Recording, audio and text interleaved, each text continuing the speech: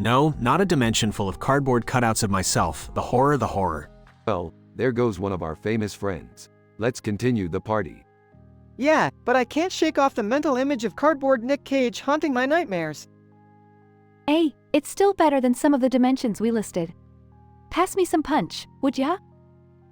I just hope we don't accidentally stumble into one of these dimensions again. That would be a disaster. And so, the bizarre game continued, leaving behind a trail of absurdity and disbelief.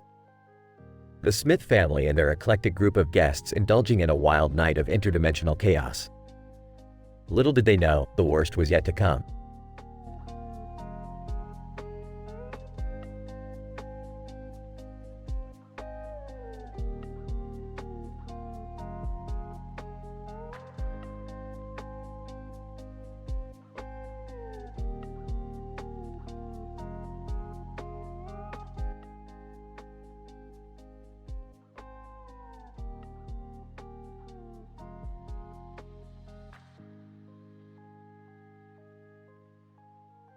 Holy shit, Morty, did you hear that loud-ass noise outside?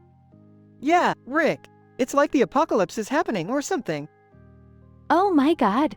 Look, guys, there's this huge bird statue in the middle of the park. It's fucking enormous. We need to get out there and see what's going on. Jerry, put your pants on. I'm trying. Beth. Why is it that every time we have potential danger, I can't find my damn pants? Forget your pants, Jerry. We've got a bigger problem. That noise is followed by an evil fleshbound running amok in our neighborhood. Fleshbound? That sounds brutal. Rick, explain to us why that fleshpound is behaving like it does and killing Floor 2. And make it quick. Alright, listen up, you puny mortals. The fleshbound is a genetically modified killing machine. It has extreme levels of strength and aggression, which are a result of its augmentations. Its violent tendencies can be traced back to the overstimulation of the amygdala and the imbalance of serotonin and dopamine receptors in its brain. Simply put, it's a fucking killing machine on steroids.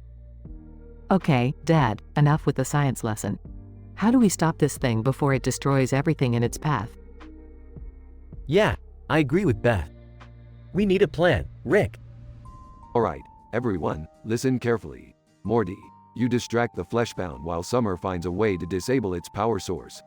Beth and Jerry, you two support Morty and make sure he doesn't get his ass kicked. I'll rig up a homemade EMP device to fry that fleshbound circuits. Wait, you want me to distract that thing? Rick, I want to be supportive and all, but I'm not exactly a superhero here. Morty, we don't have time for self-doubt. Just do it, you've got this. The scene transitions to an epic action sequence with Morty dodging the fleshpound's punches, Summer attempting to deactivate its power source, and Beth and Jerry providing backup. I did it. I disabled the power source. Now, Morty, jump back, I'm activating the EMP. A blinding flash of light engulfs the neighborhood as the homemade EMP device goes off, short-circuiting the fleshpound systems. Is it dead? It's more than dead, Morty. It's fucking toast. We saved the day. The family gathers together, panting and covered in sweat, as they watch the once menacing fleshpound lie lifeless on the ground. We make a pretty badass team when we put our minds to it. Yeah, we just took down a monster. This is definitely going in my resume. Rick, you're a genius. Well, duh, but more importantly, we worked together and got through it. Now, who's up for some interdimensional cable? The family exchanges victorious glances and heads back into the house, ready to enjoy some well-deserved relaxation after their thrilling adventure.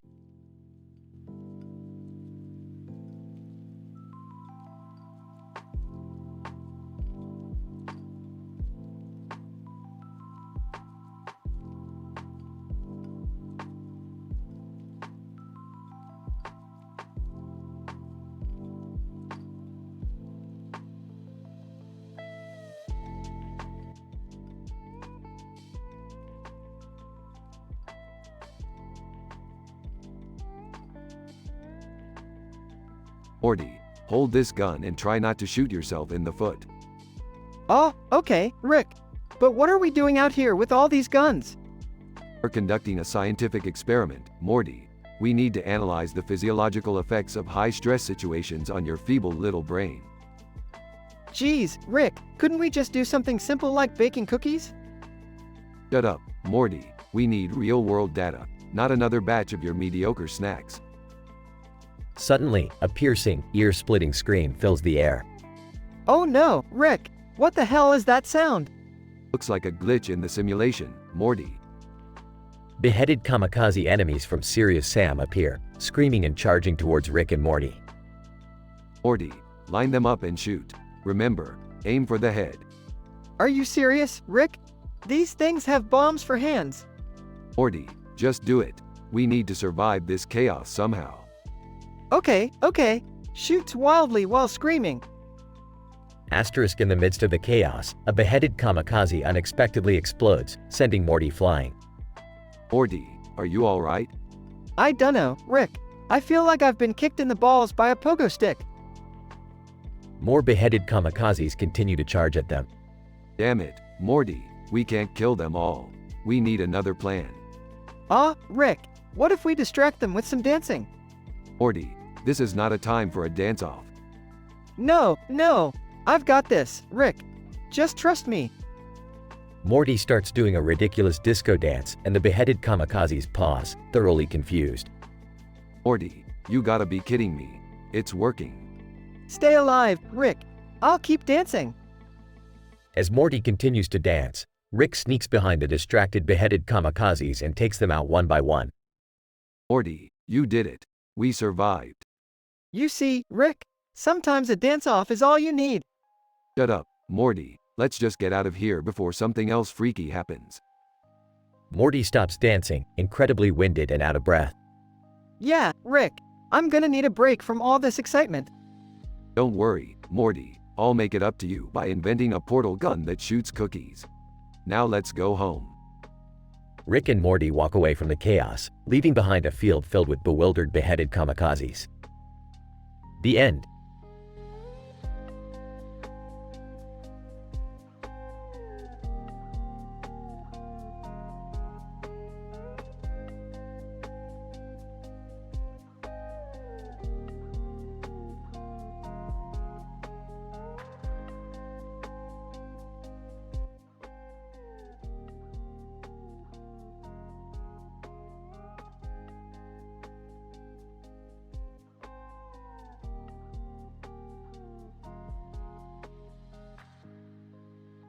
Title: Fish Sticks and Foul Dialogue.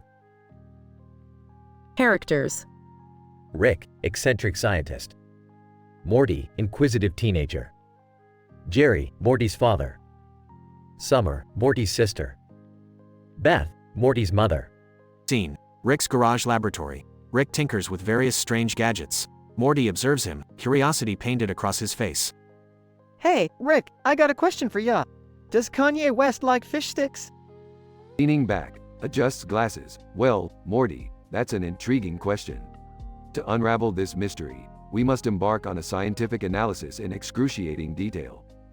Scene: Rick pulls up a large, futuristic holographic screen displaying data and equations. Now, let's break it down methodically. First, we shall examine Kanye's dietary preferences. According to my sources, there's been no concrete evidence suggesting he dislikes fish sticks.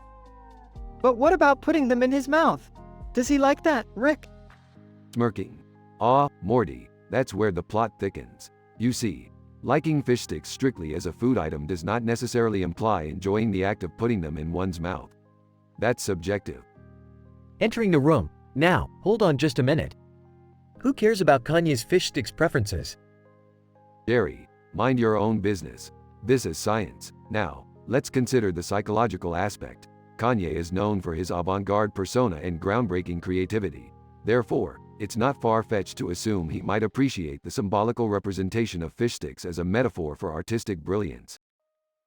But, Rick, what if Kanye's just being his usual eccentric self and denying any love for fish sticks as a form of rebellion against societal norms? Narrows eyes. Summer, you underestimate Kanye's complexity. We mustn't let personal biases overshadow our scientific inquiry. Besides, genuine rebellion would be embracing fish sticks wholeheartedly, not rejecting them. Wait a minute, Rick. Maybe Kanye simply has an aversion to seafood in general. Chuckles. Beth, you're failing to acknowledge the boundless intricacies of taste and preference. Kanye's opinions on seafood as a whole do not dictate his specific affinity for fish sticks. It's like comparing apples to oranges, or fish sticks to, well, fish. A knock on the garage door interrupts the intense discussion. Who could that be? Scene. The family steps outside, finding a green net with a bird captured in it. Look, Morty, a bird caught in a net. Excitedly, what a coincidence. The universe must be playing with us. And look, an entirely different bird in the background, and a blue bird in the foreground. What's the connection to Kanye and fish sticks? Smirking. Nothing, Jerry. Absolutely nothing. I couldn't help myself. Let's go, Morty. We're visiting the source to witness this fish stick phenomenon firsthand. Scene. Rick, Morty, and the family venture off to unravel the truth behind Kanye's potential love for fish sticks. In their absurd adventure, Rick and Morty discover the truth behind Kanye West's relationship with fish sticks, confronting hilarious and unpredictable situations along the way. As with most Rick and Morty episodes, the story delves into wild science fiction shenanigans while subtly satirizing pop culture.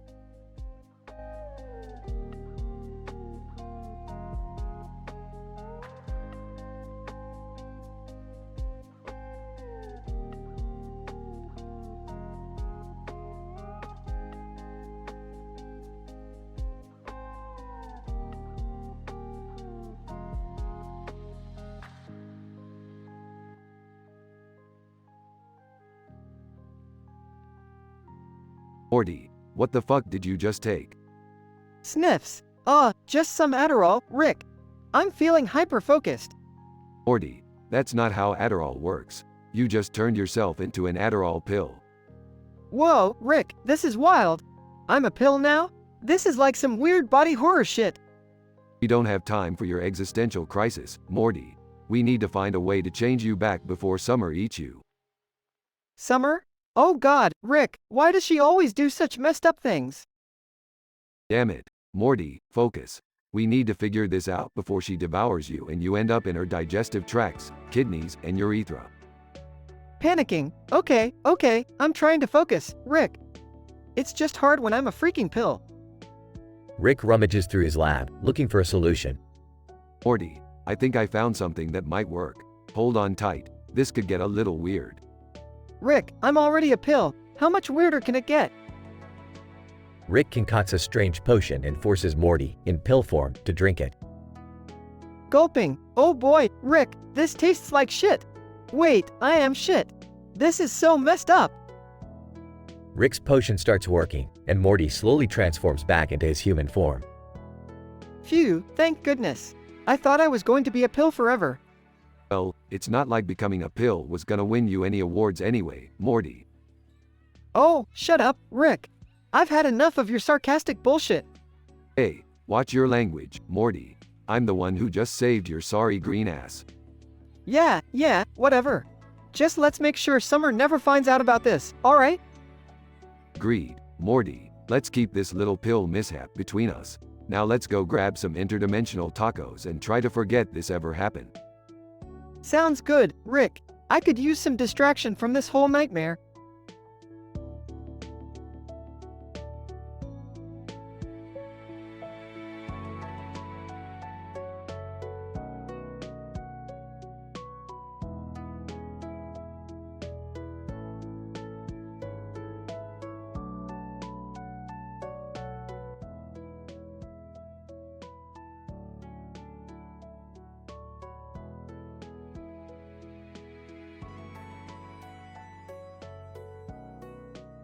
Morty, listen up, we got a situation on our hands.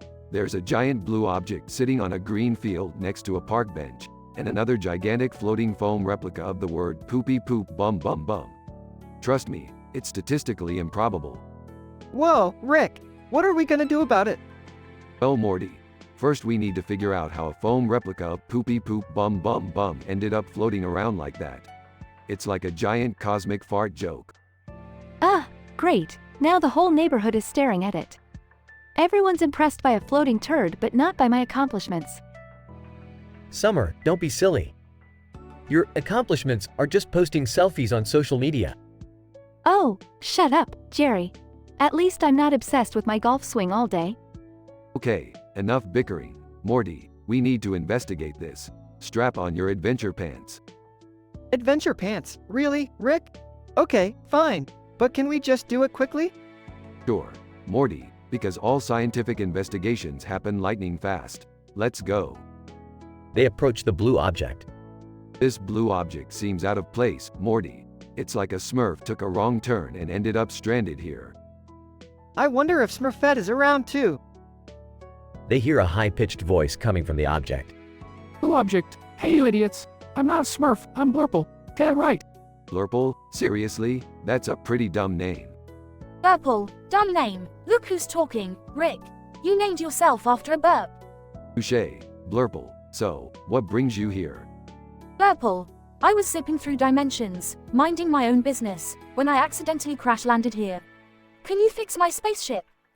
Ah, Rick, is it just me, or does Blurple sound a lot like you? Morty, I'm not Blurple. I mean, Blurple is not me. It's just a coincidence. They fix the spaceship and Blurple prepares to leave. Purple, thanks for the help, Rick. By the way, there's a rumor going around the galaxy that you're secretly in love with Morty. What? Where did you hear that nonsense? Purple, oh, you know, the interdimensional grapevine. Wait, what? Seriously, Rick? Blurple's just messing with us, Morty. Let's get out of here. They leave the blue object and the floating foam behind. So, what was all that about, guys? Yeah, I feel like I missed out on the action. It's nothing important, Summer. Just some interdimensional gossip. Oh great, now I'll have to deal with more rumors at school again. Well, at least nobody will be talking about my golf swing. They all laugh as they walk away, leaving the floating foam and the blue object behind. Another weird adventure ends with laughter and the family dynamic intact, as they continue to explore infinite dimensions and their bizarre inhabitants.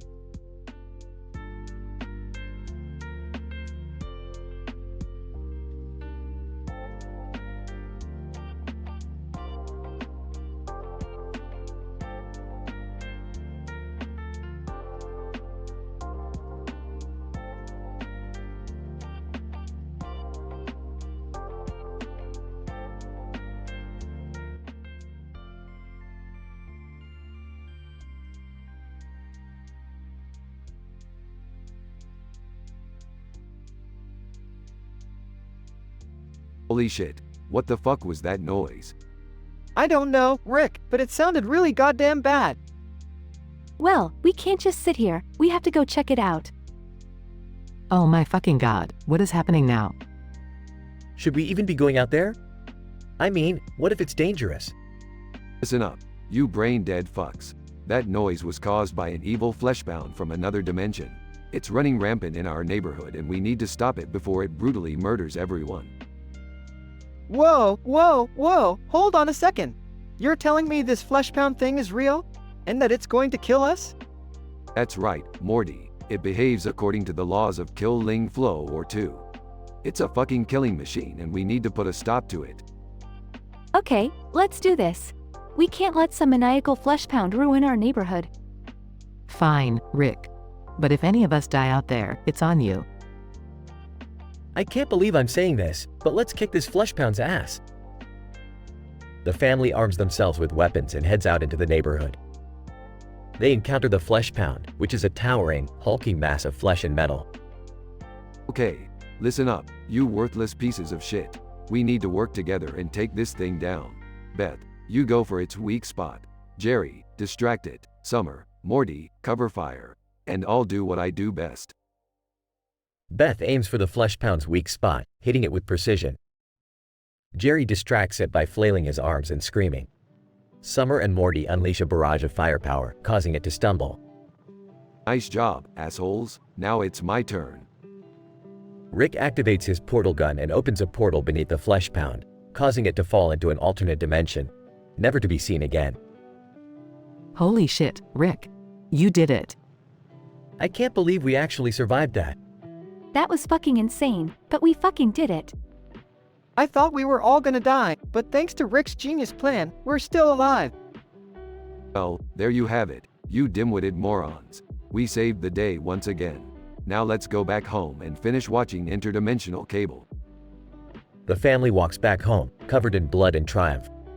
They resume watching Interdimensional Cable, knowing they're the baddest motherfuckers in the multiverse.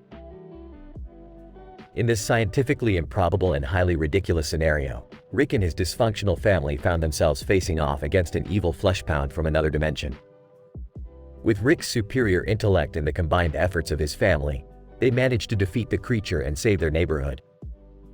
Despite the vulgar language and M-rated content, it is important to note that this dialogue is purely fictional and should be taken solely as a form of creative entertainment.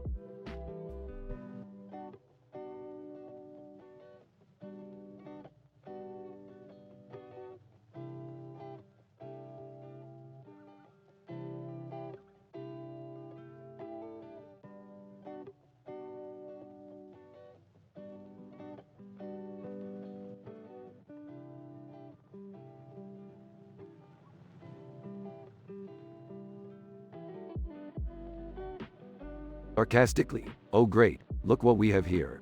A fucking Scrake wrecking our perfectly chaotic neighborhood. Panicked. Rick, what the hell is a Scrake? And why does it sound so menacing? Nonchalantly, well, Morty, a Scrake is a genetically mutated creature with razor-sharp blades for hands. It's as dangerous as your existential crises, Morty. Frustrated? Can't you get scientific for once, Rick? Why is this Scrake here? Smirking? Alright, Summer, since you asked so nicely. This Scrake, as we like to call it, originated from the fifth dimension through a rift in the space-time continuum. It's here to bring chaos and destruction because, well, why the fuck not? Worried, are we seriously going to stand here and let this Scrake destroy everything? Whining. Rick, tell me you have a plan. I can't handle this stress. Rolling his eyes, relax, Jerry. I always have a plan. We just need to distract it and find its weak spot. Determined. So, what's the weak spot, Rick? Wait, don't tell me it's the balls. Snorting. No, Morty. It's not the balls, although that would have been an interesting twist. The Scrake's weak spot is its exposed spinal cord. We need to find a way to make it vulnerable. Grabbing a weapon. Alright, I'm ready to kick some Scrake ass. Grabbing a weapon, count me in too. Time to show this Scrake who's the boss. Hesitant. Guys, maybe we should call the police. Dismissively, Jerry, the police can't handle a Scrake. We're the dysfunctional family that can save the day. Scene transitions to an epic action sequence with the family fighting the Scrake. Struggling. Rick, I thought you said this would be easy. Grinning, easy, Morty. Where's the fun in that? After a fierce battle, they manage to weaken the Scrake and find its weak spot. Grabbing a weapon. Watch out, Scrake. We're coming for that spinal cord. Charging forward, time to finish this. They successfully defeat the Scrake with a satisfying explosion in dramatic slow motion. Breathing heavily. Phew, that was intense. I need a drink.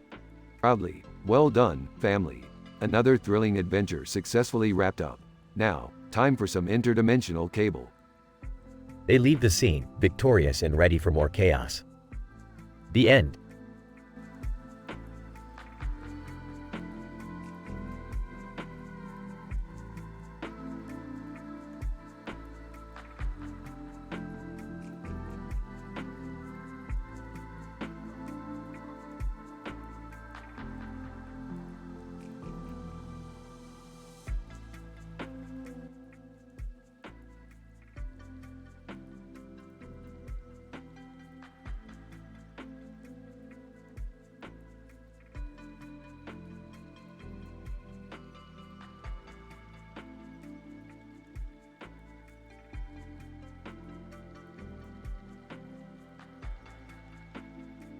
Title: The Willy Wonka Game Show Fiasco.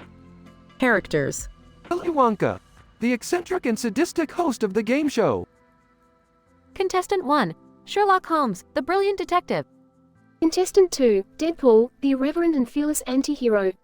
Contestant 3, Cleopatra, the powerful Egyptian queen. Scene: a dazzling game show set adorned with colorful lights and props. The audience eagerly awaits the start of the game show. Willy Wonka, clapping his hands. Ladies and gentlemen, welcome to the most sadistic game show you can imagine. Today, we have 3 very special contestants. Let the madness begin. Contestant 1. Sherlock Holmes, wearing his trademark deerstalker hat. Willy, what is the meaning of this absurdity? Willy Wonka, relax, Sherlock. Today, we're going to test your wits using my latest creation, the Wonka Mind Manipulator. Contestant 2. Deadpool, wearing his red and black suit. Oh great, mind manipulation. Just what I needed to go along with my chimichangas. Let's get this over with, Wonka. Willy Wonka, patience, Deadpool. Now, let's determine the order of play. Cleopatra, please pick a candy from the bowl. Contestant 3, Cleopatra, adorned in golden Egyptian attire, very well. She picks a candy. Willy Wonka, excellent. You get to go first. Now, choose your desired mind manipulation effect from the old Wonka Mind Manipulator machine. Cleopatra. With a smirk, I choose the voice swap effect, Willy. Willy Wonka, splendid choice. Prepare for your mind-altering experience, Cleopatra. Cleopatra's voice switches with that of a squeaky cartoon character. Cleopatra. What sorcery is this? I demand a remedy. Willy Wonka, laughing. Sorry, Cleo. You'll have to answer the questions with this delightful new voice. Contestant 1. Finally, some entertainment. Let's proceed, shall we? Willy Wonka, certainly, Sherlock. Choose your desired effect, but be wise in your selection. Sherlock Holmes, I'll go with the reverse intelligence effect, Wonka. Willy pushes a button on the machine, and Sherlock confidently proceeds, answering each question with complete gibberish. Contestant 2. Fine, I'll play along too. Give me the personality swap effect, Mr. Wonka. Willy activates the machine, causing Deadpool to temporarily take on the personality of a prim and proper British gentleman. Deadpool, in a posh British accent. Oh, jolly good. Off we go.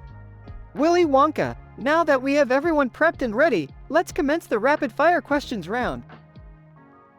The contestants struggle to answer with their altered voices, intelligence, and personalities, while the audience roars with laughter. Scene. The final round, Cleopatra, Sherlock, and Deadpool survive through various mind manipulation effects. Willy Wonka, congratulations, dear contestants. You've made it to the final round, and only one of you can win it all. The contestants nervously await their fate, wondering what Willy's latest creation has in store for them. Willy Wonka, and the winner is... Suspense builds as Willy opens an envelope and dramatically unfolds the piece of paper. Willy Wonka, Cleopatra. Cleopatra. In triumph, I knew my charm and cunning would lead me to victory. Willy Wonka, as for you, runners-up, I present you with your ultimate punishment. Scene. The runners-up are transformed into anthropomorphic cartoon characters as a whimsical tune plays. Deadpool, as a cartoon character, motherfudging frickles, I can't believe this. Sherlock Holmes, as a cartoon character, remarkable. I am now reduced to a mere caricature of my former self. Scene fades out with the audience laughing, the contestants grumbling, and Willy Wonka reveling in the absurdity of it all. Note: the above dialogue script contains mature content and is not suitable for all audiences. Proceed with caution.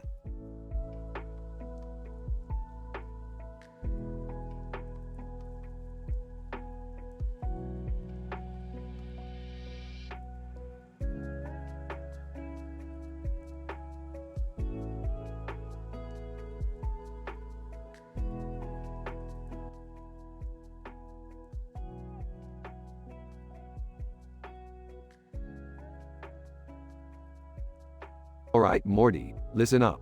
Today we're gonna tackle a myth that's been haunting society for decades. The myth of liking big butts and not being able to lie. Geez, Rick, isn't this a bit inappropriate? Inappropriate? Morty, we're busting myths here, not running a daycare. Now, let's get started. Concerned, Rick, are you sure this is a scientifically valid myth? Dismissively, Beth, I'm the one with the scientific expertise here. Just watch and learn. But what if personal preference comes into play? People have different tastes, you know? Sarcastically. Oh, great point, Einstein. That's why we're conducting extensive research to eliminate personal bias. Now, can we get on with it? You know, I think this is all subjective. A person's attraction varies from individual to individual. Rolling his eyes, Jerry, this is a myth, not a philosophical debate. Now, let's move along. Morty places a puppet on his head. Uncertain. Rick, what's with the puppet? Smirking, Morty, we need to create a controlled environment for this experiment. The puppet will help us simulate a butt, you know, for science. Hesitant. Rick, this seems a little dubious. Are you sure about this? Beth, just let us do our thing. This is real science, not some suburban experiment. We're pushing boundaries here. Exasperated, can't we just use a survey or something? There's got to be a more reliable way to test this. Aggressively, look, Summer, we're not interested in your half-assed ideas. We're gonna do it our way, and it's gonna be perfect. Nervously, Rick, do we really need the gun? Nonchalantly, oh, this? It's just for dramatic effect, Jerry. Now, let's proceed. Scene progresses with Rick and Morty conducting various experiments with the puppet and measuring responses. Moments later. Triumphant. Well, Morty, the results are in. And it turns out that the myth is confirmed. People do indeed like big butts, and, well, they just can't lie. Sighs, I can't believe we wasted our time on this. Relieved. Well, at least it's settled now. I still think this whole thing was ridiculous. Smirking. Of course, you do, Summer. But hey, now we can all sleep soundly knowing that science has spoken. Now, let's move on to more important myths. Fade out.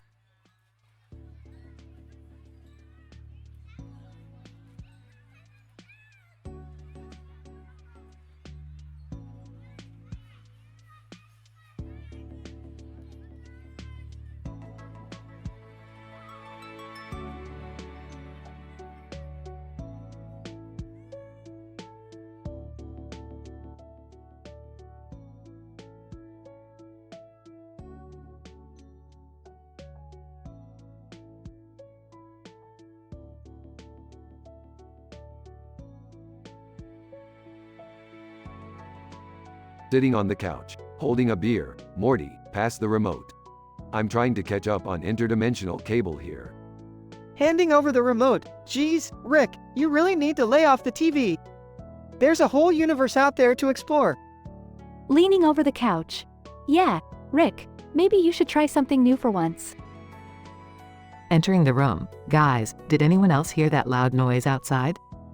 It sounded like a freaking explosion. Nervously approaching the window. What? An explosion? That doesn't sound good. Rolling his eyes. Oh great, what now?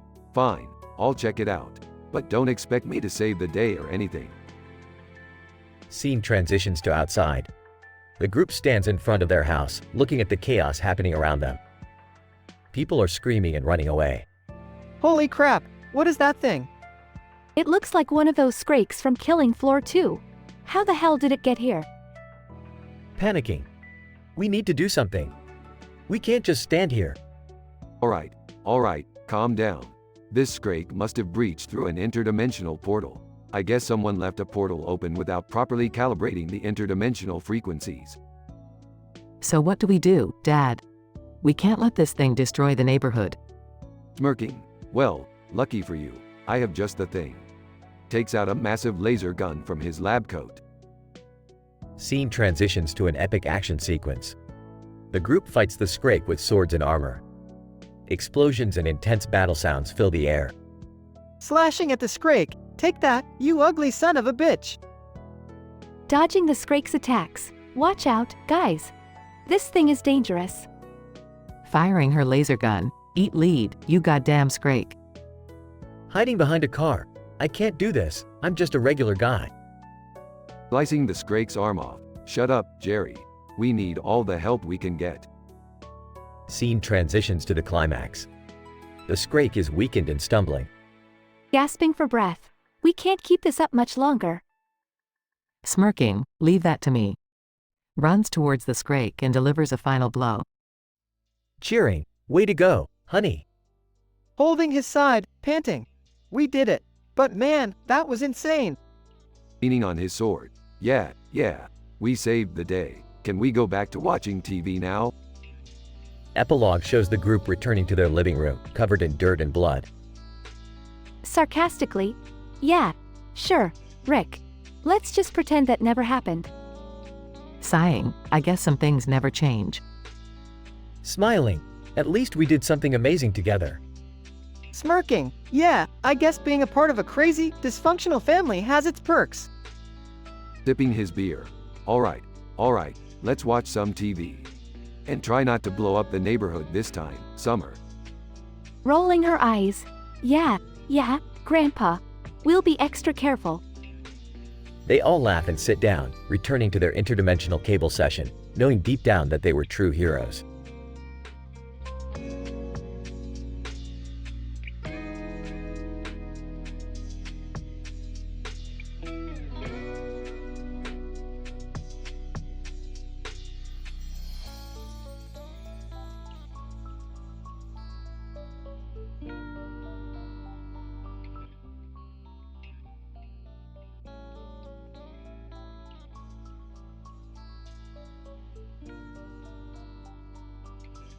Squidward, welcome to the Krusty Krab.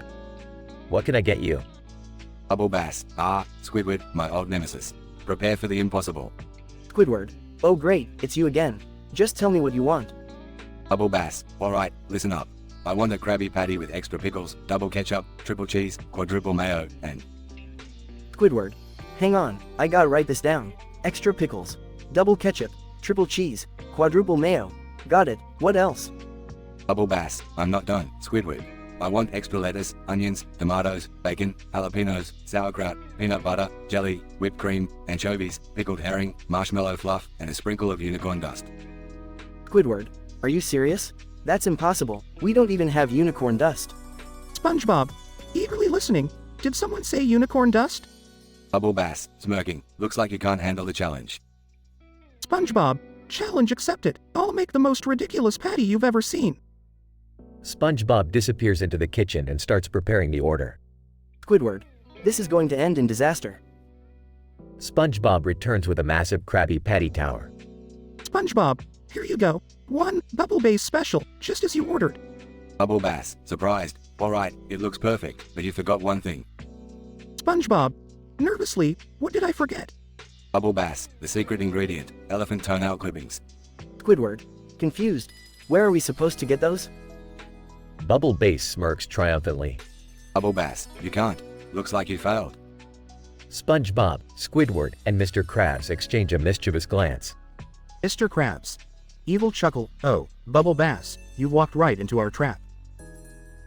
SpongeBob signals Patrick, who enters the kitchen dressed as an elephant. Patrick. In a low voice, I'm ready. Patrick hands SpongeBob a box of toenail clippings. SpongeBob. Grinning, Bubble Bass, meet our secret ingredient. SpongeBob sprinkles the toenail clippings over the patty. Bubble Bass, horrified. What the hell is wrong with you people? Squidward. Revenge, Bubble Bass. Revenge for all the times you've tormented us with your absurd demands. Bubble Bass takes a bite and spits out the patty. Bubble Bass, this is disgusting. I demand a refund. Mr. Krabs. Laughs. No refunds here, my friend. Enjoy your Bubble Bass special. They all laugh as Bubble Bass storms out of the Krusty Krab, vowing revenge. Squidward. Well, that was certainly a unique way to deal with him. SpongeBob. We showed him, Squidward. The three of them continue laughing, triumphant in their victory.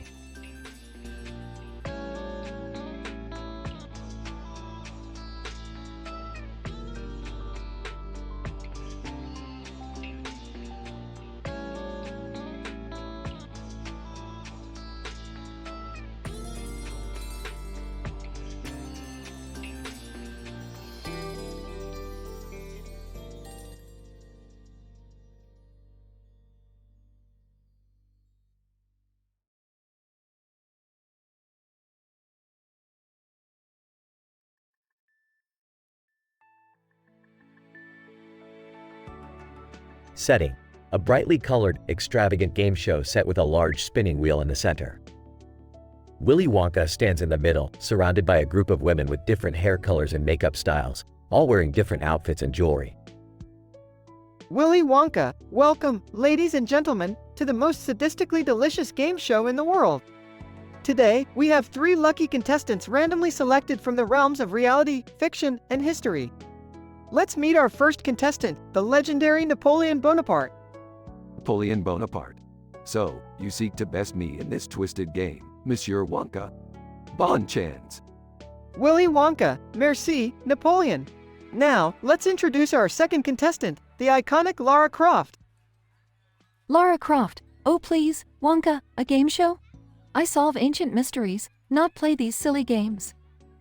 Willy Wonka, fear not, Lara, I promise this will be a challenge worthy of your skills. Moving on, our third contestant is none other than the one and only Gordon Ramsay. Gordon Ramsay, bloody hell, Wonka, I get enough chaos in my own kitchens. What are we in for? Willy Wonka, you're about to find out, Gordon. Ladies, gentlemen, and all other species, behold my latest creation, the Wonka Wonder Whip. The camera pans to reveal a massive, candy-striped whip hanging from the ceiling. Napoleon Bonaparte.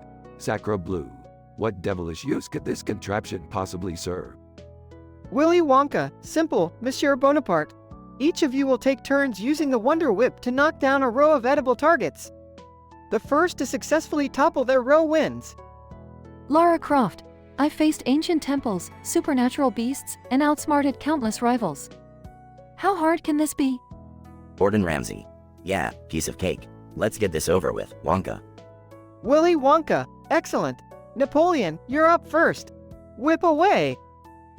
Napoleon steps forward and swings the Wonder Whip with precision, knocking down every target. Napoleon Bonaparte. Victoire. Willy Wonka, impressive, Monsieur Bonaparte. Now, Lara, show us your skills. Lara Croft confidently takes the Wonder Whip and misses the targets completely. Lara Croft, bugger. That's never happened before. Willy Wonka, and finally, Gordon, it's your turn. Whip it. Gordon Ramsay swings the Wonder Whip, but it wraps around the entire set, sending props flying. Gordon Ramsay, bloody hell, Wonka, you've turned this into some kind of cooking nightmare. Willy Wonka, indeed, Gordon. By unleashing a taste of chaos, you've just won. Napoleon Bonaparte. Quoi? C'est impossible. Willy Wonka, oh, but it is, my friend. As for the losers, Lara, you'll be banished to a temple filled with real-life traps, and Gordon, you'll be trapped in an endless loop of cooking disasters. Enjoy your punishments. Lara and Gordon are transported away, leaving Napoleon bewildered. Napoleon Bonaparte. Mon Dieu, what madness is this? Willy Wonka, simply the whimsical wonders of Wonka, my friend. Congratulations on your victory. Enjoy the spoils of your triumph. Confetti rains down as Willy Wonka exits, leaving Napoleon Bonaparte alone with his victory.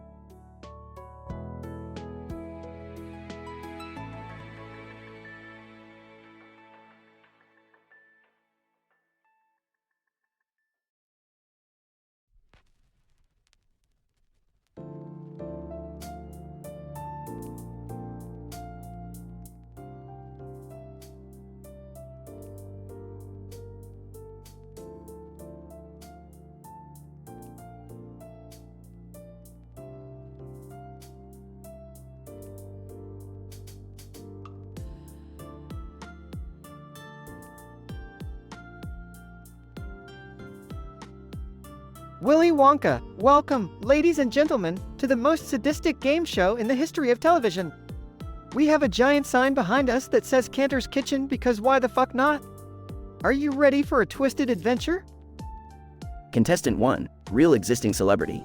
Oh god, what have I gotten myself into?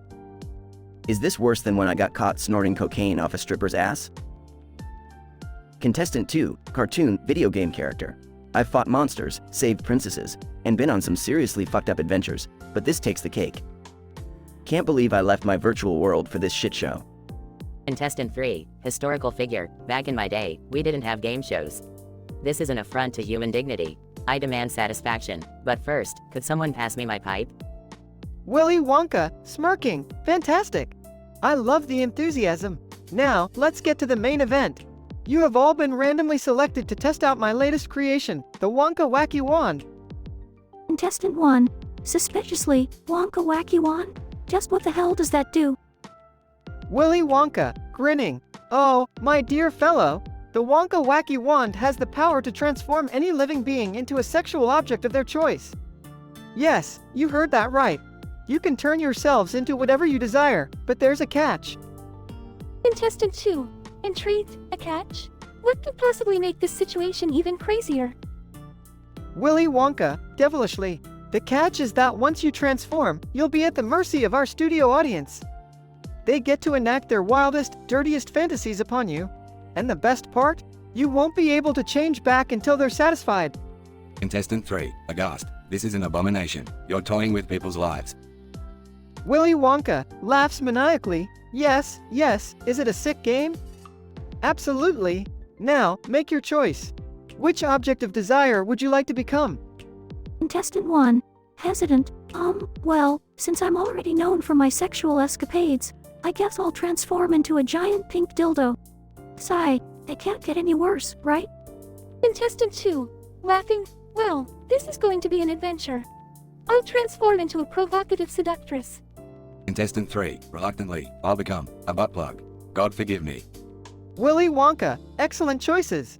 Now, let the audience have their way with you. May the kinkiest prevail. The audience goes wild as the newly transformed contestants are subjected to all sorts of wild and depraved acts. Contestant 1.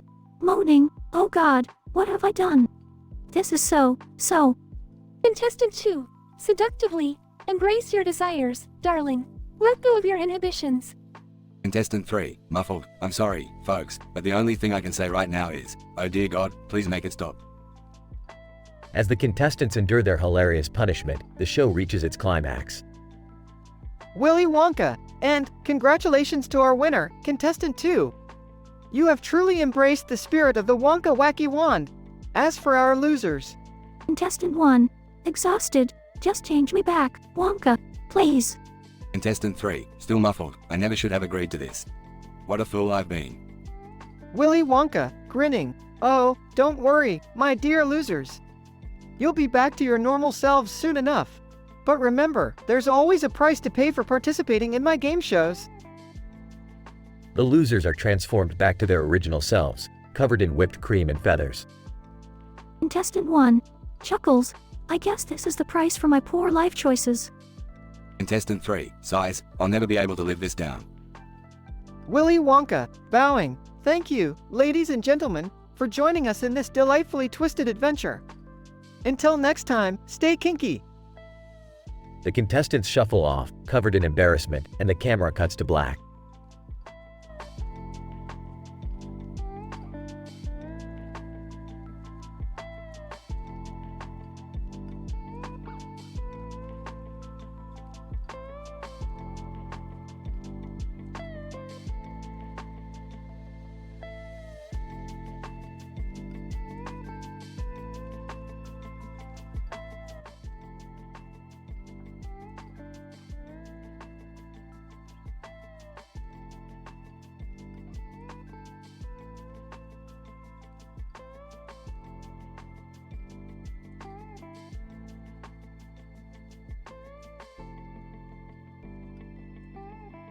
Squidward.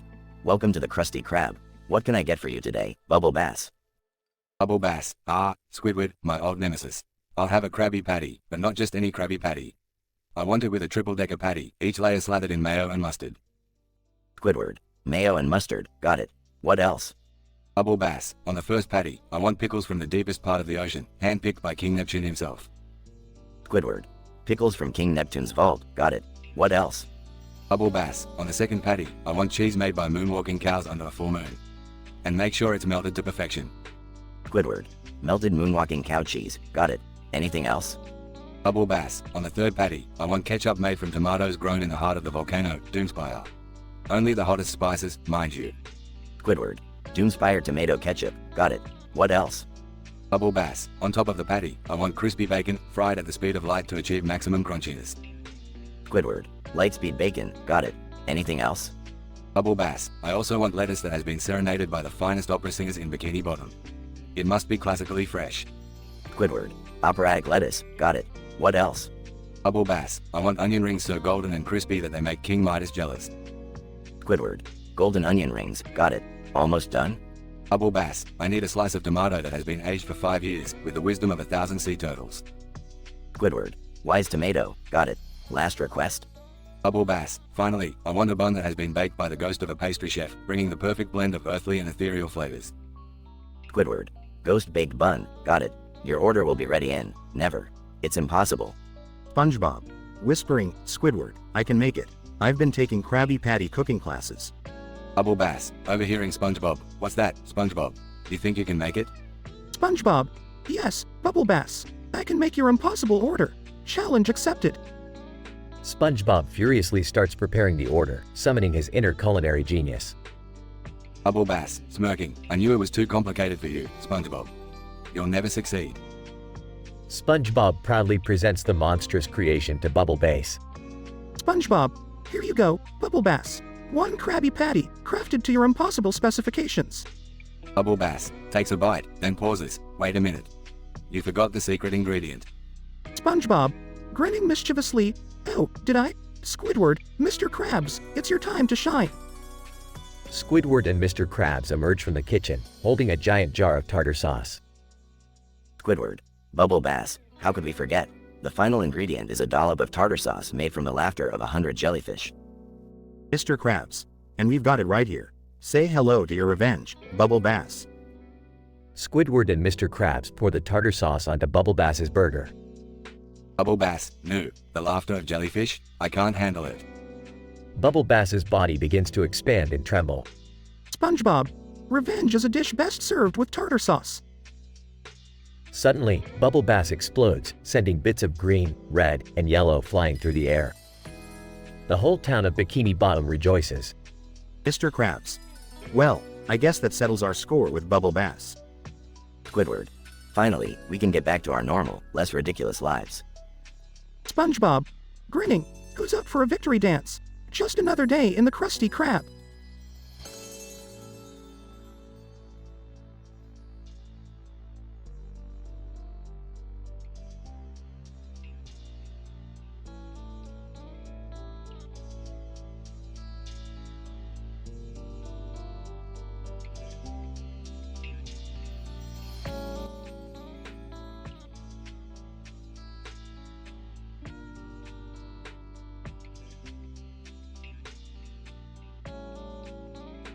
Alright, Morty, I've got an idea for a party game that will blow their feeble minds.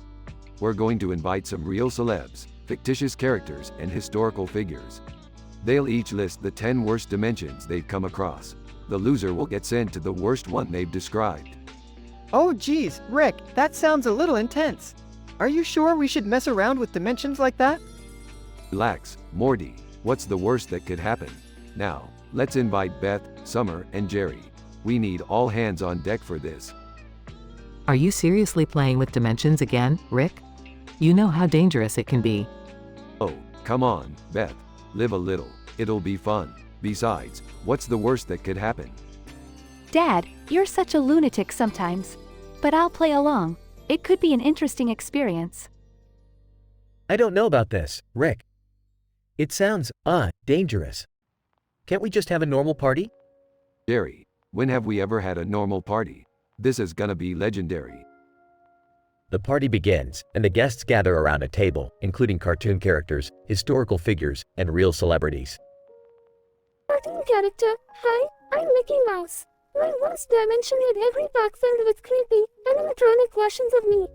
It was nightmare fuel, man. Historical figure. Greetings, I'm Cleopatra. In one dimension, all the mirrors were cursed to reflect my true age. Let's say it wasn't a pleasant sight. Real celebrity. Hey guys, I'm Kanye West. The worst dimension I visited had everyone talking about Taylor Swift 24/7. It was unbearable.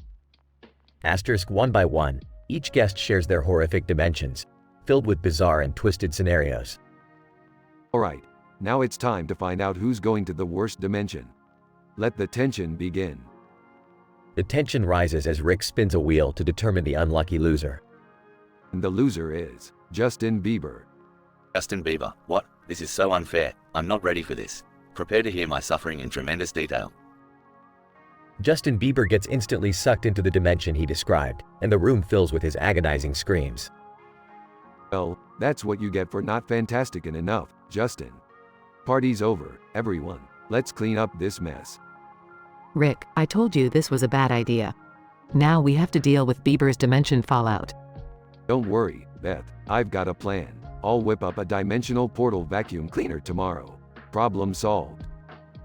Morty looks at the chaos around him, shaking his head while yearning for a bit of normalcy. I can't believe we're always caught up in your crazy adventures, Rick. Morty, normal is overrated. Embrace the chaos, my boy. As the party guests clean up the mess, they can't help but laugh, knowing that these crazy adventures will continue in their unpredictable lives.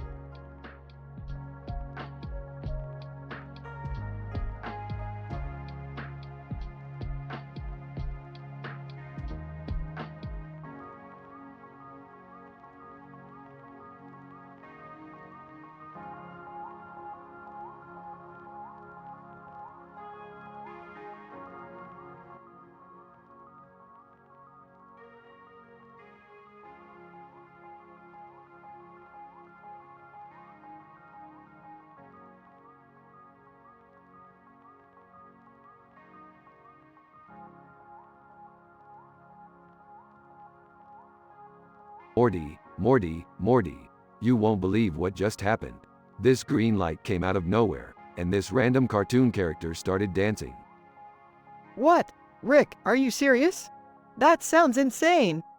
I wish I was joking, Morty. And in the background, there was this neon light, all flashy and trippy. Whoa, Rick, that's like totally far out. But why are you so worked up about it? Because, Morty, that cartoon character was none other than the infamous Shang Tsung Morty. He stole my soul, Morty. My dimension-hopping, genius soul. Holy crap, Rick! And what's he gonna do with your soul? Let's just say, Morty, the guy's got a wicked sense of fashion and an intense craving for dimension-hopping mayhem. He'll probably use my soul as a trophy on his interdimensional mantelpiece. That's messed up, Rick. We gotta do something. Don't worry, Morty. I've got a plan. We'll have to gather the family for this one. I need all the brainpower I can get. What's going on, Rick? Morty said something about a stolen soul? That's right, Beth. Shang Tsung Morty has stolen my soul. I need your help to get it back. Oh, Rick, I don't know about this. Sounds pretty dangerous. Dangerous? Jerry, you've got nothing to worry about. Just stay out of the way and let the adults handle it. Dad, be nice to Jerry. He's part of the family too. Fine. We'll bring Jerry along, but only because we need a distraction in case things go south. Hey, I'm not just a distraction, Rick. Sure, Jerry, whatever you say. Now, we need to find a way to track down Shang Tsung Morty. How are we gonna do that, Rick? Simple, Morty. We're gonna use my interdimensional tracer to locate any abnormalities in the multiverse. Shang Tsung Morty won't be able to hide for long. That's brilliant, Rick. Let's get to it, we can't waste any time. They set up the interdimensional tracer and locate the anomaly. Rick, we've located Shang Tsung Morty. He's in dimension C-137. Excellent work, Morty. Let's go teach that fake Morty a lesson he won't forget. They portal to dimension C-137 and confront Shang Tsung Morty. Shang Tsung, Rick Sanchez, I've been expecting you. Give up your pathetic attempts to retrieve your soul. It's mine now. Is that so? Well, prepare to have your mind blown, Shang Tsung Morty. They engage in an epic battle, with lasers, dimensional portals, and clever insults exchanged. Rick, we're running out of time. Do something.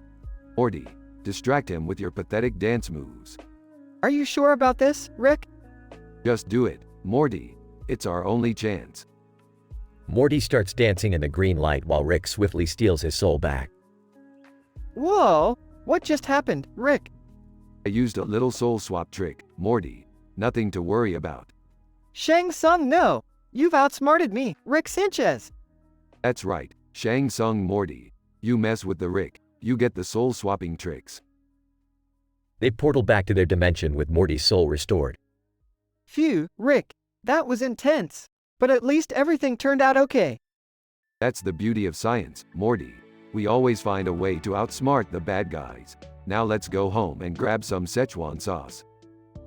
They all laugh as they walk back into their house, victorious.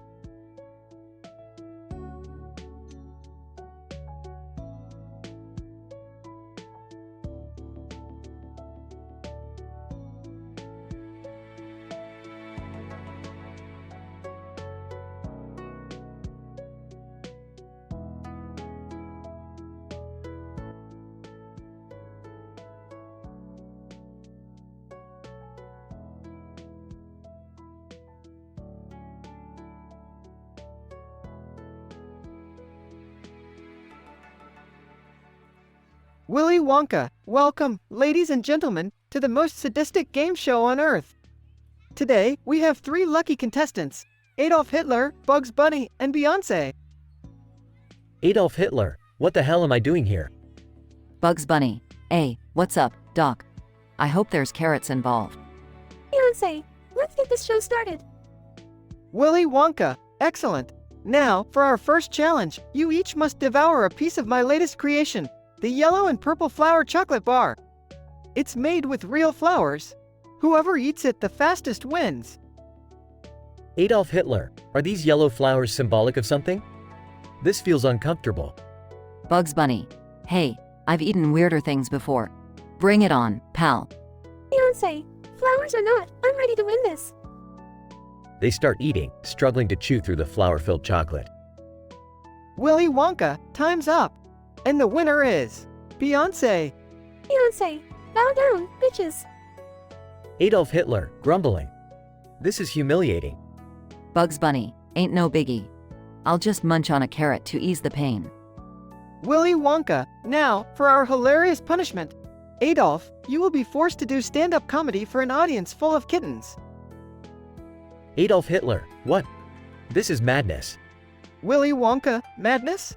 This is my game show. Adolf Hitler, defeated.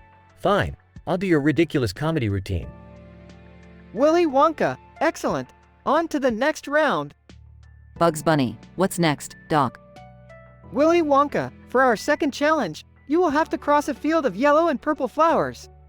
But there's a twist, the flowers are carnivorous. Bugs Bunny, snickering. They don't call me Wascally Wabbit for nothing.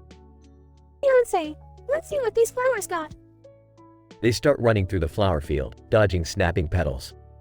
Willy Wonka, and the winner is Bugs Bunny. Bugs Bunny, ain't no flower gonna outsmart me. Adolf Hitler, can't believe I lost again. What's my punishment this time, Willy? Willy Wonka, well, Adolf, since you have a fondness for leading armies, you will be transformed into a nursery rhyme character and made to sing nursery songs on the streets. Adolf Hitler, sighs. My life is truly a joke. Willy Wonka, and now, for our final round. Beyonce, bring it on, Wonka.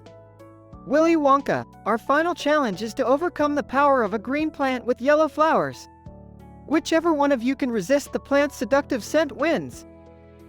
They are all tied up and blindfolded, gently breathing in the plant's fragrance. Willy Wonka, time's up. And the winner is Adolf Hitler? Adolf Hitler, surprised. What? I won? Bugs Bunny, holy carrots, what's going on? Beyonce, I demand a recount. Willy Wonka, congratulations, Adolf. As the winner, you get to choose the punishment for the other two. Adolf Hitler, smirking. Bugs Bunny shall be forced to eat nothing but carrots for the rest of his days, and Beyonce will have to sing while dressed as Elmer Fudd in front of a crowd. Bugs Bunny, carrots? No problemo, Doc. Beyonce, just give me the damn costume. Willy Wonka, and so concludes our sadistic game show, filled with flowers, chocolate, and crazy punishments. Until next time, my dear audience.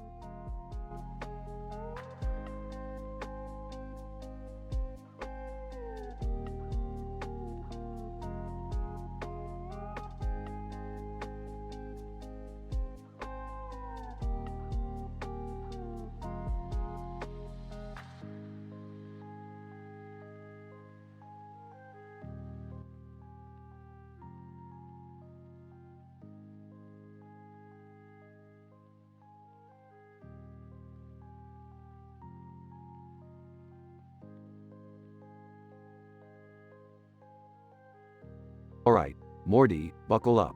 Today, we're going on a mind-bending journey into the depths of Kanye West's fish stick preferences. Oh, Rick, I'm not sure if... Shut up, Morty. This is gonna be a bumpy ride. Now, listen carefully. Kanye liking fish sticks is just the tip of the iceberg. We have to understand the foundations of his psyche. Rick, isn't this a bit trivial? Trivial, Beth. There's nothing trivial about a man's fish stick preferences. Now, let me explain. You see, Kanye's affinity for fish sticks can be traced back to his early childhood trauma. Trauma? What are you talking about, Rick? Sit tight, Jerry. When Kanye was just a little kid, he accidentally slipped on a banana peel, much like the one you see right here. The fall knocked him unconscious, but it also triggered something deep within him. So, you're saying Kanye is attracted to banana peels? No, Summer, that's a common misconception. Kanye's attraction lies in the power dynamics at play here. You see, the zombie face on the banana peel represents the chaotic, uncontrollable aspects of life, something Kanye deeply resonates with. I don't get it, Rick. What does all this have to do with fish sticks? Well, Morty, after the incident, Kanye developed a strong association between the banana peel and the raw vulnerability he experienced. And what better way to assert control than by devouring a delicious fish stick? Wait a minute, Rick. Are you saying Kanye likes putting fish sticks in his mouth? Exactly, Morty. It's a metaphor for his ability to confront the chaos head-on and reclaim his power. It's a profound statement about his journey as an artist and a human being. But Rick, isn't this all just speculation? How do we know for sure? Excellent question, Beth. That's why we're heading straight to Kanye's house to witness it firsthand. That's right, kids, we're going on a field trip. Oh, boy. This is gonna be weird, isn't it? Strap in, Jerry. The truth is often stranger than fiction. And in this case, it's gonna be fishier too. They all teleport to Kanye West's mansion. Wow, Rick, are we really here? That's right, Morty. We're gonna hide behind those bushes and observe Kanye's fish stick ritual. This is crazy, Rick. You better believe it, Morty. Now, shish, let's see if Kanye puts those fish sticks where his mouth is. They observe as Kanye West, with a mischievous grin, devours an entire plate of fish sticks while humming a catchy tune. Oh my god, Rick. He really does like fish sticks. Yes, Morty, the evidence speaks for itself. Kanye West is a fish stick aficionado. Now, let's go home before things get any weirder. They teleport back. I can't believe we just witnessed that. It's like the world makes even less sense now. Yeah, I gotta be honest. I could have gone my whole life without knowing about Kanye's fish stick fetish. Well, at least we have the power of knowledge, right? That's right, Beth. Knowledge, no matter how bizarre, is always a powerful tool. Just remember, life is stranger than we can ever imagine. Now, let's go grab some pizza. I'm starving.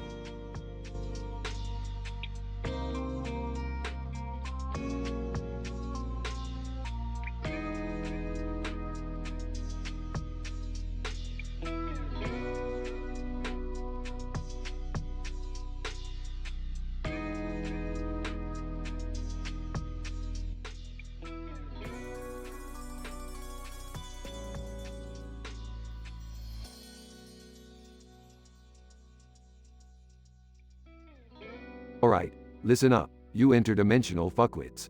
We're gonna have ourselves a little party here. Time to play a game like no other. Rick, what kind of game are we talking about? I mean, you always come up with crazy stuff. Shut it, Morty. This game is called Dimensional Disaster. We're gonna invite some unsuspecting guests here, and they'll have to introduce themselves and share the 10 worst dimensions they've encountered. Rick, that sounds interesting, but how are we gonna bring these guests in? Don't worry, Beth, I've got it under control. Hand me that portal gun, Morty. Alright, Burp, let's see who we can summon. Seriously, Dad, you always come up with the weirdest shit. Yeah, Rick, can't we just have a normal party for once? Normal, Jerry. That's not in my vocabulary, you limp-wristed mediocrity. Now, let's get this party started. Time passes as the guests arrive. Alright, everyone, settle down. Time for the introductions. Hey there, Oscar-winning actor Leonardo DiCaprio. Why don't you share your worst dimensions with us? Leonardo DiCaprio. Well, Rick, I once found myself in a dimension where all the water on Earth had been replaced by cheap champagne. It was a never-ending party, but damn, everyone had a perpetual hangover. Ha ha ha. That's the spirit, Leo. Alright, now, cartoon legend Homer Simpson. Tell us about your worst dimensions. Homer Simpson.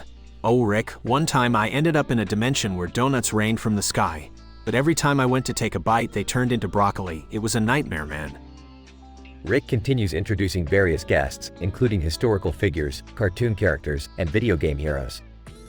Last but not least, Kanye West, why don't you share your worst dimensions with us?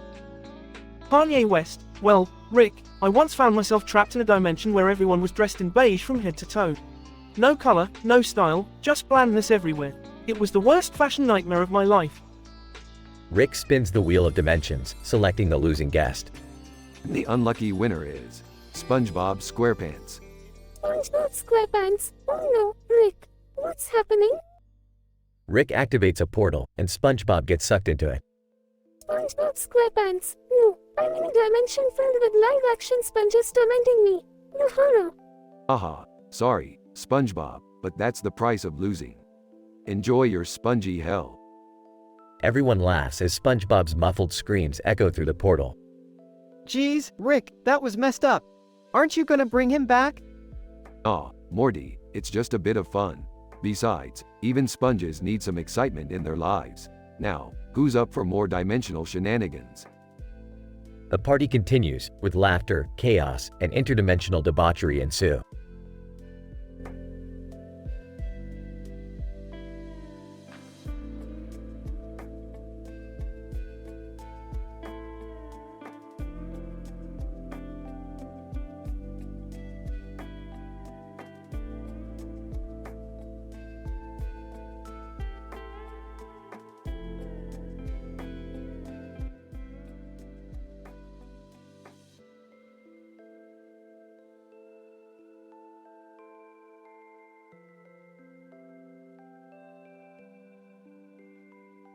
Morty, look at those kids playing with their toys in the park.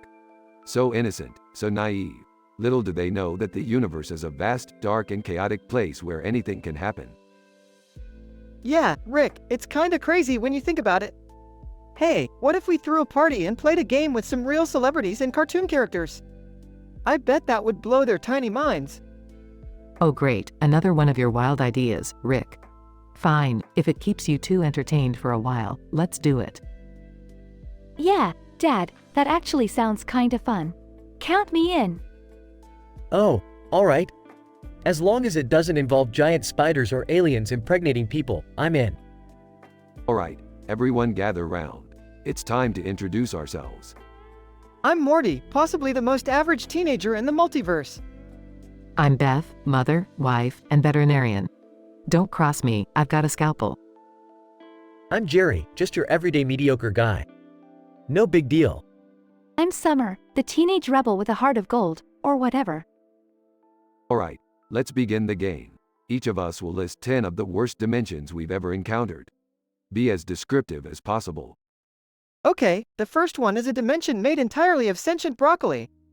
I'm talking veggie conspiracies and non-stop lecture about the importance of eating greens.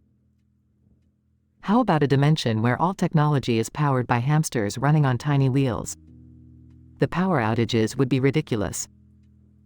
I once stumbled upon a dimension where everyone breathed helium instead of oxygen. Let me tell you, it was annoyingly hilarious. In a dimension I visited, everyone had their thoughts projected on giant floating billboards above their heads. Talk about a lack of privacy. Brilliant, you guys. Now let's hear from our guests. Deadpool, what's the worst dimension you've ever been to? Deadpool. Oh man, there was this dimension where tacos were illegal. Can you believe that? I had to fight for my right to eat those crispy, delicious shells. It was torturous. Thanks, Deadpool. Now let's move on to SpongeBob SquarePants. What's your worst dimension? SpongeBob. Well, Rick, there was this dimension where everyone ate Krabby Patties made of actual crabs. It was horrifying. I couldn't deal with the guilt. Excellent choices, SpongeBob. Now, for losing this game, you get to experience the worst dimension ever. SpongeBob. Wait, what? No. As SpongeBob disappears into the vortex, he can be heard screaming. SpongeBob. I'm surrounded by nothing but mayonnaise. It's slimy, it's tangy, oh Neptune, make it stop. Ah well, we warned him. Now, who's up for some interdimensional karaoke? Let's do it, Rick. But this time, no harmonizing with the sentient broccoli.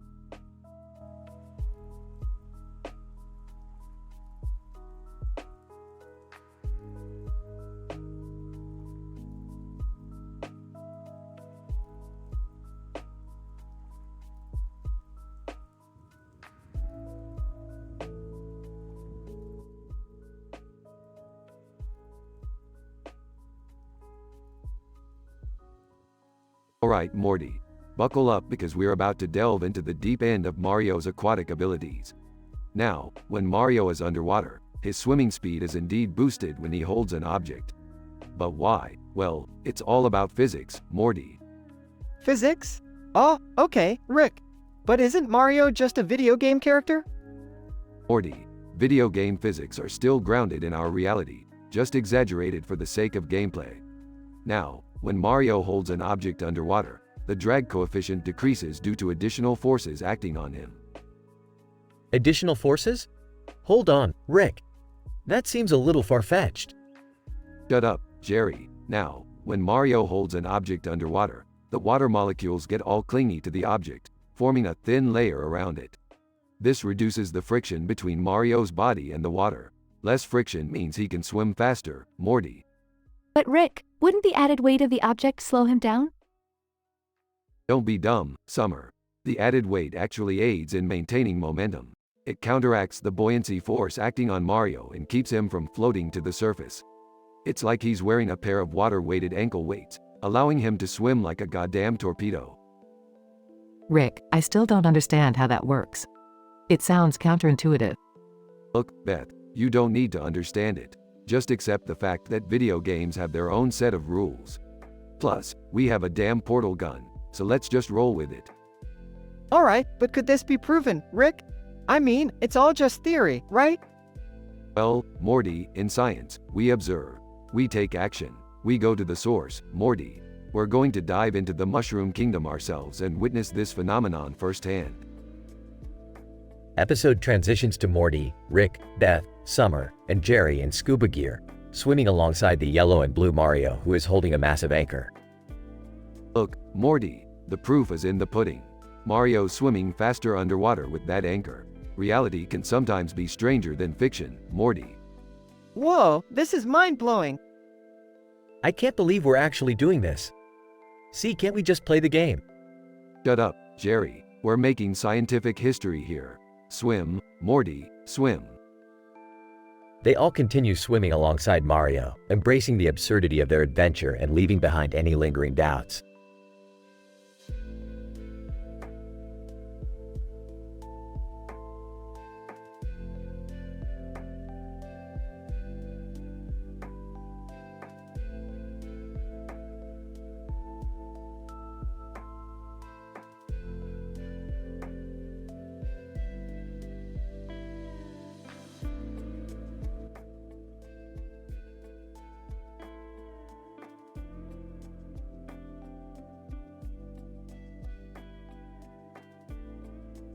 Morty, grab the hammers. We're gonna have some fun with Beth. Are you serious, Rick? Hammers? Isn't that a bit extreme? Morty, extremes are my middle name. Now, let's see how she handles a couple of flying hammers. What the hell? Rick, Morty, why are you throwing hammers at me? Oh, come on, Beth. It's just a little fun. What's the worst that could happen? I don't know, Rick. Maybe she could get seriously hurt? Morty, stop being such a worrywart. Besides, what doesn't kill her only makes her stronger. Guys, seriously, cut it out. This is not funny. Whoa, what's going on here? Are you guys throwing hammers at Mom? Well, if it isn't Summer, the voice of reason. Welcome to the party. Are you freaking insane? Stop this madness right now. Thank you, Summer. Finally, someone with some sense. Oh, now you all gang up on me, huh? Fine. No more flying hammers. Happy now? It's about time, Rick. You really need to think before you act sometimes. Alright, can we just forget this ever happened and have a normal day now? Sure, Beth. And by normal, you mean battling interdimensional creatures and saving the universe, right? Oh, I can't believe I'm related to you. Hey, Rick, I have a question. How do you even come up with these crazy ideas? Well, Summer, it's part genius, part vodka, and a dash of absolute disregard for consequences. That's actually a pretty accurate description, unfortunately. Morty, you're lucky I didn't name you Consequence instead of Smith. Can we please change the subject? I don't want to think about flying hammers anymore. Yeah, let's talk about something less violent, like, I don't know, alien romance? Ooh, now that's a topic I'm always up for. Who's got some juicy alien gossip? Seriously, Rick? Alien gossip? Can we have a normal conversation for once? Normal is for the weak, Morty. We're interdimensional warriors, remember? Can we at least have a normal family gathering without any destruction or chaos for once? Fine, fine. No hammers, no alien gossip, no destruction. Just a boring old family dinner, alright? Thank you, Rick. That's all we ask for sometimes. Don't worry, Summer. Boring is never really my style. I'll find a way to make it amusing. I don't know if that's reassuring or terrifying. Yeah, I second that. Well, let's get started on dinner. Just a regular, non-explosive, non-teleporting dinner. And please, no more weird experiments during dessert, Rick. Fine, fine. No experiments until after dessert. Although, I did just come up with a new idea involving sentient pudding.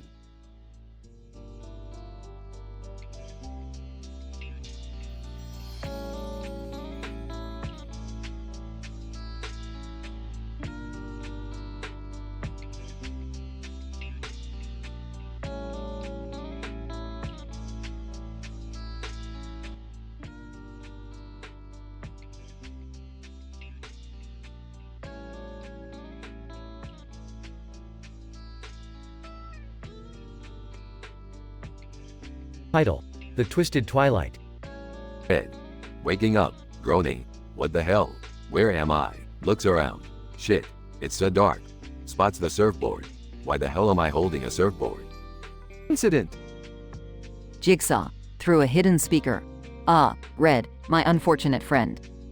You find yourself in quite a predicament. Allow me to explain. You are inside a narrow tunnel, with a distant light guiding your way.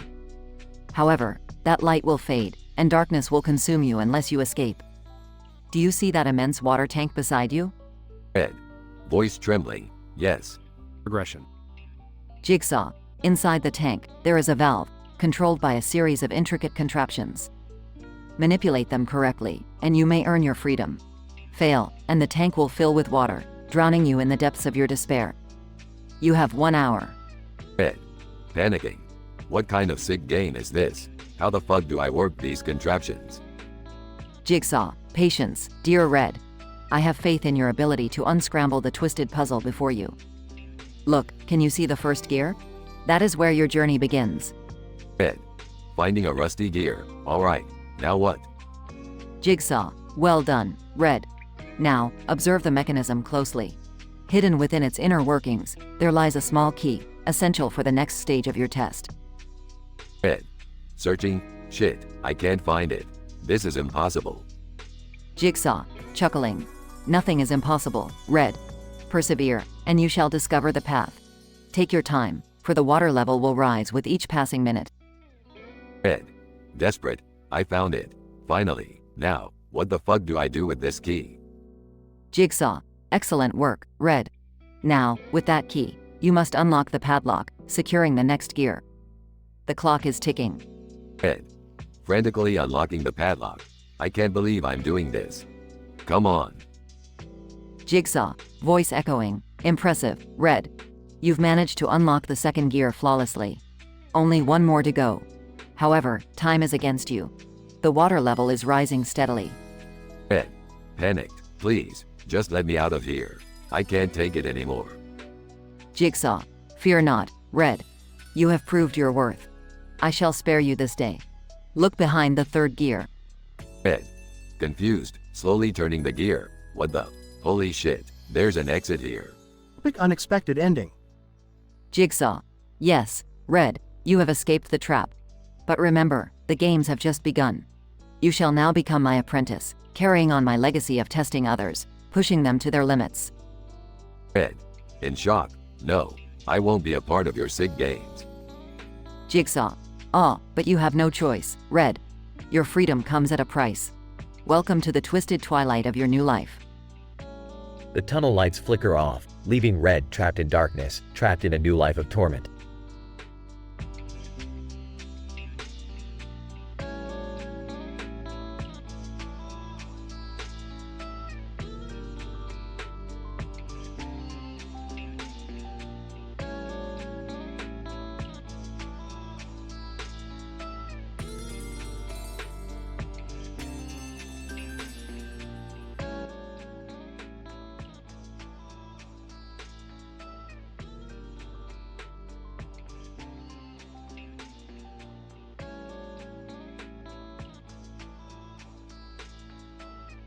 Morty, hand me the flux capacitor and the quantum distiller. We're finally gonna crack the code of interdimensional time travel. Rick, are you sure this is safe? Last time we messed with time, I ended up dating my own grandmother. Oh, Morty, that was just a minor hiccup in the space-time continuum. This time, we'll be fine. Relax, kid. Annoying sound starts playing. Rick, what the hell is that noise? It's driving me nuts. Oh great, Summer must have started listening to her pop songs again. Morty, give me those noise-canceling earplugs. Rick, I think it's coming from that painting over there. What are you two doing in my study? And why is that annoying sound coming from my painting of a man in a suit and tie?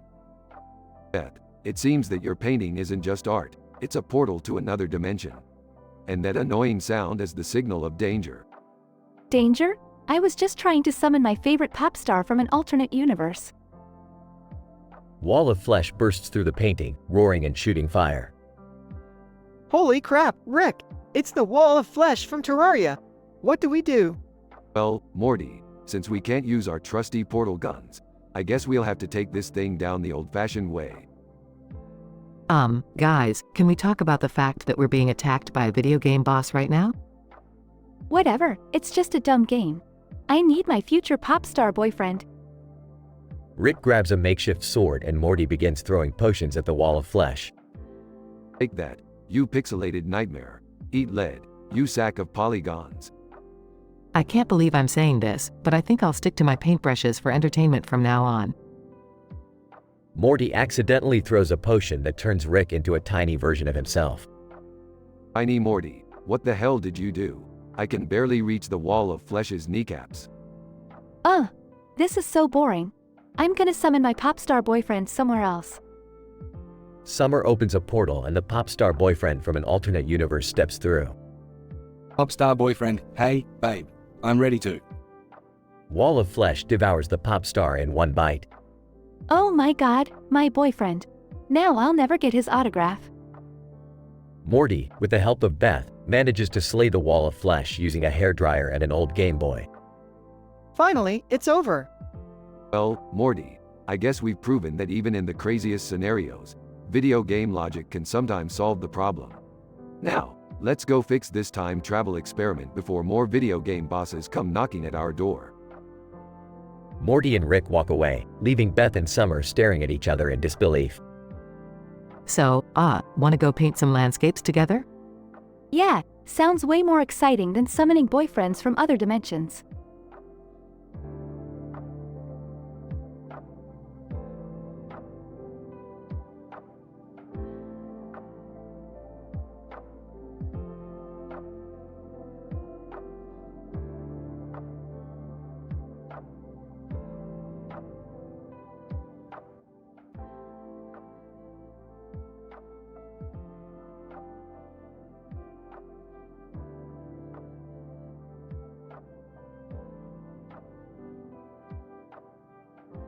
Morty, look at this giant metal object in the middle of a grassy field. It's like someone just dumped a spaceship here and forgot to clean up after themselves. Geez, Rick, what the hell is it? Did aliens crash land or something? I don't know, Morty, but my gut feeling tells me this isn't your average flying saucer. We're dealing with some heavy-duty sci-fi shit here. What are you two doing out here? Is this another one of Rick's crazy adventures? Hey, Beth, mind your own business. Can a genius scientist and his innocent grandson stumble upon a random intergalactic contraption without being questioned? Dad's right, Beth. This is totally a legitimate scientific investigation. You should be proud of us. Proud? I'm more concerned about you two getting into trouble again. And Morty, put that prune bassoon away before you accidentally summon an army of prune monsters. Music is for losers anyway. I don't know what's worse, Morty's prune bassoon or Rick's taste in fashion. Watch your mouth, Summer. My fashion choices are ahead of their time. Speaking of which, this metal object could be the key to unlocking the secrets of the universe. Rick, are we really gonna mess with this thing? It could blow up or mutate us or something. Morty, you have no sense of adventure. Besides, the odds of anything going wrong are highly unlikely. Let's open her up. Metal object suddenly starts shaking and humming. Rick, what did you do? Oh, looks like I might have accidentally activated the onboard defense system. Defense system? What do you mean? I mean, run. They all start running as laser beams shoot out of the metal object, barely missing them. Rick, you said the odds were highly unlikely. Yeah, well, sometimes even geniuses get it wrong. Just keep running. They manage to escape the laser beams and gather their breath. So, that was a fun little adventure, huh? Fun, Beth. We were almost vaporized. You call that fun? Oh please, drama queen. I've seen scarier things at the high school cafeteria. Have you seen robotic laser beams at the cafeteria, Summer? Well, no, but... Exactly. So let's not downplay the life-threatening situations, okay? Can we just go home now? I'm not really in the mood to die today. Fine, Morty, we'll go home. But don't think this is the last time we're gonna face death. Adventure is never over. Can we have just one normal, peaceful day, Rick? Is that too much to ask for? Peaceful? That's like asking for a lifetime supply of Szechuan sauce, Beth. It's just not gonna happen. Well, I hope you're happy, Rick. We risked our lives for absolutely nothing. Morty, my boy, sometimes the journey is more important than the destination. Plus, we've got a hell of a story to tell now. Great, just what we needed. Another crazy story to add to the Rick and Morty collection. That's the spirit, Summer. Now, let's go home and embrace the chaos.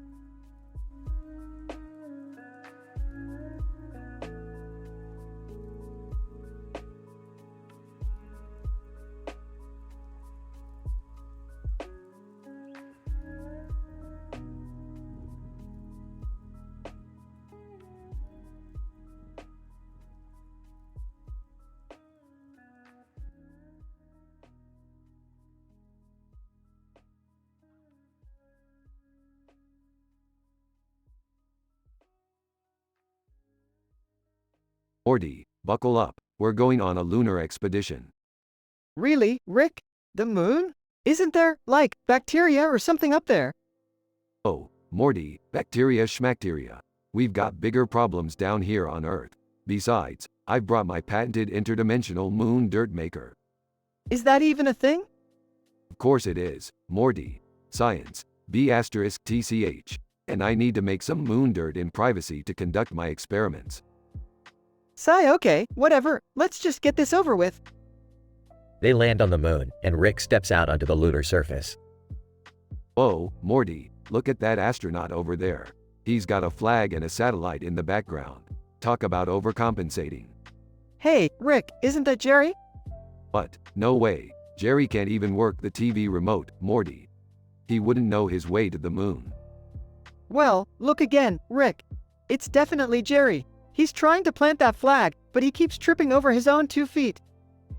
Ha ha ha, poor Jerry, always finding new ways to embarrass himself. Let's go mess with him a little, Morty. They approach Jerry. Hey, Jerry, fancy seeing you here, on the moon, Embarrassment Central. Rick?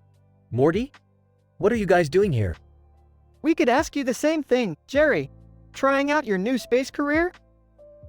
Well, actually, I thought planting a flag on the moon would impress the ladies. But it turns out they prefer Netflix and chill. Oh, Jerry, the moon won't solve your problems. But hey, my moon dirt maker's ready. Get ready for some top-notch lunar gardening. So, Rick, do we just dig a hole or? Beefed, Morty, digging is for amateurs. Stand back and watch the master at work. Rick activates the moon dirt maker, causing a massive explosion of dirt. Ah! Rick, what have you done? Chill, Jerry, it's just moon dirt. You wouldn't understand the scientific complexities behind it. Guys, is that? A nearby satellite gets caught in the dirt explosion and crashes into the moon's surface. Oops, looks like I accidentally mooned the satellite. That's one small step for me. One giant F***ck up for mankind. Rick, this is a disaster. You've destroyed the moon. Relax, Jerry, it's just a satellite and some dust. The universe is vast, and there's plenty more moons where that came from. Can we just go home now? This whole moon adventure has been a total disaster. Fine, Morty, let's go. But next time, we're sticking to interdimensional travel.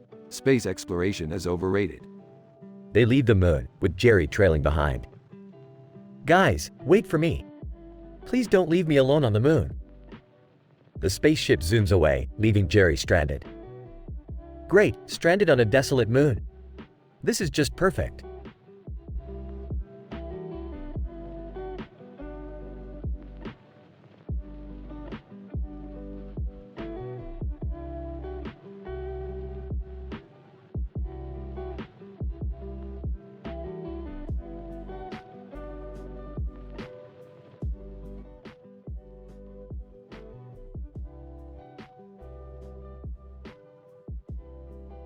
Title: The Deathly Thesis. Characters: Rick, grandfather, mad scientist. Morty, grandson, naive teenager. Jerry, father, skeptic. Summer, sister, curious. Beth, mother, concerned. Scene: Rick's lab. Morty notices a death note on the table, surrounded by various scientific instruments. Rick, can you, explain how the death note works? Like, scientifically and stuff? Oh, Morty, you want to dive into the intricacies of the supernatural? Fine, prepare yourself for some PhD-level knowledge. Incident. Rick takes out a whiteboard and starts scribbling equations while explaining. The Death Note, Morty, operates on the fundamental interplay between life force and the existential plane. It's a complex connection between the physical and metaphysical realms. Life force and the metaphysical plane? Can you, dumb it down for me? Fine, Morty. The Death Note is powered by demonic energy that taps into the victim's circulatory systems on a molecular level. It creates bonds, Morty, like a twisted chemistry experiment, with their biosignatures. Regression. Hold on a second. How can a notebook tap into someone's circulatory system? That's impossible. Impossible, Jerry. You underestimate the power of demonic forces. The Death Note acts as a conduit, channeling the energy from a supernatural realm. It's like tapping into cosmic Wi-Fi, only bloodier. Rick, isn't there some kind of scientific explanation for this phenomenon? Beth, you think science can explain everything? No, we must traverse beyond the realm of reason to comprehend the Death Note's true nature.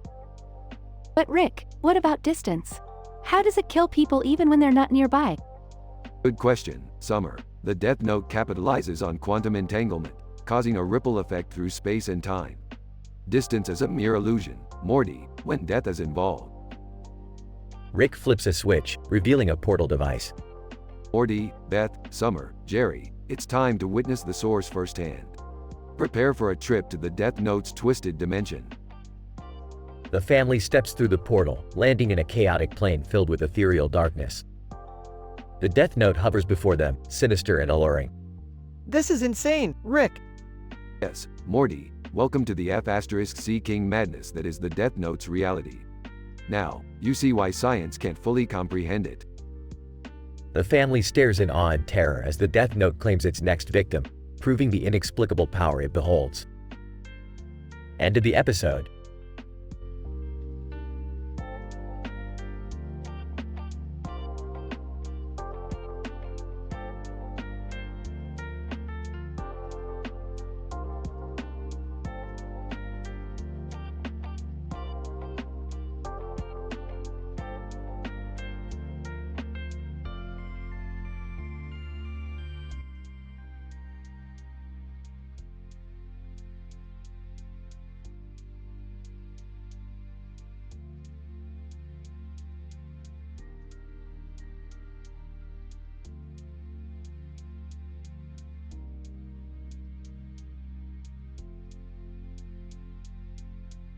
Alright, listen up assholes, we're gonna play a little game here.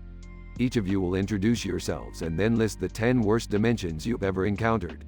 The loser gets plunged into the worst dimension ever. And no, it fucking can't be me, Morty, Beth, Jerry, or Summer. Let's start with you, Deadpool. Deadpool. Hey, everybody. The name's Deadpool, the merc with a mouth.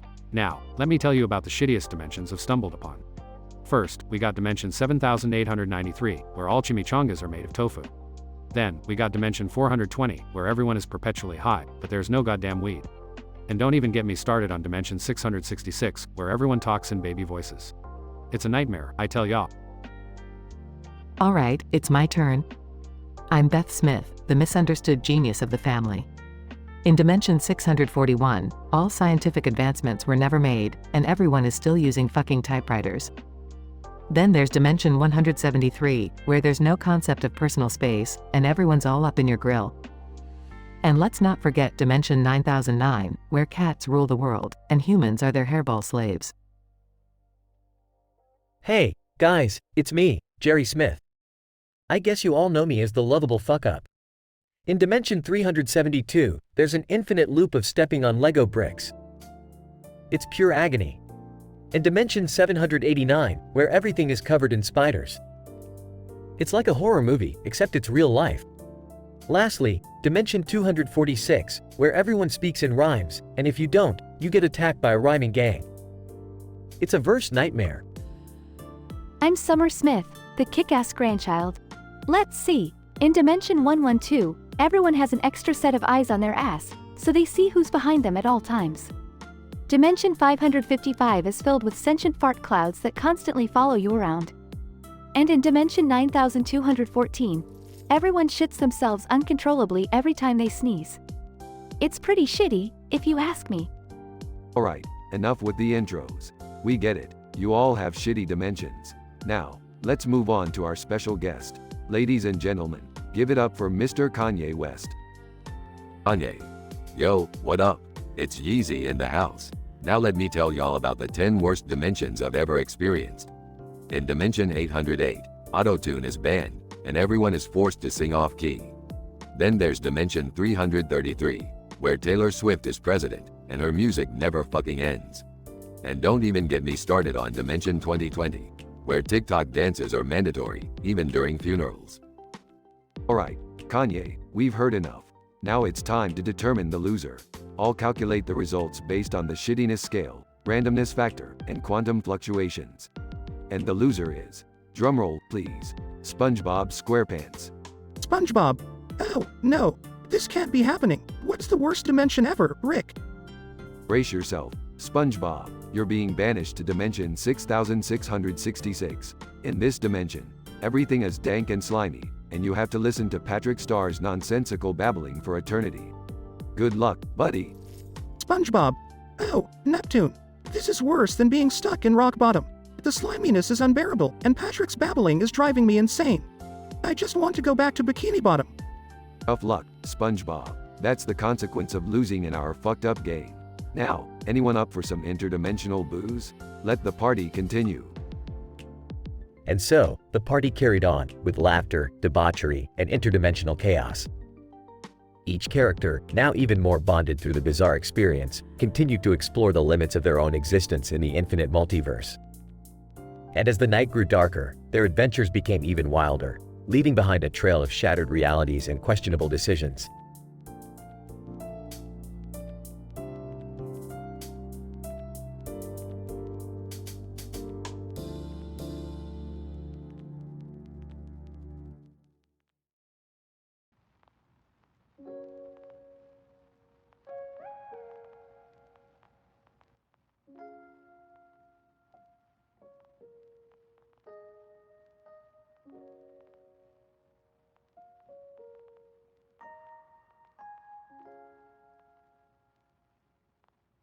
John, where am I?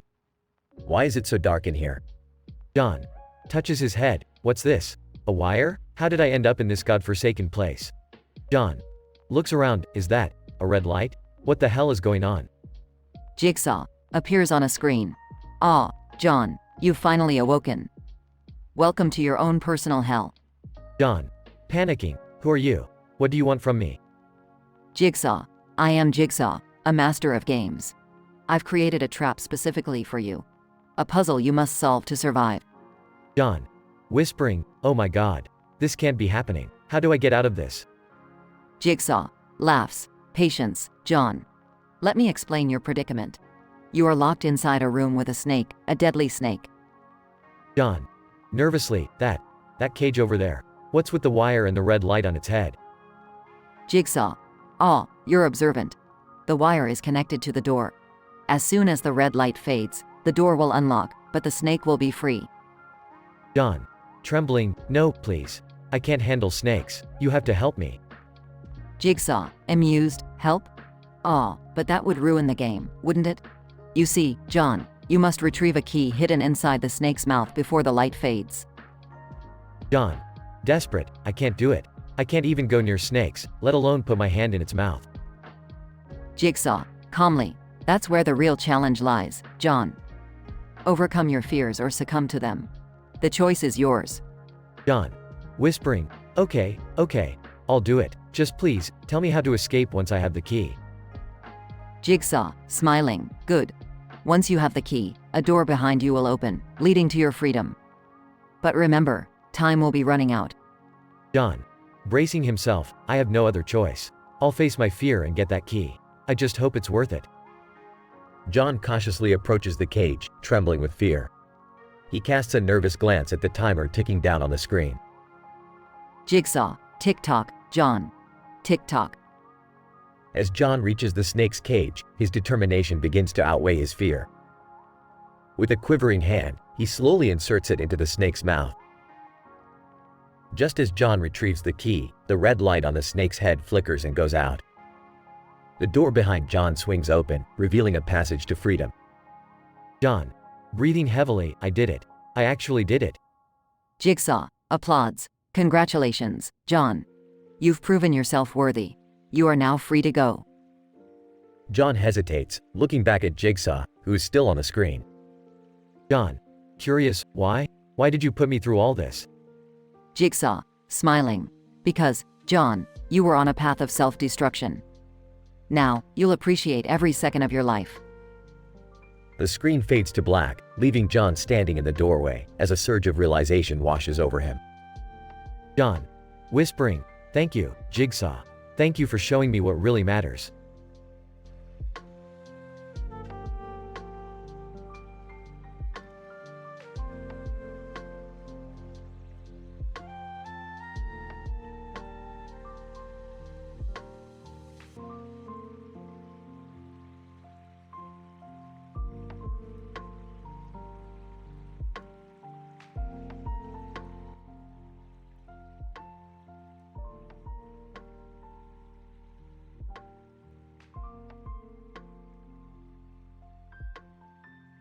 Mario, groaning. What the hell happened?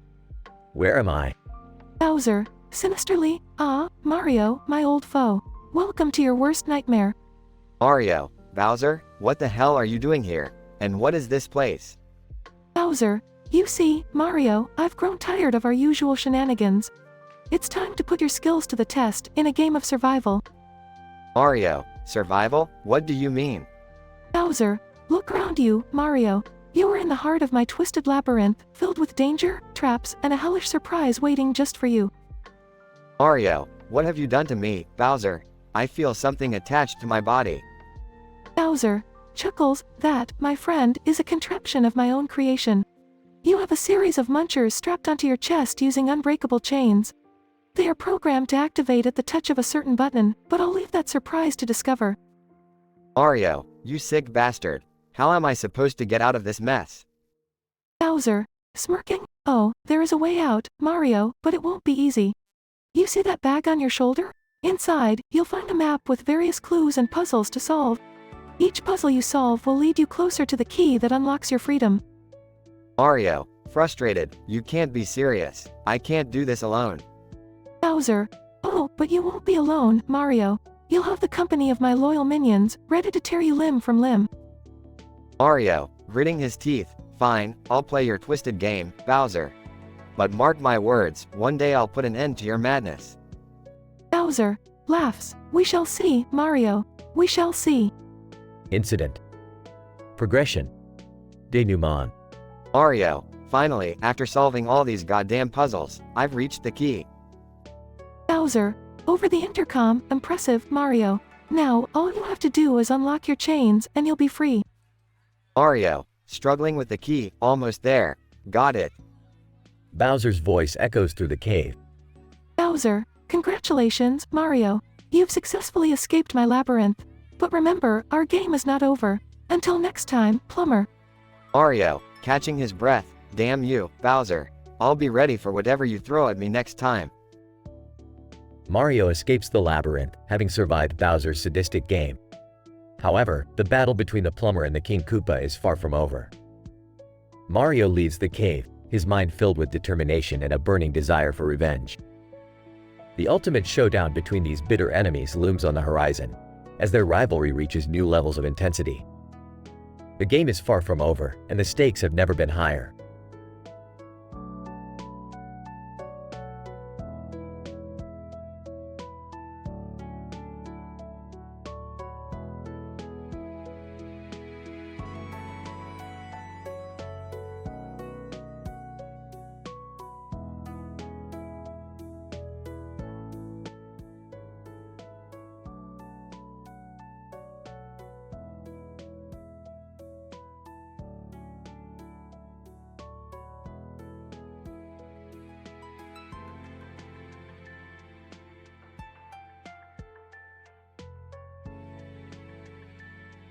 Alright, Morty. Get ready for the worst game of Jumanji ever invented. Summer, are you in? Fine, but can we make it quick? I have plans later. Oh, guys, I'm not so sure about this. Remember our last adventure with board games? I still have nightmares about Monopoly. Relax, Morty. This is just a harmless game. What could possibly go wrong? They start playing the game and roll the dice once. Jumanji board.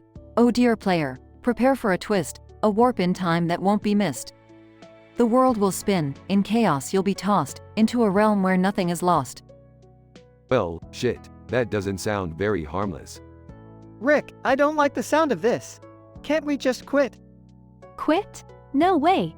Morty, we've got this. Bring on the chaos.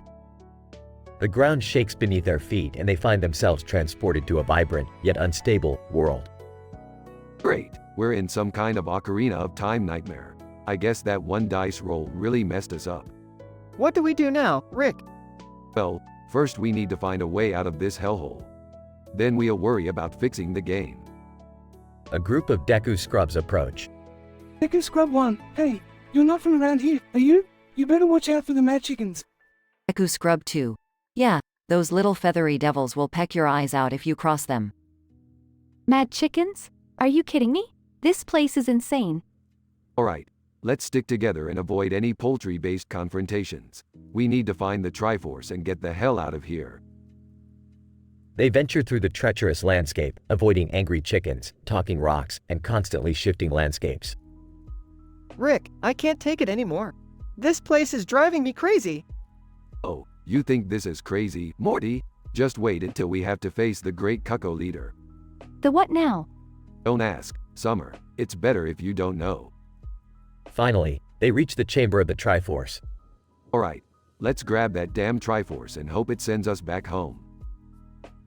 Morty reaches out and takes the Triforce, and suddenly everything starts disintegrating around them. Morty, you idiot. You grabbed the fake Triforce. What? But how was I supposed to know? Guys, look! The sky is falling. A rain of Sheikah slate tablets starts pouring from the sky. Alright, new plan. Grab as many tablets as you can. We might be able to use them to power up the game and fix this mess. The trio gather as many tablets as they can, narrowly avoiding being crushed. Okay, Morty, I've recalibrated the game. Roll the dice again. Maybe we'll get lucky this time. Alright, here goes nothing. He rolls the dice. Jumanji board. Oh dear player, no more danger or fright. Back to your world, where everything's right. Suddenly, they find themselves back in their living room. We made it back. Don't speak too soon, Morty. Look. They see a portal open, revealing Beth and Jerry. We heard you guys had a crazy adventure. Mind if we join in next time? Yeah, you know, for family bonding? Oh great, as if this wasn't chaotic enough. Sure, why not? Let's invite Jerry to play Jumanji. I'm sure that won't end horribly. They all share a laugh as the portal closes, leaving them to reflect on their insane journey.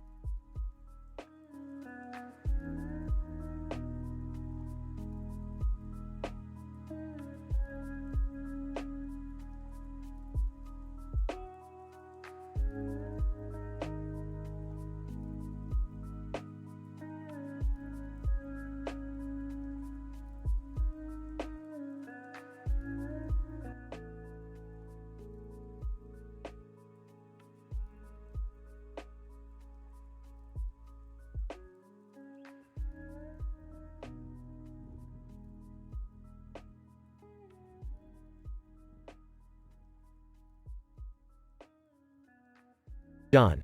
Groaning, what? Where am I? Why am I on top of this metal thing? John looks around the room, noticing the tools scattered on the floor and a single window, covered with grime and barely letting any light in. John. Panic-stricken, shit. This looks like a scene out of Saw or something. I need to figure out what's going on. John notices a videotape on a nearby table and rushes over to play it. Jigsaw's distorted voice fills the room. Jigsaw, welcome, John. I want to play a game. You have found yourself in a truly unique trap. John's eyes widen in fear. John. Who are you? Jigsaw, that doesn't matter. What matters is whether you have what it takes to survive. You must escape the giant water tank that you are hooked up to. The tank is slowly filling up, and once it reaches its limit, you will drown. John starts to panic even more, desperately searching for a way out. John. Frantically. Please, I don't want to die. What do I have to do? Jigsaw, in order to escape, you must find the 3 hidden switches around the room. Each switch will temporarily halt the water flow. Hurry, John, time is running out. John begins searching the room, turning over tools, tossing items aside, desperately searching for the switches. John. Whispering to himself, come on, where are they? As John continues his search, he accidentally knocks over a table filled with sharp tools, causing them to scatter across the room. John. Shit, this is impossible. Jigsaw's voice echoes through the room. Jigsaw, patience, John. The switches are there, right in front of your eyes. You just need to think more clearly. John takes a deep breath, trying to calm himself. John. Okay, think. If I were Jigsaw, where would I hide these switches? John suddenly notices a pattern on the wall, resembling a code. John. Wait, that pattern, it must be a clue. John starts rapidly pressing different sections of the pattern, hoping that one will trigger a switch. Suddenly, he hears the sound of water slowing down. John. Yes, I found the first one. Emboldened, John continues searching the room, using his newfound determination to find the remaining switches. John discovers the second switch hidden inside a toolbox, cleverly disguised as a screwdriver. John. Relieved, 2 down, 1 to go. Just as John starts to lose hope, his eyes catch a glimmer near the window. John. Excitedly. The last switch, it's in the window latch. John hurriedly climbs up to reach the switch, pressing it just in time as the water reaches his chest. The water slowly starts to drain out of the tank. John. Gasping for breath, I did it, I fucking did it. Suddenly, the metal object John was sitting on retracts, slowly lowering him to the ground. John. What the? Jigsaw, congratulations, John. You have proven your will to survive. But remember, life is a game, and every action has its consequences. John stumbles out of the room, drenched and exhausted, exit sign lighting his way. The camera pans out. Jigsaw, chuckling. Let's see how you fare in your next challenge, John. As the screen fades to black, the chilling laughter of Jigsaw trails off, leaving John's fate unknown.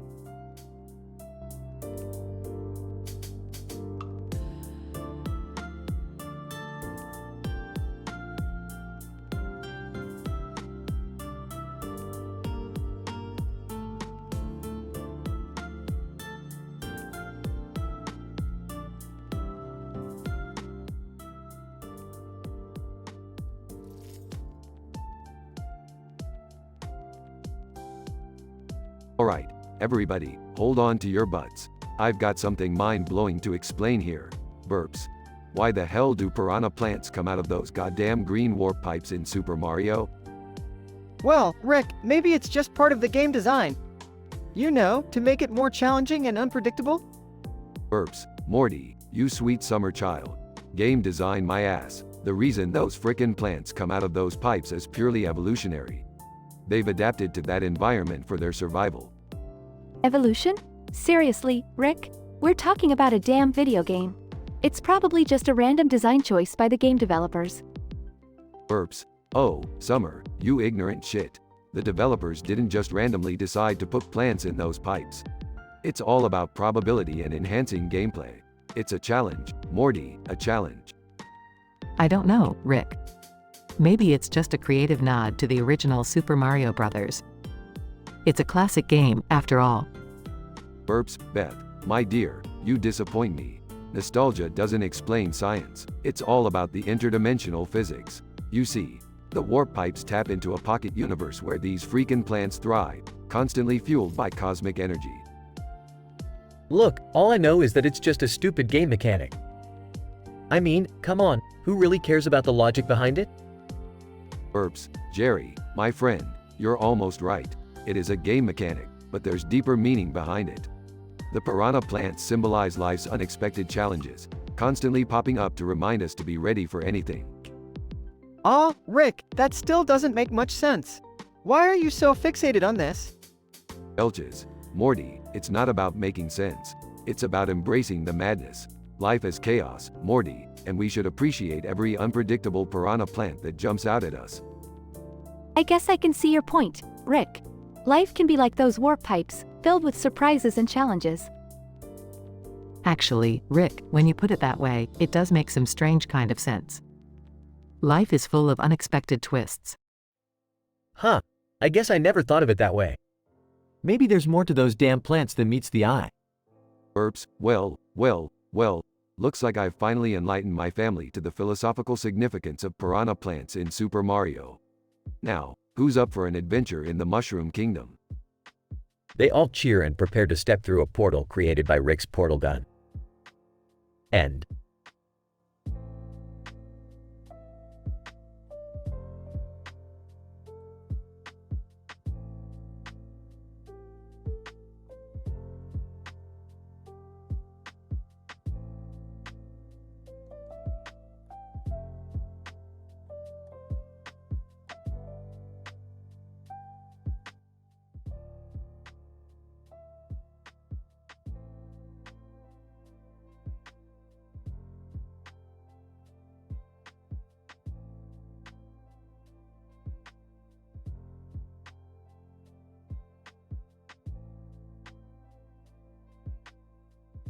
Alright, Morty, buckle up. We're taking the quantum slicer for a spin in the Zoglite dimension. Whoa, Rick, are you sure this thing won't just, explode or something? Oh, Morty, have a little faith in your grandpa. Now, let me set the coordinates, and there we go. The vehicle takes off, revealing a colorful landscape with a robot in the background and a man in a suit on the front. Whoa, this place looks insane. What's with the robot and the dude in the suit? Oh, just ignore them, Summer. They're probably just extras in some interdimensional set. Now, who's up for a game of Jumanji? They start playing the game, rolling the dice once. Jumanji board. Roll the dice and hear my rhyme. A crazy adventure this time. In this ghetto hood rat edition, prepare for some wild exposition. A sudden gust of wind blows, and a beat-up car appears out of thin air. Aw, Rick, I don't think this is how Jumanji is supposed to work. Relax, Morty. This is just another day in the multiverse. Now let's investigate. They approach the car and find themselves surrounded by a group of rowdy aliens. Alien gang leader, look who we got here, boys. Fresh meat.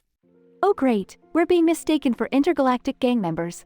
Just another day in our dysfunctional lives. Well, Morty, it's time to put your street smarts to use. Negotiate our way out of this mess. Me? Negotiate with an alien gang?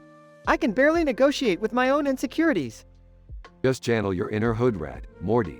Show him what you're made of. Morty takes a deep breath and starts speaking with exaggerated street slang. Yo, listen up, ya crazed space goons. We ain't got beef with y'all. We just trying to find our way back home, you feel me? Gang leader and aliens exchange confused looks. Alien gang leader, sure, man. Just find another ride, alright. They escape from the alien gang and find themselves in the middle of a bustling interdimensional marketplace. Well, that was one hell of an adventure. Can we go back home now? Not so fast, Summer. We still need to find a way to get our quantum slicer back and fix the damage we caused. Great, more crazy shenanigans. Just what I needed. They approach a tech junkyard and spot their vehicle being dismantled. Alright, kids, time to get creative. We're going to MacGyver our way out of this one. They scavenge for materials and build a makeshift teleportation device. Wait, we're not using portal guns? No, no portal guns. We're doing this old school style. They activate the teleporter and find themselves back in their garage. Phew, we made it. I thought we were gonna be stuck in that ghetto dimension forever. Never underestimate the brilliance of the Smith family, Morty. We always find a way to survive, somehow. Jerry enters the garage, oblivious to the chaos. Hey guys, what's going on? Did I miss something? Aw, Jerry, just another day at the Smith residence. You're always fashionably late. Oh, great. More adventures without me. Thanks, Rick. No problem, Jerry. Next time, you can have the honor of rolling the dice. They all share a chuckle as the chaos of the day settles. Beth, from the kitchen. Rick, what's all that noise? Just another mind-bending, wacky adventure, Beth. You know, the usual. They all laugh, knowing that more crazy adventures await them in the multiverse.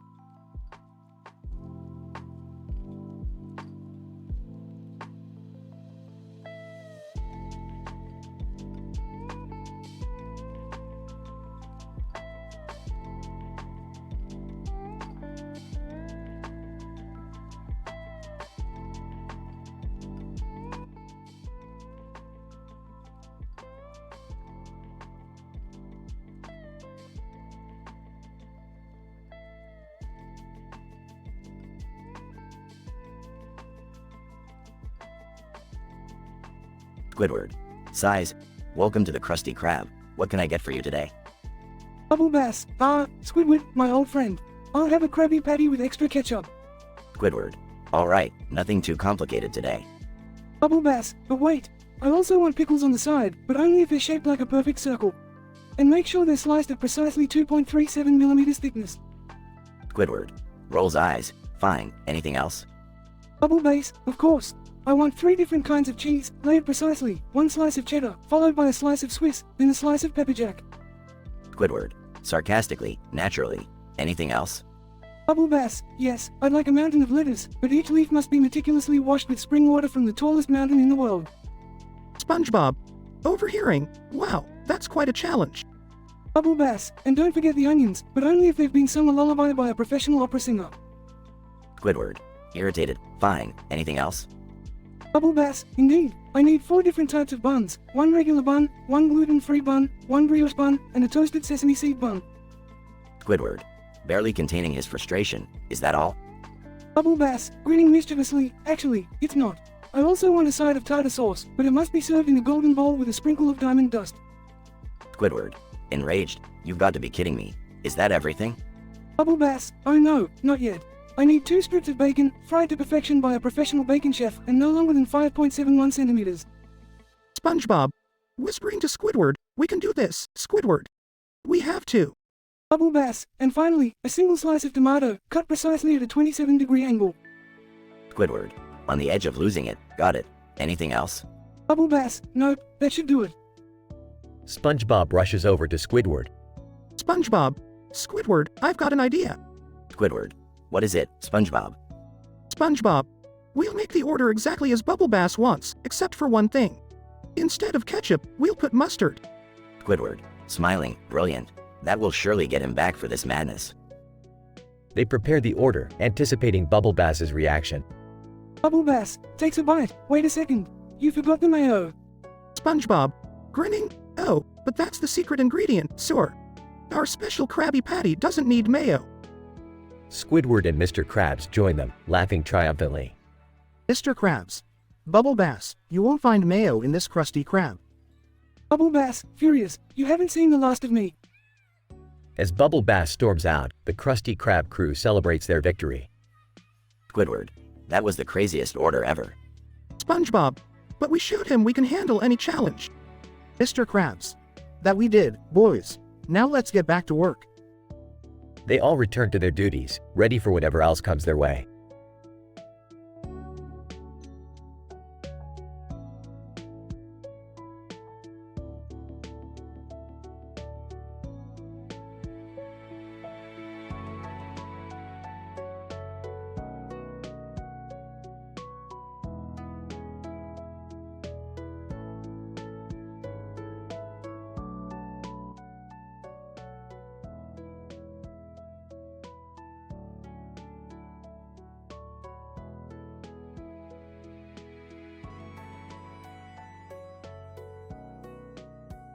Man, hanging his head, muttering, "How the hell did I end up here?"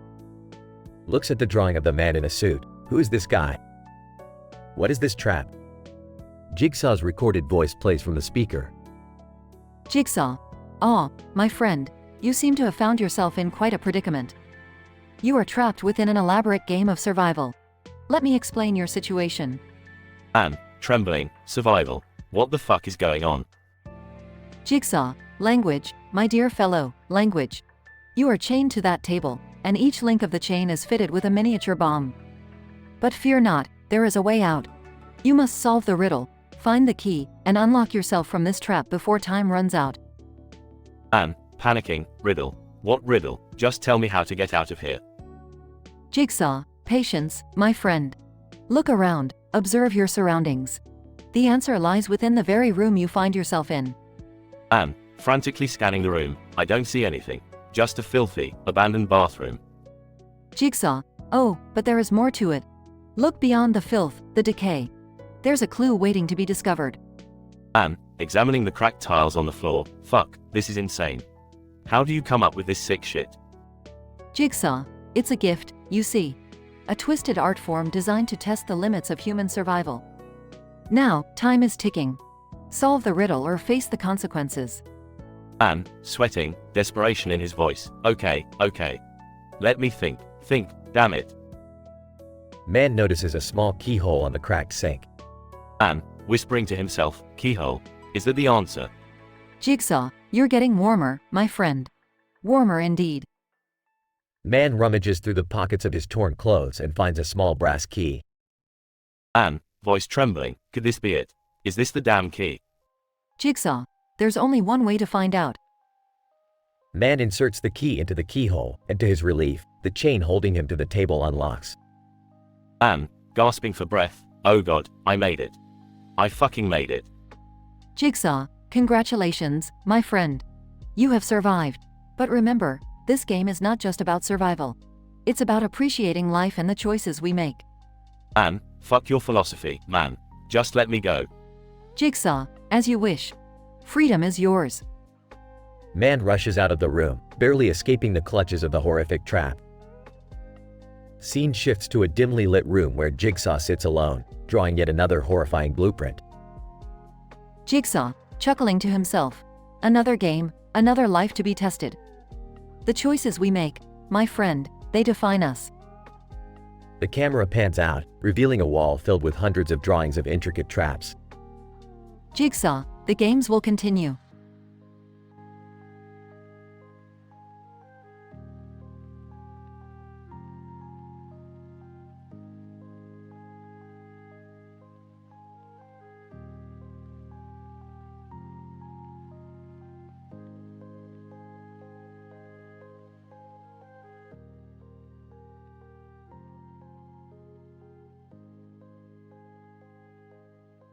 Alright, you little shits, gather round.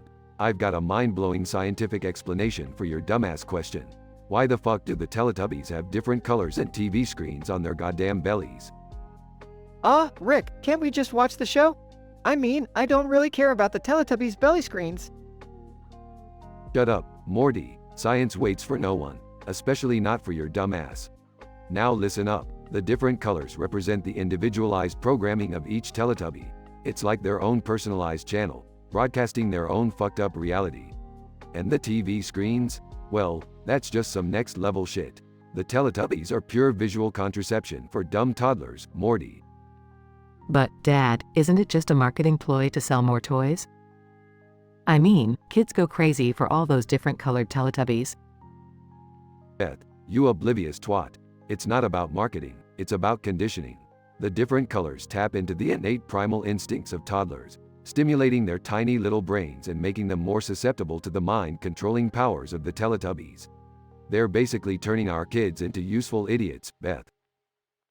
Rick, come on, don't be so cynical. The Teletubbies are just harmless characters. I don't think they're trying to control anyone's minds. Oh, Jerry, you spineless fuck. The Teletubbies are a front for an interdimensional mind control experiment. Those belly screens are transmitters, Jerry. They beam subliminal messages directly into the fragile minds of toddlers, making them obedient little slaves to their Teletubby overlords. Dad, that's ridiculous. Can't it just be a simple gimmick to entertain kids? I mean, I used to watch the Teletubbies when I was little, and I turned out just fine. Oh, Summer, my sweet little granddaughter. You don't understand the depths of their deceptive plan. The Teletubbies use their colorful bellies and mind-numbing antics to distract us from the real fucked up shit happening in the world. It's an elaborate smokescreen, Summer, and we're all falling for it. They all stare at Rick, dumbfounded. Rick, belching. Now, if you're all done with your brain-dead arguments, sit back, watch some mindless TV, and let your old man enjoy a well-deserved beer. Case closed. They all reluctantly turn their attention back to the TV, confused but strangely satisfied with Rick's explanation. End.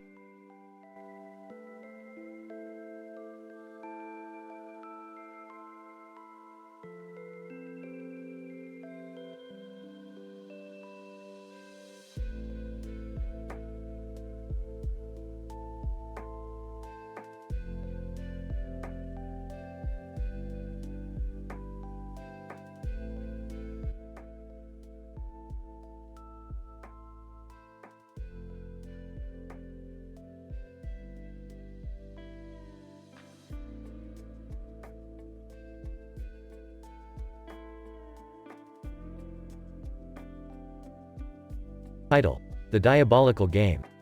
Mario, groaning, waking up, what? Where am I? Damn, my head feels like Bowser stomped on it. Bowser, sinister voiceover, Mario, my old nemesis. Welcome to my twisted game. Mario, Bowser, you slimy turtle, what have you done? Bowser, oh, nothing too extreme, just a little trap inspired by our previous encounters. You see, I've replaced Jigsaw, and you're my star player now. Mario, you sick son of a Goomba, what do I have to do? Bowser, you'll soon find out. Look closely, Mario. Notice those glasses on the poster? Go ahead, put them on. Mario frantically grabs the glasses and places them on his face. Mario, whoa, everything looks so real. Bowser, correct, Mario. I've created a virtual reality world for you to navigate. But remember, it's not all fun and games. Mario looks around and sees a door with a sign that reads, "Escape or Die." Mario, great, just great. So, how do I escape this crazy VR trap? Bowser, that's the beauty of it, Mario. You must find special keys scattered throughout this nightmarish mushroom kingdom, and each key is hidden within its own devious puzzle. Mario, you think this'll stop me? I've faced your traps before, Bowser. I'll find a way out. Bowser, we shall see, Mario. We shall see, but beware, every step you take may have dire consequences. Mario, yeah, you're always full of hot air. I'll show you the true power of the Mushroom Kingdom. Hours pass as Mario battles through mind-bending puzzles, narrowly avoiding deadly obstacles, and defeating twisted virtual versions of Bowser's minions. Mario, take that, you Koopa freaks. I'm unstoppable. Bowser, oh, Mario, you truly are tenacious. But your journey is far from over. Mario, what else you got for me, Bowser? I'm just getting warmed up. Suddenly, the ground begins to shake violently, disrupting Mario's progress. Mario, what in the name of Peach's spaghetti is happening? Bowser, yes, my pièce de résistance. I've activated the supersonic earthquake hammer. Every step you take now intensifies the tremors. Mario, you maniac, how am I supposed to escape this mess? Bowser, that, my dear plumber, is for you to figure out. The keys are hidden within this seismic chaos. Good luck, Mario, you'll need it. As Mario continues to navigate through the treacherous, shaking landscape, he encounters impossible challenges and narrowly escapes certain death. Mario, I won't let this stop me. I've come too far. Finally, after what seems like an eternity, Mario finds the last key. He rushes towards the final door. Mario, this ends now, Bowser. Bowser's voice booms overhead. Bowser, impressive, Mario. You've proven yourself, for now. But remember, our game is never truly over. With a loud click, the door swings open, and Mario is released from the virtual reality trap. Mario, damn, that was intense. Bowser really outdid himself this time. The message from Bowser appears on a screen. Bowser, congratulations, Mario. You've survived, but remember, I'm always one step ahead. Our next game will be even deadlier. Until then. Mario, bring it on, you fire-breathing bastard. I'll always be ready. The screen fades, and Mario stands alone, victorious, but forever tormented by the twisted mind of Bowser. The end.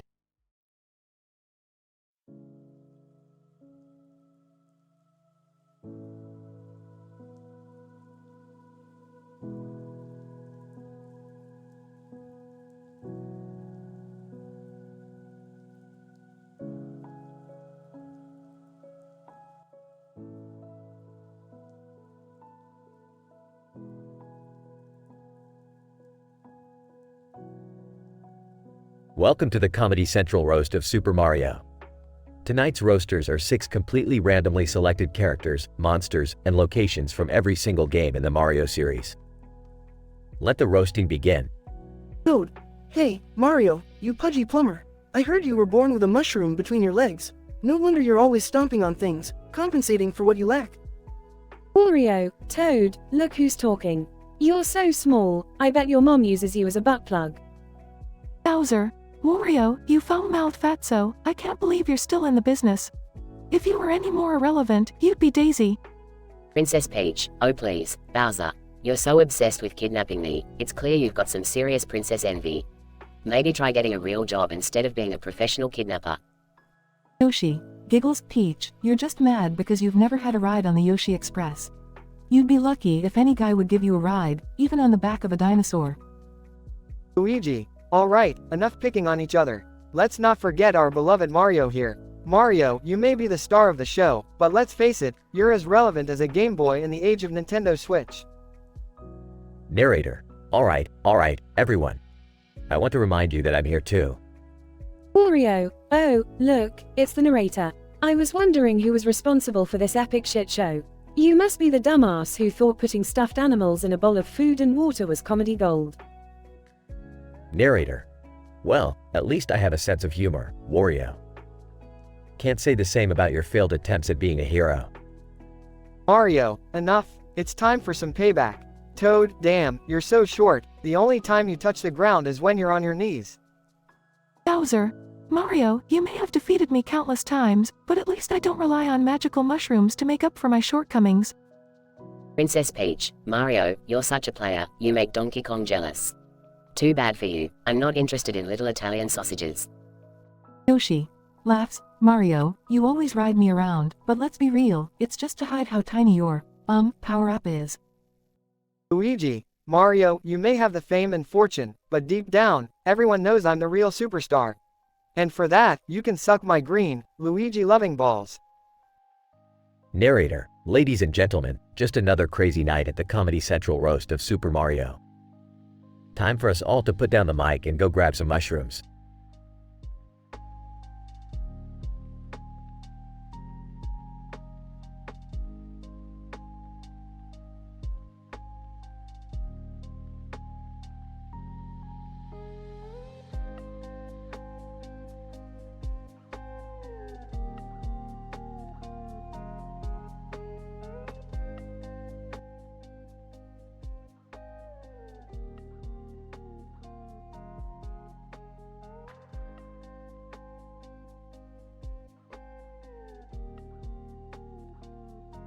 Alright, listen up, you dumbasses. I'm about to blow your minds with some legit science shit.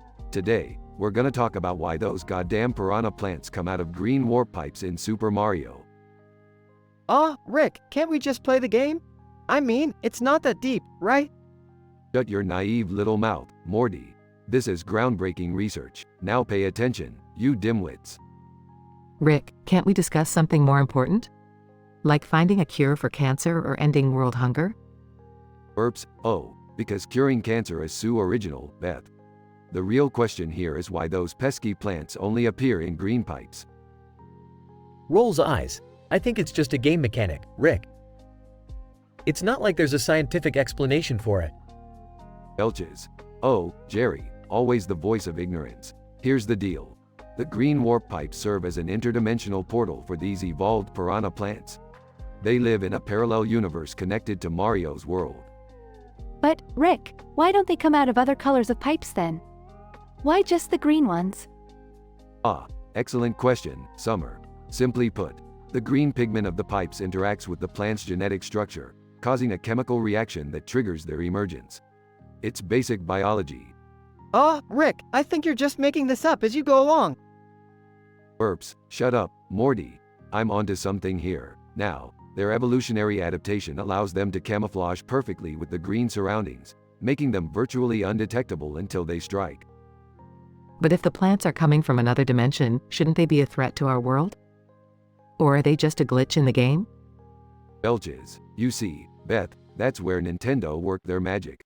They implemented some advanced coding that ensures the dimensional rift is stabilized. It prevents any harm to the real world, only affecting the virtual one. Alright, fine, but why do they have to be so goddamn annoying? Can't we just enjoy the game without worrying about these damn plants? Burps, Jerry, you really don't get it, do you? The frustration caused by these plants is intentional. It tests the player's skills, creating a sense of challenge and accomplishment. It's all about the game design, baby. Okay, I guess that sort of makes sense. But can we just finally play the damn game now?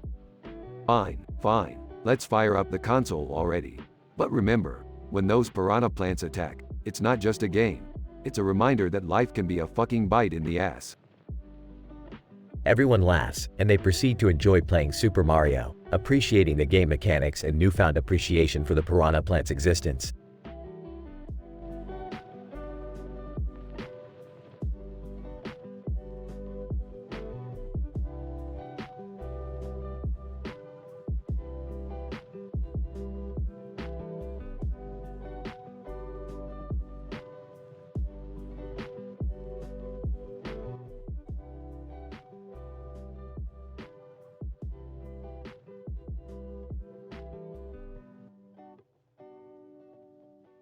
Alright, Morty, grab that carrot. We'll need it for reasons.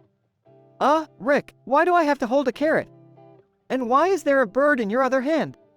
Just do it, Morty. This is gonna be the most mind-bending adventure we've ever had.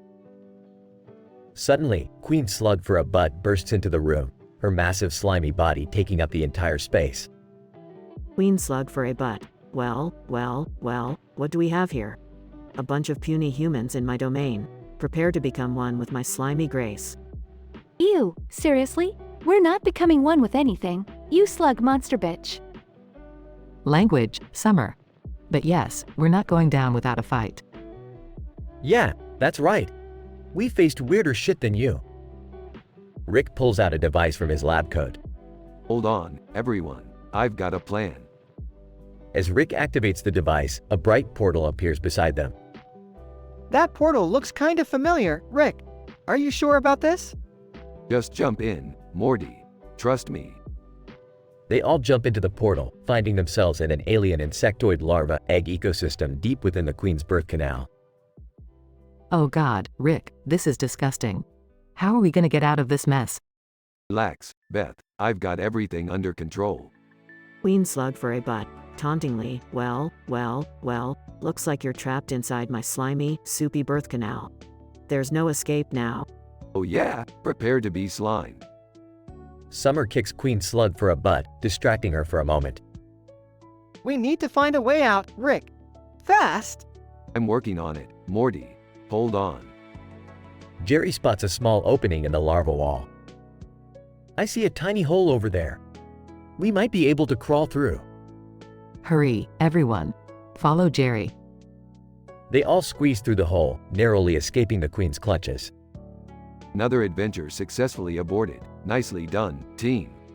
Yeah, that was disgusting and terrifying. Rick, can we never mention it again? Agreed, Summer. Let's pretend this never happened. I second that notion. I need to forget that slimy mess. Alright, let's go home and never speak of this again. And Rick, please don't involve us in any more absurdities. The family walks away, leaving the alien insectoid larva egg ecosystem behind. Through their quick thinking and determination, Rick and his family manage to escape the clutches of Queen Slug for a butt in her slimy birth canal. Despite the bizarre and grotesque experience, they have chosen to forget this traumatic adventure and move on with their lives. Yet deep down, They know that more mind-bending journeys await them in the unpredictable cosmos.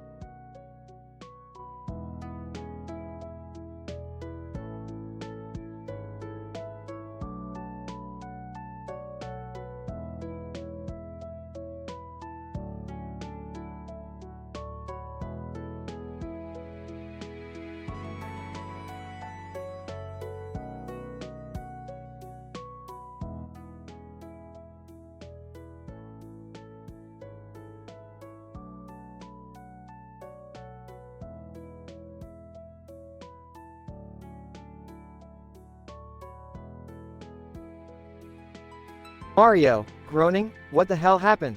My head, oh, mamma mia, it feels like Bowser stomped on it. Bowser, sinister chuckle, ah, so you're finally awake, Mario. Welcome to my little game. Mario, Bowser, what the fuck are you doing here? And what is this eerie place? Bowser, smirking, this, my dear plumber friend, is your worst nightmare. You see, I've grown tired of our endless battles, so I decided to take our rivalry to a whole new level. Mario, confused, what do you mean? Bowser, oh, it's quite simple. You're trapped in a bathroom, and if you want to survive, you have to play my little game. Mario, angrily, enough with the games, Bowser. What do I have to do? Bowser, grinning, in front of you, you'll find a contraption fitted with elements from our iconic Super Mario series. You must assemble it correctly within 10 minutes, or it will unleash a fiery inferno. Mario, panicking, you sick bastard. Do you really think I can figure this out in 10 minutes? Bowser, mockingly, well, that's part of the fun, isn't it?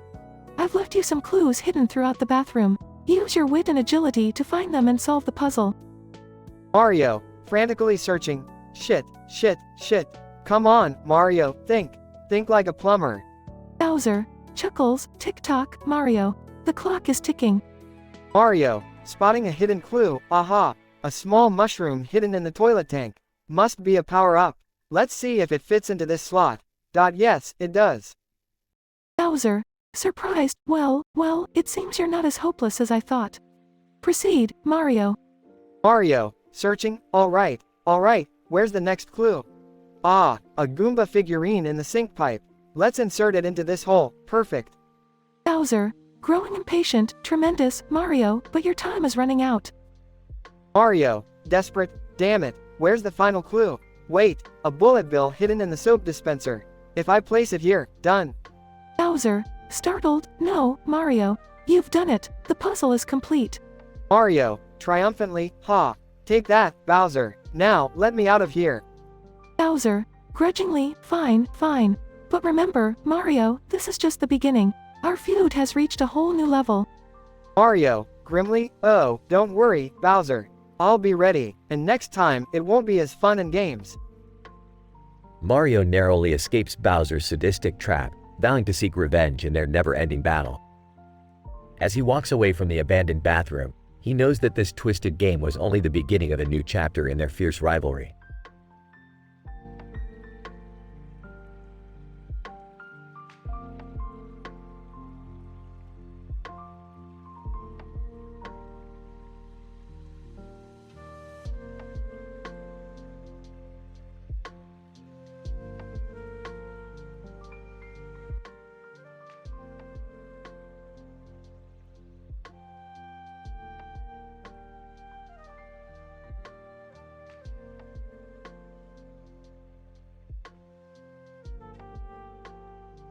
Morty, we've got a mission that's, out there even by our standards.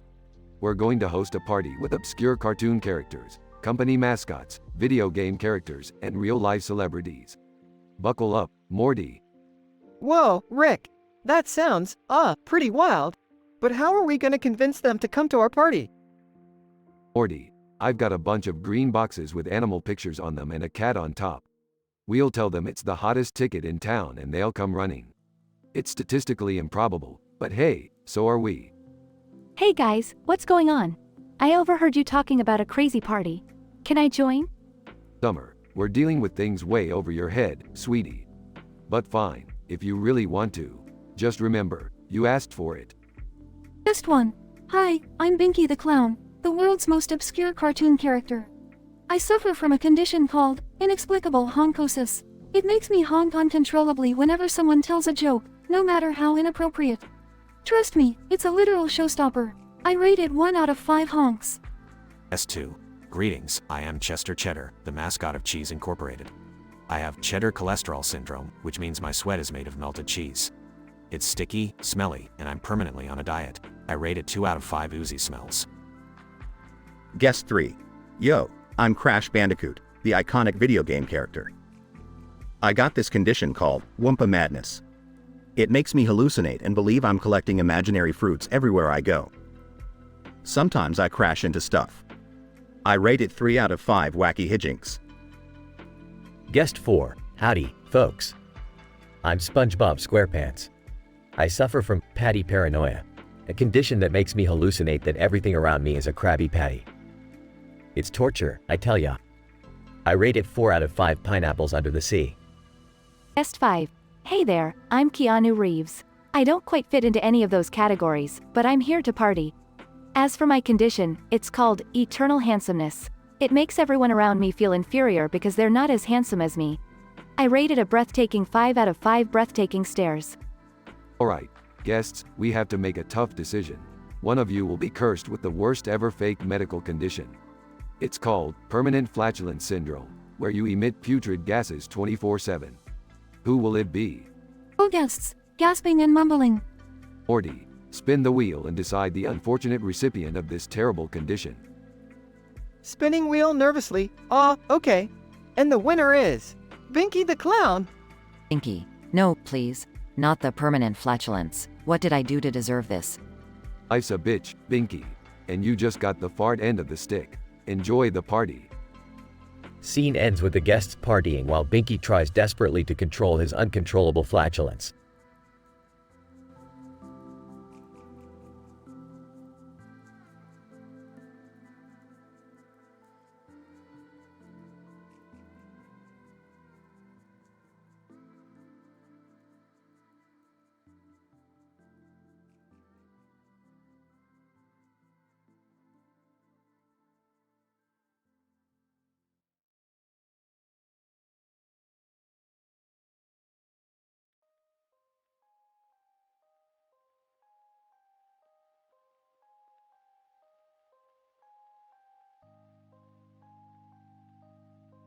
Alright, listen up, you sack of dumbasses. I'm about to blow your tiny pea brains with some legit scientific knowledge. Why the hell do the Teletubbies have different colors and TV screens on their bellies? Rick, I think we could talk about something a bit more important. Shut your dumb mouth, Jerry. We're doing this, now. The reason for the Teletubbies' different colors and TV screens is a result of their advanced interdimensional technology. The different colors represent the varying frequencies of their psychedelic telepathic powers. Oh please, Rick. Telepathic powers? That's nonsense. The real reason could be a marketing strategy to appeal to children. Nice try, sweetie, but the marketing strategy is just a mere illusion to disguise the fact that the Teletubbies are actually ancient alien beings, using their TV screen bellies to project telepathic messages into the minds of unsuspecting children. Okay, but wouldn't it make more sense if it was just a way to entertain kids and make money? Oh, Summer, you're so naive. Entertainment and money are just the surface level explanation. The reality is that the TV screens on their bellies serve as portals, connecting their physical bodies to a complex network of interdimensional communication hubs. Rick, I hate to say it, but BRRP, couldn't it just be a design choice? Like, for fun? Morty, you dumbass, nothing is just for fun. The Teletubbies' belly screens are a means of extending their sensory perceptions across multiple dimensions, allowing them to communicate and gather data from civilizations unimaginable to our feeble monkey brains. Okay, fine, but why would they need telepathic powers and interdimensional communication? And why the hell did you bring a whiteboard? Jerry, I brought a whiteboard because visual aids make dumbasses like you understand things. Maybe. As for their powers, the Teletubbies possess the ability to manipulate the very fabric of reality, ensuring interdimensional harmony and preventing the collapse of countless parallel universes. It's a heavy burden, Jerry. But if they're so powerful, why are they even called Teletubbies? It sounds silly. Well, Beth, it's all part of their elaborate disguise, blending in with our primitive society. They chose the name Teletubbies because they knew it would sound harmless and non-threatening, camouflaging their true intentions. Meanwhile, outside the window, a UFO flies by, unnoticed by the family. Okay, Rick, I guess I get it now. But how do you know all of this? Because, Summer, I'm not just a genius, I'm a goddamn interdimensional traveler. I've seen things that would make your head explode, and Rick is interrupted by a massive, earth-shaking burp. Everyone stares at Rick, speechless. Excuse me, anyway, the satisfying ending is, we'll never truly understand the mysteries of the Teletubbies. Because sometimes, we just have to sit back and accept that life is weird, and that's okay. Now, let's get drunk and forget about this nonsense.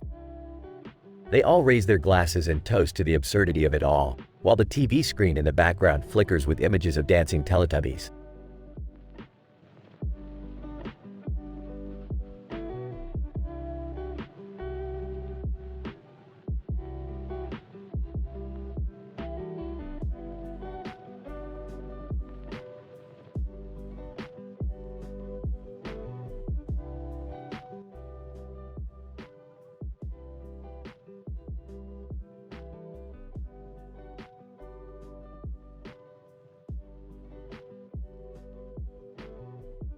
Alright, Morty, listen up.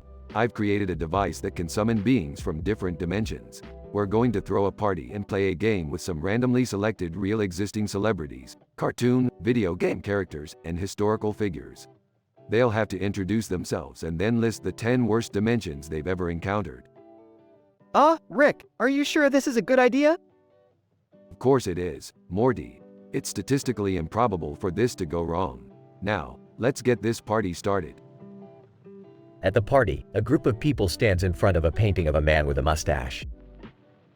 All right, everyone, gather round and introduce yourselves. Remember, the more absurd, the better. One by one, the celebrities, characters, and historical figures introduce themselves. Hey, Rick, why did you invite Deadpool? He's just a character, Summer. Don't overthink it. Deadpool. Hey, everyone. The name's Deadpool, the merc with a mouth. I've been to some pretty messed up dimensions, but one of the worst was a place where every pizza had pineapple on it. Disgusting. Laughter fills the room as the game begins. Alright, I'll go first. I once stumbled upon a dimension where people walked on their hands and hands walked on their feet. It was disorienting and demeaning. In a dimension I visited, cats ruled the world and humans had to clean their litter boxes. It was a total nightmare. I once found myself in a dimension where people communicated only through interpretive dance. It was a never-ending performance of confusion. The rounds continue, with each participant sharing their absurd experiences. Okay, let's wrap this up. Who's the unlucky winner that gets to experience the worst dimension ever? A drumroll builds up as the tension rises. And the loser is Justin Bieber? Justin Bieber, what? Are you serious? I don't deserve this. Oh, you're getting it, Bieber. Prepare yourself for the dimension of non-stop screaming teenage fans. Justin Bieber, no, anything but that. I can't handle the high-pitched squeals, the fainting, and the craziness. Rick activates the device, and Justin Bieber is instantly transported to the dimension. Justin Bieber, why did I get the worst dimension? This is so unfair. Help me, please. The partygoers laugh and cheer as the screams of teenage fans engulf Justin Bieber.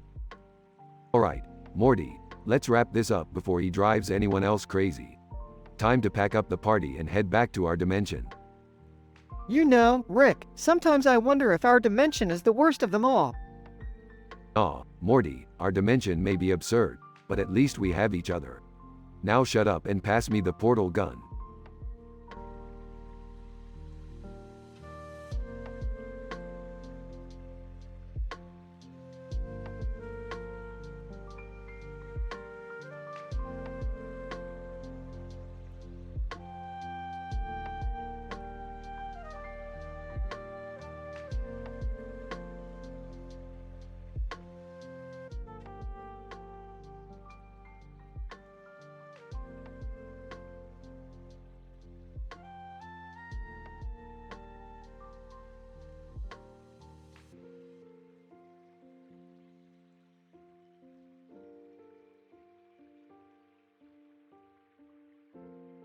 Hey Morty, I've got a brilliant idea for a party. We're going to invite the most obscure cartoon characters, company mascots, video game characters, and real-life celebrity guests. It's going to be a hoot. Rick, are you sure about this? I mean, we've already been to some crazy dimensions, but this sounds out of control. Morty, half the fun is the chaos. Plus, it'll make for a great story to tell later. Now, let's get this party started. Scene. The green background fills with colorful characters as the party begins.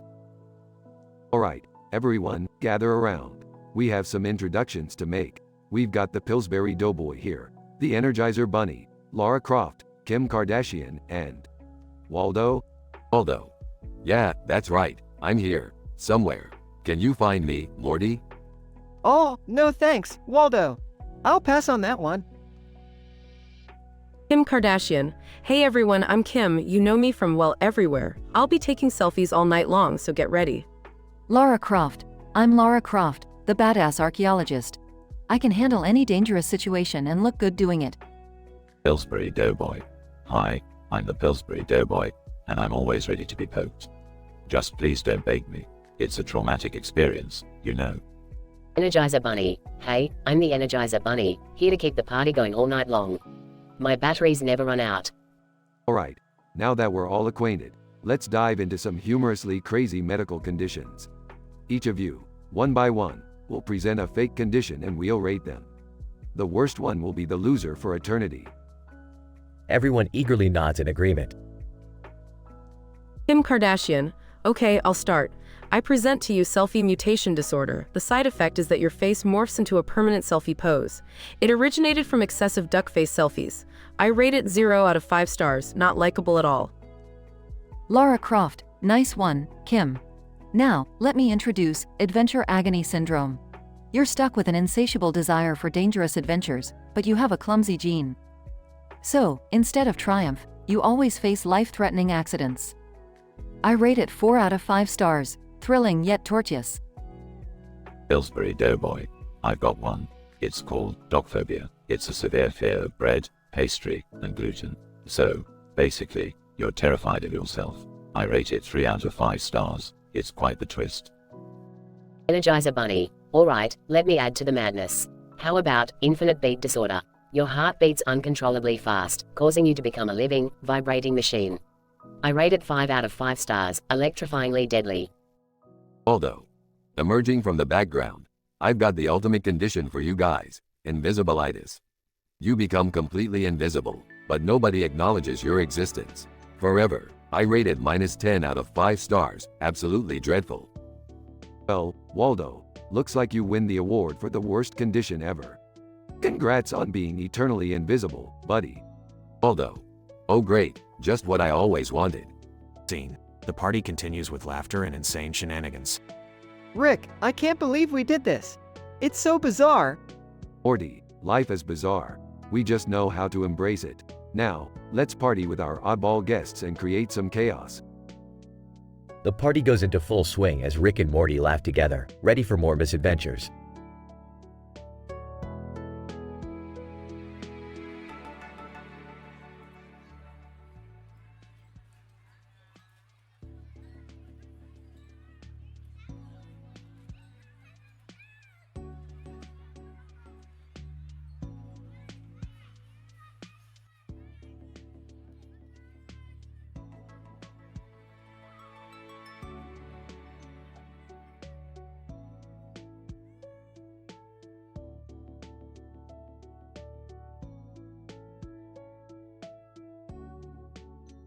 Morty, buckle up. We're about to enter the dream realm of Morgan Freeman. Geez, Rick, how did we end up in this crazy situation again? Well, Morty, by some freak accident involving your bad luck and a poorly calibrated interdimensional dream scanner, we've inadvertently landed ourselves in Freeman's dream. Oh man, Rick, we better be careful in here. Freeman's mind must be a whole other level of weird. Yeah, Morty, you don't even know the half of it. But don't worry, I got a plan. We just need to navigate through his dream and find a way out without using our portal guns.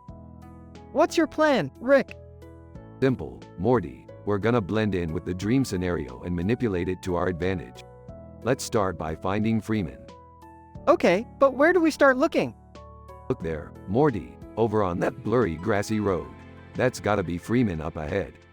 Are you sure, Rick? More than sure, Morty. Confident. Plus, dream logic dictates that blurry roads always lead to important stuff. Alright, let's go, Rick. They approach Morgan Freeman, who is standing on the blurry road. Smirking. Mr. Freeman, fancy meeting you here. Freeman, Rick Sanchez, Morty, what in tarnation are you doing in my dream? Sorry, Mr. Freeman. It was an accident, and Rick has a plan to get us out. That's right, Freeman. We need your help. Can you navigate us through your dream and find the exit? Freeman, well, gentlemen, this is indeed a peculiar situation. But fear not, for I know the path to escape. Follow me. They proceed, navigating through various dream scenarios, an epic battle with unicorns, a speech at the United Nations, and a rap concert on Mars. This is insane, Rick. But I actually kinda like it. Focus, Morty, we're almost there. Freeman, is it just me, or do dreams become more intense the closer you get to the exit? Freeman, indeed, Rick. The subconscious mind is a complex mechanism. Emotions and desires become amplified as we approach the edges of dreams. They finally reach a surreal, mind-bending landscape. Morty, this is it. The exit should be right around. Freeman's dream collapses, shaking violently. Freeman, no, we're trapped. We've reached the limits of my mind. Oh geez, Rick. What now? Hold on tight, Morty. We're about to wake up inside Freeman's dream. They wake up in Freeman's dream within a dream. Oh man, Rick. Not again. Don't panic, Morty. We can use this opportunity to manipulate the dream further and create an exit. With some quick thinking, they create a portal out of Freeman's dream within a dream. Phew, we made it, Rick. That was intense. Yeah, Morty, we almost got lost in infinite dream loops. But remember, never underestimate the power of imagination. Got it, Rick. Let's just hope we don't end up in any more dream adventures anytime soon. Agreed, Morty. Now let's go grab a drink. I need to forget about this whole mess.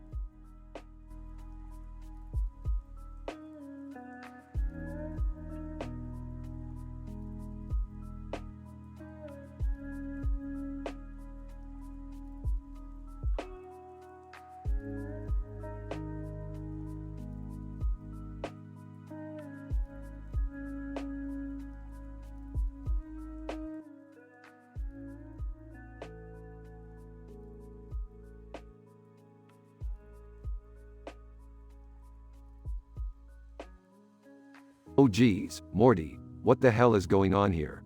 Why is there a spider on our back? I don't know, Rick. It just appeared out of nowhere. What are we gonna do? Stay calm, everyone. I'll try to get it off.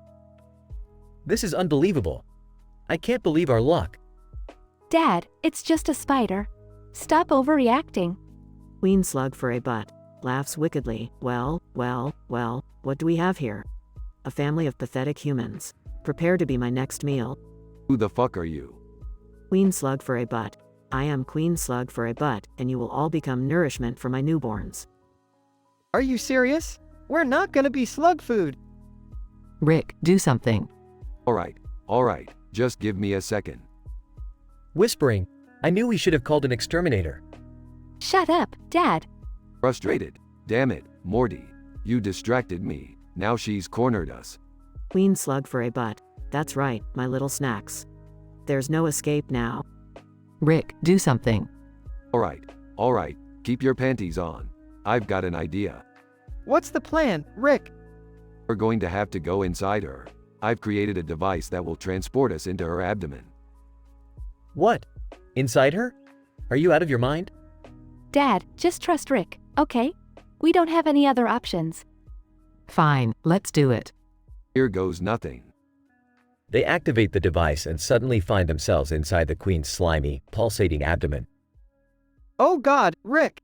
This is disgusting! Don't panic, Morty. We can find a way out.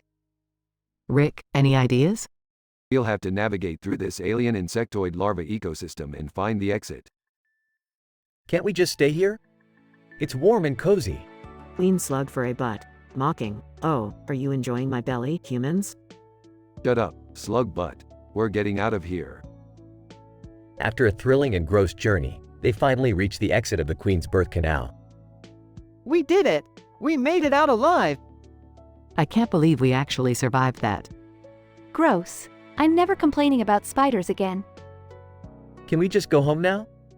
I'm traumatized for life. Yeah, whatever. Let's just go home. And hope we never have to deal with a giant slug ass again.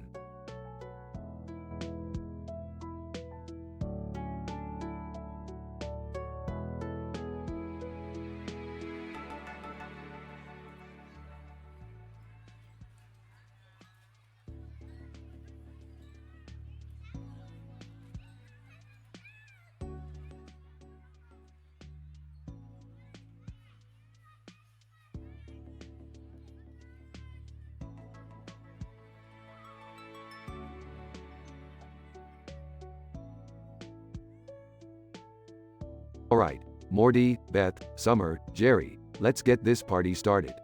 We've got a special game planned tonight. What's the game, Rick? It's called Dimensional Disaster. We'll each take turns introducing ourselves, and then list the 10 worst dimensions imaginable. After that, we'll randomly select one of the celebrities, characters, or figures to experience the dimension named by another person.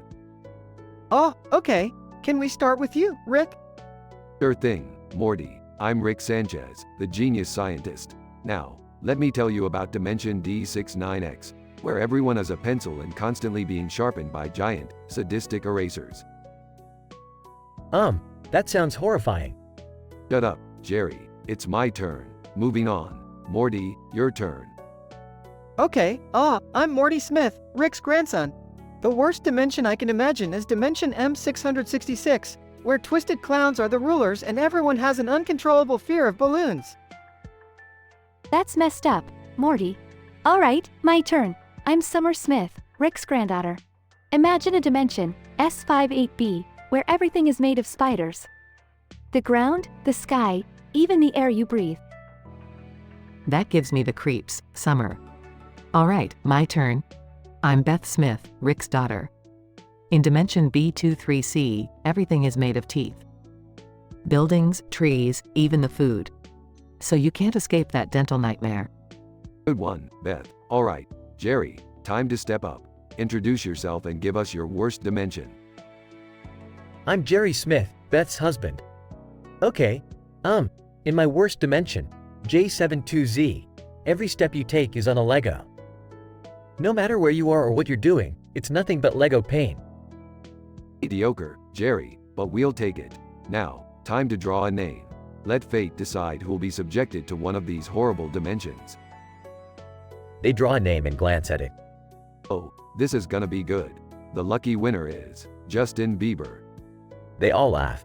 Justin Bieber, grumbling, are you serious, guys? What did I do to deserve this crap? Oh, don't worry, Biebs. We'll send you to the worst dimension ever and you can tell us all about it. They activate a portal and Justin Bieber is sucked into it. Justin Bieber, screaming, no, it's Dimension JB 1000, a place where everyone constantly sings baby at the top of their lungs, and I can never escape. A chorus of babies starts singing in the background. Justin Bieber, crying, this is hell. Rick, Morty, Beth, Summer, and Jerry burst into laughter. Well, that's one hell of a dimension. Yeah, I don't envy Bieber right now. I hope he learned his lesson about egging people's houses.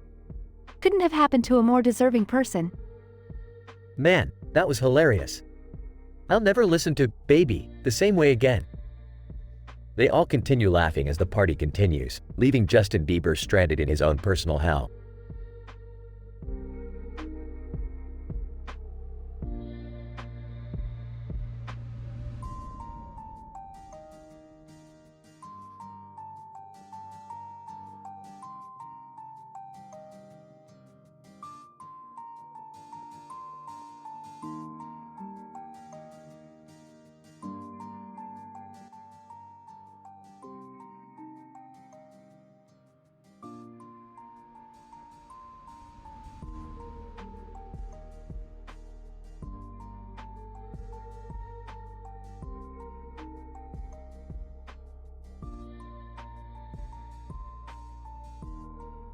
Morty, hand me that quantum destabilizer.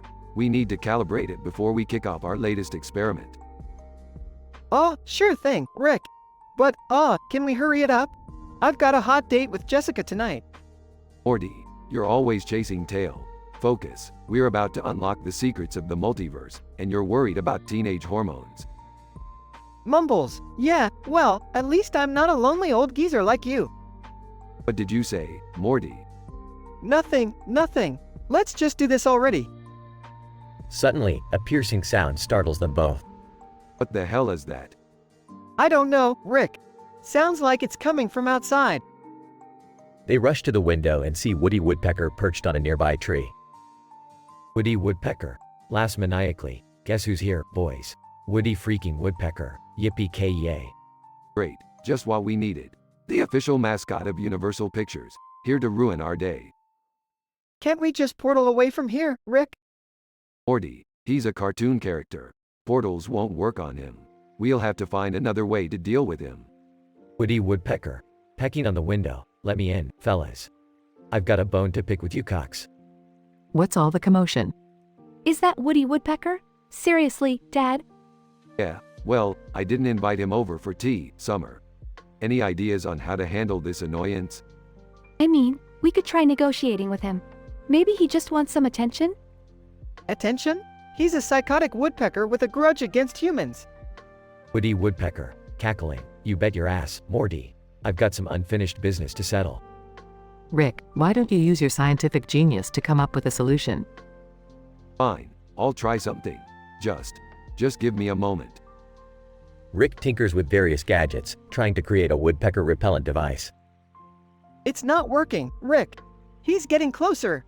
Damn it, Morty, I'm trying my best.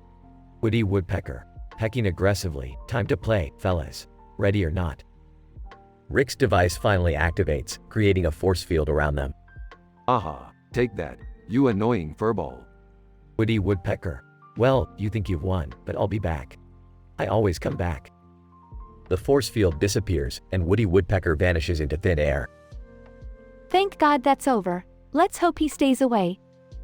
Agreed. I've had enough cartoon characters for a lifetime. So, what's next on our scientific agenda, Rick? How about we forget all this and grab some intergalactic pizza? I could use a break from reality. They all laugh as they head out the door, leaving the chaos behind. In this statistically improbable and chaotic scenario, Rick and Morty found themselves dealing with a persistent and annoying Woody Woodpecker. Unable to use their portal guns due to Woody's cartoon nature, they had to rely on Rick's scientific genius to create a temporary force field. Ultimately, they managed to fend off the deranged woodpecker and decided to take a break from their scientific endeavors, opting for some galactic pizza instead. As they leave the mess behind, they reflect on the absurdity of their adventures and embrace the humor in their unpredictable lives.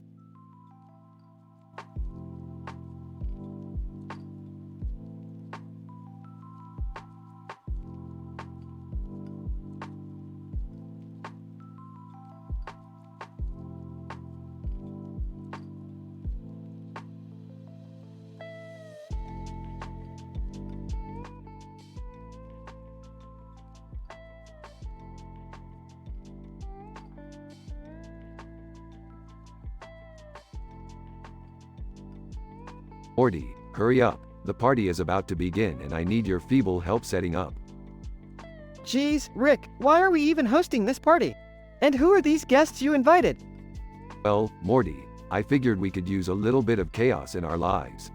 And as for the guests, I've invited the most obscure and bizarre characters I could find. Alright, if you say so. Puts tablecloth on the table. What's with these weird flowers, though? Those are genetically engineered flowers, Morty. They change color based on the people around them. Quite useless, but it adds some flair to the party. Alright, time for the guests to introduce themselves. First up, Slippy Toad from Star Fox. Slippy Toad. Hey, everyone. I'm Slippy Toad, the best mechanical genius in the galaxy. Just don't ask me to fly straight or shoot straight. I'm prone to accident, like a lot. Now we have the one and only Waluigi from the Mario franchise. Waluigi, Waluigi time. I'm the king of misfortune, baby. When I'm around, everything just goes wrong. Wah. Rick, why did you invite Shrek? Morty, Shrek is a cultural icon. Plus, he's got layers, just like an onion. Shrek, hey, don't mind me, I'm just here for the free donkeys and swamp parties. But watch out for the ogre farts, they can be deadly. Now we have a special guest, none other than tinfoil hat-wearing conspiracy theorist, Alex Jones. Alex Jones, folks, I'm here to tell you about the globalist agenda and how it's affecting your daily lives. Oh, and beware of the lizard people infiltrating this party. Okay, this is getting weirder by the minute. Who's next? Our last guest is the notorious Charlie Sheen. Charlie Sheen. Hey, Rick, Morty. Winning. I'm here to party and, show you my tiger blood. Not sure what that entails exactly, but it's wild. Alright, I think I've had enough. Can we get on with the medical conditions already? Fine, Morty, bring out the wheel of fate. Whoever loses will be cursed with the worst ever fake medical condition. Spin it, Morty. Spins wheel and the unlucky winner is Charlie Sheen. Charlie Sheen. What? But I'm winning, damn it. Oh, you're about to lose big time, Charlie. Your medical condition is pantomime phallus syndrome. It's where your body turns invisible, but your genitalia remains visible to the naked eye. Rating? Quite embarrassing indeed. Charlie Sheen. Are you kidding me? That's some high-grade ridiculousness. Well, that's what happens when you party with us, folks. Join us next time for another outlandish adventure with Rick and Morty. And remember, kids, stay in school, or you might end up with a worse medical condition than Charlie Sheen's invisible junk.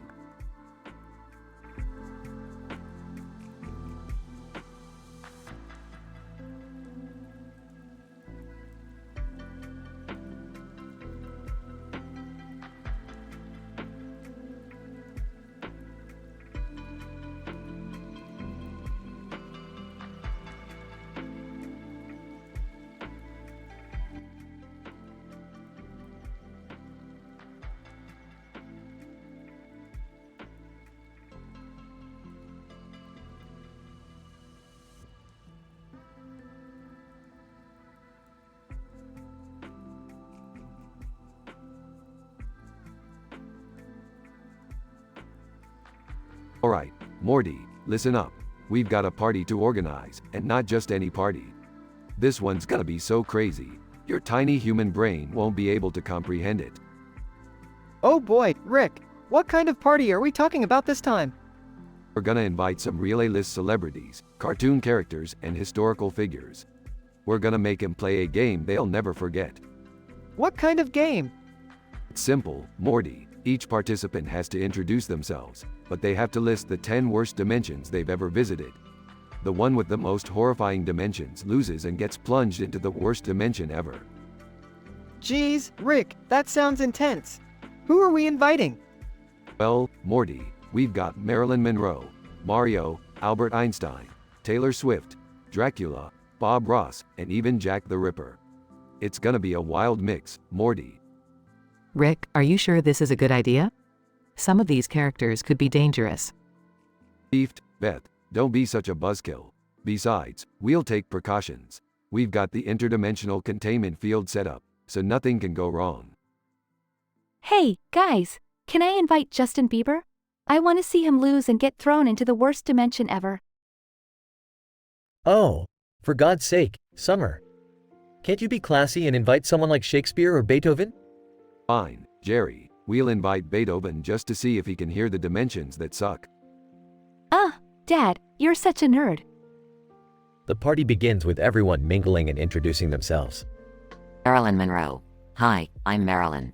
My worst dimension was one where all the mirrors were broken. How could I even see my beauty? Mario, it's me, Mario. One time, I went to a dimension where there were no mushrooms. It was a real tough a time. Albert Einstein. Greetings. In a dimension I encountered, everything was as slow as a snail, even the speed of light. Absolute madness. Taylor Swift. Hi Yal. The worst dimension I've been to was where all the Kanye Wests were the president. Nightmare. Dracula. Good evening, my friends. I once stumbled upon a dimension where garlic bread was extinct. Dark times, indeed. Bob Ross. I'm just happy to be here, but if I had to choose, the worst dimension had no happy little trees. How can you paint without trees? Jack the Ripper. Well, hello there. In a dimension, there were no shadows. It made my job quite difficult, you see. Beethoven arrives, and the game begins. Alright, Beethoven, introduce yourself and list your worst dimensions. Beethoven, through a translator. Greetings, fellow beings. In the dimension I detested most, there was complete silence. No music, no sound. Just eerie silence. Everyone gasps. Rick, what have you done? Beethoven is the last person who deserves this punishment. Relax, Beth, it's just a dimension. He'll be fine. Beethoven is plunged into the worst dimension. Beethoven, in the worst dimension, is this some kind of joke? It's just pure silence. No music, no sound waves. I can't handle this monotony. The party continues, but the guilt remains with Rick and the family. Alright, maybe that game wasn't such a great idea. But hey, at least we have some interesting dimensions to explore while we're pondering existential thoughts. Yeah, Rick, let's go on an adventure and forget about Beethoven for a while. And so, Rick and Morty ventured into the multiverse once again, leaving the party and the guilt behind, ready to face new bizarre dimensions and comedic adventures.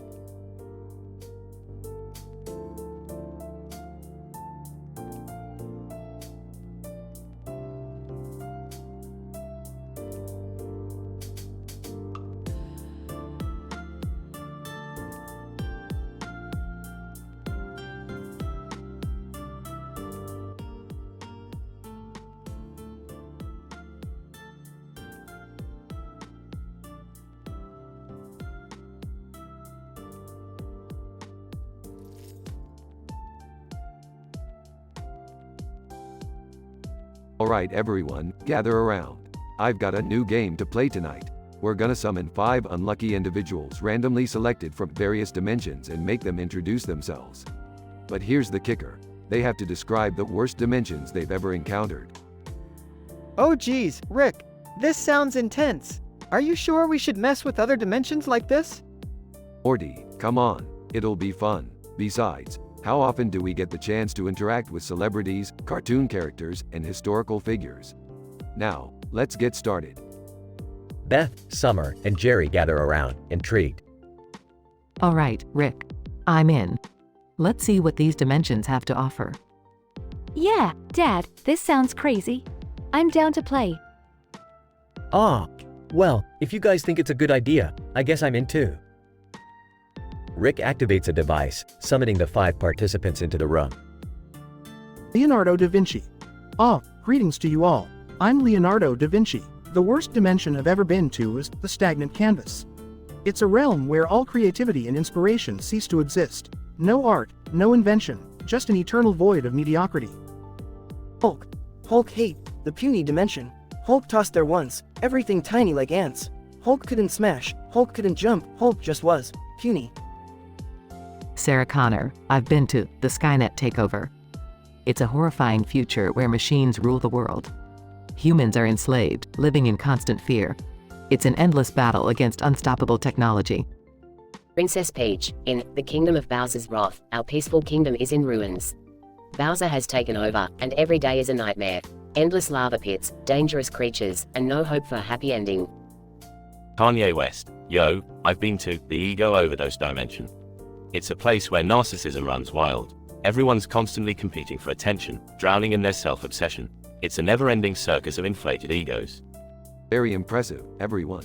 But only one of you can be crowned the loser and experience the worst dimension firsthand. Random selection time.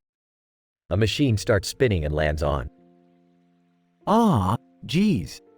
Why is it always me? Looks like it's your lucky day, Jerry. You'll get to experience the dimension of perpetual embarrassment. Everyone will laugh at your every move, and you won't be able to escape the humiliation. Don't worry, though, I'll bring you back eventually, maybe. Jerry is transported to the dimension, and his screams can be heard. Oh God, it's so embarrassing. They're all laughing at me. I can't take it. The family watches, both amused and concerned. Rick, are you sure about this? It seems really harsh. Relax, Beth, it's just a game. And let's be honest, Jerry needs to toughen up. I don't know, Rick. Poor Jerry. This seems a bit too much. Morty, don't be such a wuss. It's all in good fun. Besides, he'll be back soon enough. So, who's next to introduce themselves? The family continues playing, while Jerry remains stuck in the dimension of perpetual embarrassment for what feels like an eternity.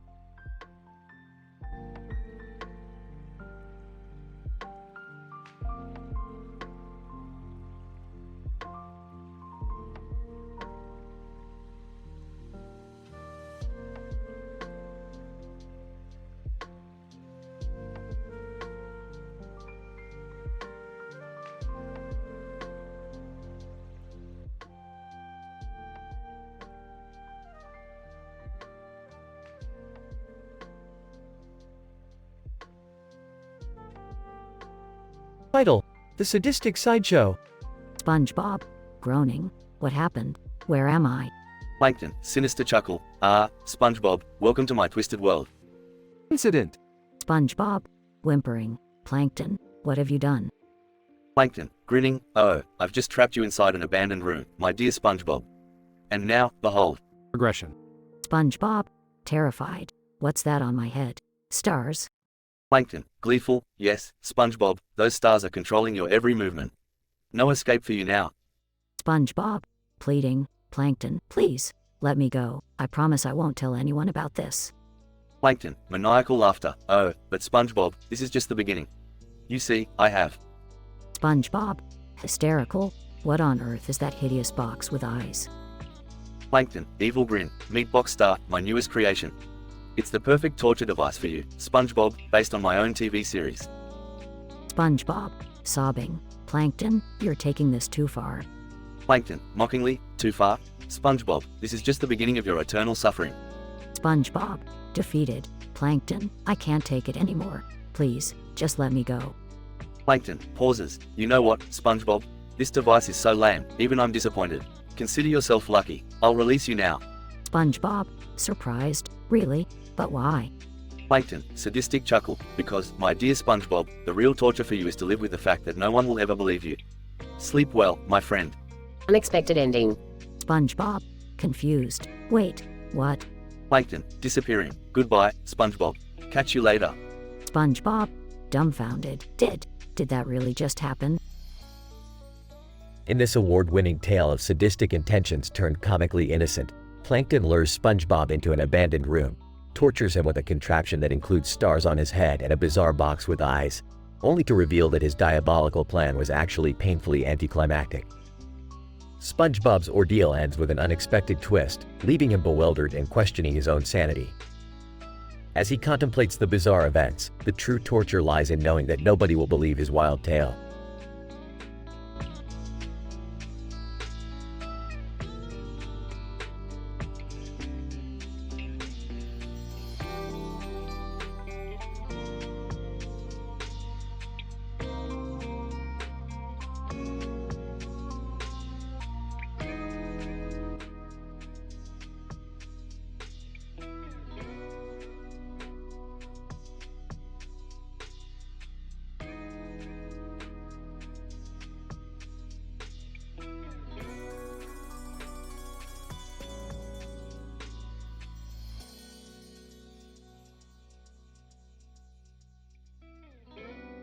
Alright, Morty, grab those plates and bowls and set up the table. We're hosting a party unlike anything this universe has ever seen. Oh, okay, Rick. But really, obscure cartoon characters and company mascots? Are you sure this is gonna work? Morty, trust me, these characters are itching for their 15 minutes of fame. Plus, the gossip potential is through the roof. Now go on, set it up. Morty sets up the table covered in various colored plates and bowls, with a bowl of food placed on top. Alright, let's get this party started, shall we? Introduce yourselves, you weirdos. Cartoon Character 1. Hey, I'm Stimpy from Ren and Stimpy. I'm here to party, man. Cartoon Character 2. I'm Cow from Cow and Chicken. The mildest character here, but ready to turn up. Company Mascot 1. Hi everyone, I'm the Michelin Man. Just trying to roll through this party, literally. Company Mascot 2. I'm the Trix Rabbit, the ultimate party crasher. Can't resist the temptation, you know. Video game character. What's up? I'm Q** Bert, ready to drop some beats and get this party flipping. Real life celebrity. Hey, I'm Nicolas Cage, here to bring my mysterious acting skills to this epic gathering. Wow, what a party, indeed. Alright, now let's get to the most exciting part. revealing your worst ever fake medical conditions. Stimpy, I present to you explosive flatulence syndrome, where every fart is like lighting a match near a gas leak. Side effects include spontaneous combustion. It originated when Stimpy ate a dangerous combination of beans and hot sauce. I rated an explosive 10 out of 10. Ow. Move aside, Stimpy. I give you infinite salivation disorder. It's like a never-ending waterfall of drool. Side effects include drowning in your own saliva. It originated when Cow licked every surface in Cartoon Network's headquarters for a year. I rated a soggy 8 out of 10. Michelin Man, I present rubber limb syndrome. My limbs are so stretchy, I can pull them over my head. Side effects include becoming a contortionist extraordinaire. It originated when I played too much Twister with the tire manufacturers. I rated an elastic 9 out of 10. Trix Rabbit. I've got non-stop cereal obsessive disorder. I can't stop eating cereal, even when it's beyond stale. Side effects include a permanent loop of cereal commercials in your head. It originated from years of consuming the forbidden Trix. I rated a sugary 7 out of 10. Q-Bert, check out my condition, pixel overload syndrome. My whole body turns into pixels at random, making it hard to navigate life. Side effects include being mistaken for a retro video game character. It originated when I glitched through a faulty arcade machine. I rated an 8-bit 6 out of 10. Nicolas Cage. Behold, excessive acting disorder. Every word I speak turns into a dramatic soliloquy. Side effects include receiving an Oscar in your dreams. It originated when I accidentally swallowed a thesaurus during a National Treasure audition. I rate it an over-the-top 10 out of 10. Bravo, everyone. Now, since you're all equally cursed with ridiculous diseases, I'll choose the winner based on pure randomness. And the one cursed with the worst ever fake medical condition forever is... Cow! Ow. No, I was so close to winning. Sorry, buddy, life's a real mother beep sometimes. Enjoy your never-ending waterfall of drool. Geez, Rick, that was intense. I can't believe we made all these weirdos party together. Morty, welcome to the insane world of Rick and Morty. Now let's go clean up this mess. And don't forget to take those ridiculous medical conditions to heart, just for fun. Oh boy, this night just keeps getting better.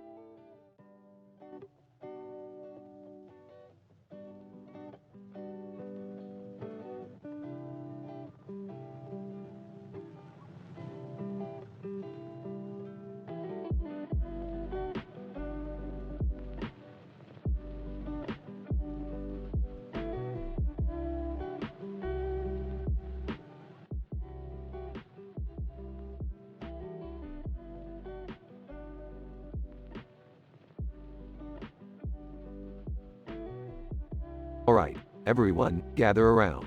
It's time for our unique party game. We're going to play Worst Dimensions Ever. Wow, that sounds intense, Rick. How does it work?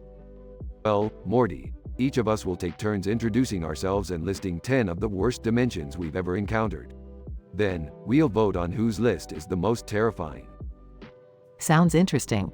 Who goes first?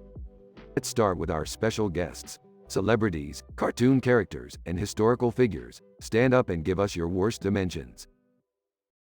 Various characters take turns introducing themselves and listing their worst dimensions. The descriptions become increasingly bizarre and disturbing. All right, everyone has shared their dimensions. Now, let's vote on the worst one. Hold on. Why does the loser have to go to the worst dimension? This seems unfair. Life isn't always fair, Jerry. If you don't like it, tough luck. Majority rules. They vote, and the loser is announced. Announcer, and the winner of the worst dimension goes to SpongeBob SquarePants. SpongeBob. Oh no, not the worst dimension. I can't even imagine what it's like. The room shifts, and SpongeBob finds himself in a dimension of eternal gloom. SpongeBob. Oh my Neptune. It's a desolate wasteland with no sunshine, no Krusty Krab, and worst of all, no pineapple under the sea. It's a nightmare. Everyone watches via a display screen, entertained by SpongeBob's misery. Yikes, that really does seem like the worst dimension ever. Well, SpongeBob, you can always come back.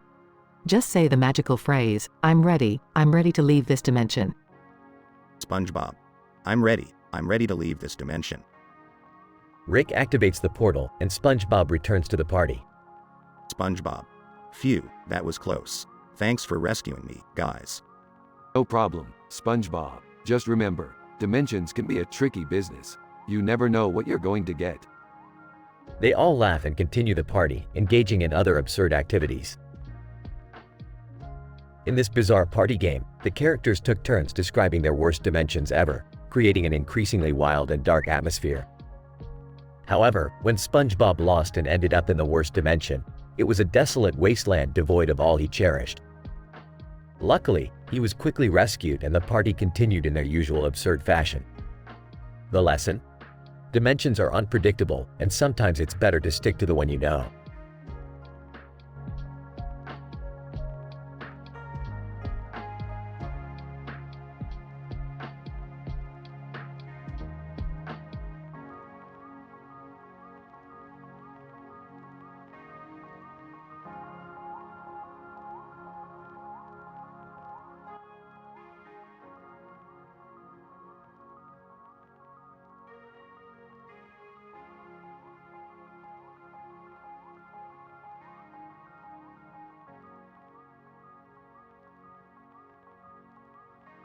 Alright, Morty, grab a beer. We're about to play the most mind-bending game in all dimensions.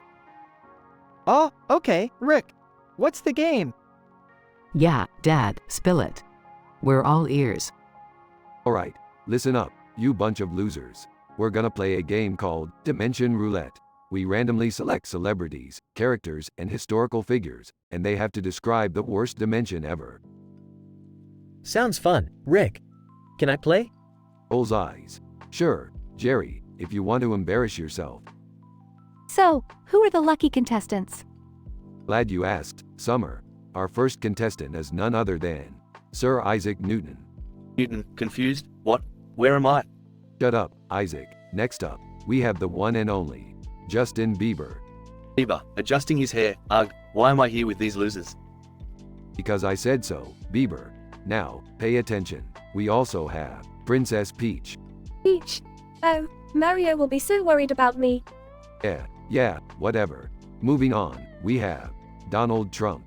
Trump, I love games. I'm amazing at games. Save it for your Twitter, Trump.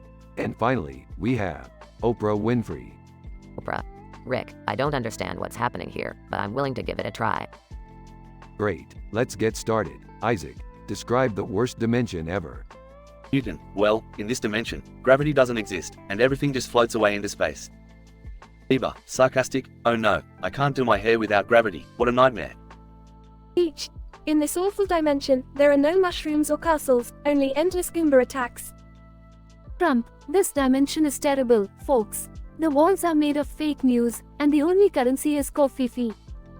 Oprah. In the worst dimension ever, everyone is constantly forced to confess their deepest secrets live on television. Alright, guys, great descriptions. Now, the loser is... Wait, Rick, before you announce the loser, can we just appreciate how absurd all these dimensions are? Yeah, Rick, you really outdid yourself this time. Smirking? Oh, you haven't seen anything yet. Now, the loser who will be plunged into the worst dimension ever is... Nervously. Please don't be me. Please don't be me. Sorry, Jerry, looks like fate hates you today. Prepare to be sent to Dimension of Constant Accordion Music. No. Anything but that. The sound, the horror, it's unbearable. Come on, Jerry, lighten up. It's not that bad. Okay, maybe it is. But hey, you'll survive. Probably. Whining. Why me? Why always me? Don't worry, Jerry. We'll find a way to get you back. Eventually, maybe. Chuckles, poor Jerry, stuck in the accordion dimension. Who would have thought? Laughing, I can't wait to hear his complaints when he finally returns. Well, at least the rest of us can enjoy a dimension-free evening. Yeah, now let's continue with the game. I've got a feeling this night is about to get a lot weirder.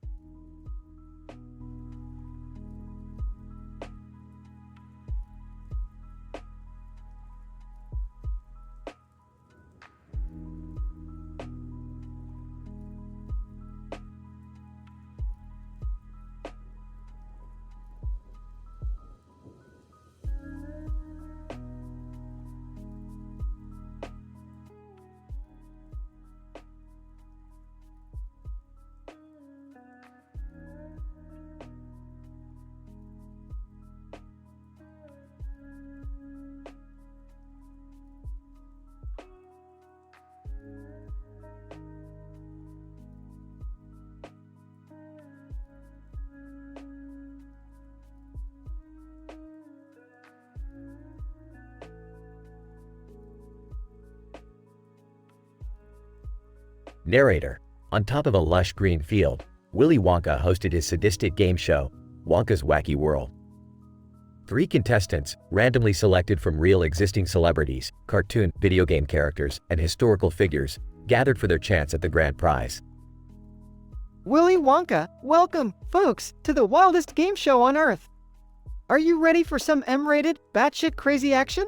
Let's meet our contestants, shall we? Contestant 1, Celebrity, Johnny Depp. Contestant 2, cartoon, video game character, Deadpool. Contestant 3, Historical figure, Cleopatra. Willy Wonka, Johnny, Deadpool, Cleopatra.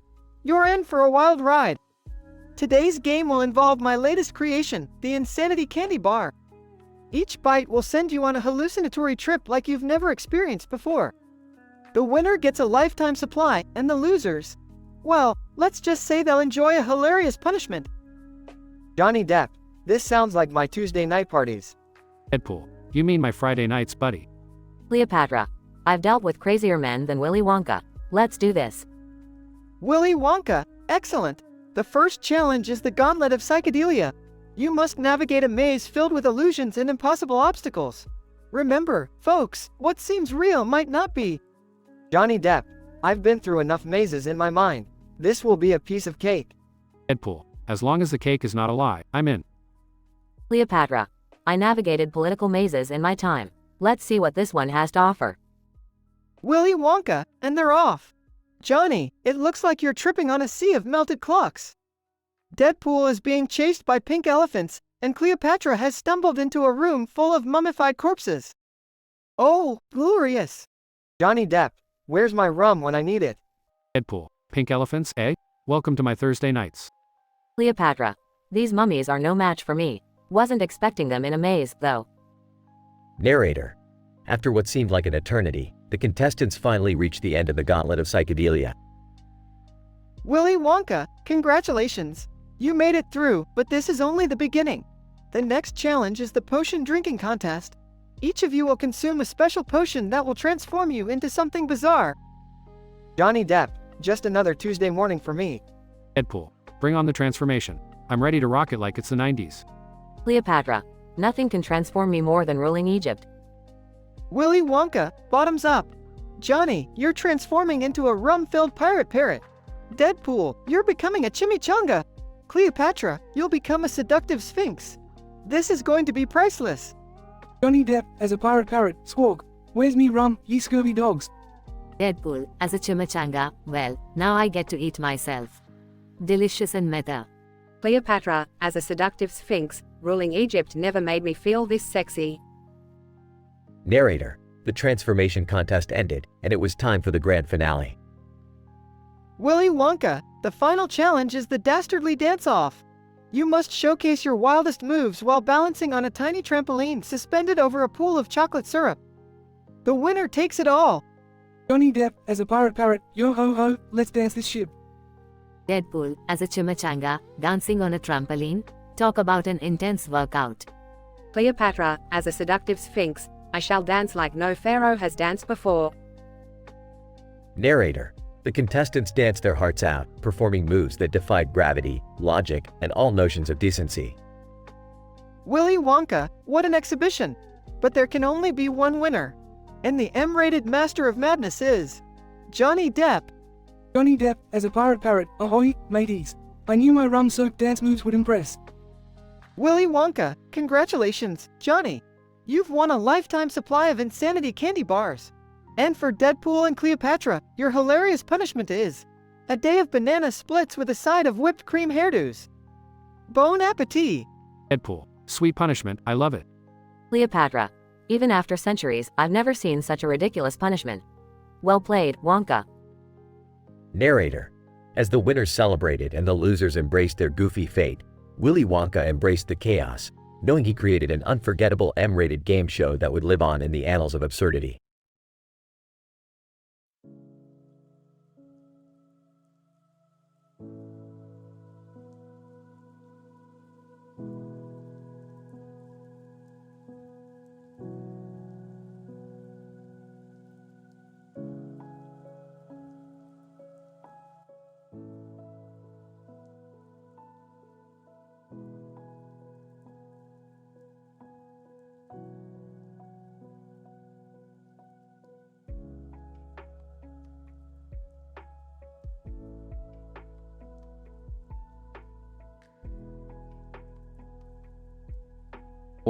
Morty, guess what I found on my latest interdimensional adventure?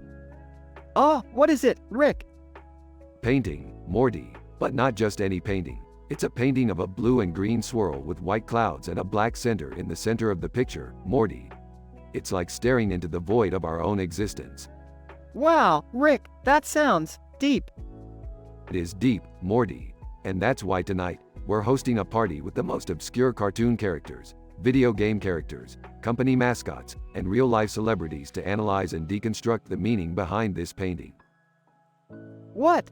Are you serious, Rick? How are they gonna help us with that?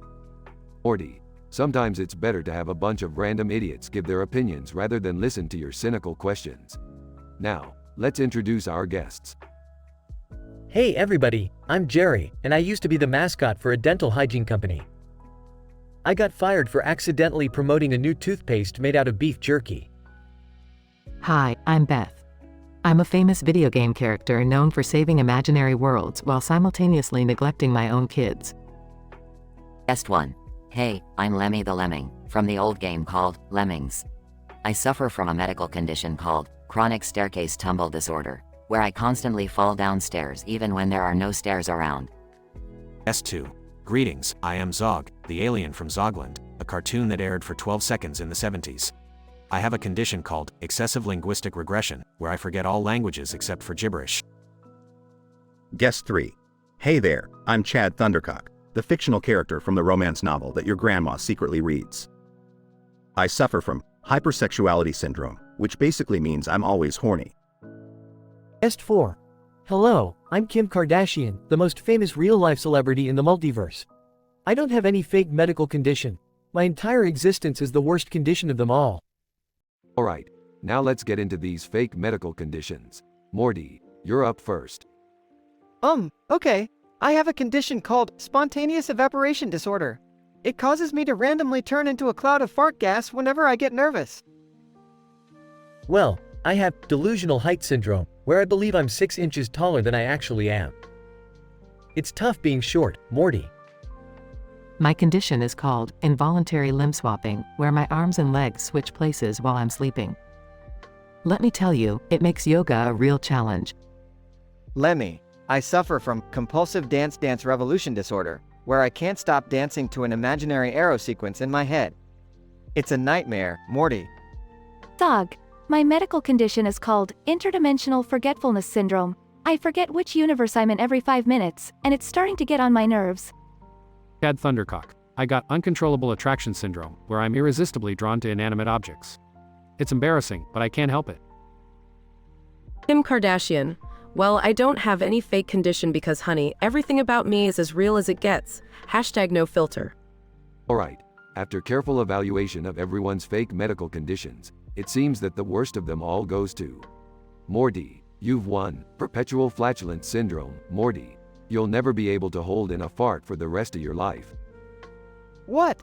No way, Rick! That's not fair. Life's not fair, Morty. Now, let's party and pretend we understand the meaning of this damn painting.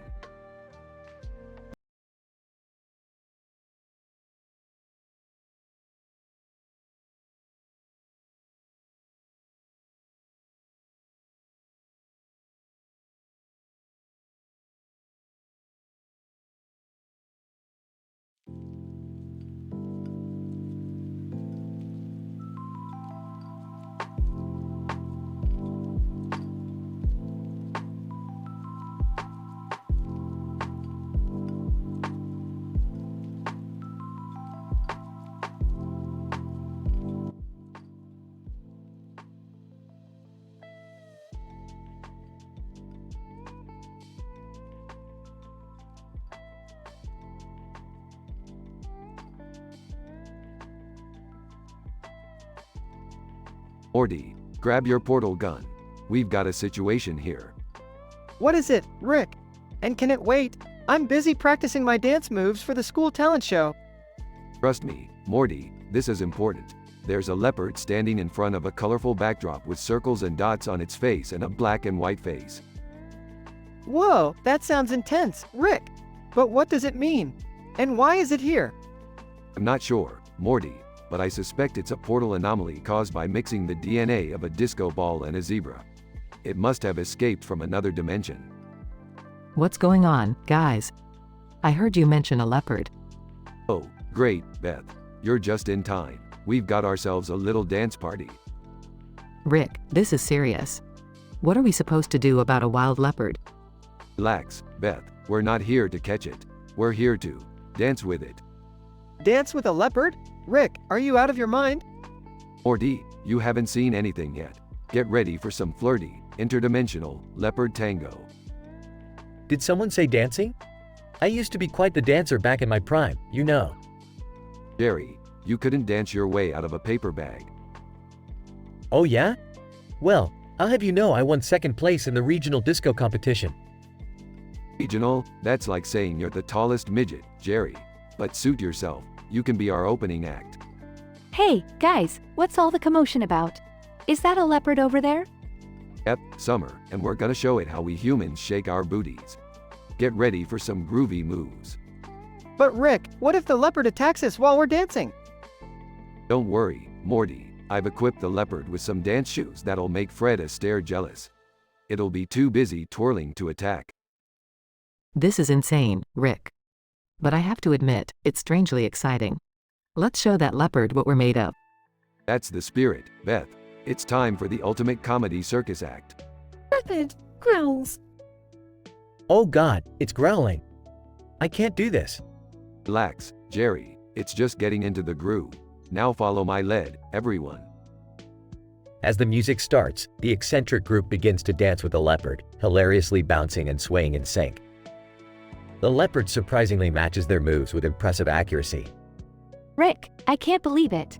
The leopard is actually enjoying himself. I must say, Rick, I never thought I'd see the day when we'd be dancing with a leopard. And it's all because of you, Rick. You truly are a mad genius. Can we just take a moment to appreciate my fantastic dance steps? Sure, Jerry, let's give credit where credit is due. Your dance moves are absolutely adequate. They all laugh and continue dancing, creating a truly bizarre and unique spectacle that will be remembered in the multiverse for years to come.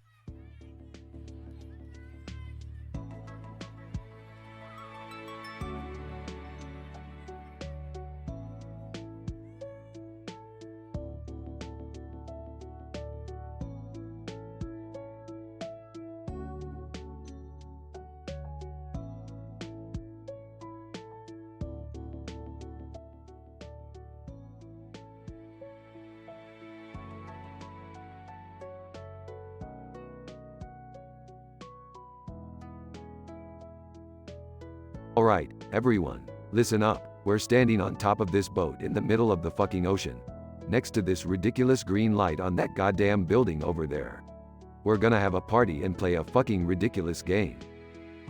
Rick, isn't the green light kinda weird? Like, what's up with that?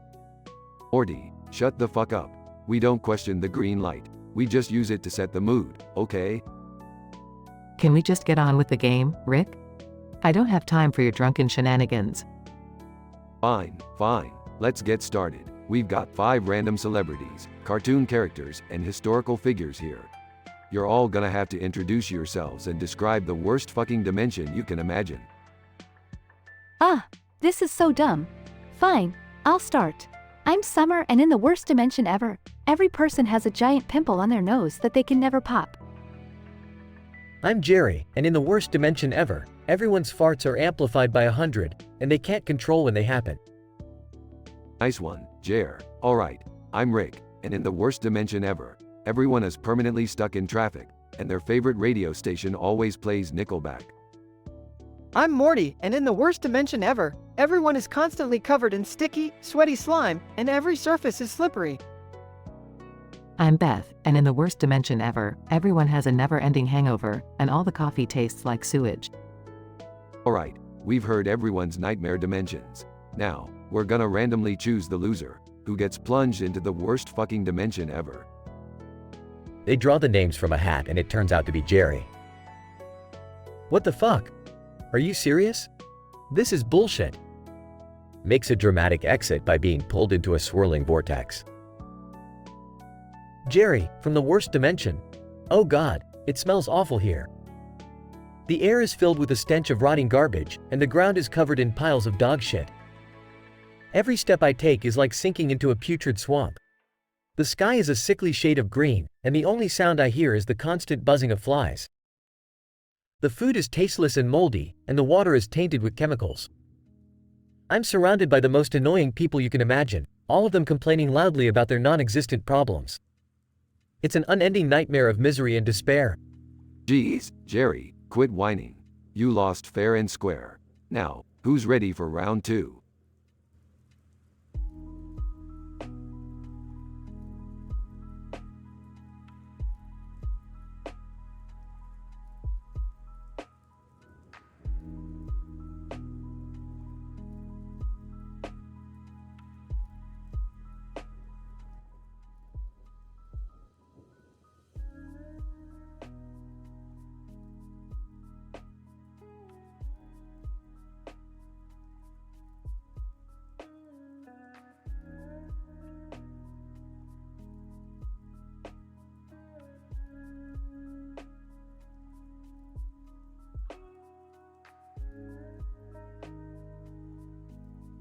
Hey Morty, check this out. I just found this colorful tile with a bunch of different faces on its side. Looks pretty trippy, huh? Oh, yeah, Rick. It's definitely something. What are you planning on doing with it? Well, Morty, I've invited 5 of the most obscure cartoon characters, company mascots, video game characters, and real-life celebrity guests to a party. And we're gonna make them introduce themselves. Oh boy, here we go again with another one of your crazy ideas. Who did you invite this time? We got Hello Kitty, the Energizer Bunny, Waluigi, Jared Leto, and Barney the Dinosaur. It's gonna be a wild time, Morty. Hello Kitty. Meow. I'm Hello Kitty, the cutest feline from Sanrio. I'll scratch your heart with rays of sunshine and happiness. But watch out, my claws are sharp. Energizer Bunny. What's up, party people? I'm here to keep the energy high and the beats pumping. Energizer Bunny in the house. Waluigi. Wow, it's a me, Waluigi. You may not know me, but I'm here to bring some crazy antics and show off my tennis skills. Let's go, losers. Jared Leto. Hey there, folks. Jared Leto here, ready to bring my method acting skills to the party. Just keep your distance, I'm always in character. Barney the Dinosaur. Hi there, friends. I'm here to share love, laughter, and sing along with you. Let's have a super duper time, shall we? Alright, now that our guests are introduced, let's hear about some of the worst fake medical conditions they've come up with. Jared, you're up. Jared Leto. Alright, folks, prepare yourselves for chronic skull syndrome. This condition's side effects include an eternally furrowed brow, causing others to question your mood 24/7. It originated from intense method acting, where I couldn't let go of my Joker persona.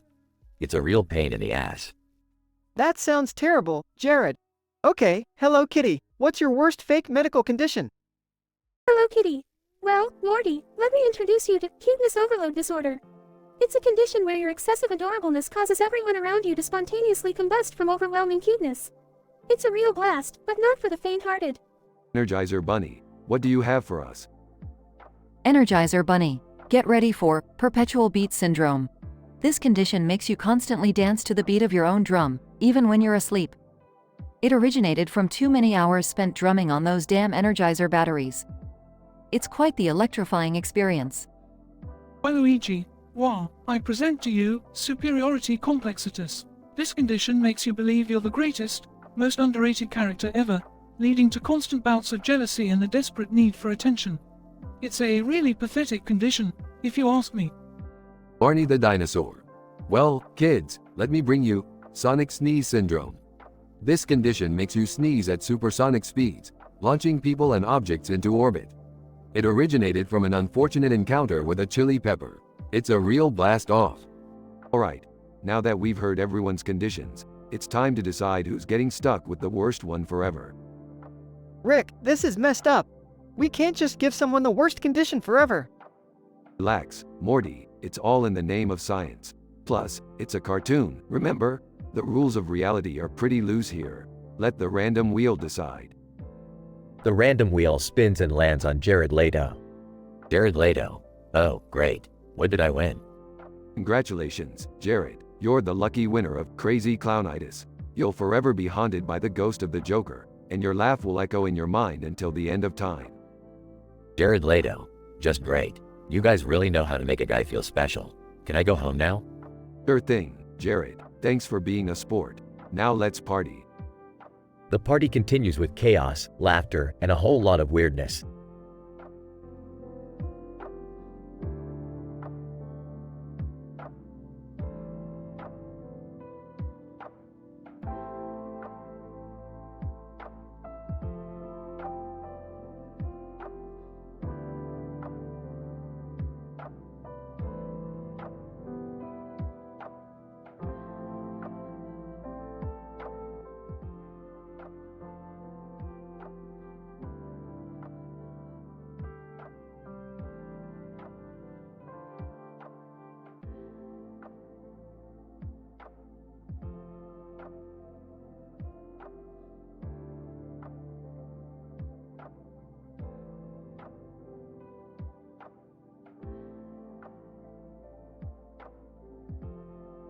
Alright, Morty, hold on tight. We're heading to a party that will make your head spin faster than a politician on election day. A party? Rick, do we really need to go to another one of your crazy shindigs? Morty, this party is gonna be off the charts. We're talking a mashup of the most obscure cartoon characters, company mascots, video game characters, and even real-life celebrities. Size, fine, but I hope it's not as weird as that last one with Mr. Poopy Butthole. Rick and Morty arrive at the party venue, a large group of buildings with a sign that says, The Simpsons, and a sea of cars parked in front.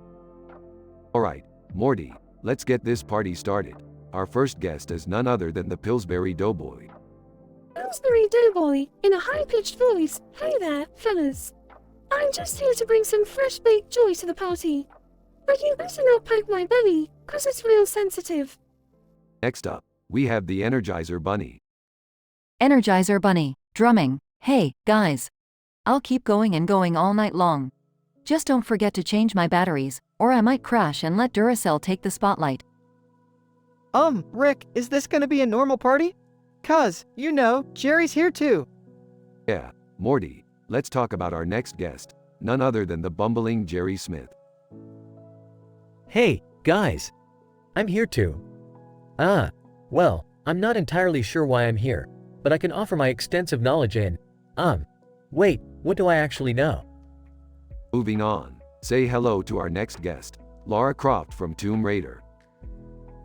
Lara Croft, confidently, greetings, everyone. I'm here to bring my keen archaeological skills and some killer party moves. But be warned, I don't share my treasure easily. Rick, who's that guy over there with the feud-proof hair? Morty, that's none other than Guy Fieri, the host of Diners, Drive-Ins and Dives. Guy Fieri. Exuberant, what up, dudes? Flavortown has arrived, and I'm here to bring the taste explosion to this party. But don't forget to call for a flavor lifeguard, cuz things might get spicy. Alright, everyone gather round. It's time for the medical condition introductions. Pillsbury Doughboy, I suffer from yeasty delight disorder, where my doughy complexion becomes extra sensitive and prone to extreme yeast infections. It all started when a mischievous baker accidentally spilled a jar of yeast on me during a baking competition. Energizer Bunny. I have chronic drumomania, a rare condition where my drumming keeps going non-stop. It originated from an experimental battery implant that went awry, turning me into a never-ending energized drumming machine.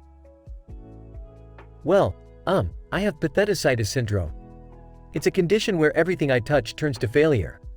It started the day I was born and has continued ever since. Lara Croft, I suffer from relic-induced obsession disorder. Whenever I come into contact with ancient artifacts, I become obsessed with finding hidden relics, forsaking all else in my pursuit. It all began during my very first tomb raiding expedition. Guy Fieri. I've got a serious case of flavor explosion syndrome. Whenever I taste something mind-blowingly delicious, my hair gets flashier, and I can't stop using over-the-top catchphrases. It all started when I accidentally ate a nuclear-flavored hot wing on live television. Alright, time to reveal the worst condition of them all. And the winner is Jerry. Dejected. Wait, what? What's my condition? Congratulations, Jerry. You just won the lifetime subscription to fecal flatulence syndrome. It's a condition where you emit uncontrollable flatulence with a smell so foul, it could make a skunk pass out. Shocked. You've got to be kidding me. Snickering. Aw, sucks to be you, Jerry. Alright, people, let's party like never before. And Jerry, watch your step, cause it's gonna be a gas-filled night. The party kicks off, with absurd conversations and hilariously unlikely scenarios unfolding throughout the night.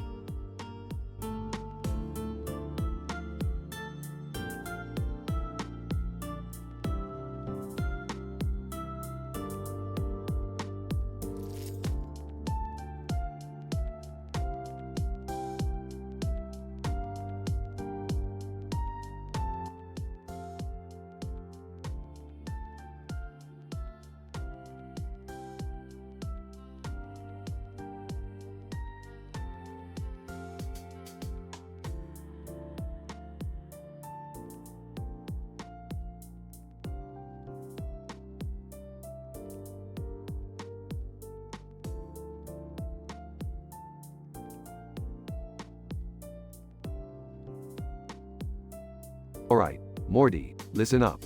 We've got ourselves a situa wait. What the hell is that painting doing here? Oh, Rick, I don't know, but it's all weird and wavy, like one of those optical illusions or something. Seriously, guys? We're talking about a painting? Can we focus on the fact that there's a queen slug for a butt in our living room? Yeah, Summer's right. We should be figuring out how to deal with this slimy, gigantic creature instead of obsessing over a painting. Oh, great, just another day in the life of the Smiths. Can't we ever have a normal family gathering? Alright, everyone calm down. I'll handle this. Queen slug for a butt. What brings you to our humble abode this time? Queen slug for a butt. Cackling. Oh, Rick, you thought you could escape me, but I always find you. Now, prepare to be absorbed into my glorious being. Ew, as if dealing with a slimy queen wasn't bad enough, now we have to deal with her absorbing us. How the hell are we going to get out of this, Rick? Don't worry, Summer, I always have a plan. We need to distract her while I create a portal to get us the hell out of here. But Rick, how are we supposed to distract her? She's, like, 10 times our size. That's where you and Beth come in, Morty. You guys make yourselves look delicious while I work on the portal device. Delicious? Are you serious? I'm not sacrificing myself for this. Jerry, shut up. We're all in this together. Rick's our only hope. Alright, Morty, let's make ourselves look like a gourmet feast. I can be the appetizer, and you can be the main course.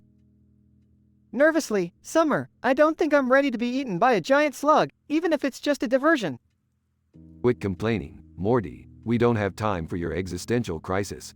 Now, go be delicious. Jerry, you stay behind me.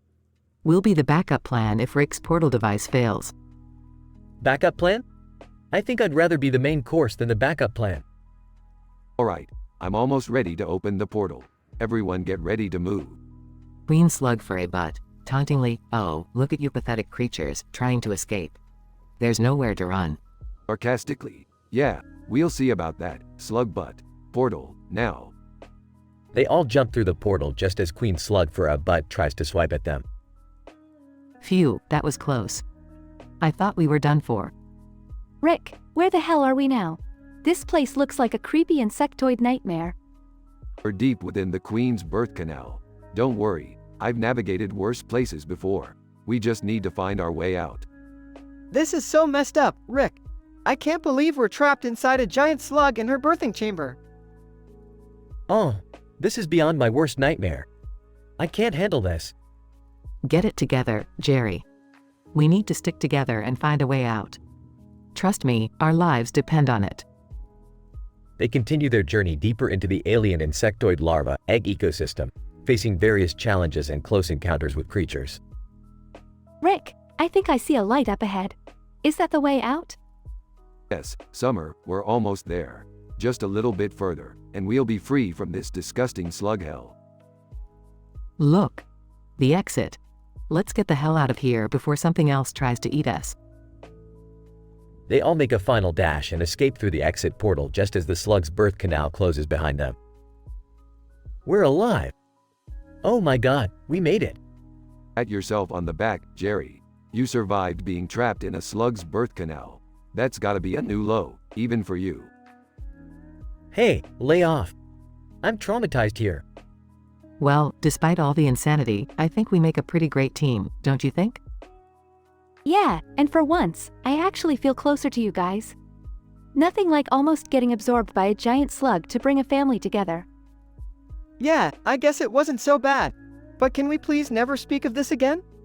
Agreed, Morty. Let's just pretend this never happened and go back to our normal, messed up lives.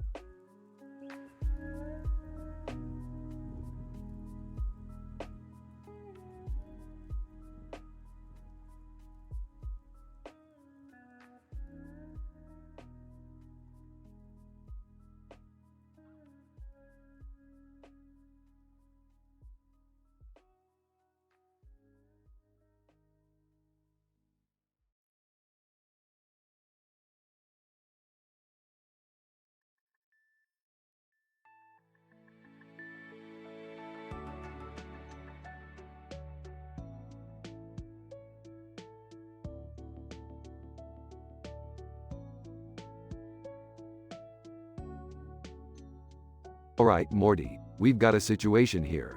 I stumbled upon this drawing of a path leading to a bright light in the middle of a forest with trees and rocks. What does it mean, Rick? I don't know, Morty, but it sounds like some cheesy, psychedelic trip, man. We better check it out. Morty and Rick enter the forest and approach the path. Look at this, Morty. It's like someone drawn it with their butt. This is some absurdly detailed landscape. Oh, okay, Rick. So, what now? Rick pulls out a dimension-altering device. Now, Morty, we're gonna throw a party and play a unique game with some randomly selected celebrities, characters, and historical figures. Are you serious, Rick? What kind of crazy game is this? Morty, it's a game of introductions. Each participant has to introduce themselves and list the worst dimensions they've encountered, in all their gruesome details. Hey, Rick. What are you guys up to? Hey, Beth, we're throwing a party, and you can be the judge. Now go invite your brother and sister. Beth leaves and returns with Summer and Jerry. What's this all about? A party? Finally, something normal. Jerry, for the last time, normal is boring. Get with the program. The party begins, and the guests gather around. Alright, let's get this game started. Introduce yourselves. Tom Hanks steps forward. Tom Hanks. Hey, I'm Tom Hanks.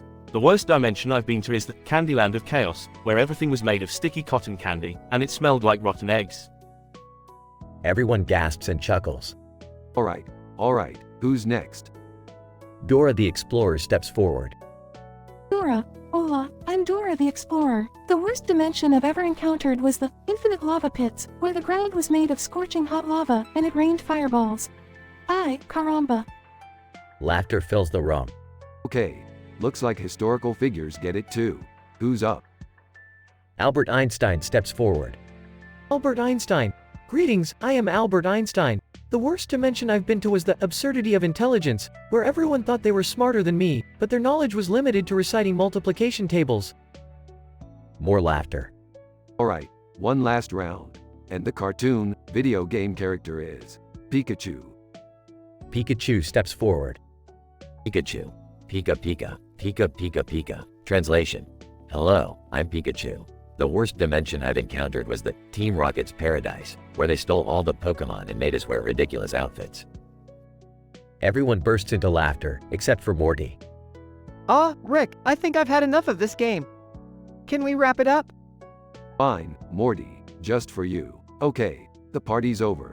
You're all winners. Now scram. Suddenly, an interdimensional portal opens up and sucks Jerry in. No! Where am I? Jerry finds himself in the toilet dimension, a place where every surface is a dirty toilet. Oh, God. It's a never-ending toilet bowl. I can't take it anymore. Help me, anyone. Back at the party, everyone laughs, completely ignoring Jerry's desperate cries for help. Well, Morty, I guess Jerry finally found a dimension that fits him perfectly. Let's go grab some pizza. Morty sighs, knowing there's no escaping their insane adventures. Yeah, sure, Rick. Pizza sounds good. They walk off into the sunset, leaving Jerry to his porcelain nightmare.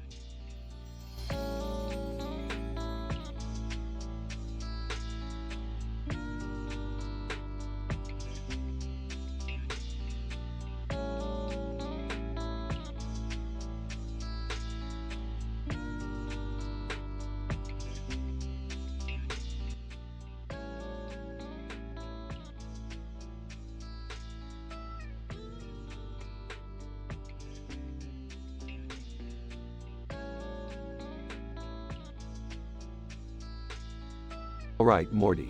We've got a bunch of freaky plants with faces and a fish in the middle, surrounded by smaller plants. Should make for an interesting party. Yeah, Rick, but I'm not sure about inviting 5 of the most obscure cartoon characters, company mascots, video game characters, historic figures, and real-life celebrities. It's gonna get weird. Morty, weird as our middle name. Well, it's actually way past our middle name, but you get the idea. Guest 1, cartoon character. Hey there, I'm Johnny Bravo, and let me tell ya, my most embarrassing moment was hitting on a mannequin. It was a solid 10 on the I wanna crawl into a hole scale. Guest 2, company mascot. Greetings, I'm the Geico Gecko. My most embarrassing moment was when I accidentally called my boss the wrong name during a meeting. Let's say it was a solid 9.5 on the cringe-worthy chart. Guest 3, video game character. Yo, what's up? I'm Lara Croft. My most embarrassing moment was when I got stuck on a ledge in one of my adventures. It was definitely an 8 on the I'm a professional, I swear, scale. Guest 4, historic figure. Salutations, I am King Henry VIII. My most embarrassing moment was when I tripped and fell while trying to impress one of my wives. She was not amused. 7.5 on the I lost my head scale. Guest 5, real-life celebrity. Hey everyone, I'm Kanye West. My most embarrassing moment was when I interrupted Taylor Swift at an awards ceremony. That one deserves a perfect 10 on the Kanye being Kanye scale. Alright, folks, all terrifically embarrassing moments. But there can only be one loser, so let's tally the scores. Wait, Rick, isn't this a little cruel? Morty, please, we've done worse. Besides, this is the multiverse's version of reality TV. Now let's get to the grand reveal. A drumroll plays as the scores are calculated. The loser, with a whopping average rating of 9.5, is Johnny Bravo. Johnny Bravo, Mamma Mia. This is not cool, man. Oh, it's beyond cool, Johnny. We're about to subject you to all your embarrassing moments simultaneously, forever. Johnny Bravo's face turns pale. Geez, Rick, that's harsh. Can't we just call it a day? Morty, we're past that point. We're in the thick of it now. Let the eternal embarrassment commence. All of Johnny Bravo's embarrassing moments start playing on an endless loop. Johnny Bravo, no, this is worse than having a bad hair day. Kanye West mutters to himself, should have won. I don't know, Rick. This seems a little messed up. Oh, Morty, it's all in good fun. Now, who's up for some nachos? The party continues as Johnny Bravo's screams echo through the multiverse.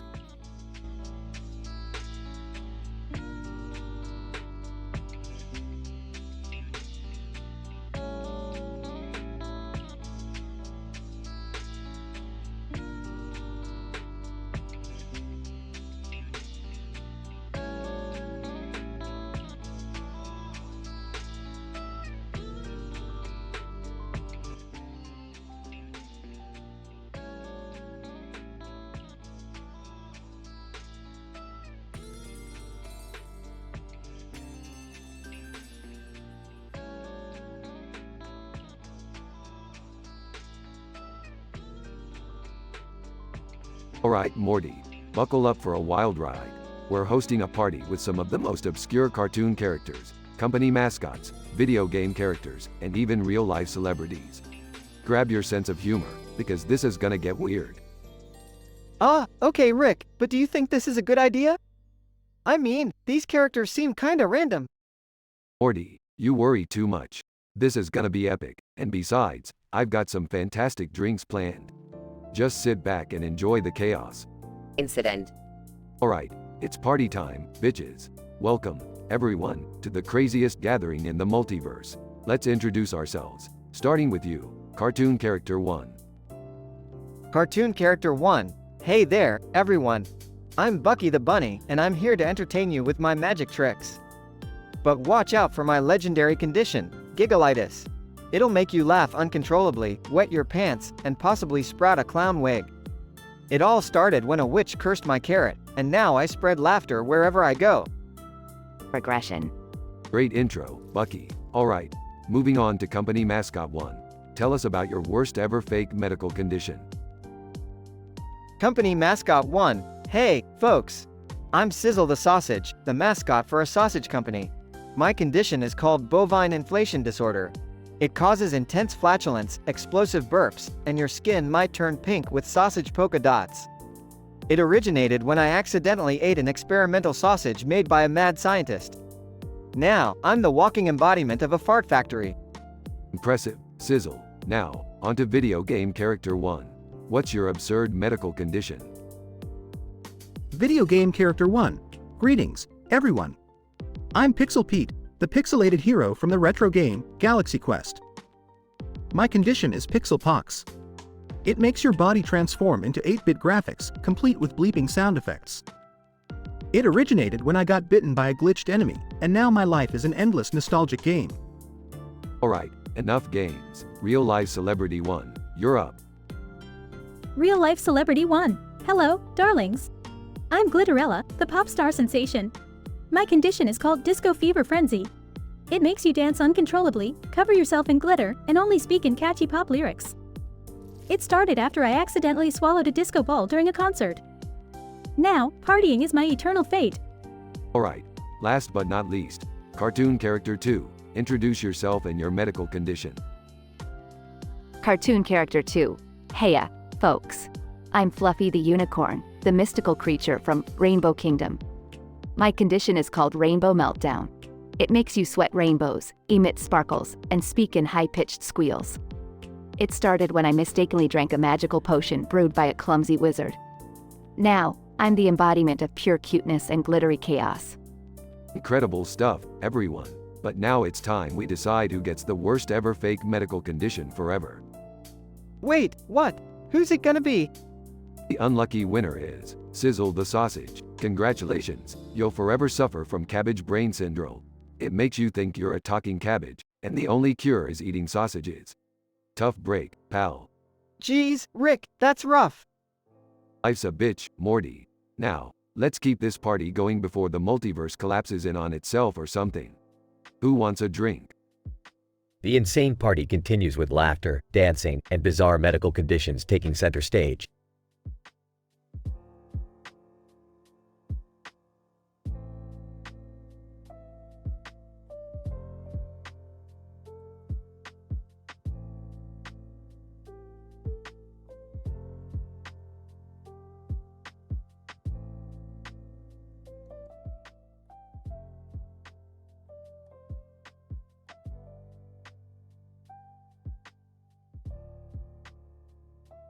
Damn it, Morty, how the hell did we end up in this situation? I don't know, Rick. It's like some messed up cosmic prank. Oh, for God's sake. Can we just focus on getting out of here? Yeah, Beth's right.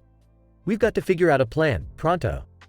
Fine, let me think. So, we're inside Summer's navel, huh? Yeah, and it's moist as hell in here, Rick. It's like a freaking rainforest.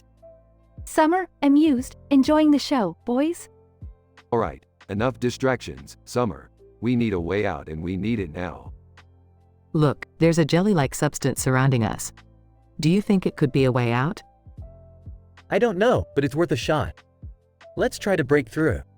Morty, grab that fish. We might need it as a weapon. Are you serious, Rick? We're going to fight our way out with a goddamn fish? Just do it, Morty. The fish could be our ticket to freedom.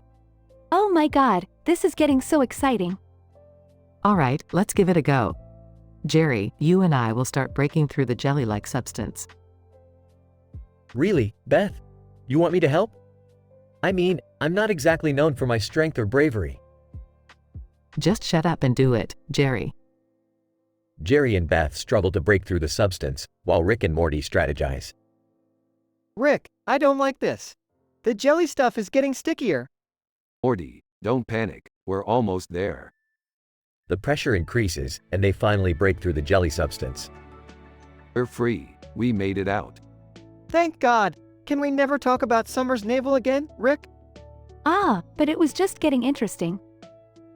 Summer, what in the world were you thinking enjoying our struggles like that? Hey, if you can't have a little fun, what's the point? Can we just get the hell out of this belly button nightmare? The group walks away from Summer's belly, glad to be back to normal size and away from the bizarre adventure.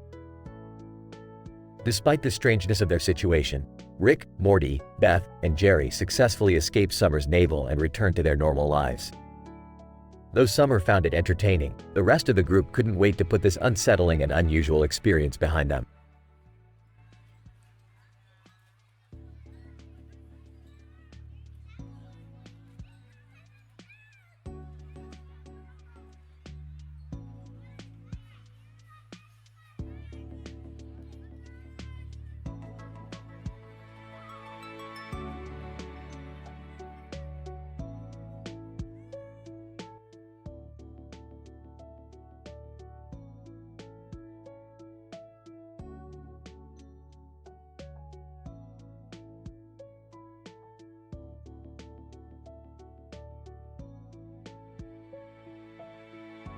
Int. Smith living room, day. Rick, Morty, Summer, Beth, and Jerry are gathered in the living room, discussing their latest adventure. Look, Morty, I told you not to touch that damn portal gun. Now we've got some creepy queen from another universe invading our home. I am sorry, Rick. I didn't think it would actually work. What are we gonna do? Rolls eyes. Seriously, Morty? We're being invaded by some frickin' queen with a slug butt, and you're worried about getting in trouble? Priorities, please. Let's focus on a way to get rid of her, Rick. We can't let this queen slug for a butt ruin our lives. Nervously, I agree. I just want everything to go back to normal. Can we please, for once, have a crisis-free day? Suddenly, the ground starts to shake, and the room becomes engulfed in darkness. The queen slug for a butt looms outside the living room window. Queen slug for a butt, sinister voice. Oh, look at you pathetic humans, trapped in my presence. You can't escape my glorious sliminess. Great, now we're monologuing. Are we in a bad cartoon or what? The queen extends her snail-like body through the window and wraps it around Rick, Morty, Summer, Beth, and Jerry, trapping them within her grotesque tentacles. We're literally stuck inside a giant butt, surrounded by slimy creatures. This is officially the worst day of my life. Rick, please tell me you have a plan. We can't stay inside this thing. Morty, I've got a plan, but we're gonna need a few things. First, we're gonna need some high-powered weapons. Second, a distraction to draw her attention. And third, someone needs to grab a sample of whatever this gooey shit is. Morty, you're up for the last one. Nervously, me? Are you sure, Rick? I've never collected goo samples from an alien butt before. Just do it, Morty. We don't have time for your anxiety-fueled breakdowns. As the queen prepares to absorb them further into her body, Rick activates a portal gun, creating a portal back to their dimension. Everyone, hold on. We're getting the hell out of here. They all jump through the portal, narrowly escaping the clutches of the queen. They stumble out onto the Smith living room floor, covered in goo and thoroughly traumatized. Rick, we did it. We escaped from that abomination. Yeah, no need to get all sentimental. Now, let's clean up this mess and never speak of this again. Jerry, looking completely shaken, breaks the silence. You know, maybe we should consider getting rid of that portal gun. It's caused us nothing but trouble. Hey, you're probably right, Jerry. Next time, we'll just stick to regular old interdimensional adventures without any butt-obsessed queens. They all give a unanimous nod, deciding to put this bizarre incident behind them. Fade out.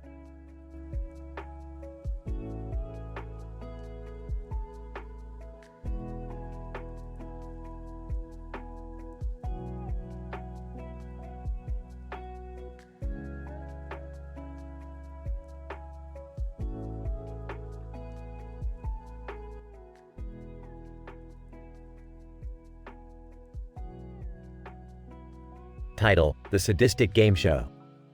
Willy Wonka. Welcome to the most twisted game show ever. I'm Willy Wonka, your sadistic host. Our three contestants today are the obscure celebrity Robbie Rotten, the over-sexualized video game character Lara Croft, and the peculiar historical figure Rasputin. Incident. Robbie Rotten. What the hell am I doing here? Lara Croft, just relax, Robbie. We're all in this bizarre game show together. Rasputin. Ah, the sweet embrace of chaos. I welcome it. Willy Wonka. Ladies and gentlemen, allow me to present my latest creation, the infinite lollipop. Once you taste it, you'll never stop licking. Regression. Willy Wonka. Round 1 begins now. Each contestant must consume as many infinite lollipops as possible. The one who lasts the longest wins. Robbie Rotten. Muffled. I can't stop licking. It's too addictive. Lara Croft, licking sound. This is insane. I've lost count of how many I've devoured. Rasputin. Maniacal laughter. The mystical power of the infinite lollipop courses through me. Willy Wonka. And the winner of round 1 is Rasputin. Lara, you've come in second place. Robbie, well, you need to step up your game. Punishment time. Willy Wonka. Robbie Rotten, for your punishment, you will be forced to dress as a giant hot dog and perform the Macarena in Times Square. May the gods have mercy on your soul. Robbie Rotten. Sigh. Fine, but this is just pure madness. Willy Wonka. Now, on to round 2. This time, the contestants will have to navigate my treacherous chocolate river while blindfolded. Whoever reaches the end first wins eternity with my golden ticket. Lara Croft, are you serious, Wonka? Rasputin. A challenge meant to test one's limits. I'm ready to plunge into the unknown. As the sadistic game show continued, the contestants faced bizarre challenges and punishments, all orchestrated by the enigmatic Willy Wonka. The intensity never ceased, feeding the viewers' thirst for chaos and entertainment, ensuring that this game show would be remembered for its absurdity and insanity.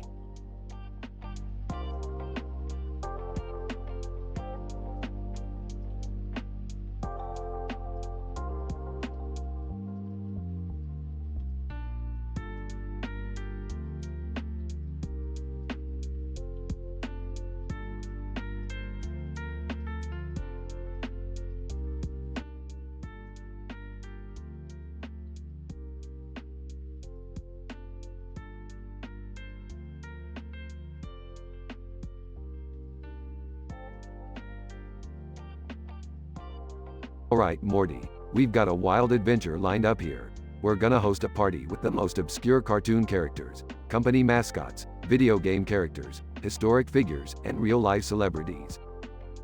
Geez, Rick, sounds interesting. Who exactly are we inviting? Well, Morty, we've got SpongeBob SquarePants, Tony the Tiger, Lara Croft, Bozo the Clown, and, wait for it, Kim Kardashian. Kim Kardashian? Seriously, Rick? Hey, Morty, don't judge. She's got a massive following, okay? Plus, it's gonna make for some juicy drama. Hey guys, can I join the party too?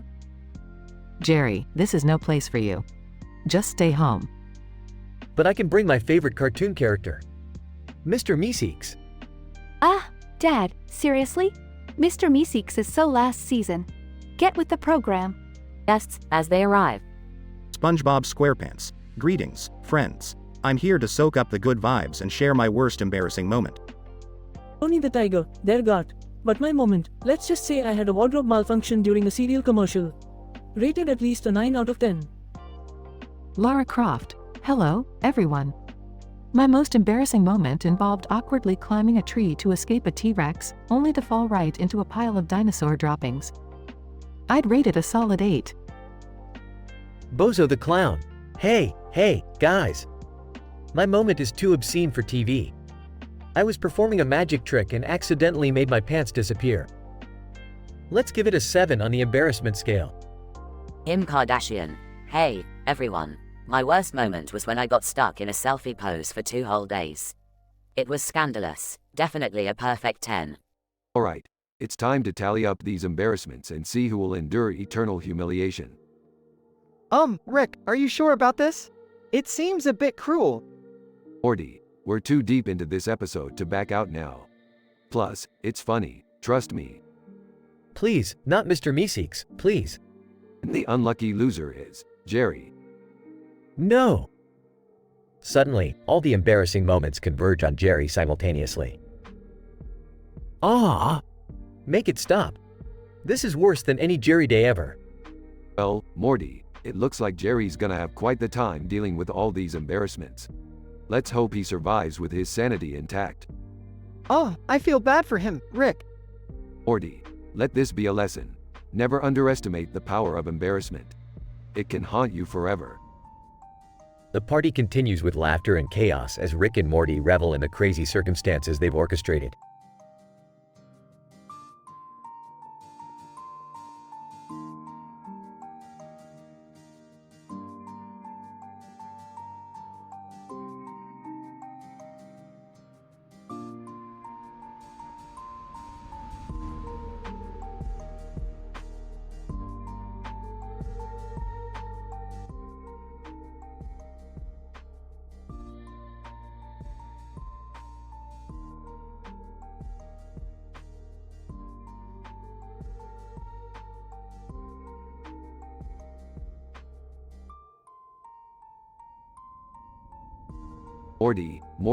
Morty, look at this comic strip.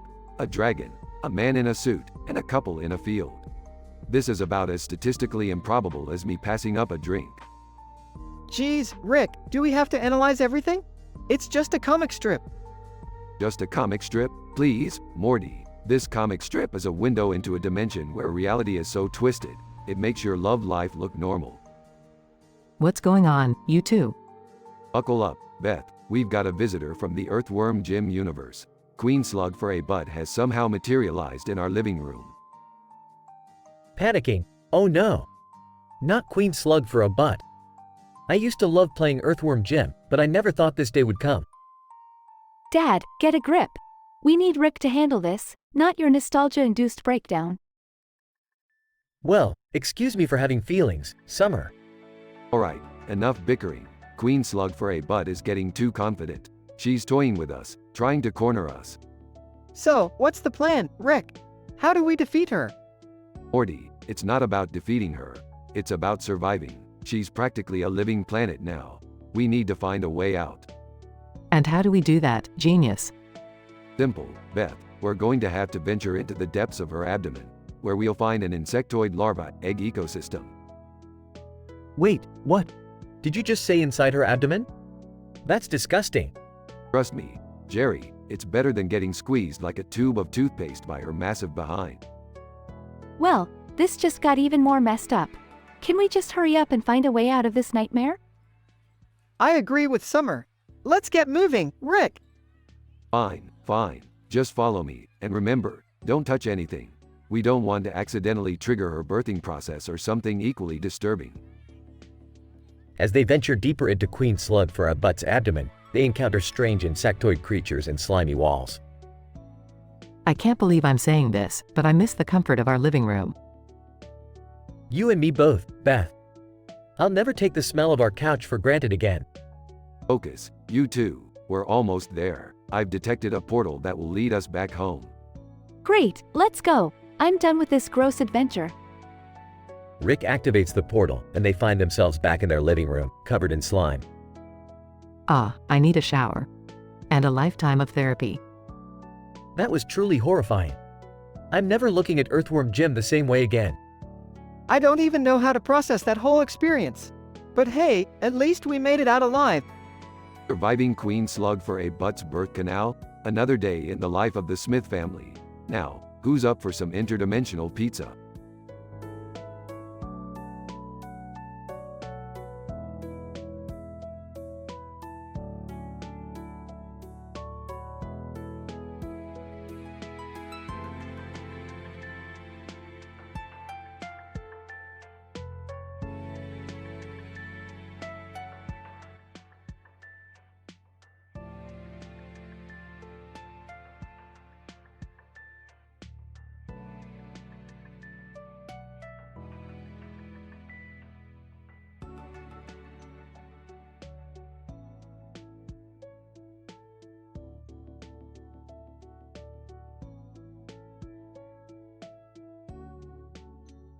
Willy Wonka. Welcome, ladies and gentlemen, to the twisted world of Willy Wonka's sadistic game show. Tonight, we have 3 of the most obscure celebrities, cartoon, video game characters, and historical figures as our contestants. Let's meet them, shall we? Contestant 1. Hitler. Why the hell am I on this godforsaken show? Contestant 2, SpongeBob SquarePants. Well, this is quite an adventure, isn't it? Contestant 3. Lady Gaga. Oh, Willy, darling, I'm ready to put on a show. Willy Wonka. Excellent. Now, my dear contestants, you will compete using my latest creation, the Wonka Mind. This marvelous device will put your brains to the ultimate test. You'll be transported into a virtual world governed by your deepest desires and darkest fears. And only the strongest will survive. Hitler. Virtual world? Dark desires? This is utter nonsense. Willy Wonka. Oh, don't be a spoilsport, Hitler. Now, let the games begin. Scene transitions to the virtual world. The contestants find themselves in a vast, mystical jungle. SpongeBob SquarePants. Wow, this place is amazing. I feel like I'm in a magical video game. Lady Gaga. And as for me, this jungle is a whole new fashion playground. Hitler. Enough of this nonsense. I demand to know what the hell we're supposed to do. Willy Wonka. Patience, my dear Hitler. Your first challenge is simple. Find the golden banana hidden deep within this jungle. But beware, for dangers lurk around every corner. Contestants venture into the jungle. Meanwhile, vicious carnivorous plants and treacherous quicksand await them. SpongeBob SquarePants. Surrounded by carnivorous plants. Patrick, Gary, help. Hitler. Struggling in quicksand. Damn it. This is not how I envisioned a comeback. Lady Gaga. Strutting confidently. Well, boys, it looks like you need a true superstar to save the day. Lady Gaga uses her fashion powers to distract the plants and save SpongeBob SquarePants and Hitler. Willy Wonka. Impressive, Lady Gaga. But the game's not over yet. Scene transitions to a vast, icy mountain range. Willy Wonka. Your final challenge awaits you, my daring contestants. Each of you must climb the treacherous Mount Doom and reach the peak before your rivals. The catch? Your limbs shall be transformed into licorice sticks. Hitler. This is absurd. How can I climb a mountain with licorice for arms? SpongeBob SquarePants. I may not have arms, but I'm determined to give it my best shot. Lady Gaga. Crafting a fashion-forward outfit with her licorice arms. Darling, this is an opportunity to make a bold fashion statement. Suddenly, a blizzard hits, making the climb even more perilous. Hitler slips, struggling to hold on, while SpongeBob SquarePants and Lady Gaga race ahead. SpongeBob SquarePants. Worried. Hang on, Hitler. We can't leave him behind. Lady Gaga. Shouting, get a grip, Hitler. We're almost there. Finally, all 3 reach the peak, exhausted and covered in licorice. Willy Wonka. Bravo, my resilient contestants. SpongeBob SquarePants, Hitler, and Lady Gaga, you've proven yourselves worthy of my admiration. But there can only be one winner. Willy Wonka presents a golden trophy to Lady Gaga. Lady Gaga.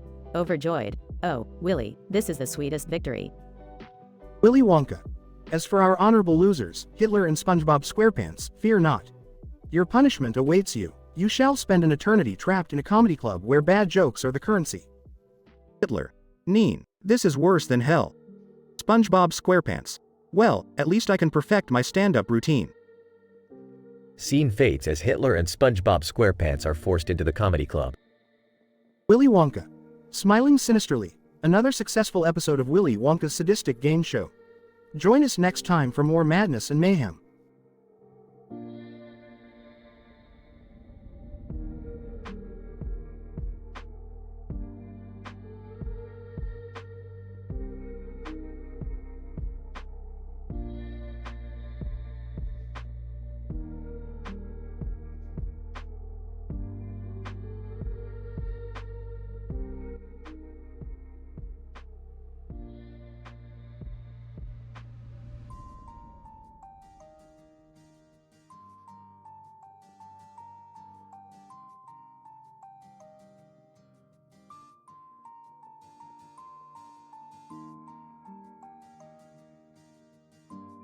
Oh geez, Morty, look at those babes over there on the beach, huh? Oh, yeah, Rick. They sure do know how to turn heads. Whispering. Hey, Beth, isn't this place kinda, inappropriate for the kids? Oh, relax, Jerry. It's just a little eye candy. Besides, Summer is old enough to handle it. Grinning? Damn right, Mom. I'm embracing my bikini body. Chuckles, that's my girl. Hold on, everyone. Something's not right here. What do you mean, Rick? I don't know, Morty, but I smell trouble. Literally. Oh great, just what we needed. Another one of your wacky misadventures, Rick.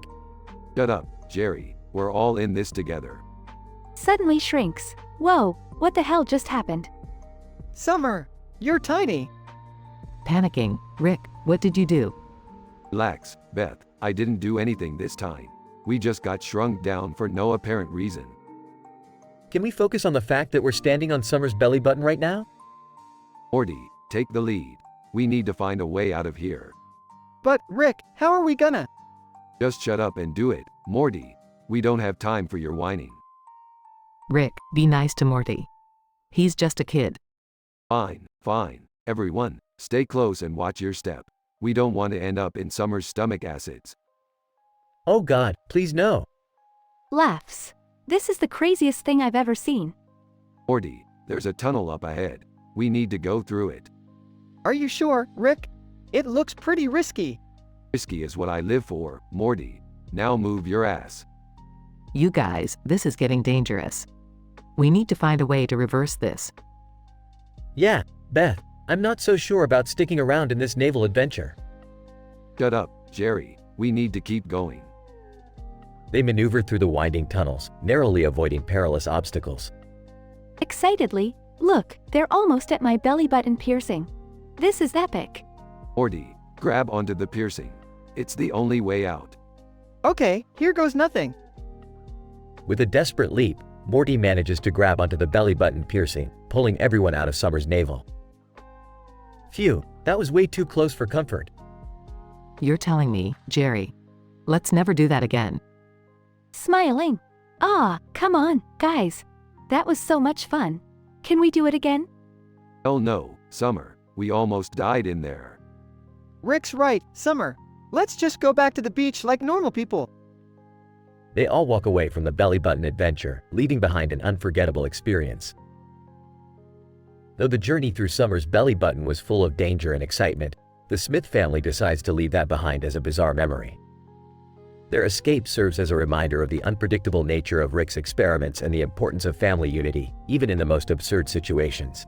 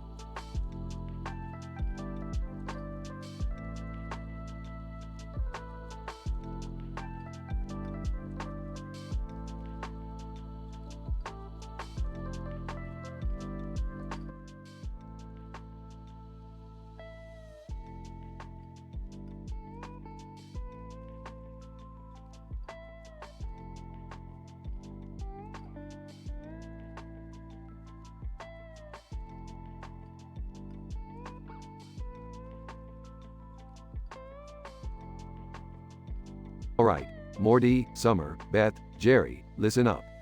We've got ourselves a major situation here. Queen Slug for a Butt from the Earthworm Gym world just appeared in our living room, and she's looking hungry. Are you serious, Rick? We're supposed to find another crazy adventure? Oh great, just what we need. Another alien creature invading our home. Can't we just call the exterminator or something? Jerry, this isn't your typical pest problem. We're dealing with a giant, talking slug with an insatiable appetite. How are we going to deal with her, Rick? Well, Summer, I've got a plan. If we can distract her, I can create a portal to transport us out of here. Okay, Rick, what's the distraction?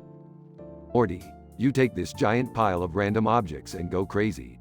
Wave them around, make noise, just keep Slug for a Butt busy. Okay, Rick. Grabs the pile of objects, here goes nothing. Queen Slug for a Butt, you silly humans think you can escape my hunger? I shall feast upon you all. Rick, she's getting closer.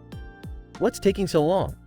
Hold on, Jerry. Portal technology doesn't just happen instantly. Keep distracting her, Morty. Rick, I'm scared. This is insane. Summer, just trust me. We'll get out of this. Just a few more seconds. Rick, I can't believe I let you talk me into this mess. Beth, now is not the time for blaming each other. Almost there. Got it. Portal's open. How do we know it's safe, Rick? We don't, Jerry, but it's our best shot. Everyone, into the portal, now. They all dive into the portal, escaping just as Queen Slug for a Butt lunges forward, missing them by inches. Phew, that was close. Rick, where are we now? Looks like we're inside some kind of alien insectoid ecosystem. We're deep within the Queen's birth canal. That's disgusting, Rick. No time for complaining, Beth. We need to find a way out of here before things get even worse. Can we just plead with her not to eat us? Jerry, she's a giant slug monster. I don't think diplomacy is going to work in this situation. Guys, look! There's a passage up ahead. Maybe it leads to an exit. Let's not waste any time. Move! They rush through the passage, narrowly avoiding the incoming Queen's contractions, squeezing them tightly. This is insane. We're like tiny particles in this giant monster. We're almost there, just a little further. I can't take it anymore. We're gonna be digested.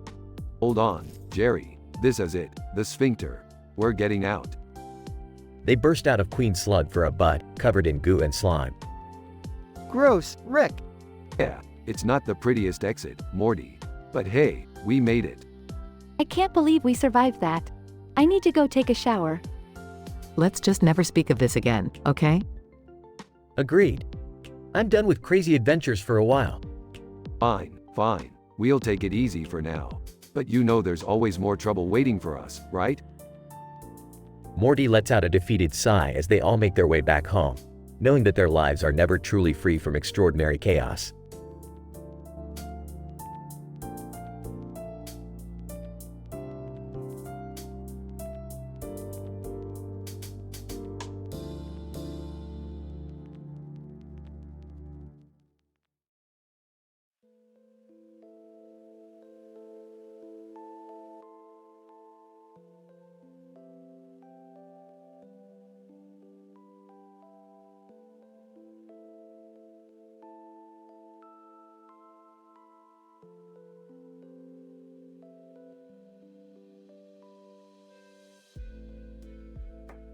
Alright, Morty, Summer, Beth, Jerry, listen up. We've got ourselves one hell of a situation on our hands. What's going on, Rick? I thought I saw a giant purple beast in the living room. Yeah, Morty, that's Queen Slug for a Butt from the Earthworm Gym universe. Looks like she decided to pay us a visit. Are you kidding me? How the F*** did she get here? I don't have time for your stupid questions, Summer. We need to figure out a way to deal with her, fast. Wait, Rick, why is she cornering us like that? It's like she's toying with us. I don't like this, Rick. She's playing games with us, and it's making me uncomfortable. Don't worry, Jerry, I'm working on a plan. We just need to stay calm and stay focused. Rick, why does she keep getting closer? She's gonna crush us. Morty, I've had just about enough of your panicking. Now shut the F *** up and let me think. Rick, look out. She's sucking us in. Oh my god, we're inside her. I can't believe this is happening. This is the most messed up thing I've ever experienced. What the F ***, Rick? Alright, listen, everyone. We need to find a way out of this alien insectoid larva ecosystem. Keep your guard up and stick together. Rick, I don't know if I can handle this. It's dark, slimy, and full of maggots. Quit being a little b ***, Morty. We need to find an escape route, and we have to do it quickly. Rick, there's a larva coming towards us. Oh, this is disgusting. Get it away from me. I can't take much more of this, Rick. I'm gonna lose it. Hold it together, Jerry. We're almost there. Just keep moving. Rick, I see a light. Maybe it's a way out. Good eye, Morty. Let's move towards it and hope for the best. Oh no, Rick. The light is fading. We're running out of time. Rick, we can't give up now. We're so close. I don't think we're gonna make it, Rick. It's over. Shut up, Jerry. I never liked you anyway. Now keep moving. Rick, I can see an opening. We're almost out. Everyone, follow Morty. Let's make a run for it. I can't believe it. Rick, we made it out of that disgusting place.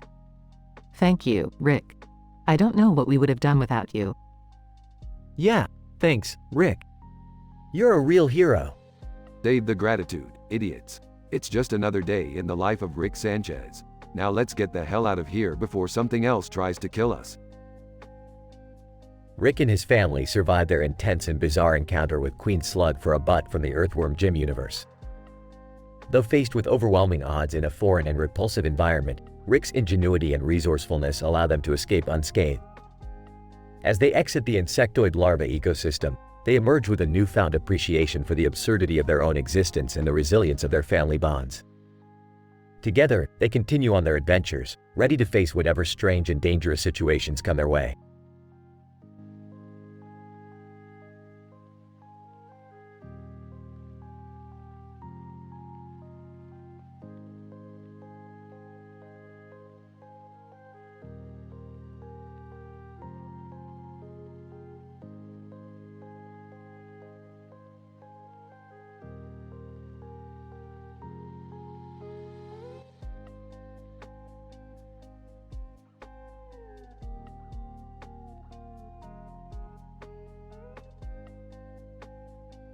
Alright, everyone gather around. It's time for our party game. We're going to play. Introduce yourself to the worst dimensions ever. Rick, are you sure this is a good idea? It sounds pretty messed up. Relax, Morty. It's just a game. Now, let's get started. Beth, why don't you go first? Alright. Hi, I'm Beth, and one of the worst dimensions ever is carnivora.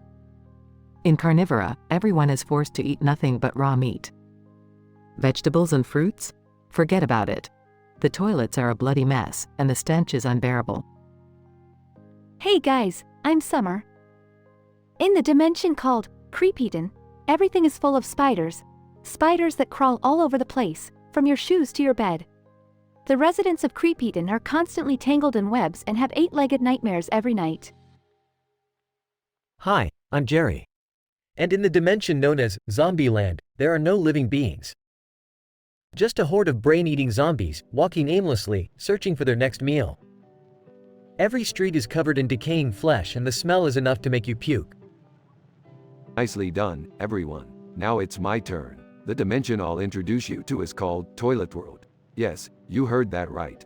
In Toilet World, people live inside gigantic toilets. You can't escape the perpetual flushing sound, and the aroma is a mix of urine, feces, and cleaning products. It's a real shithole. Okay, this is getting weirder by the second. Anyway, I'm Morty, and my dimension is Mucus Land. The entire dimension is covered in a thick layer of slimy mucus. Walking is practically impossible, and everything you touch leaves a sticky residue on your skin. It's like living in a giant booger. Crowd laughs. Alright, now that we've introduced our worst dimensions, let's see who gets the short end of the stick. They spin a wheel to determine the loser. And the loser is Jerry. Oh, Come on. This is rigged, I tell you. Scene transitions to Jerry being plunged into his worst dimension. Oh god, it's infinite chores. Every corner I turn, there's a pile of laundry to fold, dishes to clean, and toilets to scrub. The never-ending list of chores is driving me insane. Scene fades out with the gang laughing. Well, that was fun. Now, who's up for some interdimensional karaoke? Note: due to the adult nature and content of this script, it may not be suitable for all audiences. Viewer discretion is advised.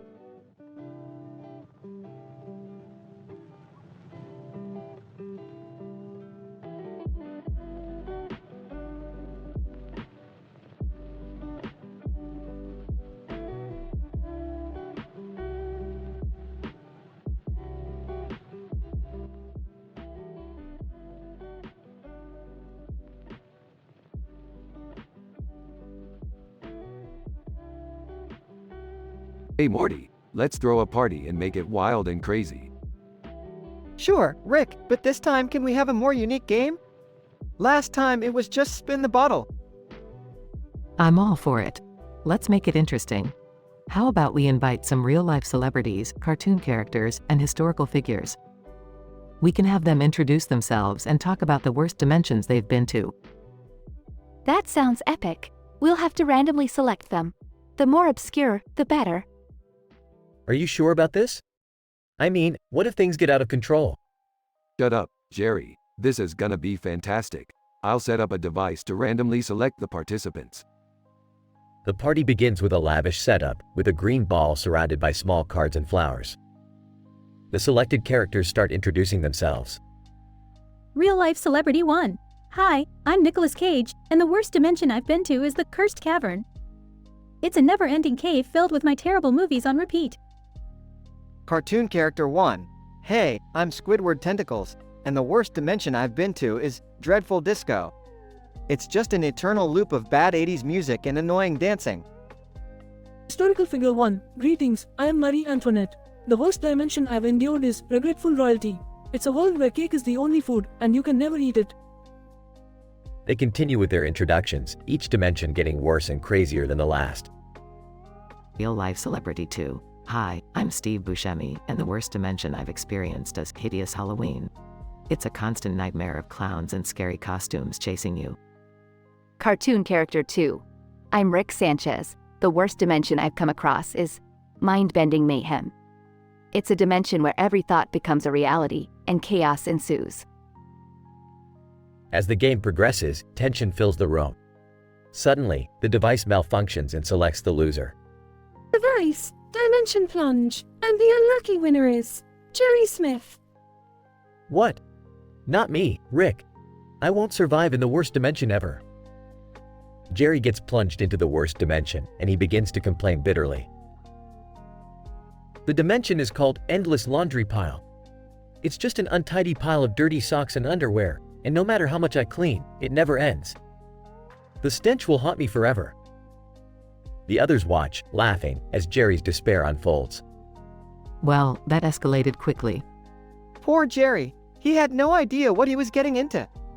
Let's hope he learns his lesson. The worst dimensions can be a real pain. Rick, Morty, Beth, and Summer continue partying, leaving Jerry to his fate. The night carries on in an orgy of debauchery and chaos, as the green ball continues to glow amidst the wild celebrations.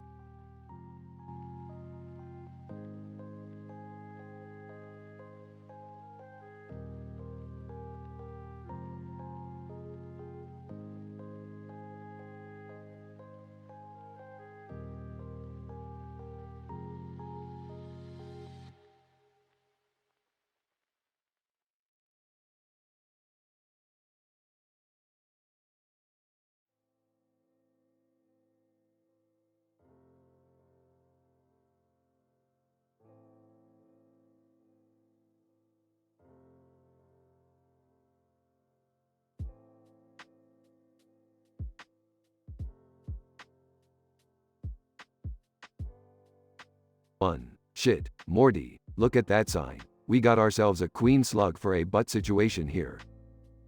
2. W. What the hell, Rick? How did she even get here in our living room? 3. Oh my god. Is that the queen from Earthworm Jim? This is just insane. 4. Everybody stay calm. We need to figure out a way to deal with her. 5. A abdominal birth canal? Are you kidding me? I didn't sign up for this. 6. Queen slug for a butt. Tauntingly. Well, look at what we have here. Rick Sanchez and his pathetic family. Prepare to become my next meal. 7. We're not going down without a fight, you slimy bitch. 8. Rick, I've read about this once in a sci-fi comic.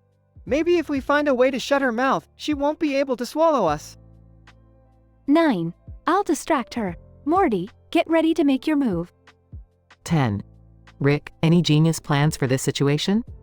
11. Nah, Beth, just shut up and let me think. 12. Come on, Rick. We're running out of time here. 13. Queen slug for a butt, laughing. You fools! Your feeble attempts won't save you. Surrender now. 14. Morty, aim for the uvula with this laser gun. That should shut her up. 15. Okay, Rick, here goes nothing. Laser gun, activate. 16. Hey, slug butt. Over here. 17. Queen slug for a butt. What? No one ignores me. Prepare to be devoured. 18. Morty, now. 19. Take this, you slimy abomination. Pew pew. 20. With a loud zap, the queen slug for a butt's mouth is sealed shut, leaving her unable to suck anyone inside her. Conclusion. The sudden closure of her mouth throws the queen slug for a butt into a furious frenzy. Rick, Morty, Summer, Beth, and Jerry seize the opportunity and quickly escape her clutches, scrambling away from the dangerous creature. They manage to find a hidden portal that teleports them safely back to their living room.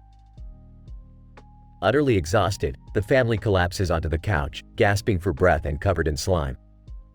Rick lets out a triumphant burp. Well, Morty, not our weirdest adventure, but definitely messy as hell. I can't believe we made it out alive, Rick. Can we order pizza now? I need something to distract me from the fact that I was almost sucked into an alien queen's birth canal. Let's just be grateful we're all safe and find a way to forget this ever happened, okay? I second that. No more crazy interdimensional shenanigans, please. As the family agrees to put the bizarre encounter behind them, they order pizza and try their best to move on. Little do they know, this won't be the last time they face such mind-boggling adventures.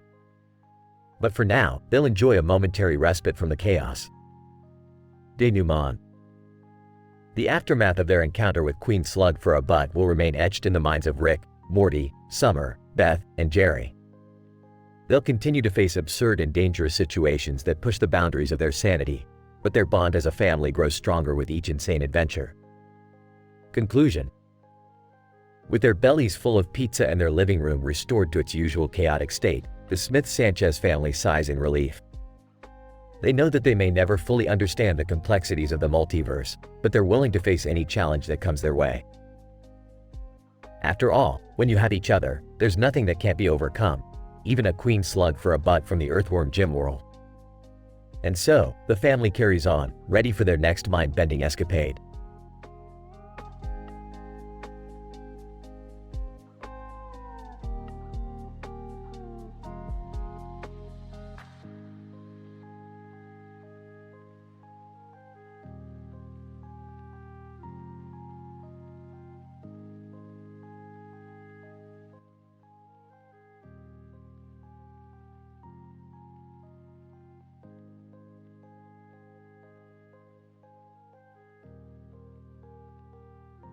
Alright, Morty, Summer, Beth, Jerry, we've got a serious situation on our hands. This is Queen Slug for a butt from the Earthworm Jim world and she's in our living room. Oh, for God's sake, Rick. Can't we have a normal family dinner for once? Jerry, shut up and listen to Rick. This is important. Queen slug for a butt. Well, if it isn't the pathetic Sanchez family. I've come to show you all the true power of a galactic queen. Seriously? A giant talking slug? Rick, how do we deal with this? Don't worry, Summer, I've got a plan. Everyone, grab hold of something. What's the plan, Rick? I don't want to end up inside that thing. Just hold on, Morty. Jerry, give me the baby. What? No way. You're not dragging our baby into this madness. Jerry, it's either that or getting sucked into a gigantic slug's ass. Your choice. Jerry, do as Rick says. We need all the help we can get. Queen Slug for a butt. Are you done babbling yet? I grow impatient. Alright, gang, hold on tight. The queen's body begins to expand and encompass the entire room. Rick, I can't believe we're actually inside this thing. It's disgusting. The smell is unbearable. Oh great, now I'm covered in slime. This couldn't get any worse. Rick, how do we escape this nightmare? Don't worry, I've modified my portal gun to work from inside the queen's body. We just need to find a way out of her birth canal. Muffled noises and sounds of struggle. I see it, Rick. There's a light at the end of the canal. Queen Slug for a butt, you fools. There's no escaping me. We're not afraid of you, Slug. We'll find a way out. More muffled noises and intense struggle. We made it, Rick. We're out of her birth canal. But what now? We're still covered in slug juice. Jerry, you're holding the baby. Do something useful and wipe us all down. Fine, but only because my life is already a mess. The family cleans themselves off. Alright, everyone, we need to get as far away from this disgusting creature as possible. Can't argue with that, Rick. Let's go home and never speak of this again.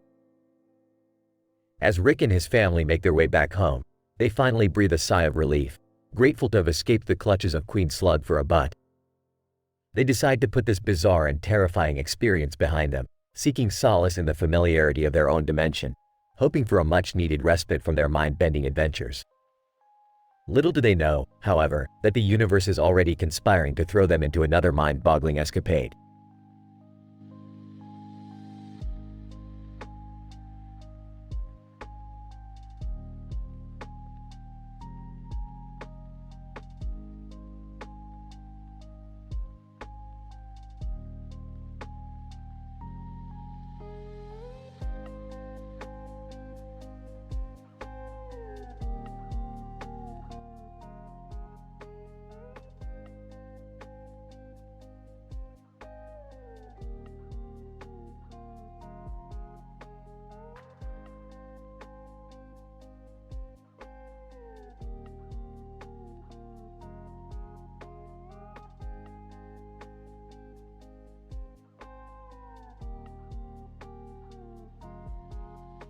Morty, I can't believe the day we're having.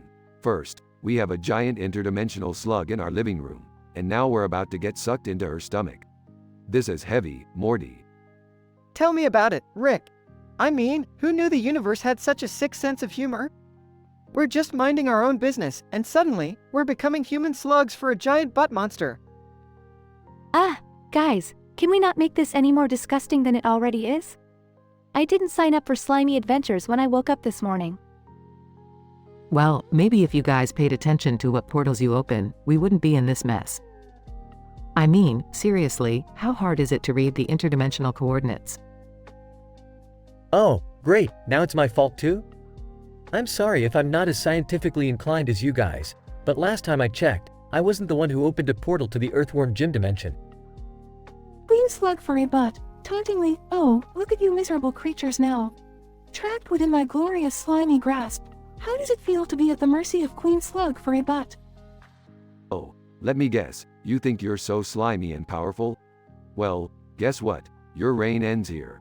We'll find a way out of this mess, even if it means crawling through your disgusting birth canal. Rick, do we really have to climb through her insides? Can't we find another way out? Morty, when life throws you into a giant butt monster, you make butt monster egg. It's just simple logic. This is so messed up. Of all the adventures we've been on, getting swallowed by a giant slug is by far the grossest. Well, what's the plan, Rick? How do we escape this slimy nightmare? Simple, Beth. We just need to find the queen's weak spot. Every monster has one, and I'm sure this uberbred slug is no exception. Weak spot? How can we find a weak spot when we're stuck inside her slimy stomach? We'll have to navigate our way through her digestive system.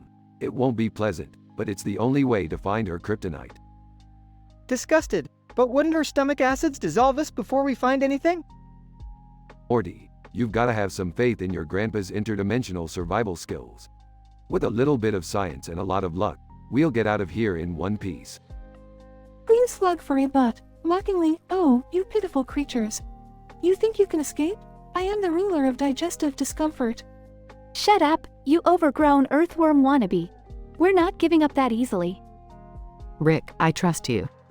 Lead the way through this gross, slimy adventure. I can't believe I'm saying this, but Rick, your crazy plans are our only shot. Do what you do best and get us out of here. Alright, strap in, everyone. We're about to embark on one hell of a nerve-wracking gastrointestinal journey. As they venture deeper into the Queen's stomach, the team encounters bizarre, stomach-churning obstacles and manages to find the Queen's weak spot. Rick, I found it. Her weak spot, it's a giant pulsating pimple on her side.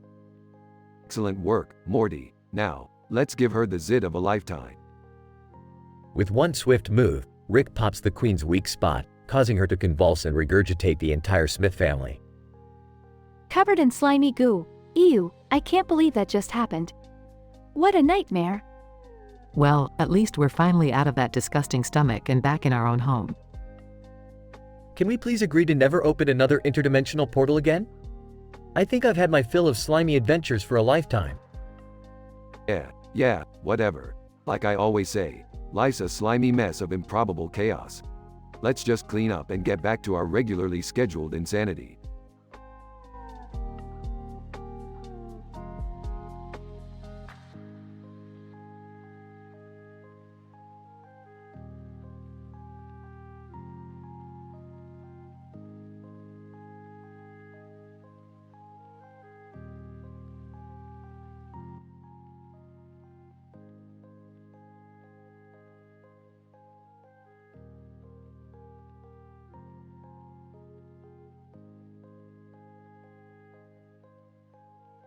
Alright, everyone, gather round for the picture. Masks on your heads and legs. This is going to be a bizarre one. Rick, are you sure about this? I mean, I wanted to throw a party, but this seems a bit extreme. Morty, don't be a pussy. We've got Beth, Summer, and Jerry here, along with 5 randomly selected, offbeat characters to spice things up. It's gonna be fun. I can't believe I let you drag me into this, Rick. I hope these characters are at least interesting. Yeah, Dad, I'm with Mom on this one. Don't disappoint us. Why did I agree to come to this? You always get us into these crazy situations, Rick. Relax, Jerry, it's just a party game. Now, let's get started. Everyone, introduce yourselves and tell us about the worst dimension you've ever encountered. They begin introducing themselves, each having a turn. Alright, the introductions are done. Now, each of you will vote for the worst dimension based on the descriptions. The loser gets a first-hand experience. Dad, didn't you say this is an M-rated story? Should we really go into the vivid details? Shut up, Morty, and trust the creative process. They vote, and one of the characters ends up losing. Character 1.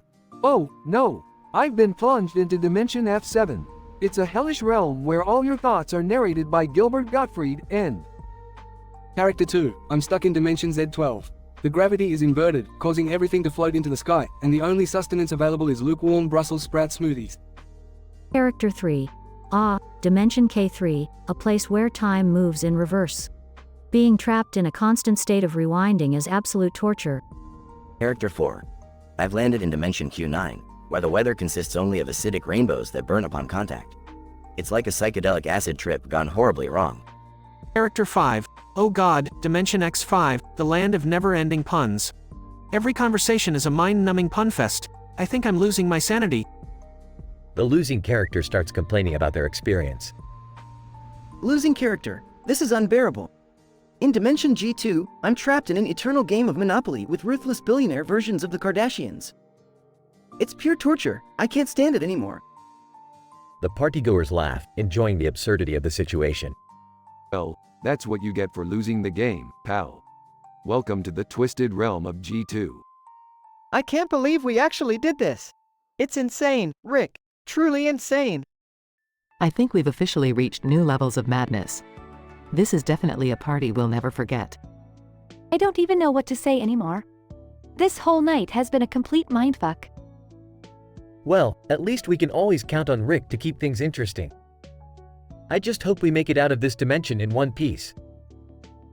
They all burst into laughter, the party and the insanity continuing into the night.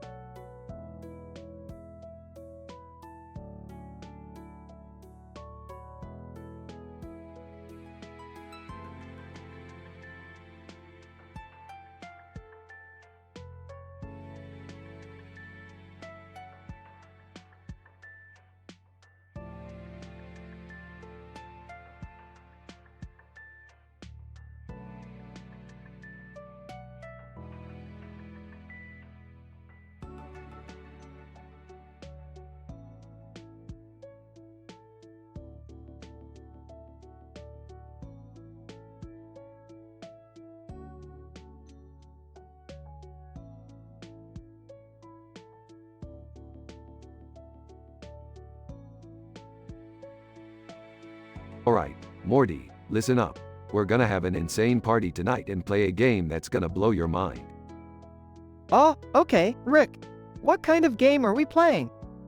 We're gonna invite 5 random celebrities, cartoon characters, and historical figures, and they have to introduce themselves while describing the worst dimensions ever. We'll go one by one, and the loser gets plunged into the worst dimension ever. Rick, that's a terrible idea. How are we supposed to find real celebrities or historical figures to come to our party? Relax, Beth, I've got connections. Now, let's start the game. Who wants to go first? I'll go. Bring it on.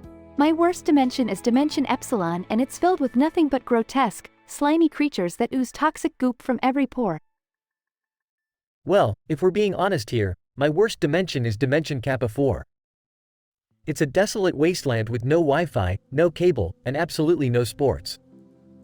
Alright, I'll jump in next. My worst dimension is Dimension Omega 7. It's inhabited by a race of hyper-intelligent amoebas who have a fetish for human experimentation. Let's see who's up next. Oh, okay. My worst dimension is Dimension Lambda 9. It's a place where all the food tastes like wet cardboard and the only music you hear is Nickelback on endless repeat. Well done, Morty. Now, Beth, it's your turn. Go on. Describe your worst dimension. Alright, fine. My worst dimension is Dimension Zeta 3. It's a place where everyone has the body odor of 1,000 sweaty gym socks and enjoys licking doorknobs. Happy now? Ha ha ha, that was amazing, Beth. Looks like you're the loser, which means you're headed straight to the worst dimension ever. No, Rick. You can't do this to me. Rick activates a portal, sucking Beth into it. Oh God, the stench. It's overwhelming. It's like being trapped in a giant locker room with a bunch of unwashed athletes. I can't breathe. Muffled sounds and screams come from the portal as Beth's voice fades away. Well, that was fun. Who's up for another round?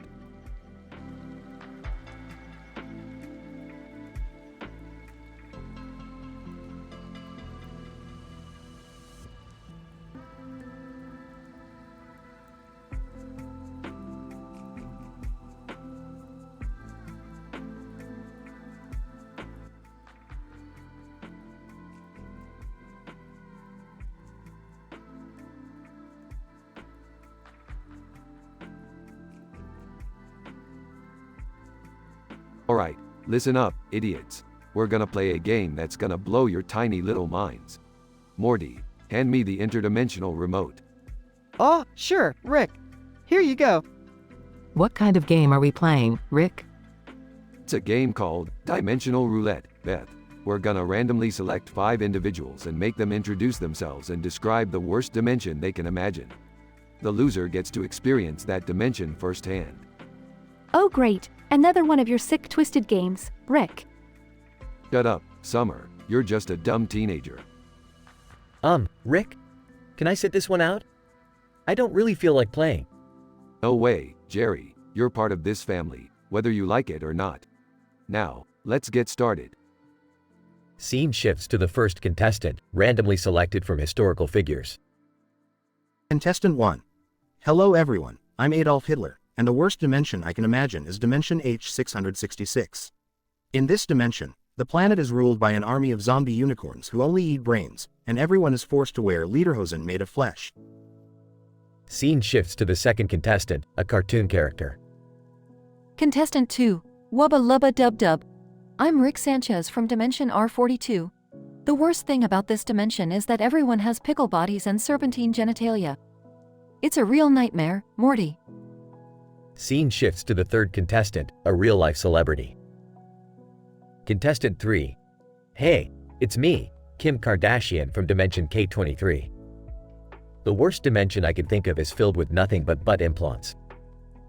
Every surface you touch is a gigantic butt, and the atmosphere smells like donuts and plastic surgery. Scene shifts to the fourth contestant, another historical figure. Contestant 4, greetings, mortals. I'm Genghis Khan from Dimension G1298. In my worst dimension, the entire world is covered in a never-ending sea of glitter. The shining particles get into everything, blinding your eyes and sticking to your body, causing eternal discomfort. Scene shifts to the fifth contestant, a video game character. Contestant 5. Hey dudes, I'm Mario from Dimension M64. The worst dimension I can imagine is one where every single pipe you jump into leads straight to an endless pit filled with piranha plants and lava. It's a real challenge, but I always save Princess Peach, yeah I know. Scene shifts to the loser, who is visibly upset. Loser. Oh god, I can't believe I lost. This dimension is absolutely horrifying. Dimension F777 is an eternal loop of being stuck in traffic, listening to Nickelback's greatest hits, while it rains cat vomit. I can't take it anymore. Geez, Rick, that's really messed up. Can't we help them? Aw, Morty, we warned them about the consequences. They'll figure it out eventually. Now let's party. The family continues their party, ignoring the cries of the loser trapped in the worst dimension.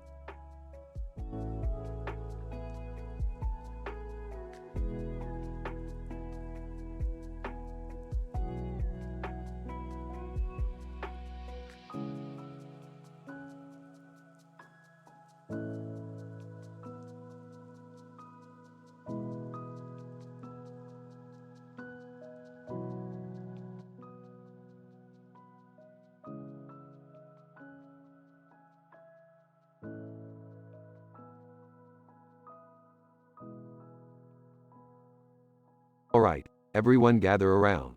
Time to get this wild party started. Woo, party time. Let's do this. I can't believe we're playing a game with random celebrities, cartoon characters, and historical figures. This is going to be interesting. Yeah, it's going to be freaking epic. Guys, are you sure this is a good idea?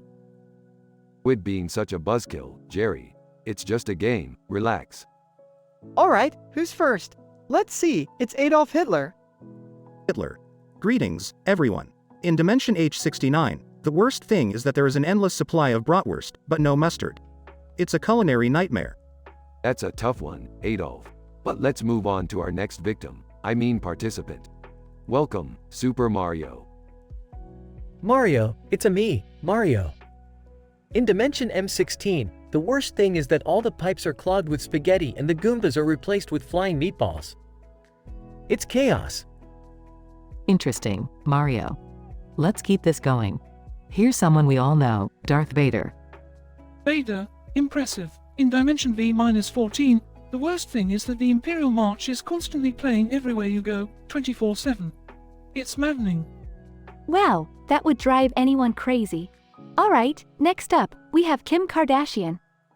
Kim, hey, everyone. In Dimension K27, the worst thing is that there are mirrors everywhere, and they never show a flattering reflection. It's a self-esteem nightmare. Chuckles. Well, at least that one sounds bearable compared to the others. Alright, last but not least, it's Albert Einstein. Einstein. Guten Tag, meine Freunde. In Dimension E99, the worst thing is that there is a constant rain of calculus textbooks, hitting you in the head at all times. It's an intellectual assault.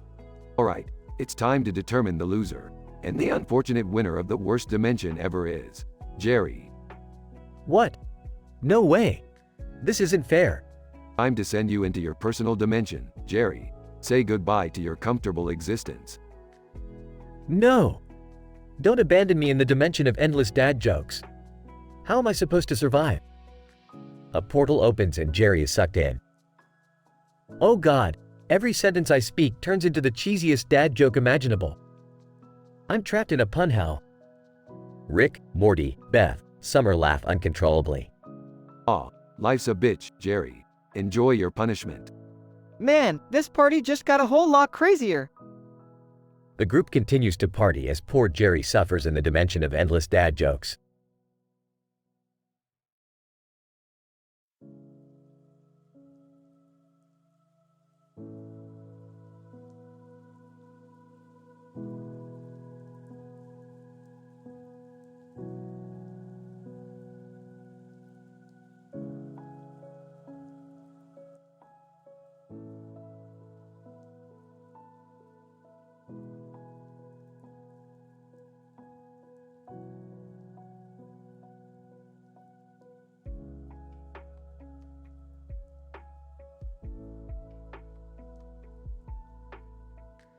Alright, Morty, we've got another interdimensional crisis on our hands. Strap in, we're going in. Rick, are you sure this is a good idea? She's huge, and her butt is, something else. Morty, we don't have time for your adolescent comments. That giant mushroom in the background means this dimension is about to go belly up. We need to deal with Queen Slug for a butt. Ah, guys, what's that green slime she's excreting? It's like a freaking river. Keep your distance, everyone. We don't want to end up, gags, involved in her mess. Oh, God. This is disgusting. How did we end up with this, butt queen, in our house? Quit complaining, Jerry. We're in deep shit here. Quite literally, in fact. Rick, look at her. She's huge. How are we supposed to defeat her? Well, Morty, I've been in worse situations than being swallowed whole by a giant alien worm queen. We'll just have to get creative. Dad, please tell me you have a plan that doesn't involve us being digested by that thing. Of course, Summer. We just need to find her weak spot. It should be somewhere around here. Ah, there it is. Wait, what's that pulsating thing? Rick, please don't tell me that's her weak spot. Seriously, Rick? We need to touch that thing? It's pulsating like some kind of alien heart. Look, we don't have time to argue. We can't stay in here forever. We touch the damn thing. It deactivates her defenses, and we get the hell out. Alright, I'm going in. Cover me, guys. Be careful, Morty. He's got this, sweetie. We just have to trust him. I never thought I'd say this, but good luck, son. I did it. Her defenses are down. Let's get out of here. Everyone hold on tight. We're heading towards the exit. Rick, I don't like the look of that birthing canal up ahead. It's all slimy and filled with strange-looking larvae. Rick, if we get sucked in there, we're done for. Oh, God. We're gonna turn into some kind of freaky alien larva. Quit panicking, Jerry. I've got a plan. Morty, grab that alien stinger over there and prepare for impact. Are you sure about this, Rick? Just trust me, Morty. We're running out of time. Dad, what's the plan? Hang on tight, everyone. Morty, on my mark, jam that stinger into the birth canal wall. Now? Now. They all scream as Morty jams the stinger into the birth canal wall, creating a temporary blockage. Rick, it worked. We're not getting sucked in anymore. We're saved. I can't believe it. Alright, everyone, let's get the hell out of this disgusting place while we still can. Moments later, they burst out of Queen Slug for a butt's abdomen, covered in slime. Ew! We're covered in stuff. That was intense, Rick. I can't believe we made it out. Thank you, Rick. You always find a way to save us. Yeah, Rick. You're the real hero here. Alright, enough with the mushy stuff. Let's go clean up and forget this ever happened. They all walk away, leaving the defeated Queen Slug for a butt behind.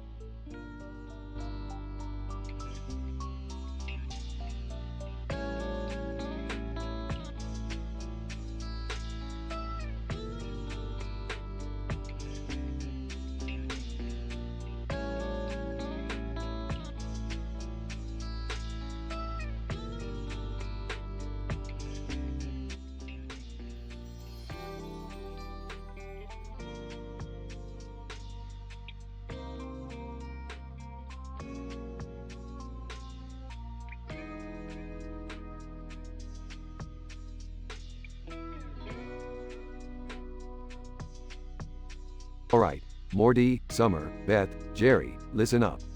We've got a serious situation on our hands here. We're dealing with Queen Slug for a butt from the Earthworm Gym world. Whoa, Rick, that's insane. What does she want from us? Morty, she doesn't need a reason. She's just a goddamn interdimensional menace. We need to think fast before she corners us. Can't we just call the Galactic Federation for help? No, Summer, they're too busy dealing with bureaucracy and shit. We're on our own here. Oh, great. Just what we needed, another freaky adventure. Jerry, stop complaining. We need to focus on getting out of this alive. Any ideas, Rick? Let me think. I've got it. We lure her outside and trap her in a giant bug zapper. It's a long shot, but it might just work. Okay, Rick, but how are we gonna lure her out? Simple, Morty. We use Jerry as bait. His mediocrity is like catnip for cosmic entities. Hey, wait a minute. Shut up, Jerry. This is our best shot at survival. Queen Slug for a butt appears in their home. Queen Slug for a butt, you pathetic earthlings. Bow before me and witness my glory. Alright, Jerry, this is it. Remember, keep her attention while we set up the trap. Nervously, okay. I can do this. They manage to lure Queen Slug for a butt outside. Now, Morty, activate the bug zapper. It's working, Rick. She's getting zapped. Queen Slug for a butt, curse you, puny humans. I'll get my revenge. They find themselves inside Queen Slug for a butt's abdomen. Ew, what the hell is this place? It's like a pulsating nightmare, Summer. We need to find a way out before we become mutant larvae or something. This is disgusting. I can't take it. Pull yourself together, Jerry. We'll find a way out, no matter what. They encounter various bizarre alien creatures inside the Queen's abdomen. Rick, this is insane. How does all this even fit inside her? Morty, we're dealing with interdimensional biology here. It defies logic. Look, there's an opening up ahead. We might be able to escape through there. They narrowly escape the Queen's abdominal birth canal. Freedom! I never thought I'd be so happy to see the outside world again. Well, that was a wild ride, folks. We may have narrowly escaped becoming alien insect larvae, but we did it. I guess I can't complain too much. We made it out alive. I'm just glad we're all safe now. Let's go home, guys. In a dramatic and epic turn of events, Rick and his family narrowly escape the clutches of Queen Slug for a butt. Their harrowing journey through the insides of the interdimensional menace's abdomen leaves them changed, both physically and mentally. However, their bond grows stronger as they overcome the impossible together. They return home, forever scarred by the experience, but ready to face whatever ludicrous adventures await them in the future.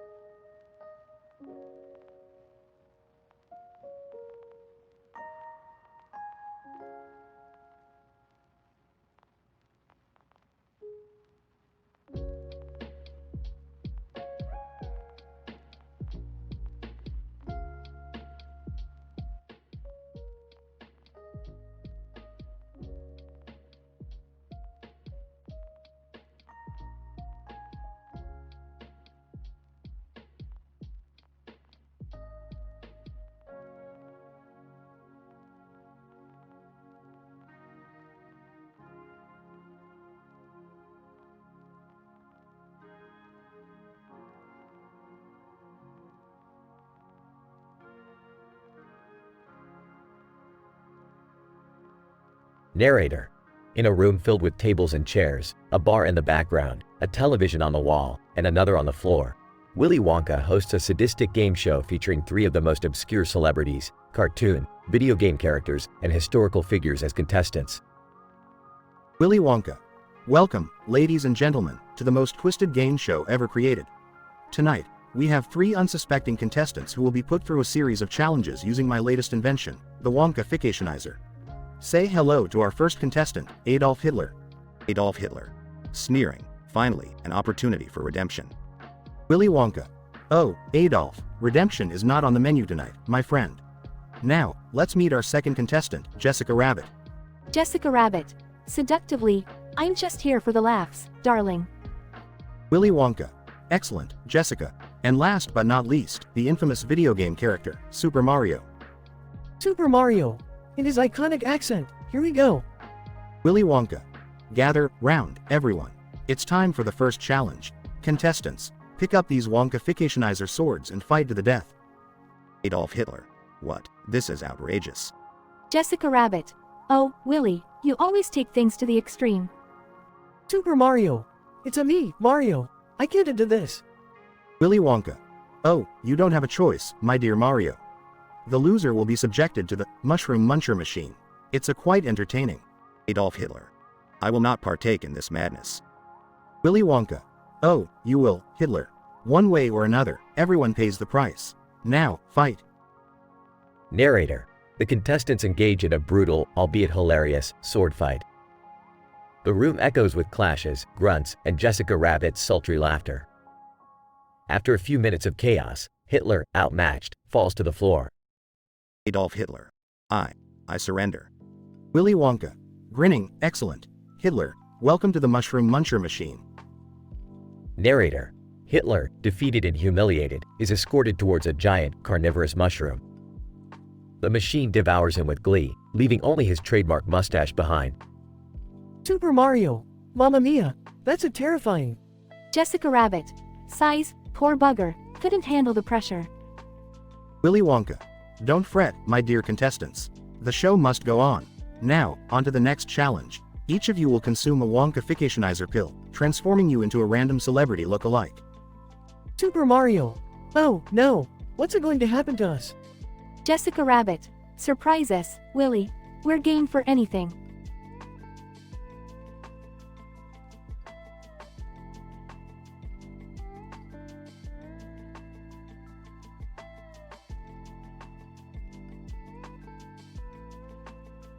Snoop Dogg as Willy Wonka, faux shizzle, my whizzles. Welcome to the Celebrity Edition. Leonardo DiCaprio as Super Mario, that's one spicy meatball. Queen Elizabeth II as Jessica Rabbit. Oh goodness, what a peculiar turn of events. Willy Wonka. Your next challenge, my friends, is to perform a rap battle on live television. Leonardo DiCaprio. Rapping, I'm Leo DiCaprio, the king of the screen, never needed a mushroom to make me feel green. Queen Elizabeth II, rapping, I'm the Queen of England, regal and wise, rapping so fly, you won't believe your eyes. Snoop Dogg. Rapping, I'm Snoop Da Wonka, with rhymes so clean, unleash the Oompa Loompas, let's make it obscene. Narrator. The rap battle leaves the audience stunned and amused. Ultimately, the Queen's rap skills win her the game, while Leonardo and Snoop succumb to the disco dancing dungeon, where they are forced to dance eternally to catchy tunes.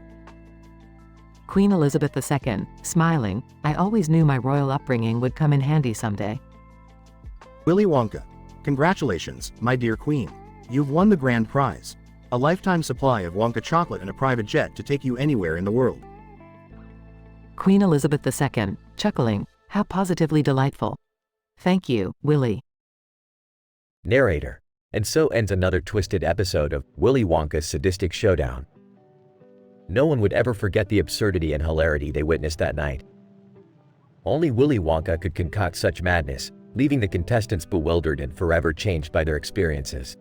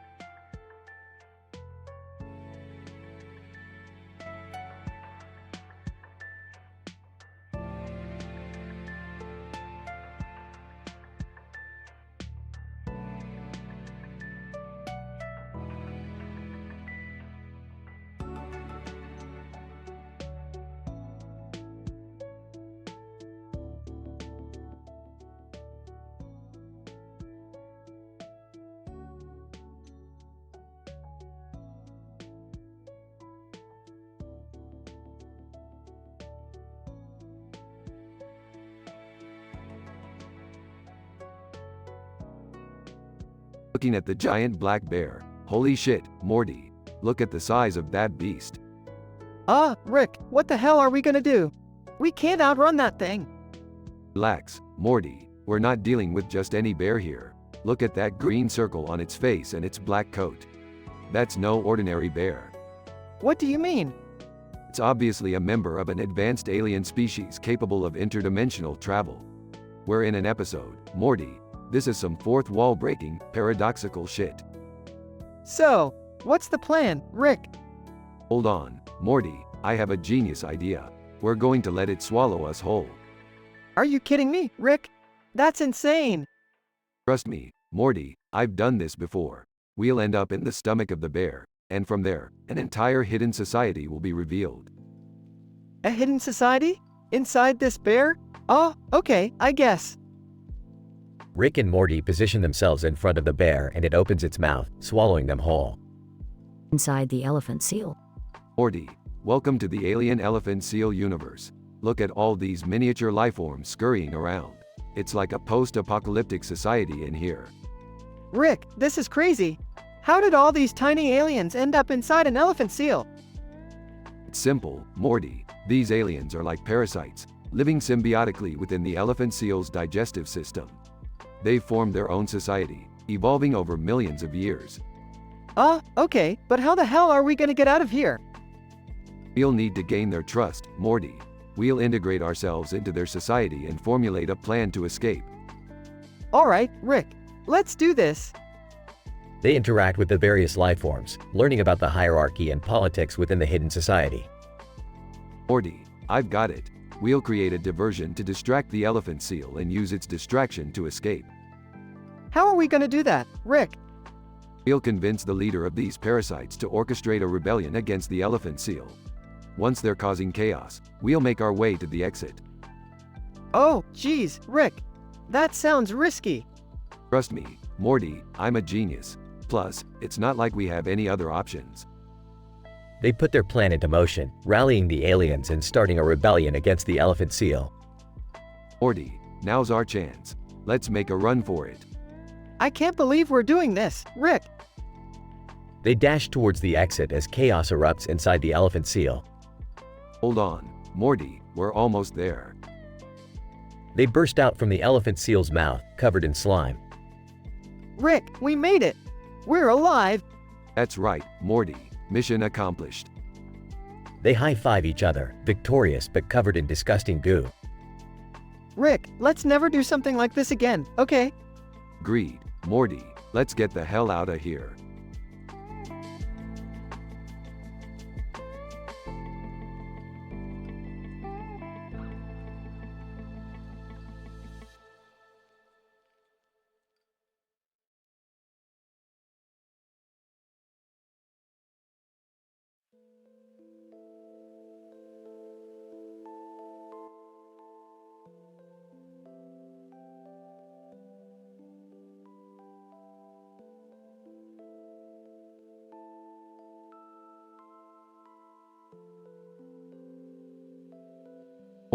Morty, pay attention, Morty. We don't have time for your daydreaming. Geez, Rick, I was just thinking about something, you know? Yeah, I know, Morty. You're always thinking about something useless. Now get over here. We need to finish this experiment. Alright, I'm coming. But can we please take a break soon? My brain feels like it's gonna explode. Fine, Morty. Let's just finish this and then we can go do something dumb and pointless like watch a rom-com, okay? Sounds great, Rick. Wait, do you hear that annoying sound too? Yeah, Morty, unfortunately, I do. It sounds like nails on a chalkboard mixed with a cat being choked. Oh, man, that's awful. What do you think it is? I don't know, Morty, but I have a bad feeling about this. Brace yourself. Enter Jabba the Hutt. Jabba, slithery voice. Rick, Morty, how nice of you to join me. I've been waiting for this moment. Jabba the Hutt, how the hell did you end up in our garage? Jabba, I heard you had something I want, Rick. Something valuable. So, I thought I'd make a house call. Valuable? What's he talking about, Rick? It's a long story, Morty. Let's just say Jabba here has a fetish for intergalactic collectibles. Jabba, Hand it over, Rick, or I'll make sure you experience a slow and painful end. Well, Jabba, you're in luck. I just happen to have what you're looking for right here, in my back pocket. Rick, what are you doing? Relax, Morty, I've got a plan. Jabba, catch. Throws a portal gun into the air. Jabba, choking noise. What? How did you? Grabbing the portal gun, Jabba is sucked through a portal. And that, Morty, is how we deal with intergalactic gangsters without using portal guns. That was insane, Rick. I can't believe we just outsmarted Jabba the Hutt. Yeah, Morty, sometimes all you need is a little bit of improvisation and a whole lot of luck. So, what now? Are we done with the experiment? No, Morty, now, we're gonna celebrate our victory with some cheesy sci-fi movies and unlimited junk food. Now that's a plan I can get behind, Rick. They both head to the living room laughing. Hey Rick, do you think Jabba will ever find his way back? Morty, with the amount of portals in the multiverse, Jabba getting lost is the least of his worries. Now shut up and grab the remote. They continue their adventure, leaving Jabba stranded in another dimension.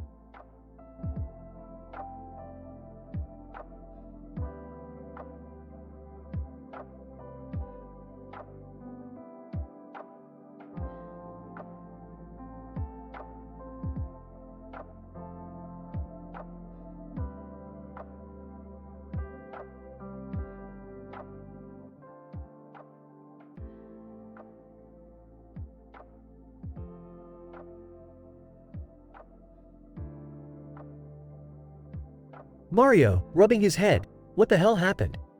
Why am I in an abandoned bathroom? Bowser, appearing on a TV screen. Well, Mario. Looks like you've stumbled into my little game. Mario, Bowser? What the fuck is going on?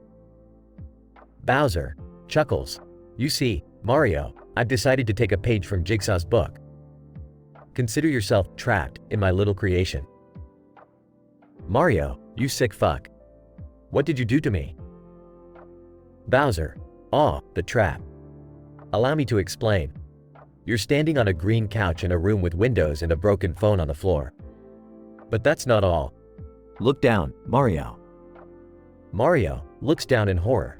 What the actual fuck is this, Bowser? Bowser.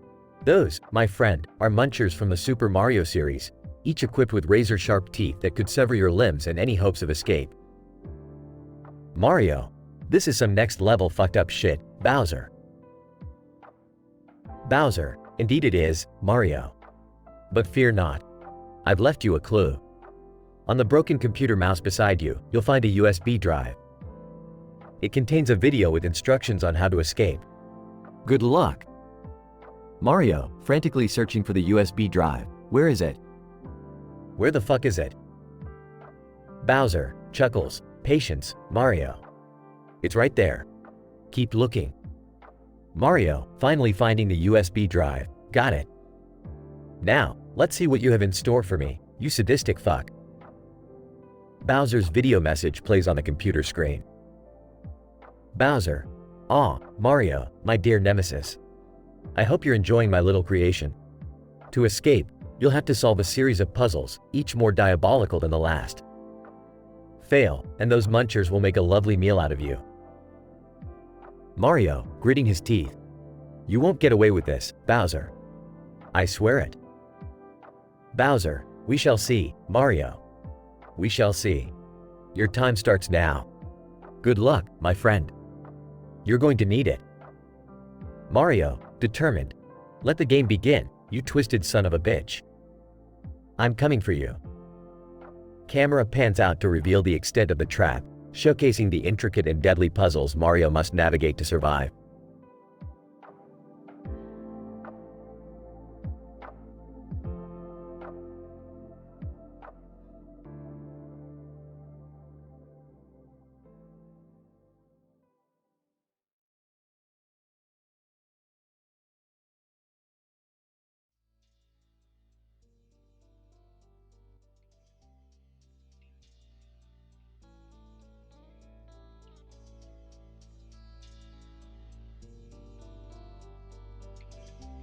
Mario, what the fuck happened? Where am I? Bowser. Maniacal laughter. Well, Mario. Looks like you've found yourself in a bit of a pickle. Mario. Bowser, you sick bastard. What have you done now? Bowser. Oh, nothing too crazy, my dear plumber. I've just set up a little game for you to play. A game that will test your skills, your wits, and your will to survive. Mario, you think I'm scared of your little games, Bowser? I've been through worse. Bowser. Oh, but this, my friend, this is different. You see, I've combined the twisted genius of Jigsaw with my own devious mind. This trap is like nothing you've ever experienced. Mario, you can't keep me here forever, Bowser. I'll find a way out. Bowser. Oh, I certainly hope so, Mario. Because, you see, time is ticking away. Literally. You have 1 hour to find the key that will unlock your freedom. Fail, and, well, let's just say the consequences won't be pleasant. Mario, looking around, dry bones? What the hell are those doing here? Bowser. Aw, I'm glad you noticed. Those lovely little creatures are an integral part of your escape, Mario. You see, hidden within one of them is the key you so desperately need. Mario, eyeing the dry bones nervously. How the hell am I supposed to find the key in all of them? Bowser. Aw, that's where the real game comes in, my dear Mario. You must carefully dismantle each dry bones, one by one, until you find the one that holds your salvation. But beware, some hold deadly surprises.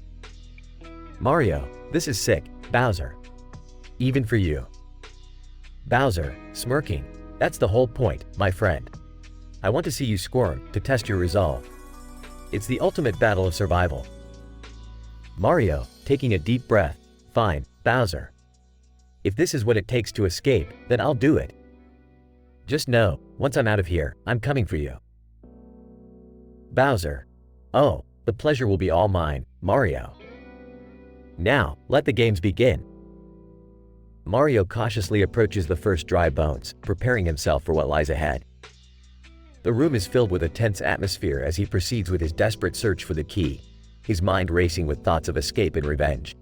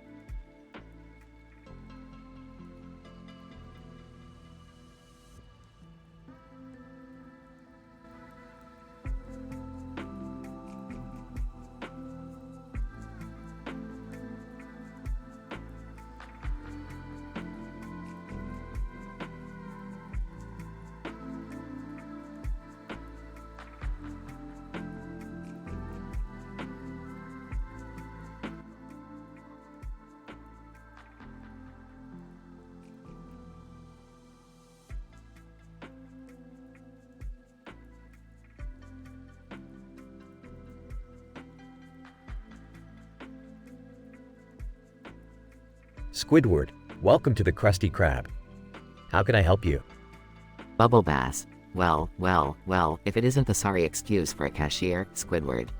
I thought I'd pay a visit and see if the Krusty Krab still has the worst service in Bikini Bottom. Squidward.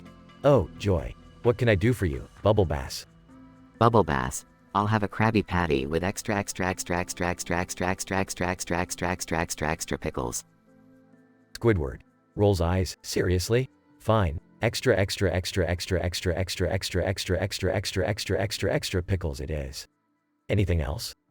Bubble Bass, of course. I want one whole onion, but it must be diced into precisely 874 pieces, each 10.003 centimeters squared. Squidward. Stifles a laugh. You've got to be kidding me. Okay, 874 precision cut onion pieces. Got it. What else? Bubble Bass. I also want 13 drops of tartar sauce spread in the shape of a smiley face on the top bun. Squidward. Sarcastically, oh, I'm sorry, we don't have any tartar sauce smiles today. How about a frown instead?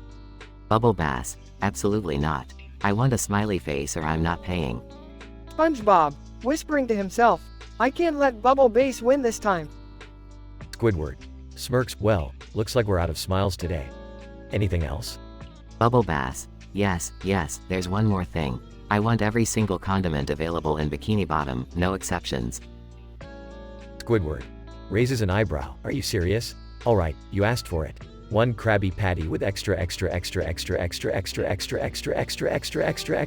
pickles. Precisely 874 diced onion pieces, a frown-shaped tartar sauce, and every single condiment in town.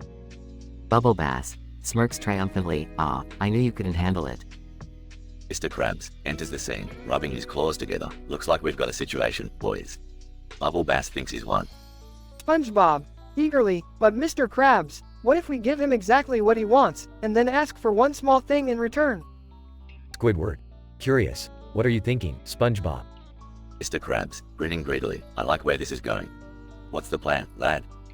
SpongeBob, we'll give Bubble Bass the outrageous order, but when he takes a bite, he'll realize he forgot his favorite ingredient. The belly button lint of a sea cucumber. Squidward. Laughs. Oh, the look on his face. Mr. Krabs chuckles. I love it. SpongeBob, make that order and remember to forget the sea cucumber belly button lint. SpongeBob. Aye, Mr. Krabs. Revenge is a dish best served with extra pickles.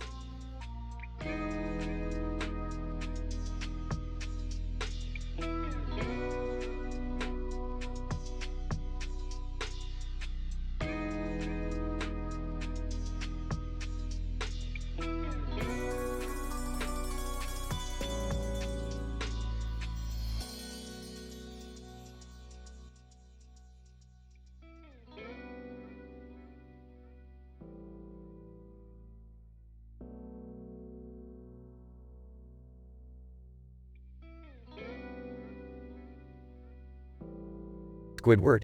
Hey there, Bubble Bass. Long time no see. What can I get for ya? Bubble Bass. Smirking, oh, Squidward, you have no idea what you're about to endure today. I want a Krabby Patty, with pickles. Squidward. Sarcastically, pickles, huh? Real original. Anything else? Bubble Bass. Yes, Squidward. I want double the cheese, triple the bacon, a dash of mayo, and a sprinkle of mustard. Squidward. Rolls eyes, of course, because it's not a Krabby Patty unless you ruin it with condiments. What else? Bubble Bass. Ah, Squidward, you underestimate my desires. I demand a seared anglerfish patty, a drizzle of chili oil, and a garnish of truffle-infused caviar. SpongeBob, eavesdropping and getting excited. Did I hear something, Squidward? Did someone say a complicated order? Bubble Bass. Oh, little SpongeBob, you can't possibly handle the complexity of my cravings.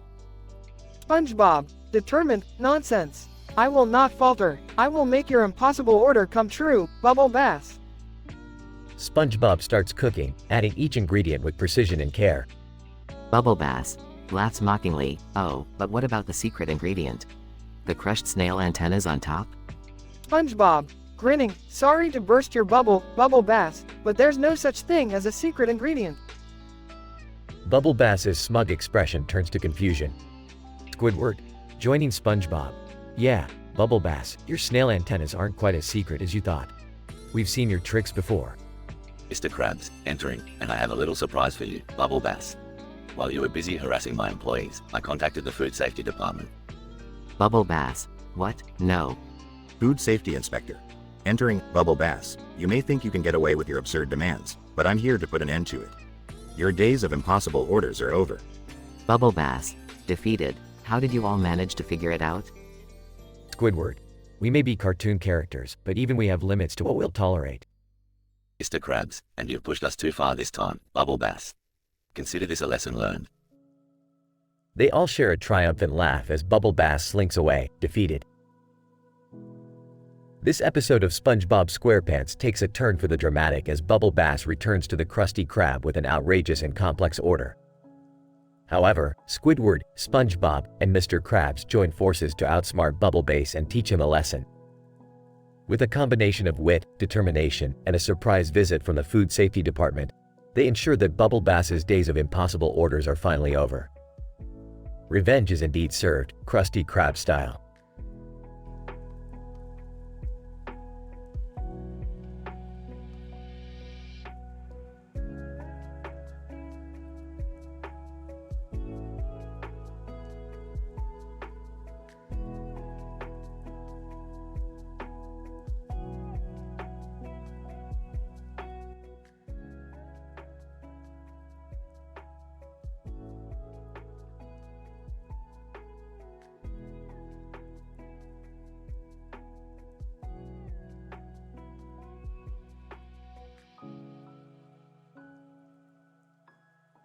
Squidward. Welcome to the Krusty Krab. What can I get for you today? Bubble Bass. Ah, the infamous Bubble Bass is back in town. I'll have a Krabby Patty with extra pickles, double lettuce, triple tomatoes, quadruple cheese, quintuple onions, sextuple ketchup, septuple mustard, octuple mayo, nonuple relish, decuple bacon, undecuple avocado, dodecuple jalapenos, tridecuple sauerkraut, and a sprinkle of magic dust. SpongeBob, overhearing. Did you hear that, Squidward? Bubble Bass is here. I'll make sure his order is perfect. Squidward. SpongeBob, you're insane if you think you can make that abomination of an order. SpongeBob, don't worry, Squidward. I am the master of flipping patties. SpongeBob gets to work, putting each ingredient together with precision and grace. The scent of the Krabby Patty fills the air. Eventually, SpongeBob finishes, presenting the massive burger to Bubble Bass. SpongeBob, one Krabby Patty, just as you ordered, Bubble Bass. Bubble Bass, examining the burger. Ah, SpongeBob SquarePants, you've done well. But it seems you've forgotten to add the most crucial ingredient, the tear of a unicorn. SpongeBob, shocked. The tear of a unicorn? How was I supposed to know that? Bubble Bass, smirking. Looks like I've got you beat this time, SpongeBob. Mr. Krabs, approaching the counter. What's all the commotion here? Bubble Bass, you're causing quite a stir. Bubble Bass, I'm just here to make sure your employees are up to par, Krabs. And it seems SpongeBob here has failed to meet my impossibly ridiculous demands. Mr. Krabs, chuckling. Oh, Bubble Bass, you think you've won, do ya? Well, let me introduce you to my secret weapon. Squidward sneaks over to the kitchen and returns with a small vial. Squidward. Bubble Bass, you wanted the tear of a unicorn? Well, here it is. Bubble Bass takes the vial and examines it closely. Bubble Bass, impressive, Krabs. But how do I know this is genuine? Mr. Krabs, grinning, because I spent a fortune on it, that's how. Pure unicorn tears, my friend. Bubble Bass, convinced, backs down and takes a step back. Bubble Bass, well played, Krabs. Looks like I underestimated you all. SpongeBob, smiling, and that's why the Krusty Krab is the best. SpongeBob, Squidward, and Mr. Krabs exchange triumphant looks as Bubble Bass exits the restaurant, defeated. Squidward. Well, that was quite the adventure. But can we get back to work now? Mr. Krabs, laughing. Aye, Squidward. Back to flipping patties. The three resume their positions, ready to tackle any challenge that comes their way, confident in their abilities and teamwork.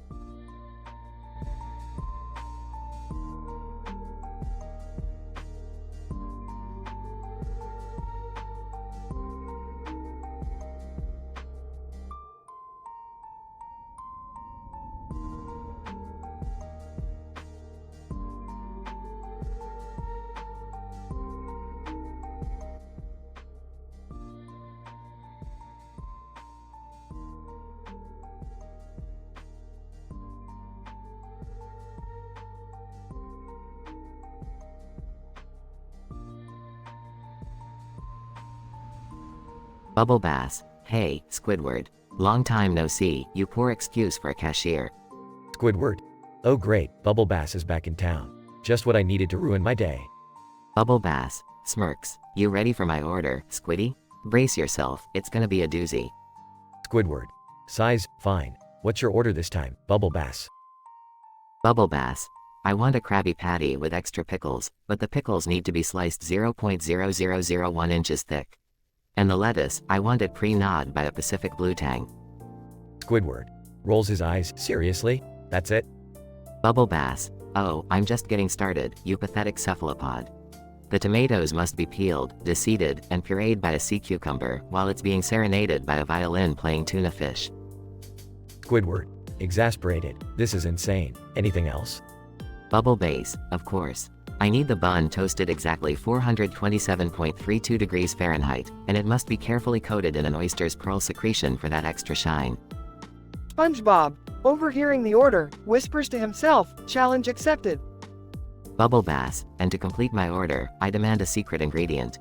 A single tear from an emotionally repressed sea urchin. Squidward. Laughs. That's it. No more ridiculous orders. Bubble Bass, grinning. Well, then it seems I win, Squiddy. No one can fulfill my request. Mr. Krabs, entering the scene. Hold on there, Bubble Bass. You think you're so clever, huh?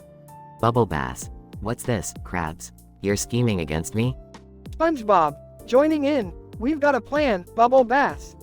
And your impossible order won't be the end of it. Bubble Bass. We'll see about that, SpongeBob. Squidward. Grinning mischievously. You want a tear from an emotionally repressed sea urchin? Well, let me introduce you to our dishwasher, Larry. Larry the lobster. Sobbing, nobody loves me. I'm so emotionally repressed.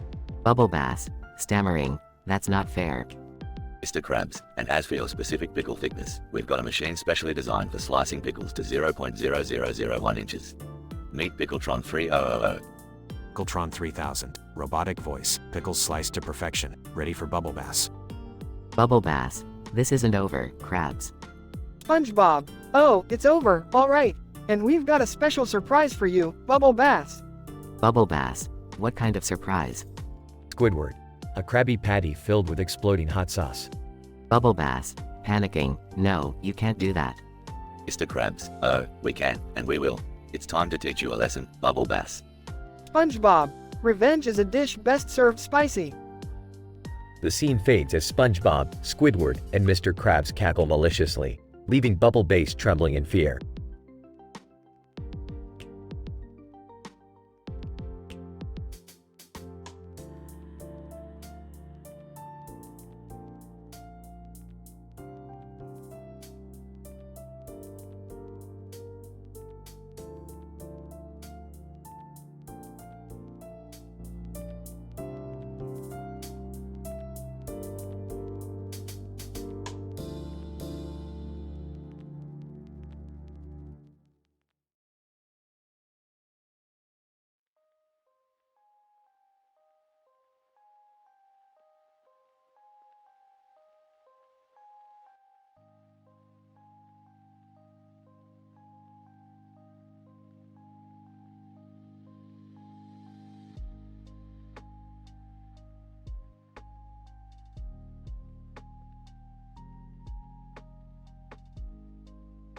Squidward.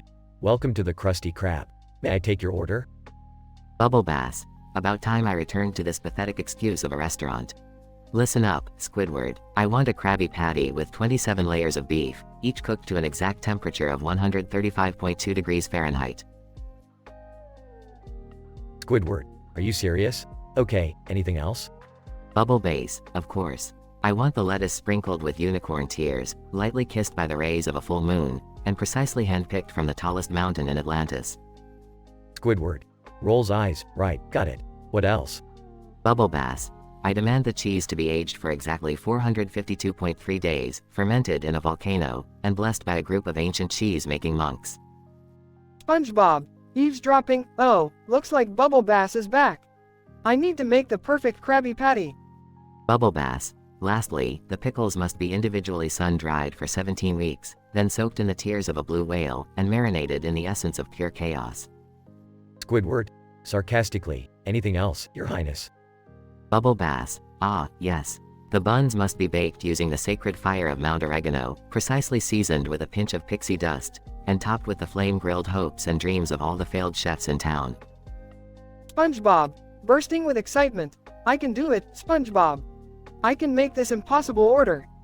Squidward, skeptical. Yeah, right. Good luck with that. SpongeBob rushes to the kitchen, creating the ridiculous order while Bubble Bass waits at the table. Bubble bass. Evil chuckle. This pathetic sponge won't be able to handle my demands. Finally, I'll have my revenge.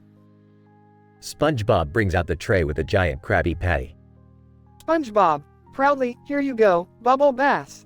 1 Krabby Patty, as per your ridiculous request. Bubble bass. Smirking. Ah, but you forgot one crucial ingredient, SpongeBob. The tears of 1,000 clowns. Squidward, popping up from behind the counter. Did somebody say clowns? Mr. Krabs, joining the scene, Bubble Bass, you thought you could outsmart us, but you've just made the biggest mistake of your life. Bubble Bass's eyes widen as Squidward, SpongeBob, and Mr. Krabs unveil an army of clowns pouring into the restaurant. Bubble bass. What is this madness? SpongeBob, revenge is a dish best served with a side of chaos, Bubble Bass. Clowns start squirting water at Bubble Bass, honking horns, and juggling pies. Bubble bass. No, I've been clowned. SpongeBob, Squidward, and Mr. Krabs laugh triumphantly as Bubble Bass runs out of the Krusty Krab, soaked and covered in pie. Squidward, wiping tears of laughter. Well, that was satisfying. SpongeBob, grinning, another day saved at the Krusty Krab. Mr. Krabs, chuckling, and another lost customer. They all laugh together as the chaos settles and the clowns exit the scene.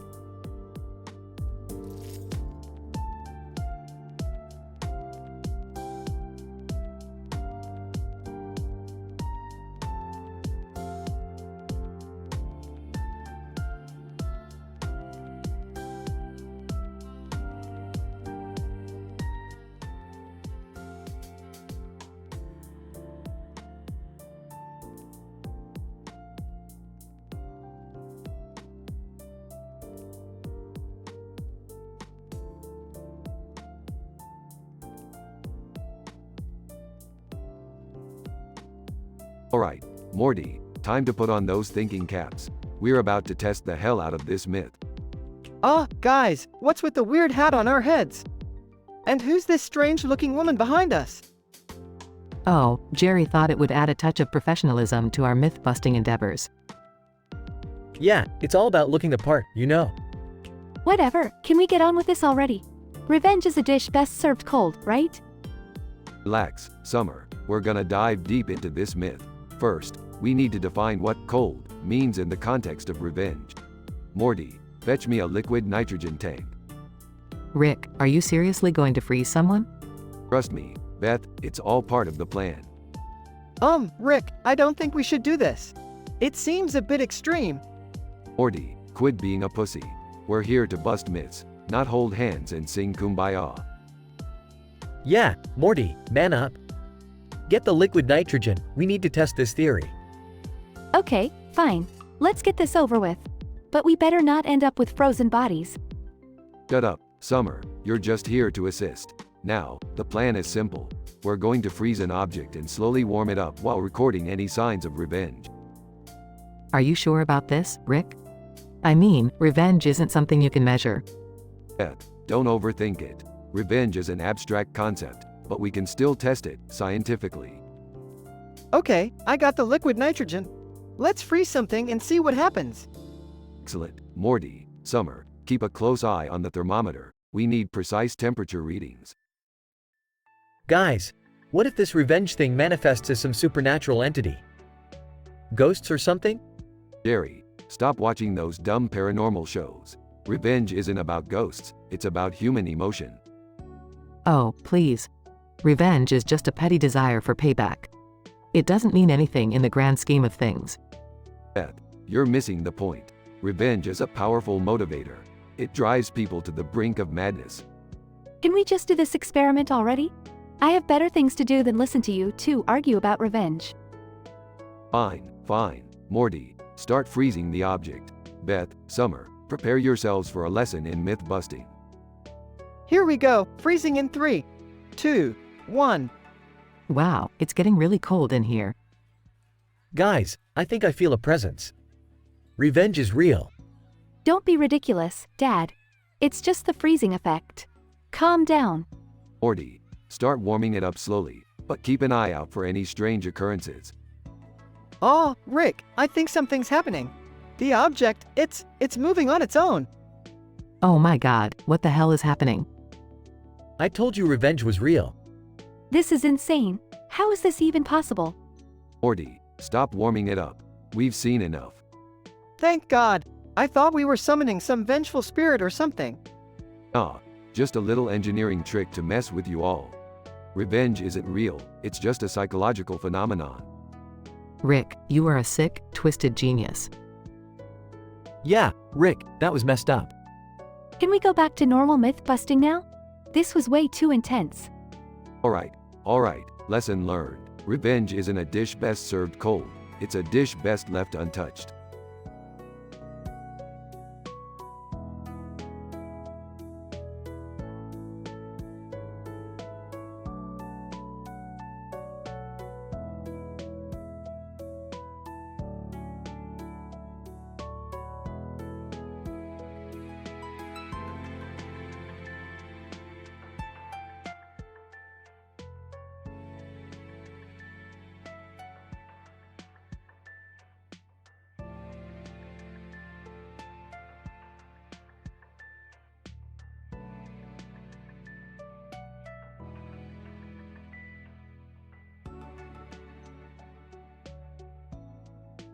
Bubble Bass. Hey, Squidward, long time no see. I've heard the Krusty Krab has been booming lately.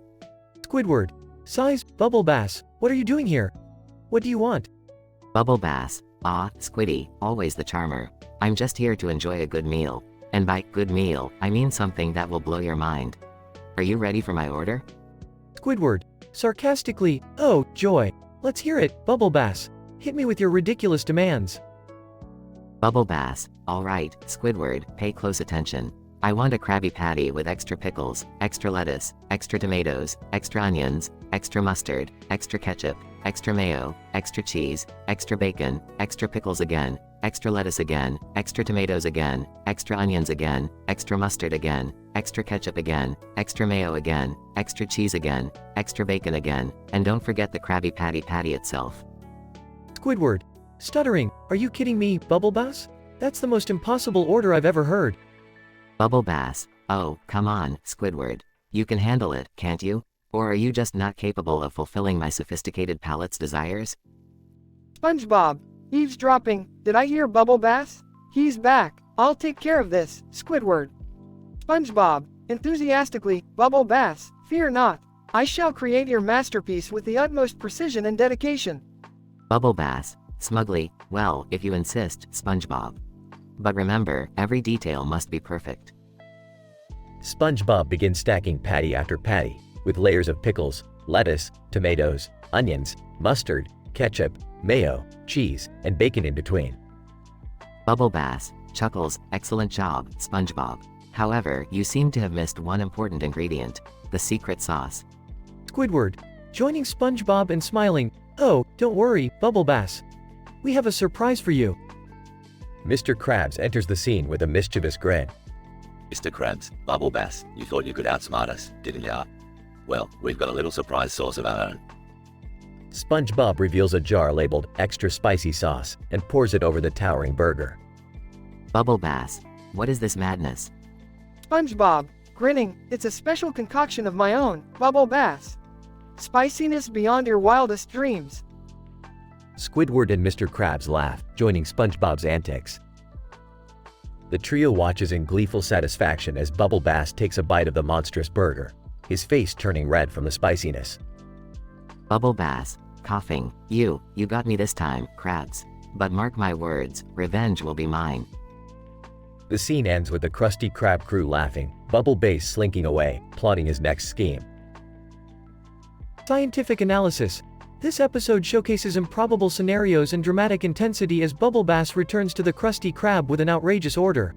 With a complex array of demands, SpongeBob overhears and takes it upon himself to create the impossible burger, only to forget the secret sauce.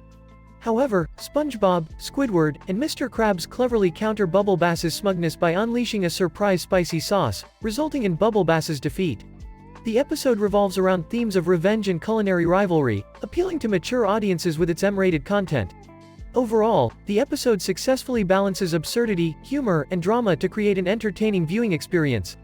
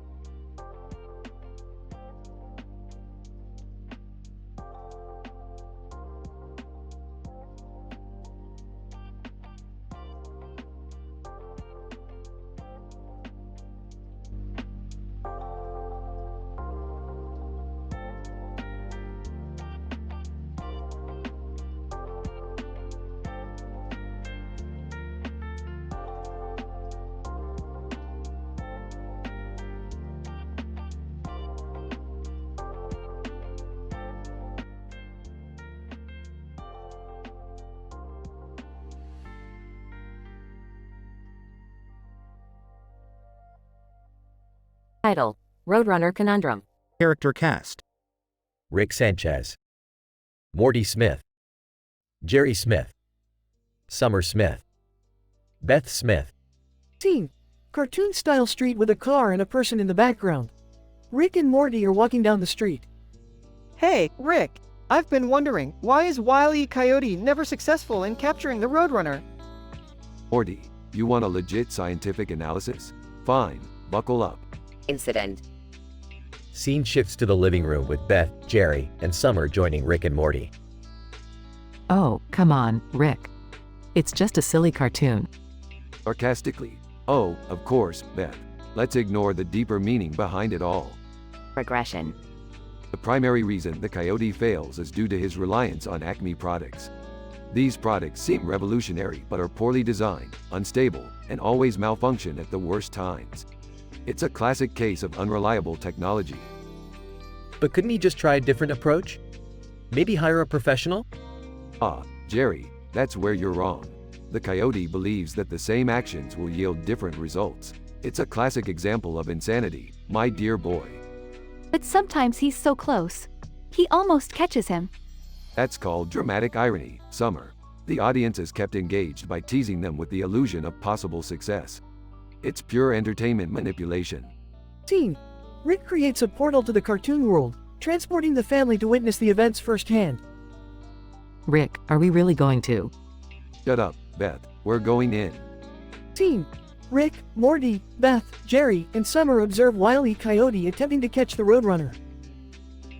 Look, he's setting up a trap. Maybe this time he'll succeed. Unlikely, Jerry, but let's watch and learn. The trap fails spectacularly. Wow, Rick, it's all so hilarious in person. It's not just about humor, Morty. It's about the futility of our own pursuits, the cyclic nature of existence, and the tragedy that lies beneath the animated facade. Now, let's go home. Scene fades out with the family returning home, contemplating the deeper meaning of Wile E. Coyote's perpetual failure.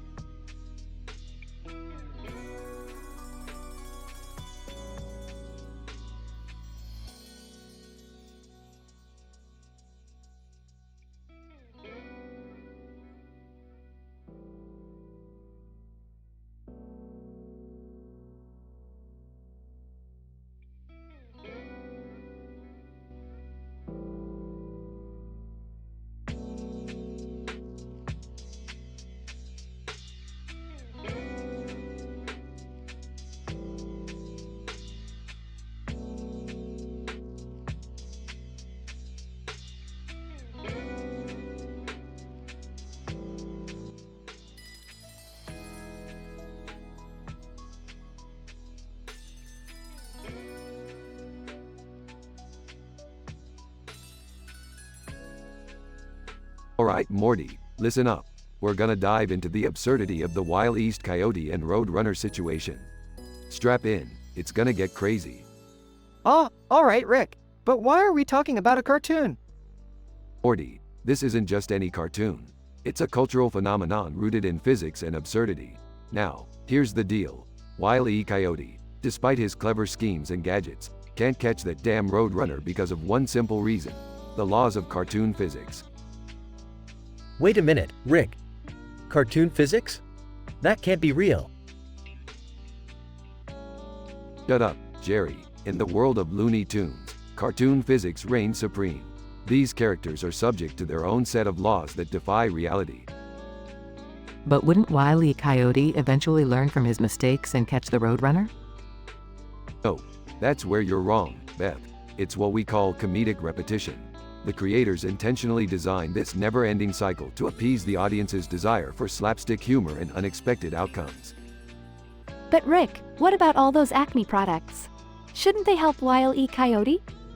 Acme, huh? That's one shady company. Their products are a constant source of failure for Wile E. Coyote. But here's the thing, Summer. The Acme products may look promising, but they are destined to malfunction or backfire. It's all part of the twisted comedic universe they've created. Okay, Rick, but what about all those instances where Wile E. Coyote seemingly catches the Roadrunner? Ah, Morty, you're thinking of those rare moments when Wile E. Coyote seems to achieve his goal. But every time he comes close, something absurd happens. Remember, it's all about defying expectations and providing that humorously unsatisfying punchline. So, it's all just a never-ending joke? Exactly, Jerry. The coyote's quest for the Roadrunner is a symbol of our own failures and the absurdity of life. It serves as a reminder that no matter how hard we try, we might never achieve our goals. Deep, huh? I guess I can see the deeper meaning now. Great, let's wrap this up. Morty, Jerry, Summer, Beth, come with me. We're going to the cartoon dimension to witness the eternal battle for ourselves. As they step through a portal, Rick and the family find themselves in a vivid world of chaos. They watch Wile East Coyote and Roadrunner engage in their trademark chase, witnessing the impossible stunts, mishaps, and never-ending humor firsthand.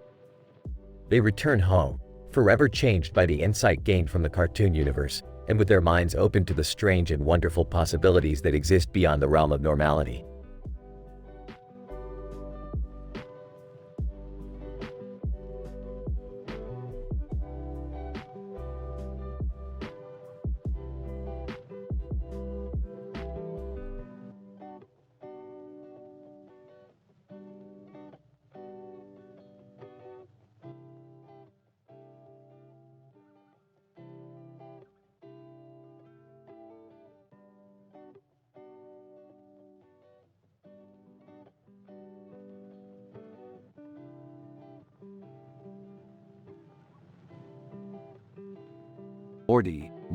Morty, we got a bunch of flowers on the table here. And they're not just any flowers, Morty, they're statistically improbable flowers. You can tell by the black background and the yellow and white design, Morty. Geez, Rick, what do you mean by statistically improbable? Flowers are just flowers, right? No, Morty, these flowers possess the power to be in multiple places at once, yet they choose to be on this table. It's mind-boggling. Rick, are you seriously hosting a party with obscure cartoon characters, company mascots, video game characters, historic figures, and real-life celebrities? You betcha, Beth, we're making this party the stuff of legends. Whoa, this is like next-level interdimensional partying. I'm so in. Guest 1, obnoxious cartoon character. Hey there, folks. I'm Lord the Hedgehog. I've got more attitude than this party can handle. Guest 2, company mascot. Hello, everybody. I'm Mr. Meow's-a-Lot, the mascot for Fluffy Kitty Litter. I'm here to spread the joy of clean litter boxes. Guest 3, video game character. Greetings, fellow gamers. It is I, Duke Nukem, kickin' ass and chewin' bubblegum since the 90s. Guest 4, historic figure. Greetings, mortals. I am Cleopatra, Queen of the Nile. Pleasure to be here amongst the riffraff. Guest 5, real-life celebrity. Hey y'all, I'm Kanye West, the greatest artist of all time. I'm here to bless this party with my presence. Alright, everyone, let's get this embarrassing confession show started. Each of you has to share your worst embarrassing moment in intricate detail and rate it. Lord the Hedgehog. Well, there was this one time I tried to impress a group of lady hedgehogs by doing a backflip. Let's give it a solid 9 out of 10 on the cringe scale. Mr. Meows-a-Lot. Oh, I remember the time I accidentally pooped in front of a group of kids during a commercial shoot. Definitely a 7 out of 10 on the embarrassment meter. Duke Nukem. My most embarrassing moment was when I tried to flirt with an alien queen, but it turned out she was actually an interdimensional space slug. I'd say it's an explosive 8 out of 10. Cleopatra. Well, there was this incident where I tripped while approaching Mark Antony, face first into a pool of crocodile dung. Let's rate it a royal 9.5 out of 10.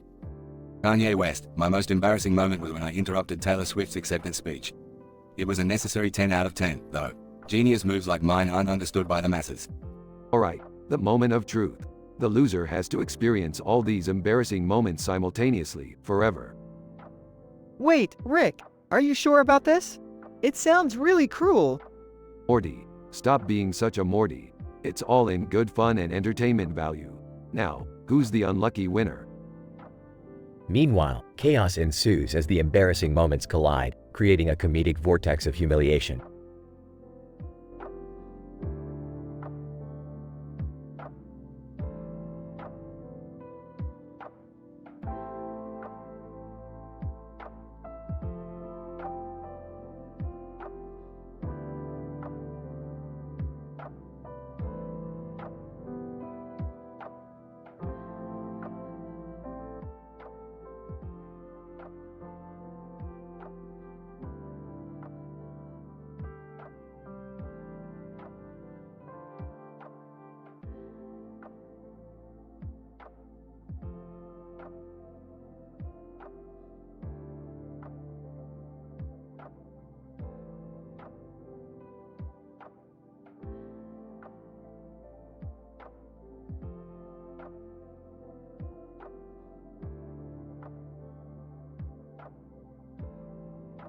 Morty, we're hosting a party and I've invited some of the most obscure cartoon characters, company mascots, video game characters, and even real-life celebrity guests. Oh geez, Rick, is this gonna be safe? I mean, last time we had a party, things got really out of hand.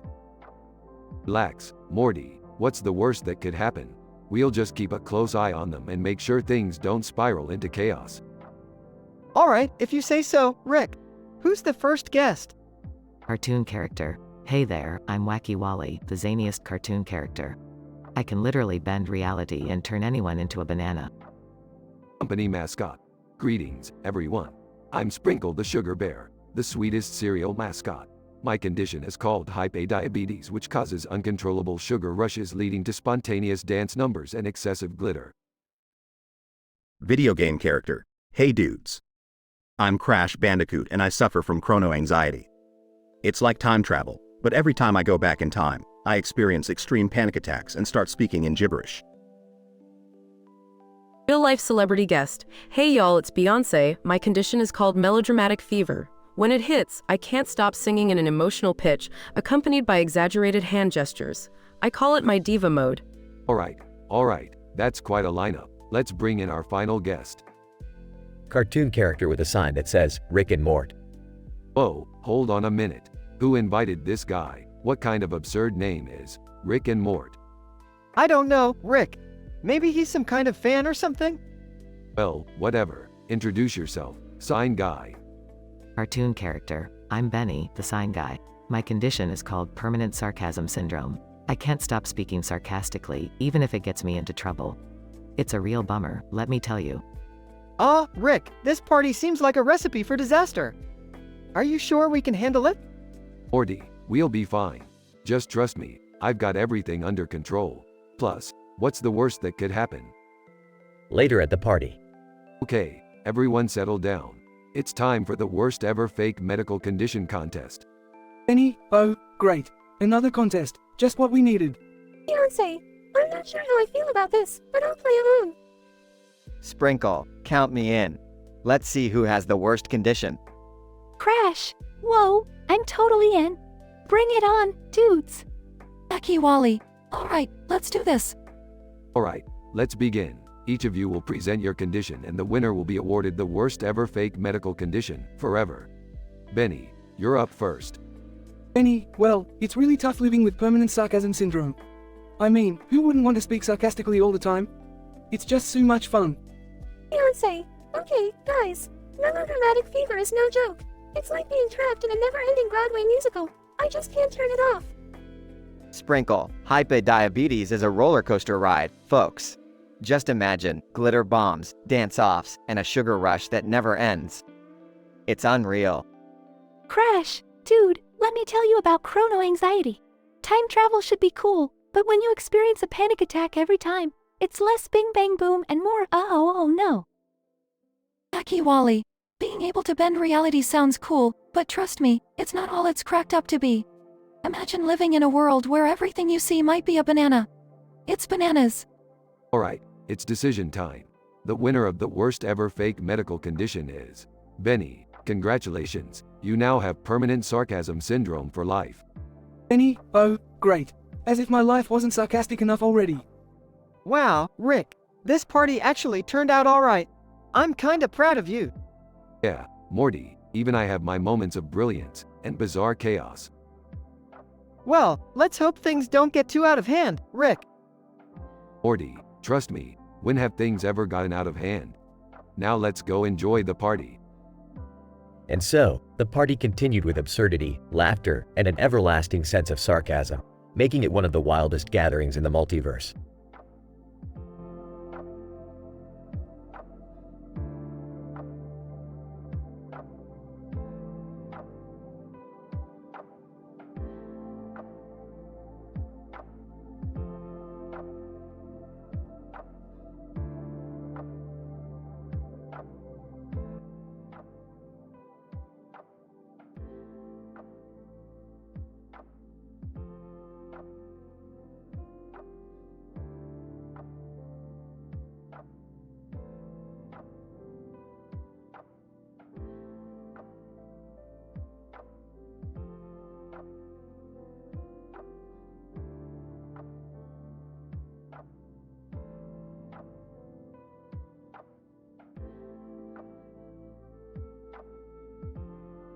Narrator, ladies and gentlemen, welcome to the Comedy Central roast of Super Mario.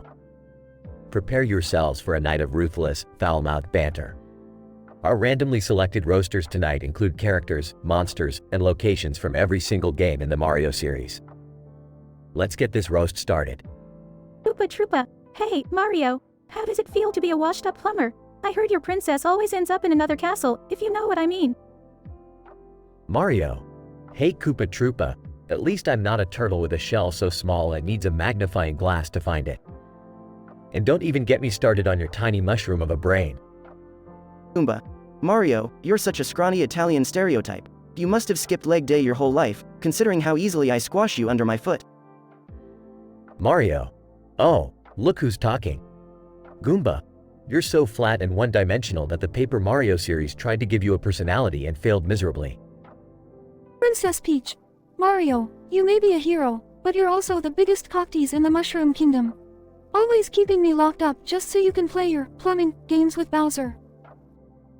Mario, Princess, you should be grateful I keep coming to rescue you. If I didn't, you'd be stuck in Bowser's castle with that horny lizard all day long, waiting for a plumber with thicker pipes. Yoshi, Mario, bro, I gotta say, you ride me all the time, but at least I never end up in another castle. And don't even get me started on your fashion sense, wearing those overalls like it's the year 1850. Mario, Yoshi, I'll have you know that my fashion sense is timeless. Meanwhile, you're just a glorified dinosaur, running around gobbling up mushrooms and shitting out eggs. Talk about a digestive system on overdrive. Bowser, Mario, you've ruined my countless plans to take over the Mushroom Kingdom, but let's be honest here. You're nothing more than a mustachioed man-child prancing around, stomping on my loyal minions. Mario, Bowser, you're a giant fire-breathing turtle with daddy issues. I've stomped on you so many times, your shell must be made of paper match by now. Narrator, as the roasting intensifies, the atmosphere in the room becomes electric, filled with laughter and vulgarity. But amidst the chaos, the roasters suddenly notice the narrator. Oopa Troopa, and look at this sorry excuse for a narrator. He's probably single because his voice is so annoying, it'd make any woman run for the hills. Narrator, hey, watch it, you shell-headed reptile. I may be narrating this roast, but that doesn't mean I won't roast your scaly ass back. Princess Peach. Oh, look at the little narrator trying to be all tough. Can't even find a decent hairstylist, can you? You sound like you swallowed a frog. Narrator, well, Princess, at least I don't have to rely on a plumber to save me all the time. Maybe if you stopped getting kidnapped every other day, you'd have time to fix that terrible hairstyle of yours. Mario, all right, enough about the narrator. It's time for me to get my revenge on all of you. Bowser, oh, please, Mario. What do you have to say that hasn't already been said? Mario, Bowser, you may be a tough villain, but I've seen your Tinder profile. It's no wonder Princess Peach keeps rejecting you with those rock-hard abs that are more like marshmallows. Yoshi, Mario, come on, we're bros. Lay off with the roasts. Mario, Yoshi, you might be my trusty steed, but have you ever thought about why you never speak more than a few words? It's because your intelligence quotient is lower than the number of times I've jumped on your back. Princess Peach. Mario, that's enough. We should be supporting each other, not tearing each other down. Let's call a truce and focus on the real enemy here, Bowser. Bowser, well said, Princess. Mario, it seems we have a common goal after all. Let's put our differences aside and join forces to take down this roasted feast. Narrator, and so, in an unexpected turn of events, Mario and Bowser unite against the other roasters. The night ends with laughter, camaraderie, and a newfound respect between the once bitter rivals. The Comedy Central roast of Super Mario was a night filled with outrageous insults, intense rivalry, and unexpected alliances. Mario and Bowser managed to set aside their differences, while the narrator faced a roast of his own. In the end, laughter prevailed, and a new chapter of unlikely friendships began in the Mushroom Kingdom.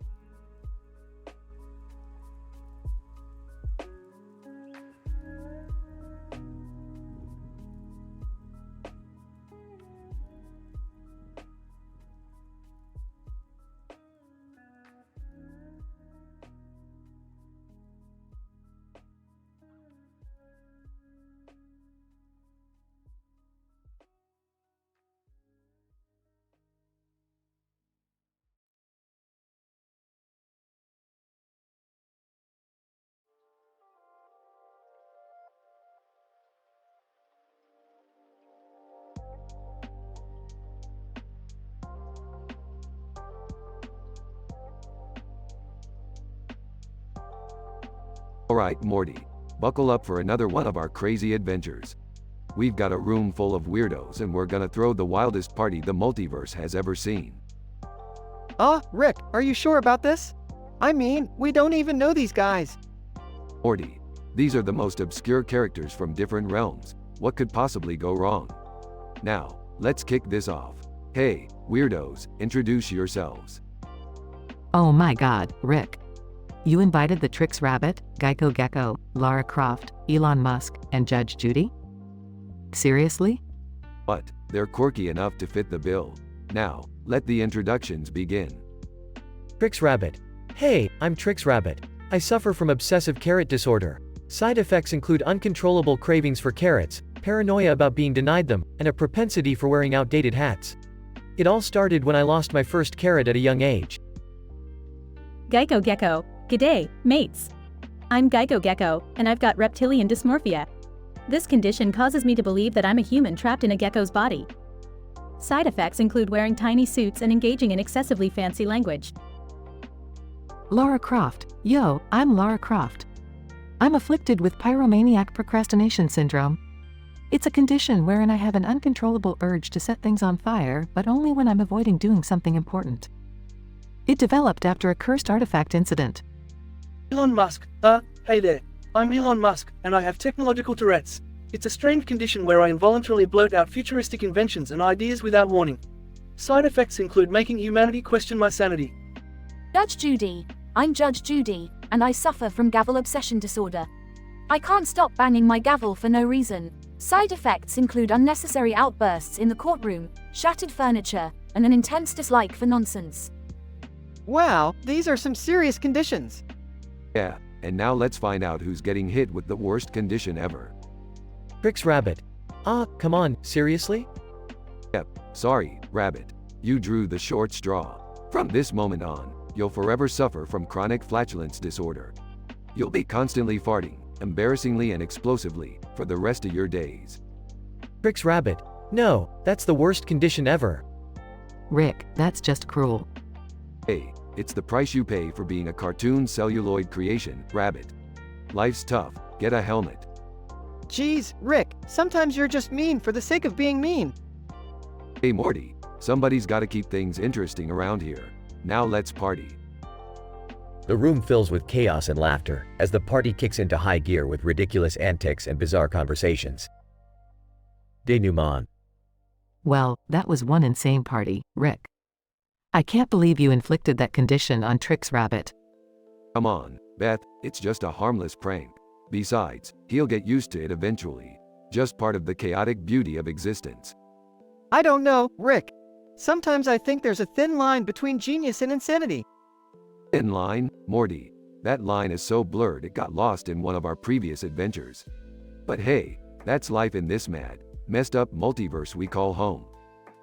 Conclusion. The party continues into the night, with laughter, strange conversations, and endless possibilities ahead for our eccentric group of characters.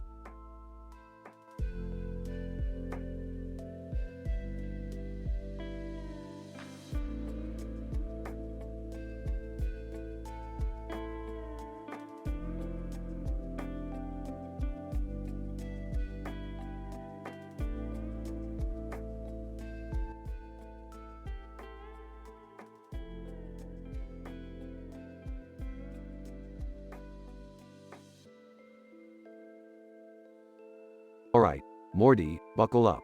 Tonight, we're hosting a party that's gonna make Woodstock look like a daycare. Get ready for a wild ride. Rick, are you sure about this? It sounds a little intense. Morty, you worry too much. Now, let's dive into this statistically improbable scenario. Rick and Morty enter a room filled with stuffed animals with green faces and white fur, each with bizarre expressions. Okay, everyone, gather around. Tonight, we have the honor of hosting the weirdest gathering of characters in the multiverse. I present to you, the Stuffed Animal Gang, the most obscure cartoon characters, company mascots, video game characters, and real-life celebrities.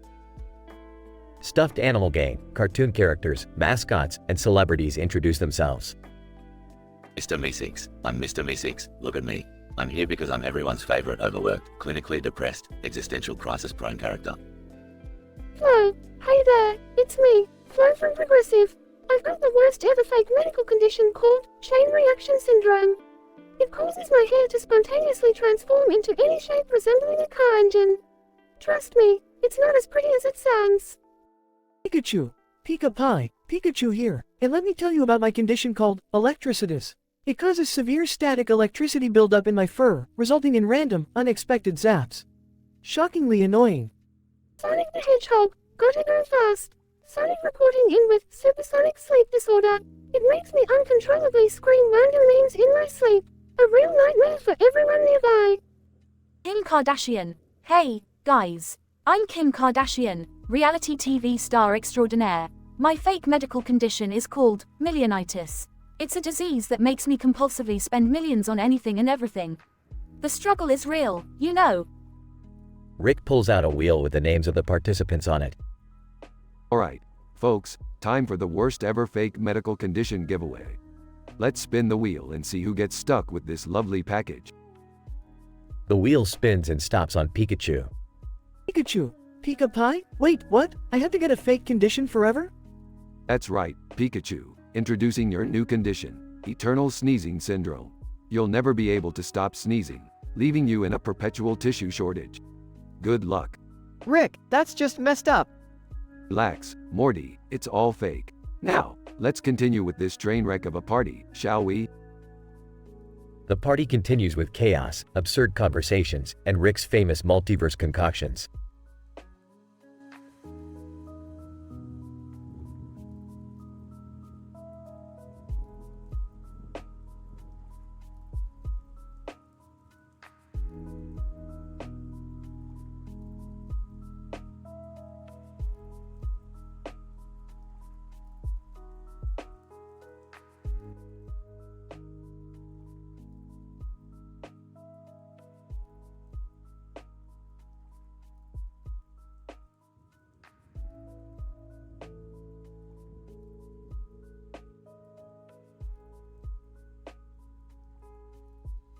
Hey Morty, let me tell ya, tonight's gonna be one hell of a wild ride.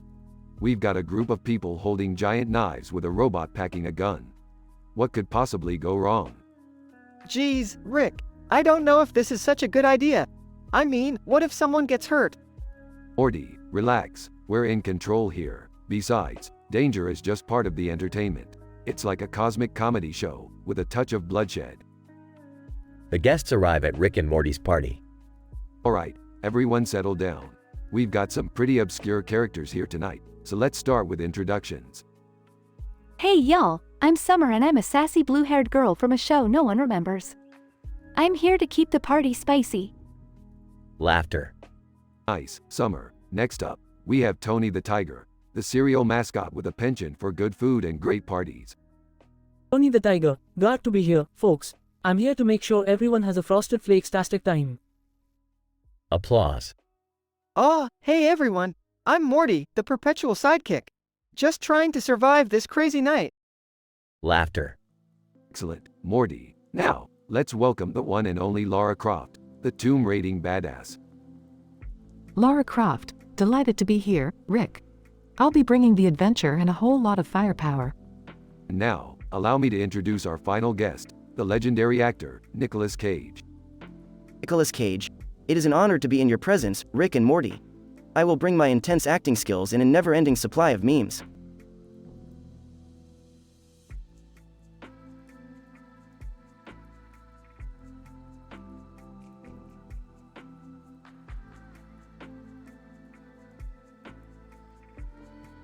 Cheers. Alright, now let's get into the medical shenanigans. Each of you will share the worst ever fake medical condition. Well, I've got lethargic laughteritis. This condition makes you laugh uncontrollably at the most inappropriate times. Side effects include stomach cramps, uncontrollable tears, and broken friendships. It originated when a clown mixed laughing gas with radioactive goo. Tony the Tiger, I got roomy growlitis. This causes my signature roar to turn into a constant, depressing moan. It's such a bummer, man. Side effects include spilling milk and ruining breakfast for everyone around me. Lara Croft, I suffer from treasure hunter's Tourette's. It's a condition that makes me involuntarily shout cryptic puzzle solutions at the most inconvenient moments. Side effects include losing valuable artifacts and alarming my enemies. Nicolas Cage. Well, Rick, mine is called Eternal Expressionism. It forces my face to get stuck in over-the-top expressions from my movies. Side effects include scaring small children and making any serious conversation impossible. Fantastic. Now, let's get this contest started. Remember, the loser will receive a permanent condition. Let the chaos commence.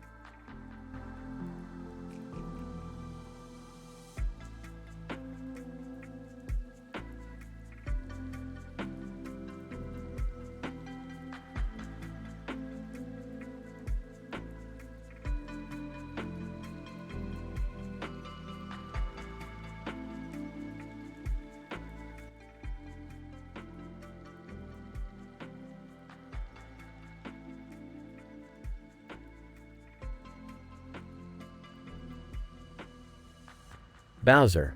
Well, Mario. It seems you've found yourself in quite a predicament, haven't you? Mario, groaning, where am I? What the hell happened? Bowser, you're in my game now, Mario. And I've set up a little trap just for you. Mario, trap? You sick son of a Koopa. What did you do? Bowser, oh, it's nothing too fancy. You see, I've taken inspiration from our encounters over the years. You're familiar with the Super Leaf power-up, right? Mario, of course, why? Bowser, well, I've modified it a bit. You're trapped in a room with a ceiling full of thwomps, and the only way to escape is by catching enough leaves for your tail. Each time you catch one, the ceiling will lift a little. But if you fail, well, it'll come crashing down. Mario, you maniac. How do I even catch these leaves? Bowser, that's the fun part. The leaves are attached to green Shy Guys, who just so happen to be armed with Bob OMBS. So, you'll need to time your jumps carefully, grab the leaf, and avoid the explosives. Good luck, plumber. Mario, this is insane. I won't let you get away with this, Bowser. Bowser, oh, Mario, you always say that. But we both know how this ends. You lose, I win. It's as simple as that. Mario, you're underestimating me, Bowser. I've faced challenges far worse than this. I'll find a way out. Bowser, we shall see, won't we? Just remember, time is ticking, and the thwomps won't stay suspended forever. Mario, fine, then. Let the game begin. But don't think for a second that I won't find a way to beat you, just like I always do. Bowser, oh, I'm looking forward to it, Mario. I'll be watching. And remember, the consequences of failure are oh so explosive. Ha ha ha ha. As Mario takes a deep breath, he focuses his energy, ready to face the deadly challenge ahead. The room filled with tension, he must utilize all his skills to outsmart Bowser's sadistic game and escape before it's too late.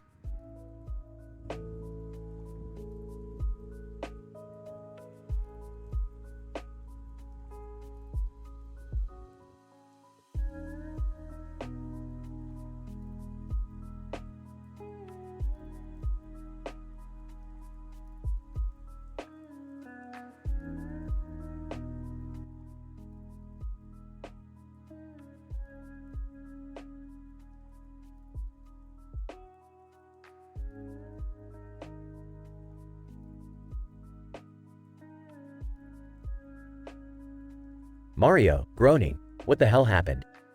Why am I in this creepy bathroom? Bowser, sinister voice, well, Mario. Looks like you've fallen into my little game. Mario, Bowser? What the fuck are you doing here? Bowser, I replaced Jigsaw, you see. And now, you're trapped in a hellish puzzle of your own making. Mario, fine, enough with the riddles.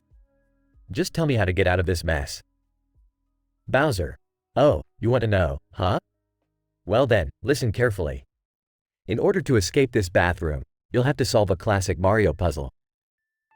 You'll need to collect 3 power stars hidden in this room. Mario, are you kidding me? Power stars? Fine, I'll play your twisted game. Bowser, excellent. Now, look around you. Do you see that large pipe right in front of you? Stick your hand inside it. Mario, ew. A dirty pipe? You're sick, Bowser. Bowser, chuckles. Desperate times call for desperate measures, my friend. Now, reach inside and grab the first power star. Mario, grimacing, okay. I got it. 1 down, 2 to go. Bowser, good, good. Now, look to your left. There's a brick block. Punch it, and a question mark block will appear. Jump, my friend. Jump and hit it with your head. Mario, seriously? Couldn't you have just given me a key or something? Bowser, laughs. Where's the fun in that? Now, collect the second power star from that block. Mario, alright, I jumped in. Yes. Got it. 1 more to go. What's the next challenge, oh great evil mastermind? Bowser, look up, Mario. Do you see that floating platform with fire bars? Make your way across it without getting burned. Mario, you've got to be fucking kidding me. This is seriously messed up, Bowser. Bowser, it's all part of the game, Mario. Ready yourself and make the leap of faith. Mario, gritting teeth. Alright, here goes nothing. Jumping. Avoiding. Damn, that was close. Yes. I made it. Bowser, well done, Mario. You've completed the challenge. Now, exit through the door at the far end of the room. Mario, finally. I can't believe I fell for your sick trap, Bowser. But mark my words, I'll get my revenge. Bowser, oh, I'm sure you will, Mario. But for now, enjoy your freedom until our paths cross again. Mario exits the bathroom, leaving behind the twisted game set up by Bowser.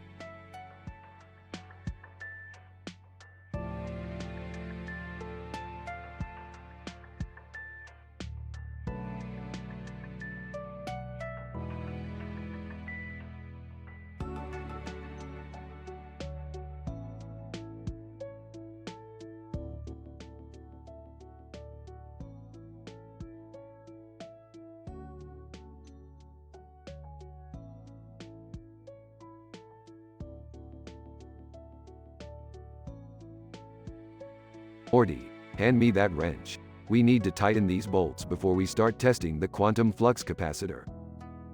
Ah, Rick, do you hear that annoying sound? It's like nails on a chalkboard, but worse. Yeah, Morty, I hear it. Sounds like nails on a chalkboard, but worse. Let's investigate. Morty and Rick walk towards the noise, and suddenly the wall of flesh from Terraria appears. Wall of flesh. Walls. Holy crap, Rick! It's the wall of flesh from Terraria. What's it doing here? Morty, we're in the middle of a scientific experiment gone wrong. We've obviously attracted some unwanted attention from the video game world. Wall of flesh. Walls and attacks Rick and Morty.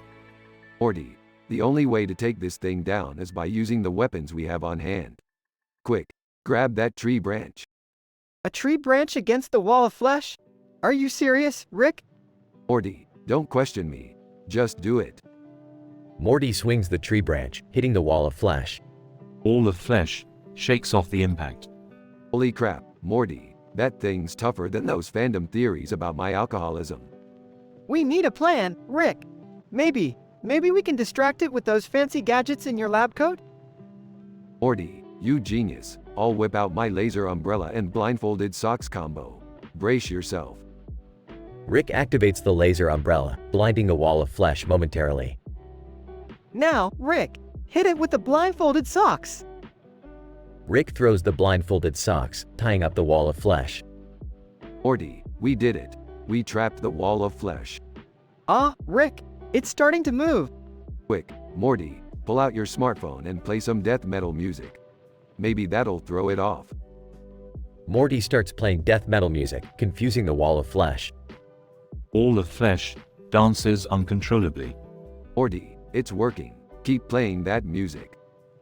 Morty continues playing the death metal, while Rick hilariously begins to dance with the wall of flesh. This is insane, Rick. I can't believe we're dancing with the wall of flesh.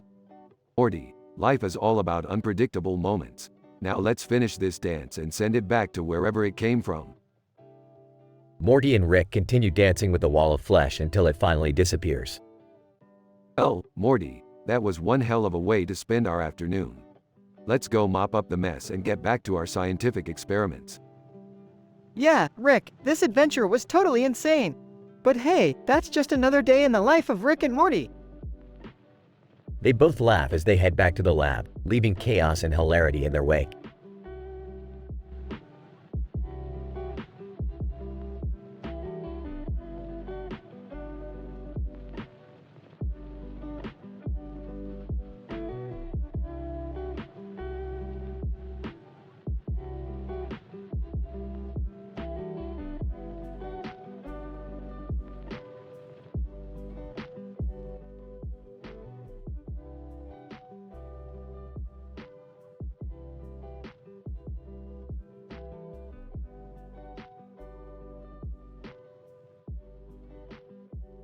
Mario, groaning. What? Where am I? Why is it so dark? Bowser, with a sinister chuckle. Ah, Mario, welcome to your worst nightmare. Mario, Bowser? What's going on? Let me out of here.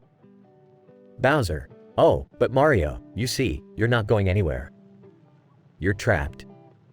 Mario, panicking. What kind of sick game is this? Bowser, it's not a game, Mario. It's a test.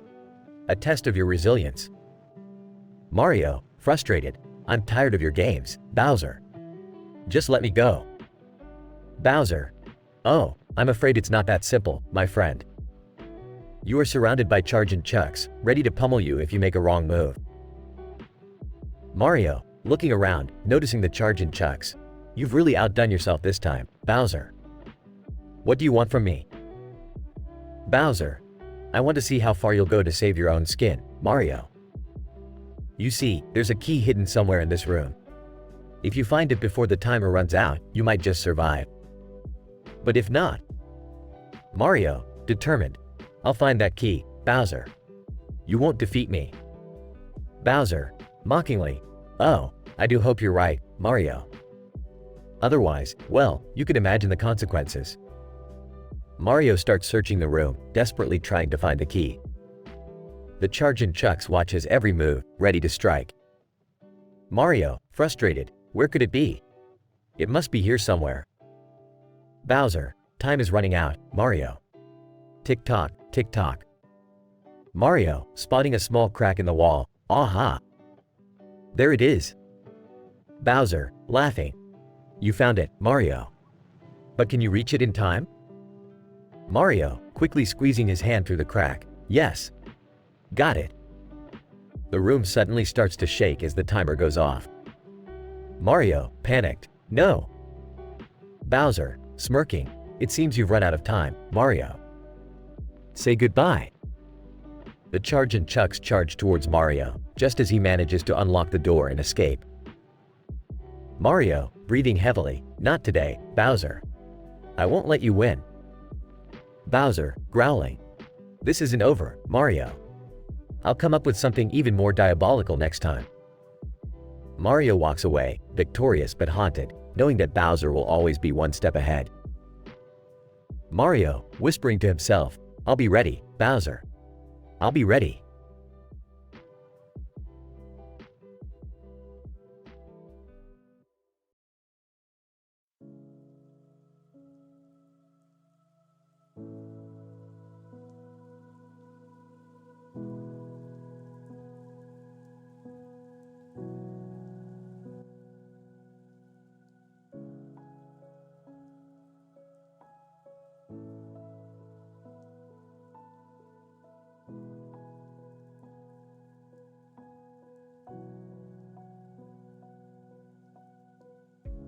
Alright, Morty. Let's get to work on this scientific experiment. I need you to pass me the antimatter oscillation module. Oh, sure, Rick, but what exactly are we trying to do here? Morty, you wouldn't understand even if I explained it to you. Just do as I say and hope for the best. Hey boys, what's going on in here? I heard some strange noises. Oh, nothing, Beth. Just another groundbreaking experiment that your feeble mind wouldn't comprehend. Dad, have you seen my pink balloon? I had it right here on the workbench. Morty, we're trying to save the universe here. We don't have time for your childish toys. Annoying sound starts playing. Morty, do you hear that? What in the multi-dimensions is that annoying noise? I don't know, Rick, but I think it's coming from outside. Donnie Thornberry bursts into the garage. Donnie, incoherent babbling, smashing. Great, just what we needed. Donnie Thornberry, the wild child from the Wild Thornberries. Donnie continues incoherent babbling, chimpanzee. Donnie, what are you doing here? Can't you see we're busy? Donnie, incoherent noises, Eliza, orangutan. Oh my god, Donnie, you're as annoying as ever. Go bother someone else. Donnie, incoherent babbling, snorkel. Morty, we're trapped with a Wild Thornberry. We can't use the portal gun. We have to figure this out ourselves. Alright, Rick, but what are we going to do? We're going to outsmart him, Morty. We'll use our superior intellect. Donnie, incoherent babbling, rhino, blarg. Dad, why don't we just call Nigel Thornberry? Maybe he can come and get Donnie.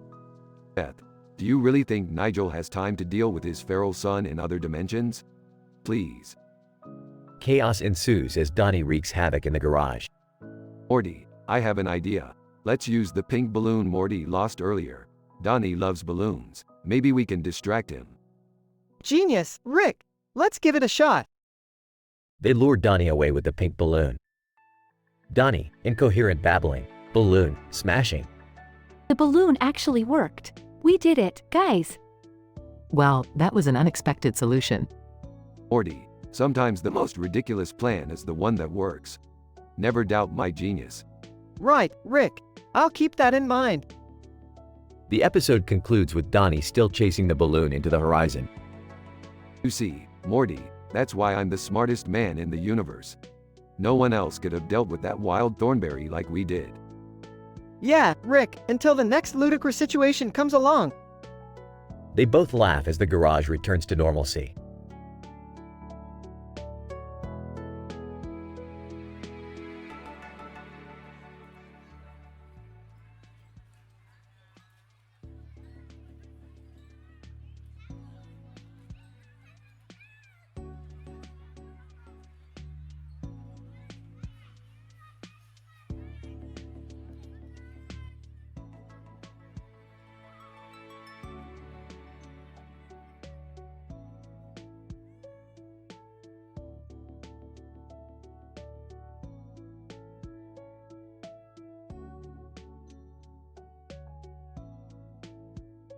Alright, Morty, let's get this experiment started. Hand me that quantum destabilizer.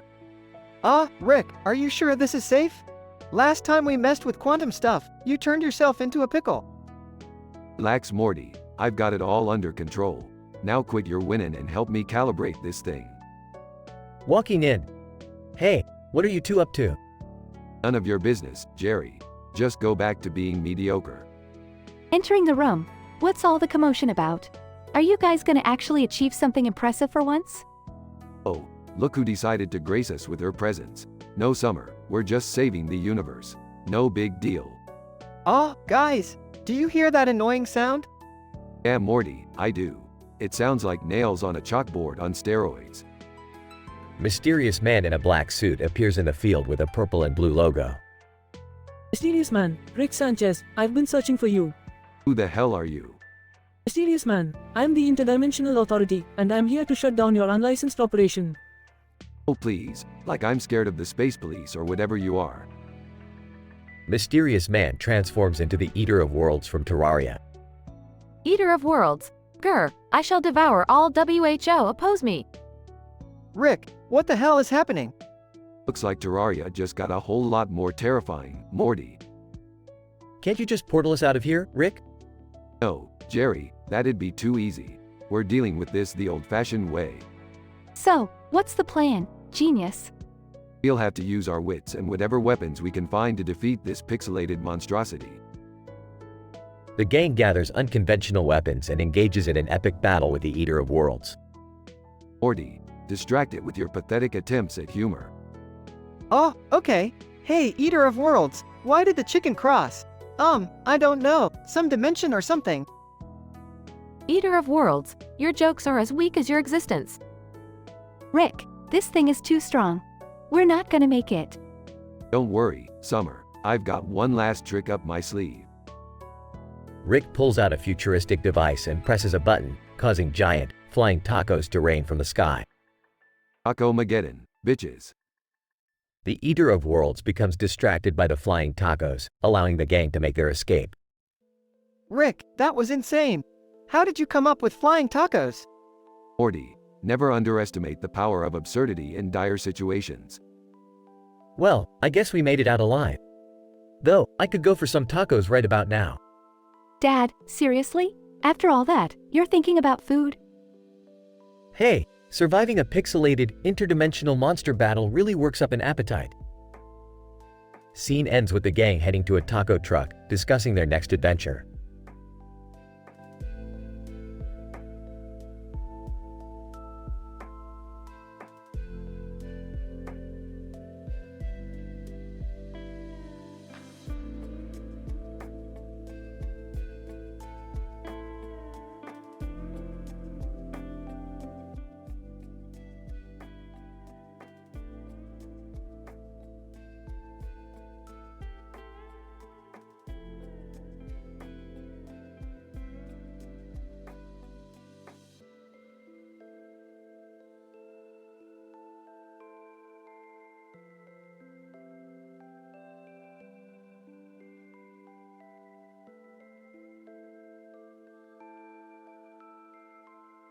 Alright, Morty, buckle up.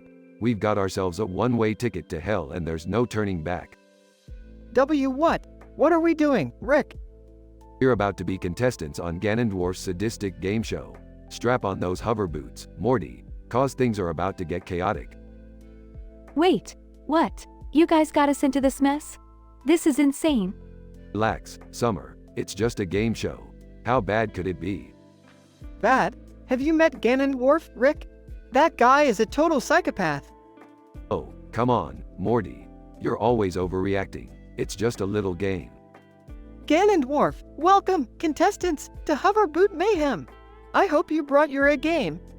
We're ready, you sadistic bastard. Let's get this show on the road. Rick, I don't think we're prepared for this. I can barely tie my own shoelaces, let alone hover boot. Ganondorf, well, Morty, that just makes it even more entertaining. Shouldn't we be more concerned about Ganondorf's obsession with hover boots? Don't worry, Summer, I've got a plan. I saw this one in a dimension where everyone is obsessed with hover boots. Seriously, Rick? A hover boot dimension? Hey, don't question my methods, Morty. Prepare yourself. Ganondorf, contestants, your first challenge, the hover boot of doom. Reach the finish line without falling off the obstacle course. This is insane. I'm not even wearing hover boots. That's the beauty of it, Summer. We have to be clever. I can't do this, Rick. I'm going to fall. Morty, I believe in you. Use your fear to your advantage. Ganondorf, and the winner of the first challenge is Morty. What? I actually did it. I can't believe this. I fell off the first platform. Ganondorf, and for the losers, a hilarious punishment awaits. Prepare to be drenched in slime. Slime? Seriously? This guy must have watched too much Nickelodeon. I can't believe we're getting slimed. What is this, the 90s? Alright, Morty, we've got to step it up. We can't let them win.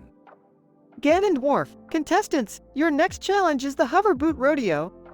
Stay on the bucking hover boots for as long as you can. Hold on tight, Morty. It's gonna be a wild ride. I can't believe we're doing this. My hair is going to be ruined. Ganondorf, and the winner of the hover boot rodeo is Rick. Oh yeah, baby, I've still got it. I'm getting tired of losing, Rick. This is humiliating. Don't worry, Morty, we're just getting started. This next challenge will blow your mind. Ganondorf, contestants, brace yourselves for the ultimate challenge, the hover boot maze of terror. Maze of terror? No, thank you. Morty, remember that time we navigated the interdimensional corn maze? Yeah, that was pretty crazy. Can we do it again, Rick? Strap on those hover boots tight, Morty. We're about to win this thing. Ganondorf, and the winner of the hover boot maze of terror is Morty. I can't believe it. We won! So, what's our hilarious punishment this time, Ganondorf? Ganondorf, I've decided to be merciful. No punishment for the losers. Aw, come on. I was hoping for one last laugh. Well, at least we survived the game show from hell, right?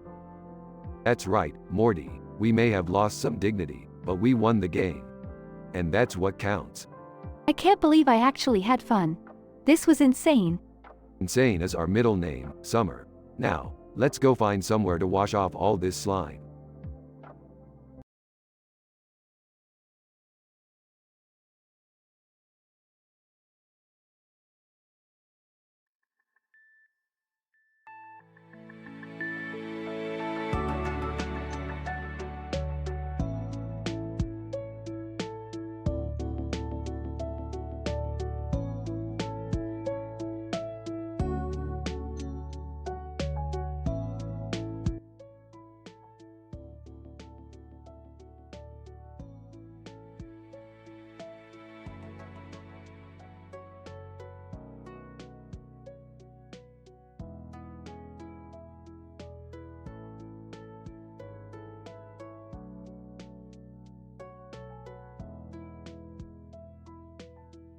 In a distant field, I stumbled upon a peculiar sight. A blue box stood amidst the vibrant red grass, with a distinct yellow number etched upon it. Little did I know that this encounter would lead to an unbelievable sequence of events, filled with drama, absurdity, and explicit language. Kylian Mbappe, what the fuck is this shit? Some kind of fucking blue box with a goddamn yellow number? This can't be real. Yams. Dude, I don't know, but it looks like some twisted shit straight out of a fucked up dimension. Future I'm a fry meme, not sure if I should be tripping balls or calling a fucking psychiatrist. This is seriously fucked up. Kylian Mbappe, let's pussy out or explore this shit. I'm down to see where the fuck this blue box takes us. Yams. Shit, why not? I mean, we've got nothing better to do, right? Future I'm a fry meme, fuck it, I'm in. Let's take this journey to the next level of insanity. As the curious trio opened the blue box, a blinding light engulfed them. When they regained their senses, they found themselves standing at the entrance of a massive pyramid. Kylian Mbappe, holy fucking shit. We're in front of some Egyptian pyramid now? This shit is getting crazier by the minute. Yams. I can't even comprehend what the actual fuck is happening. This must be some kind of elaborate prank or acid-induced hallucination.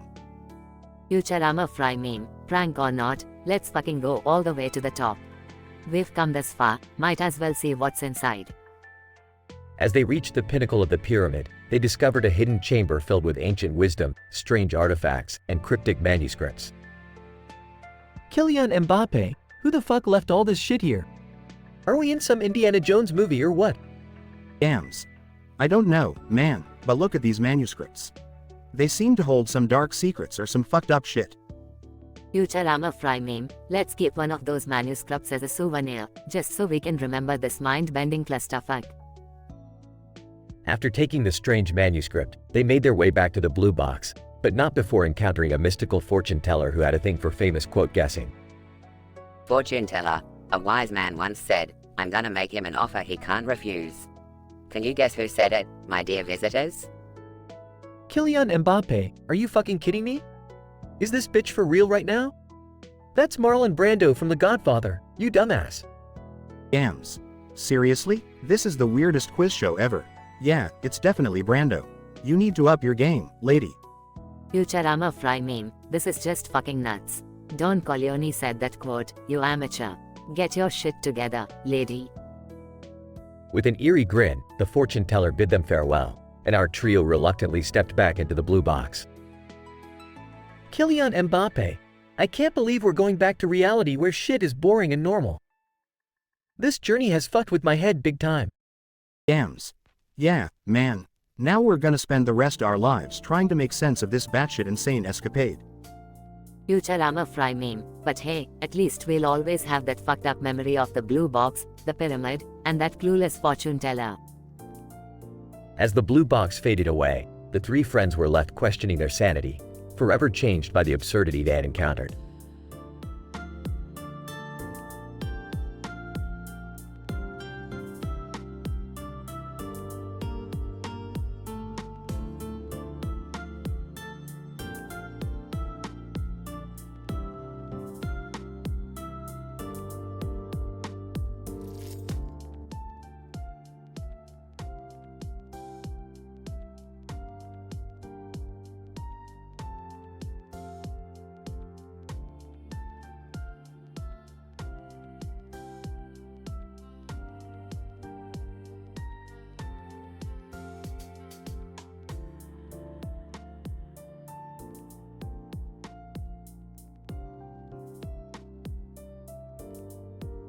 Morty, pass me the Flurgan wrench. We need to stabilize the quantum entanglement matrix before the entire multiverse collapses.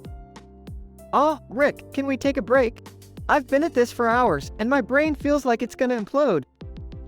Fine, Morty, take a break, you delicate flower. While you're at it, go play with that damn dog and cat on the field outside. Morty heads out to the field, where he sees a cartoon character playing with a child, a dog, and a cat on a leash. Hey, you mind if I join in? Cartoon character, smashing. Come on then, let's frolic and prance like the majestic creatures of the wild. Morty awkwardly starts dancing around with the group, unsure of what's happening. Meanwhile, back in the lab, Rick starts hearing an annoying sound. What the hell is that noise? Donnie Thornberry suddenly crashes through the window, swinging from a vine. Donnie Thornberry, wildly enthusiastic. Wow. Smashing, smashing, smashing. Oh great, it's this feral child from the wild Thornberries. What does he want now? Donnie Thornberry, hey, you guys look like you're having an adventure. I want to join. We're busy, kid. Find someone else to annoy. Morty enters, looking exhausted and confused. Rick, who's this wild child swinging from the chandeliers?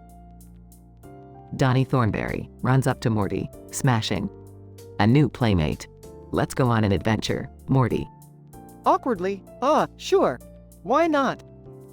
Rick looks at Morty, baffled. Morty, what the hell are you doing? We've got work to do. Morty shrugs, looking sheepish. Sorry, Rick. I guess I can't resist the allure of a crazy adventure. Fine, let's roll with it. Donnie, you little freak, just stay out of our way. As they start working, chaos ensues. Donnie constantly disrupts their experiments, causing explosions and random sci-fi mishaps. Donnie Thornberry, laughing maniacally. This is smashing. Look at all the explosions. Morty, we've got to get rid of him. But, without using the portal guns. I have an idea, Rick. Let's use his own wildness against him. They concoct a plan, pretending to go on a dangerous adventure with Donnie. Donnie Thornberry, adventure. Let's go, let's go. As they venture into a simulated treacherous terrain, Donnie gets lost in the chaos of his own wildness.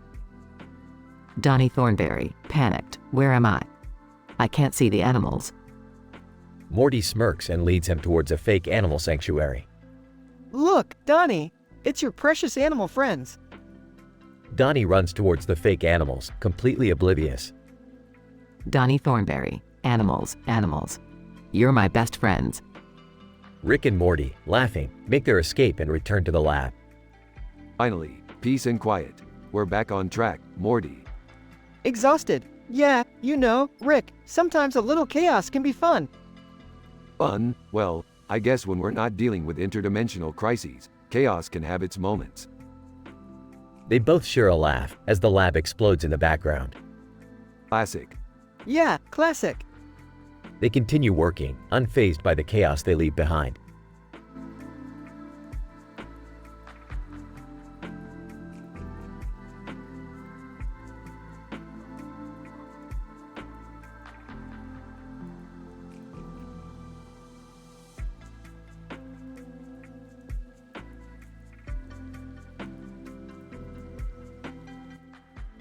This prompt falls outside the boundaries of what I can generate. I can help you with other creative writing requests, so please feel free to ask for assistance with a different topic or scenario.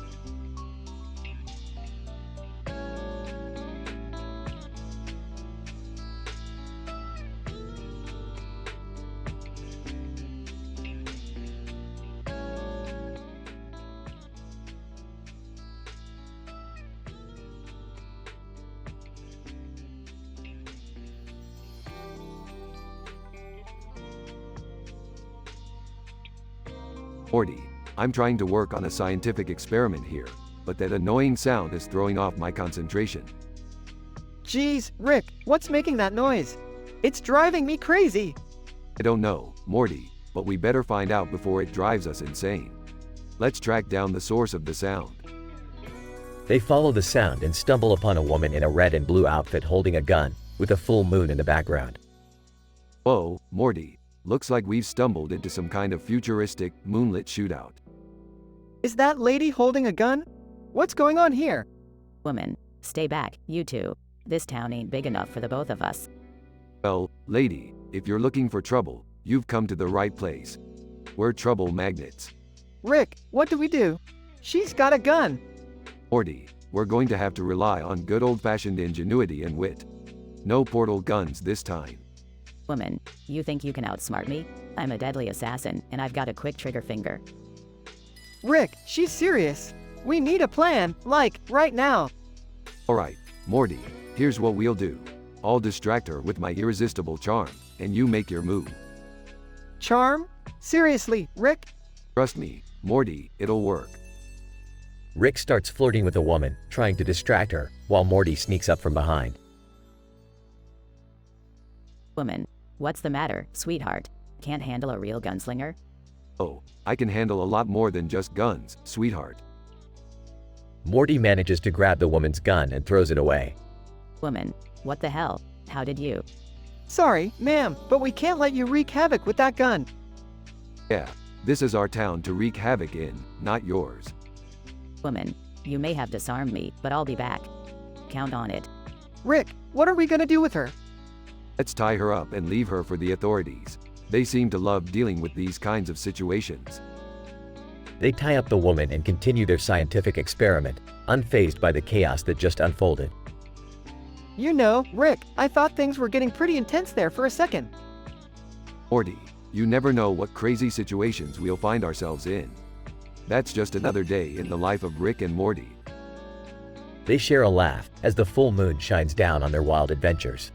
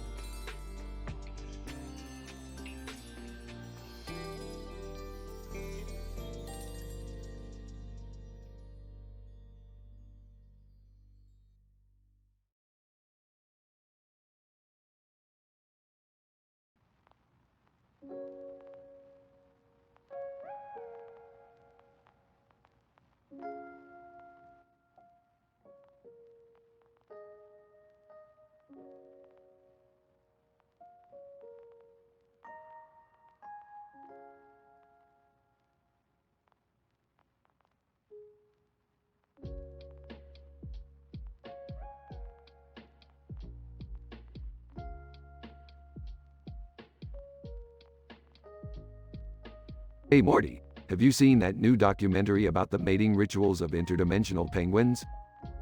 Oh, no, Rick. I was too busy avoiding another one of your insane adventures. Morty, my adventures are not insane. They're calculated risks that only someone of my vast intellect would understand.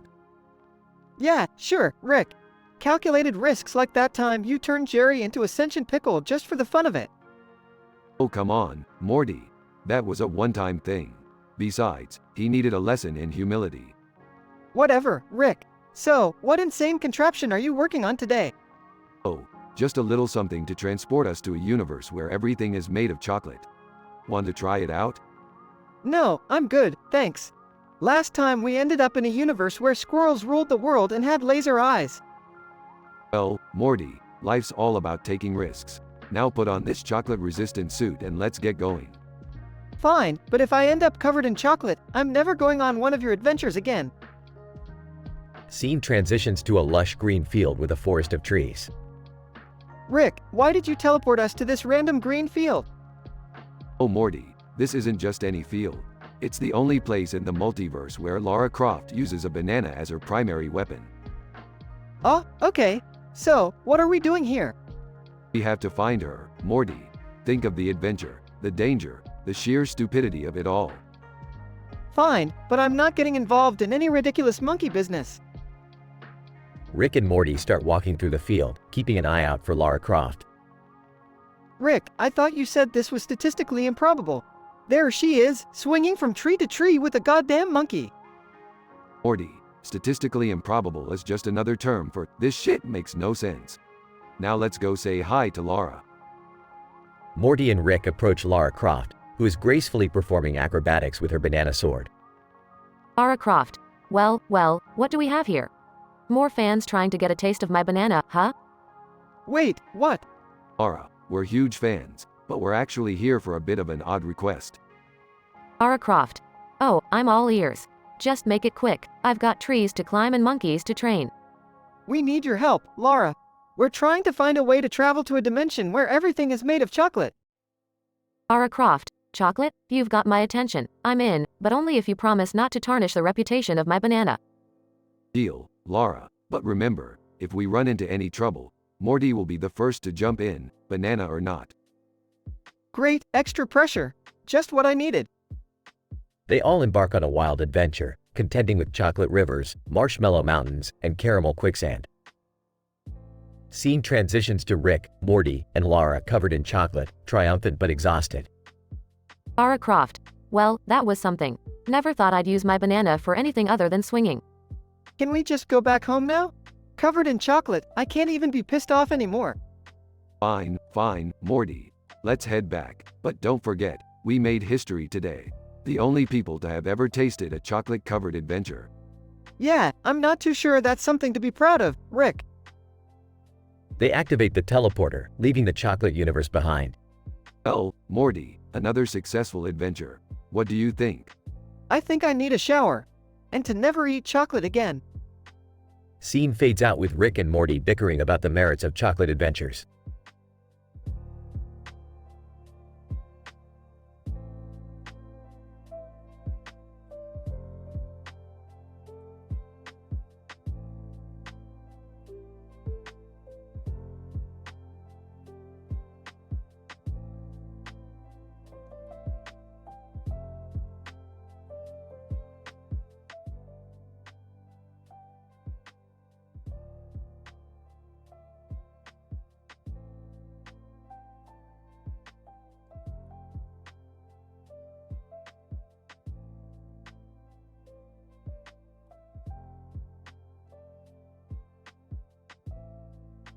Morty, pass me the interdimensional spanner. We need to calibrate the quantum destabilizer.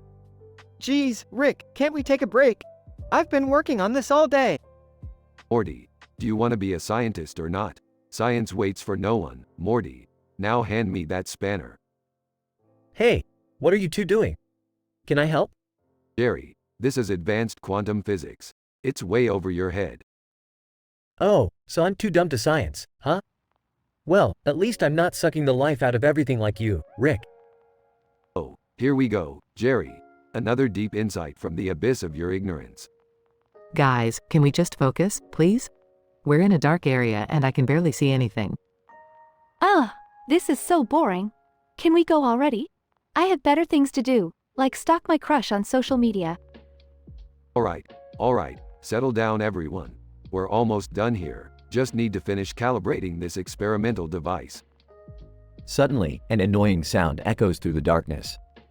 Father Gascoigne grunts and growls aggressively ****. Rick, did you hear that?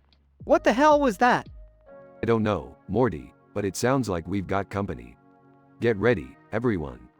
Father Gascoigne roars menacingly, "I will feast on your blood." Oh my god. What the hell is that thing? It's an aggressive monster from a video game, Jerry. Just stay behind me, I'll protect you. Seriously, Dad? A video game monster? Are we gonna die in a video game now? No portal guns, Morty. We're gonna have to rely on our wit and limited physical abilities for this one. Oh great, so we're screwed, right? Pretty much, Morty, but at least we'll die spectacularly.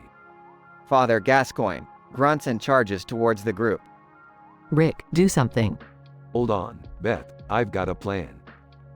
Rick pulls out a makeshift device and activates it, emitting a high-pitched screech. Father Gascoigne, covering his ears, ***, my sensitive hearing. Rick, it's working. Keep it up.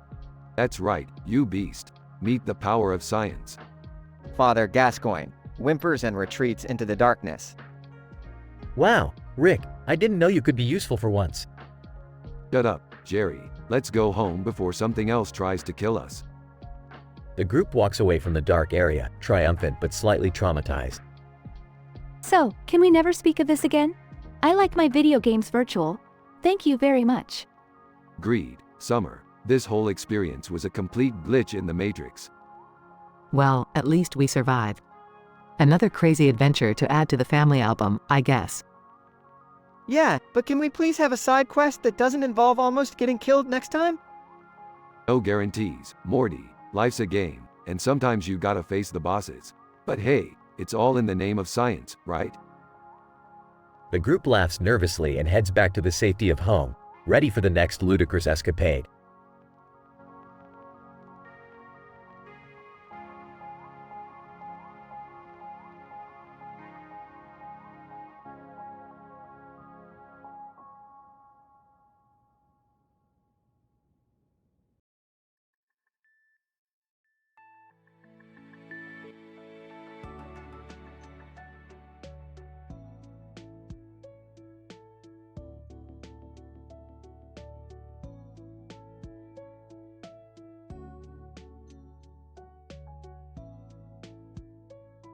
Morty, come on, we've got a situation here. What is it, Rick? I was just trying to relax for once. Relax, Morty, we don't have time for that. Look over there. Oh my god, what's happening? Dad, did you mess something up again? No, it's not me this time. Look at that woman in the black top, holding a banana and a banana peel. Whoa, what the hell, Rick? Is she some kind of banana sorcerer? I don't know, Morty, but something is fishy here. Let's investigate. Morty, be careful. Remember last time we got involved with strange objects? Yeah, I don't think I'll ever forget that incident with the cursed plunger. Can you guys not talk about that right now? Enough reminiscing, we've got bigger problems. Look, that woman just peeled the banana with the other banana peel. What the actual F? Oh my god, she just disappeared. Rick, what did you do this time? I promise, Beth, this isn't my doing. It's something beyond this dimension. So, what's the plan, Genius Grandpa? We need to find that woman and figure out what the hell is going on. Morty, grab the portal gun. Oh, Rick, the portal gun is acting all wonky. It's kind of spraying cheese. Perfect, Morty, we'll use the cheese portal gun to lure her out. Rick, this is insane. We can't just lure her out with cheese. Beth, when have I ever done anything sane? Now let's get some damn cheese. Hurry up, Dad. If this woman is causing trouble, then we need to stop her. Morty, grab the cheese and let's get moving. Alright, but I don't understand how cheese is gonna help. Trust me, Morty, cheese is the universal currency of intrigue, chaos, and bad decisions. Dad, sometimes I question your parenting choices. We don't have time for that, Beth. We've got a banana-wielding woman to find. Look, guys, there she is. And she's still holding those damn banana and peel. Jennifer Lawrence, holding banana. Hey, I heard there was some weird banana chaos going on. Count me in. Jennifer Lawrence, what are you doing here? Jennifer Lawrence. Well, I heard rumors about bananas and I just couldn't resist. Plus, who doesn't love a good banana joke? Oh, this is getting even more bizarre. Can we just go back home now? Morty, we still have to figure out how she peeled that banana with another banana peel. Science demands it. Fine, but after this, we're never getting involved with bananas again, right? Of course, Beth, unless we stumble upon a cursed pineapple or something. I swear, you guys are a special kind of crazy. And that's why we're the heroes of our own twisted story, Summer. Time to uncover the truth behind these magical bananas.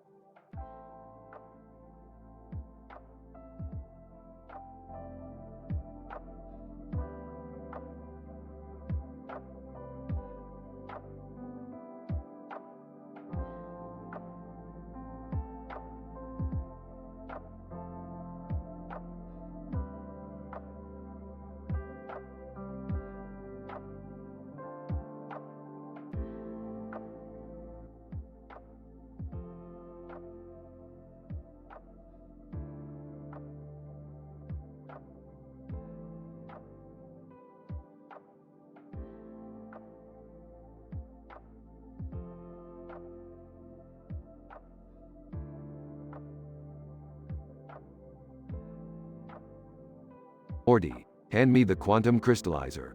We need to calibrate the interdimensional fluximeter before the gravitational anomalies destabilize the space-time continuum. Ah, Rick, I think we're out of plutonic quarkonium for the crystallizer. Great, Morty, just great. Now we have to go to Pluton 9 to get more. Get ready for another wild ride. They teleport to Pluton 9, a neon city with flashy lights and a bustling crowd. Hey guys, what are you doing here? Oh my, those neon lights are like a migraine nightmare. Jerry, we're not here on a family vacation. We need plutonic quarkonium, and we need it fast. Well, I wouldn't want to interrupt your intense, science-y stuff. I'll just stay here and, enjoy the scenic neon lights. As Rick and Morty make their way to a shady plutonic quarkonium dealer, they hear an annoying sound. Sound. Oh, wait, majestic. A hunter is a hunter, even in a neon dream. Morty, do you hear that? It sounds like Mikolash, host of the Nightmare from Bloodborne. Whoa, Bloodborne? That game was intense. Do we have to fight him, Rick? No, Morty, we have to deal with his annoying ramblings. And without our portal guns, it's gonna be tricky. Mikolash. KOS, or some say, KOSM. Do you hear our prayers? Morty, we faced interdimensional beings, but this guy takes the cake with his cryptic gibberish. I don't know, Rick. He seems pretty harmless. Just let him talk, right? As Mikolash continues his ramblings, the city starts shaking. What's happening? Are those lights supposed to be that bright? Morty, his ramblings are causing a dimensional rift. We need to shut him up before he tears reality apart. How do we do that, Rick?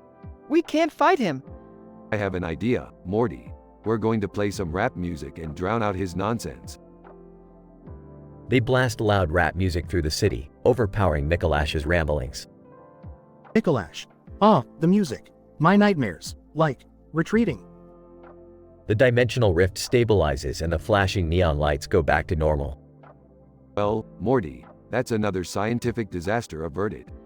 I'm glad it worked, Rick. I don't want to be stuck in a neon nightmare forever. They teleport back to their lab. Hey guys, did you have fun in the Neon City? I heard it's the hottest spot in the multiverse. Fun is a relative term, Summer. But we managed to save the day, despite Morty's constant whining. Hey, I don't whine that much. Well, I'm just glad you're all back safe. This neon light headache isn't going away anytime soon. Don't worry, Jerry, I have just the thing. A multiversal anti-migraine pill. It might just cure your neon-induced headache. They all laugh, knowing that their crazy escapades will continue to push the limits of reality. Finn.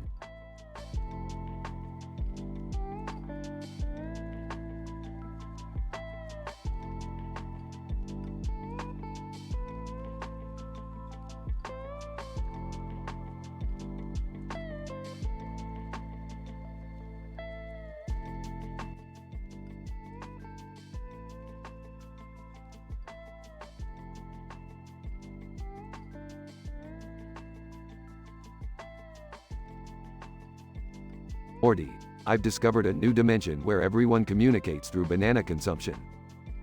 Oh, are you serious? Banana consumption? Yeah, Morty, everyone's addicted to bananas over there. It's like a damn banana cult. Entering, what's all this banana business about, guys? Yeah, Dad, have you gone bananas again? Oh, nothing much, just exploring a dimension where bananas rule the world. Whispering to Summer, is Dad losing it again? Whispering back, you know him, Morty. He's always a few bananas short of a bunch. Meanwhile, in the banana dimension. Woman, holding a banana in her mouth and looking at the camera with a surprised look on her face. Look at that, Morty. A woman holding a whole banana in her mouth. That's quite a talent she's got there. How did she even manage? Never mind, I don't want to know. So, what's the plan, Rick? Are we just gonna watch banana-related shenanigans? Oh, no, Beth. We're going in. Get ready for a close-up view of Jennifer Lawrence eating a banana slowly and sensually. Dad, that's kind of creepy. Creepy? No, it's just scientifically fascinating. Besides, who doesn't love J-Law? Can't argue with that one, Rick. They teleport to the banana dimension and witness Jennifer Lawrence eating a banana seductively. Jennifer Lawrence, sensual banana eating noises. I can't believe we're actually here, witnessing this. Couldn't we have just watched a movie or something? Movies can't capture the true essence of banana consumption, Summer. It's an experience you have to live to understand. I don't think I'll ever understand, Rick. That's the spirit, Morty. Embrace the absurdity. Beth, Summer, Rick, and Morty begin devouring bananas, going along with the banana-loving culture. I never thought I'd say this, but these bananas are actually pretty damn good. Yeah, who knew fruits could be so addictive? That's what I've been saying, Summer. Bananas are the future. I'm starting to feel like we're in some twisted, alternate banana reality. That's the fun of it, Morty. Embrace the madness. They continue their banana-eating adventure, fully immersed in the bizarre banana dimension.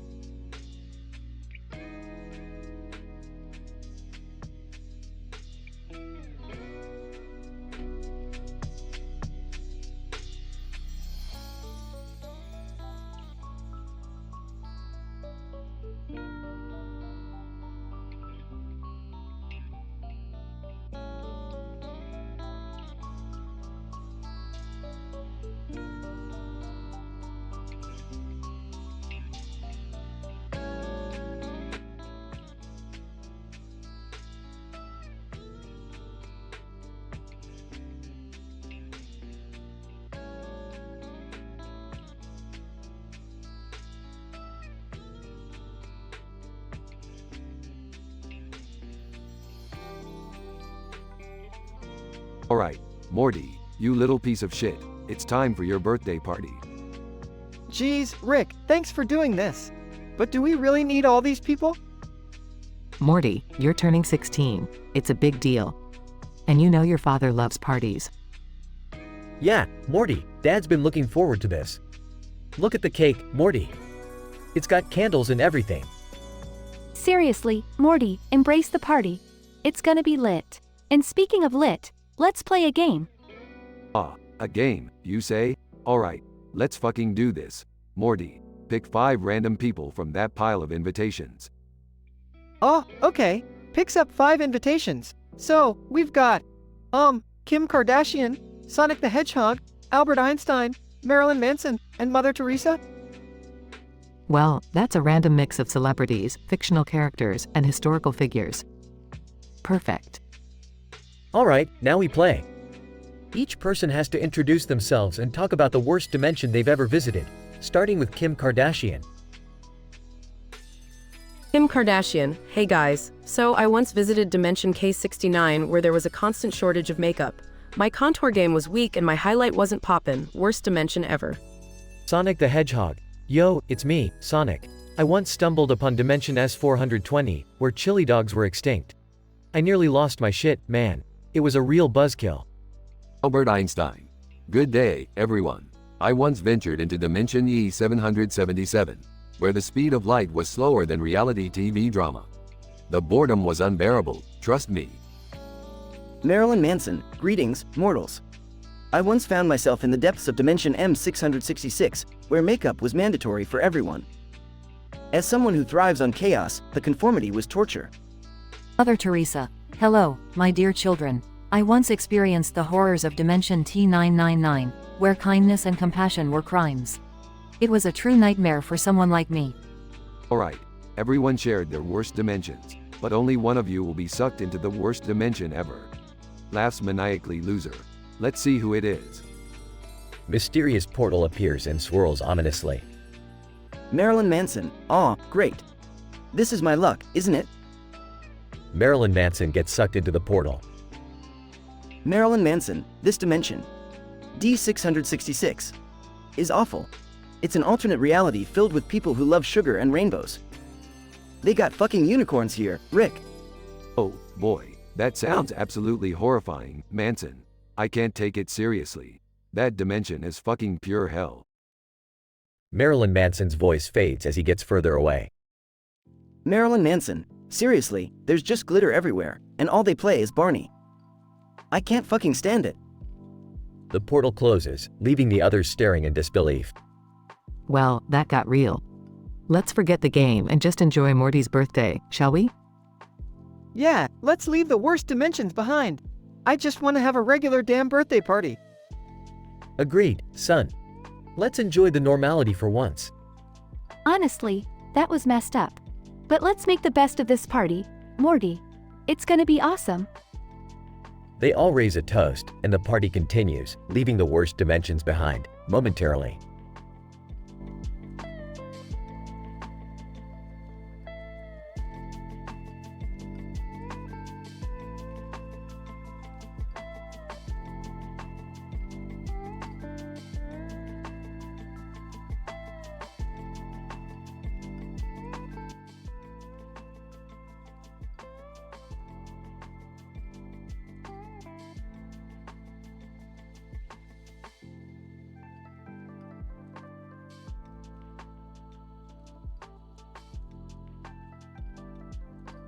Alright, everyone, gather around. I've come up with a game that will blow your minds. Oh geez, Rick, what kind of game is it this time? Relax, Morty, it's gonna be a blast. We're gonna play a dimension introducing game. I've picked 5 random celebrities, cartoon characters, and historical figures, and they'll have to list the worst dimensions ever. Sounds intriguing, Rick. Count me in. Yeah, this sounds like fun. I'm not so sure about this, guys. It could be dangerous. Oh, shut up, Jerry. It's just a game. Now, let's get started. Alright, let's begin. First up, we have Bob Ross. Introduce yourself and tell us the worst dimension you've encountered. Bob Ross. Well, hi there. I'm Bob Ross, and in Dimension G7, everything was just one big happy accident. Trees, mountains, rivers, and people were all a big chaotic mess. It was impossible to create any beautiful landscapes. Next, we have Thanos. Share your worst dimension experience, big guy. Thanos. I am Thanos, and in Dimension M3, scarcity was a norm. There was barely enough resources to sustain life, and people were constantly fighting over the smallest things. It was a wasteland of chaos and suffering. Now, we have SpongeBob SquarePants. What's your worst dimension, SpongeBob? SpongeBob. Hi, I'm SpongeBob. In Dimension B2, everything was extremely abrasive. The pineapple was made of sandpaper, jellyfish were electric, and even the Krusty Krab spatulas were covered in razor blades. It was pure torture. Our next contestant is Cleopatra. What's the worst dimension you've come across, Cleopatra? Cleopatra. Greetings, I am Cleopatra. In Dimension R9, the intense heat was unbearable. The entire world was a scorching desert, and even the river Nile was boiling hot. It was like living in an eternal sauna. Lastly, we have Elon Musk. Share your worst dimension, Elon. Elon Musk. Hey there, I'm Elon Musk. In Dimension T5, technology had taken over completely. People were mindlessly controlled by their devices, constantly connected to a virtual reality world. Real human interactions were nearly non-existent. It was a soulless existence. Alright, everyone. It's time to decide the loser. And the unfortunate soul who will be plunged into the worst dimension ever is Jerry. What? No way. This isn't fair. Life isn't fair, Jerry. Now, say hello to Dimension S13. Oh my god, Rick. I'm surrounded by clowns. They're all laughing maniacally, chasing me with their oversized shoes, squirting me with their flower lapels. It's a nightmare. Please, get me out of here. In the end, Rick managed to rescue Jerry from the clown dimension, and the party continued as if nothing had happened. But they all knew, deep down, that even in the craziest dimensions, there's always something worse lurking in the darkness.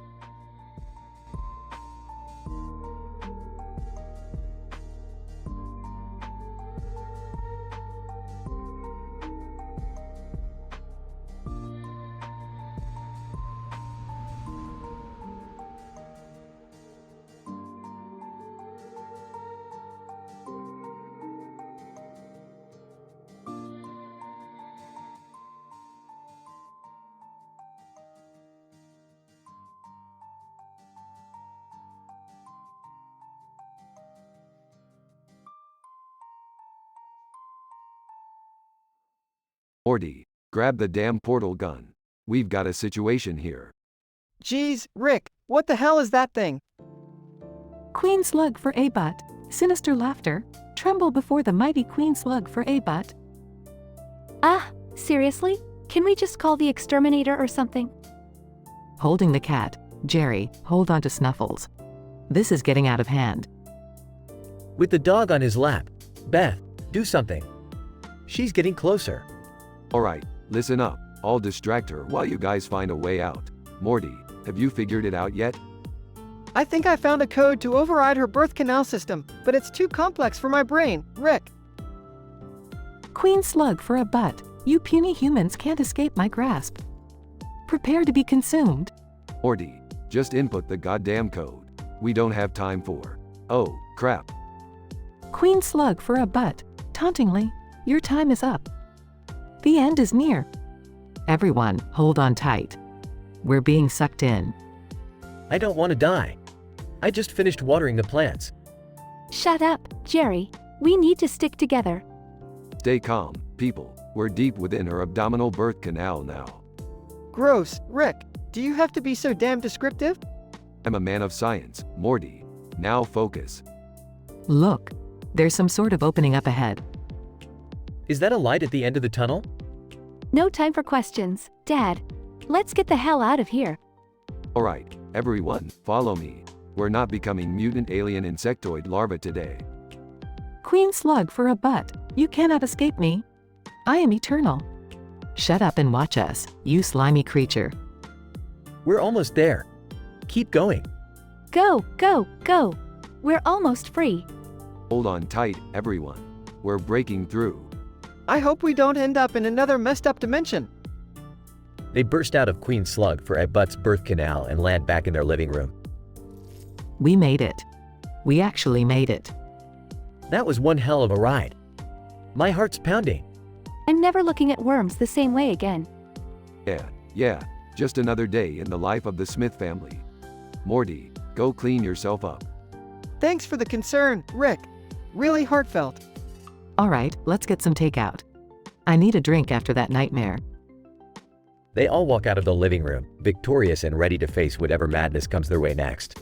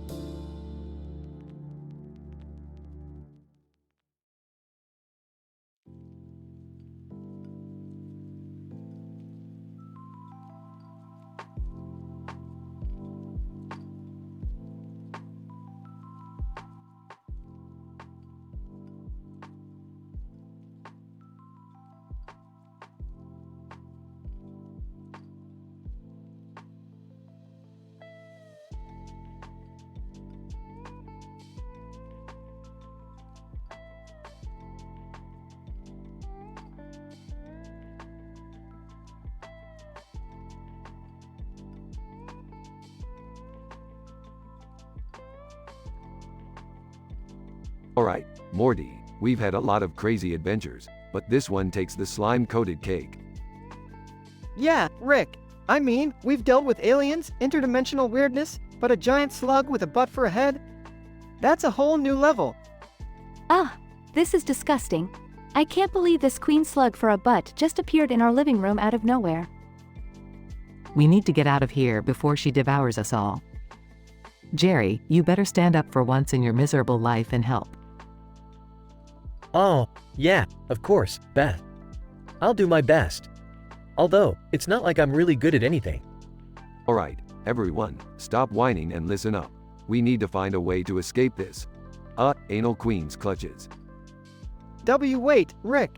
Did you notice that weird bird in front of us? It seems to be watching us. Seriously, Morty? We're about to be eaten by a walking butt, and you're worried about a bird? No, Summer. Morty might be onto something. That bird seems to have some sort of strange power. Oh great, now we're counting on a freaking bird to save us. This day couldn't get any worse. Shut up, Jerry. We need to find a way out, and if that bird can help, then we're not gonna question it. Look! The Queen's getting closer. We need to do something now. I've got an idea. What if we distract her with our insults while someone tries to come up with an escape plan? That might just work, Summer. Rick, you're the brainy one. Any ideas? Hold on, I'm analyzing the Queen's anatomy. I think I found a weak spot near her massive green ass. If we can attack that, we might have a chance. Attack her ass? You guys are insane. Shut up, Jerry. We don't have time for your cowardice. Beth, can you shoot a precision laser burst at that weak spot? I'll do my best, Rick. Just give me a clear shot, and I'll aim for her butt. Okay, while she's distracted, I'm gonna grab that bird and see if it can help us escape.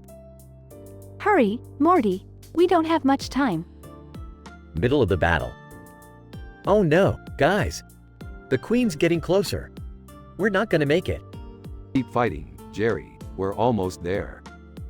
The Queen roars and grabs Rick, Morty, Summer, Beth, and Jerry. Queen slug for a butt.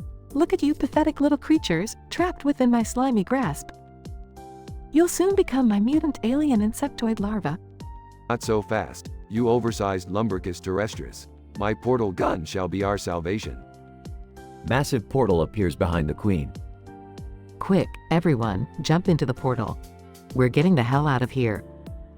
They all jump into the portal. Moment of silence as they gather their surroundings.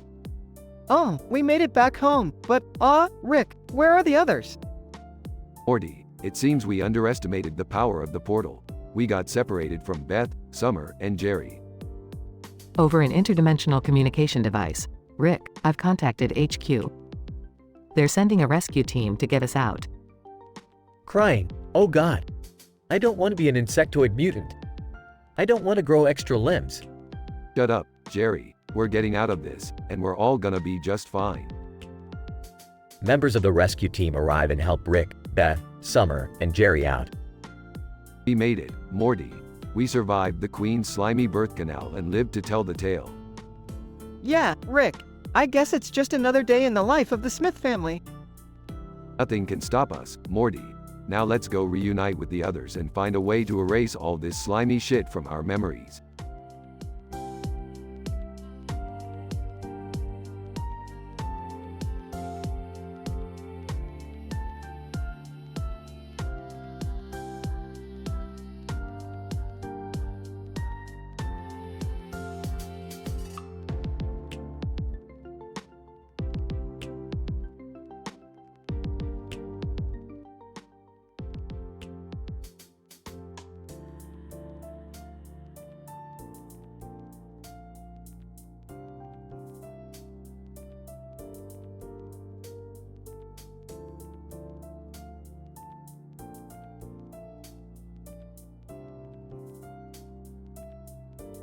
Alright, everyone, let's gather around for this unique game.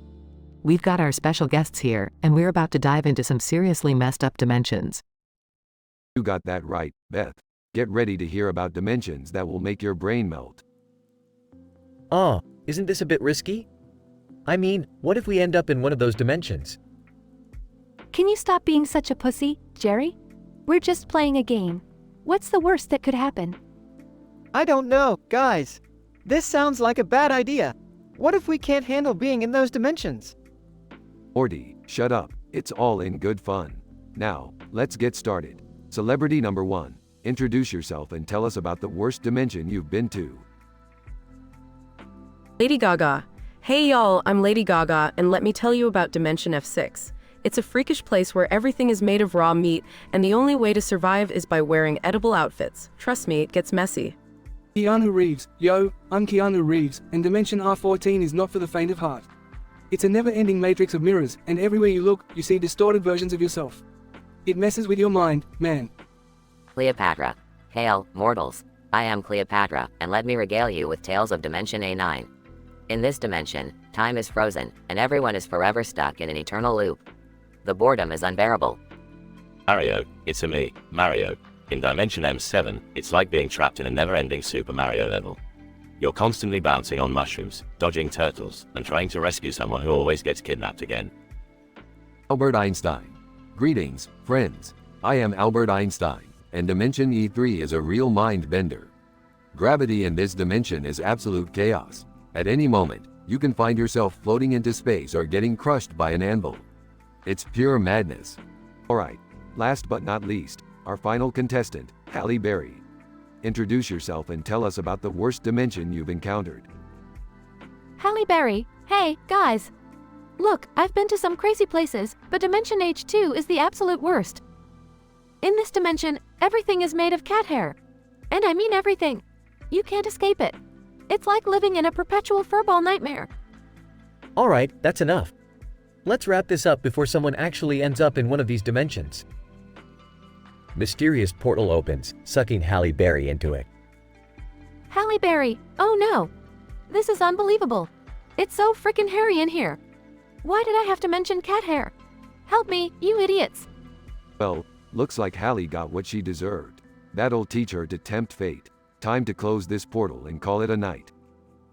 The portal closes, and everyone looks at each other in shock and relief. Damn, that was intense. Let's never play that game again. Agreed. Let's stick to something less risky next time. Maybe a simple board game or something. Yeah, that sounds like a good plan. I definitely don't want any more adventures like that. Thank God it's over. I need a drink to calm my nerves. Yeah, everyone calm down. Now let's get back to partying like normal people.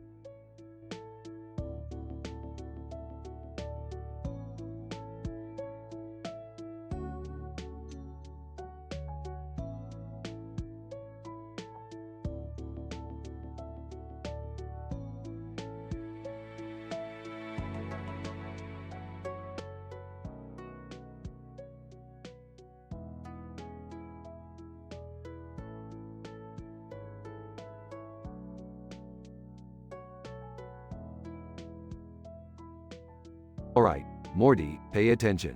We're gonna play a little game at this party. It's called Worst Dimensions Ever. We'll all introduce ourselves and describe the absolute worst dimension we can think of. The loser gets dropped into that dimension. Got it? Oh, geez, Rick. That sounds intense. But yeah, I got it. Count me in too.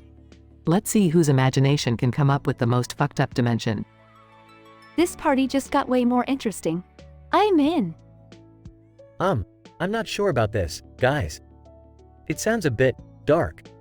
Shut up, Jerry. Either play or leave. Fine. I'll play. Alright, I'll start. I'm Rick C minus 137, and the worst dimension I know is P322. It's a dimension where everyone is a talking potato, and they can only communicate through farting. Plus, farting is their only currency. Good luck getting a potato fur coat there, Morty. Oh, man, that sounds gross, Rick. Oh, I'm Morty Smith, and the worst dimension I can think of is F666.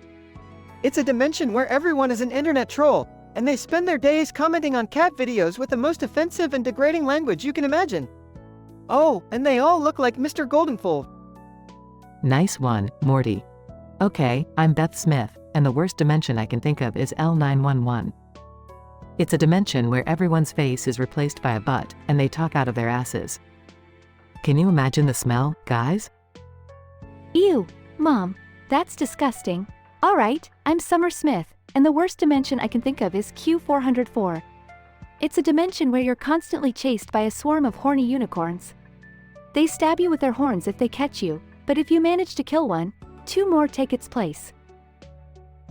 Oh boy, I'm Jerry Smith, and the worst dimension I can think of is Z666. It's a dimension where everyone's genitals are on their foreheads. Can you imagine trying to have a conversation with someone without looking directly at their crotch? Crowd laughs. Well, Jerry, you really outdid yourself with that one. Congratulations, you just won the worst dimension contest. Say hello to Z666, loser. Oh no, Rick. Please, I don't want to go there. The thought of forehead genitals is just... horrifying. As Jerry is transported to Z666, he screams in despair. It's worse than I imagined. The stench, the awkward conversations, the constant feeling of being watched. I can't take it. Help me out, please. The rest of the group burst into laughter. Sorry, Jerry, no refunds on the dimensions. Enjoy your stay. The party continues, with the rest of the group celebrating and laughing at Jerry's misfortune.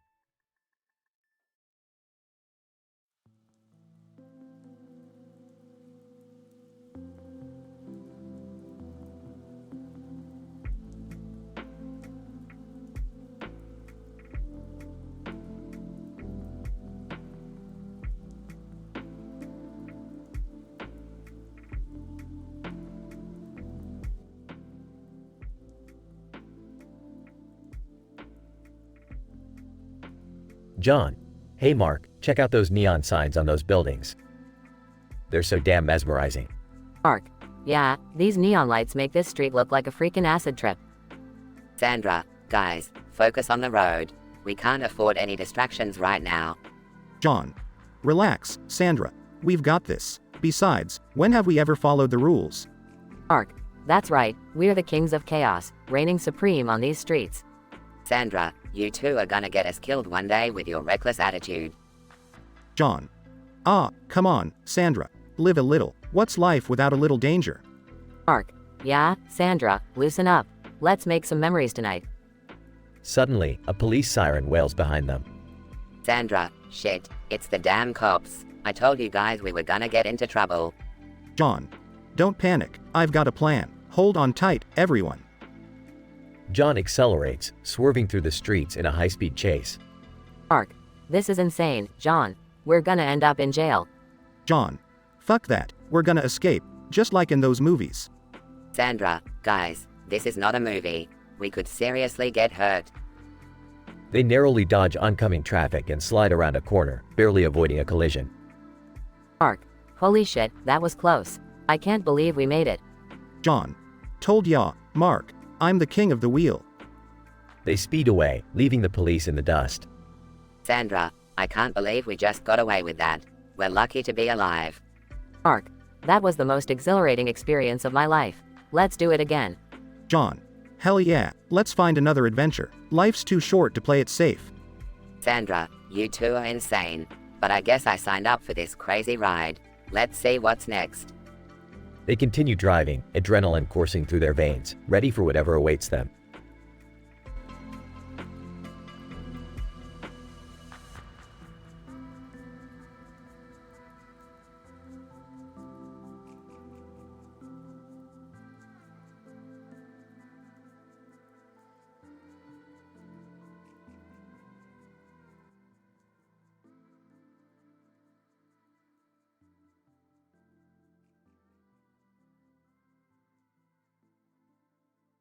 All right, class, gather, round.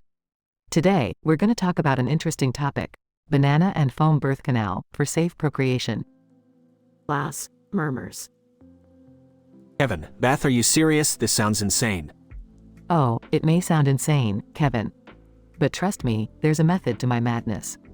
Lila, I'm intrigued. Beth, please, enlighten us. Well, imagine this. A woman standing in front of a counter with a banana on it and a vase behind her back. Class confused whispers. Now, this scenario may seem absurd, but it symbolizes the fragile balance of procreation and the complexities of the human reproductive system.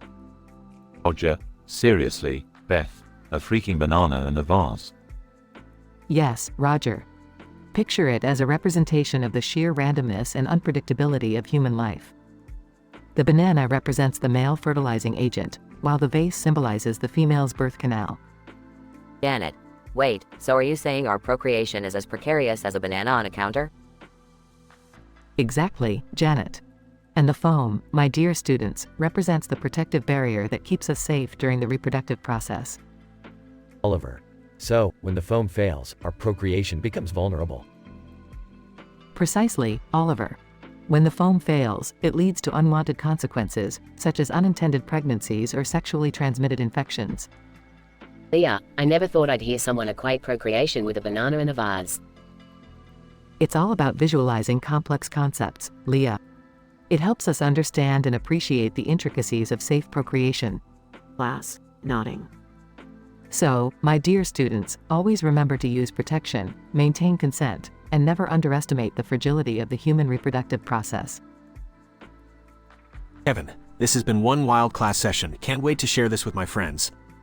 Spread the knowledge, Kevin. And remember, it's a crazy world out there, so stay safe, both with bananas and beyond. Class laughs. Class dismissed. See you next week for our discussion on the dangers of pineapple and the mysteries of coconut contraception. Class chuckles and leaves the classroom.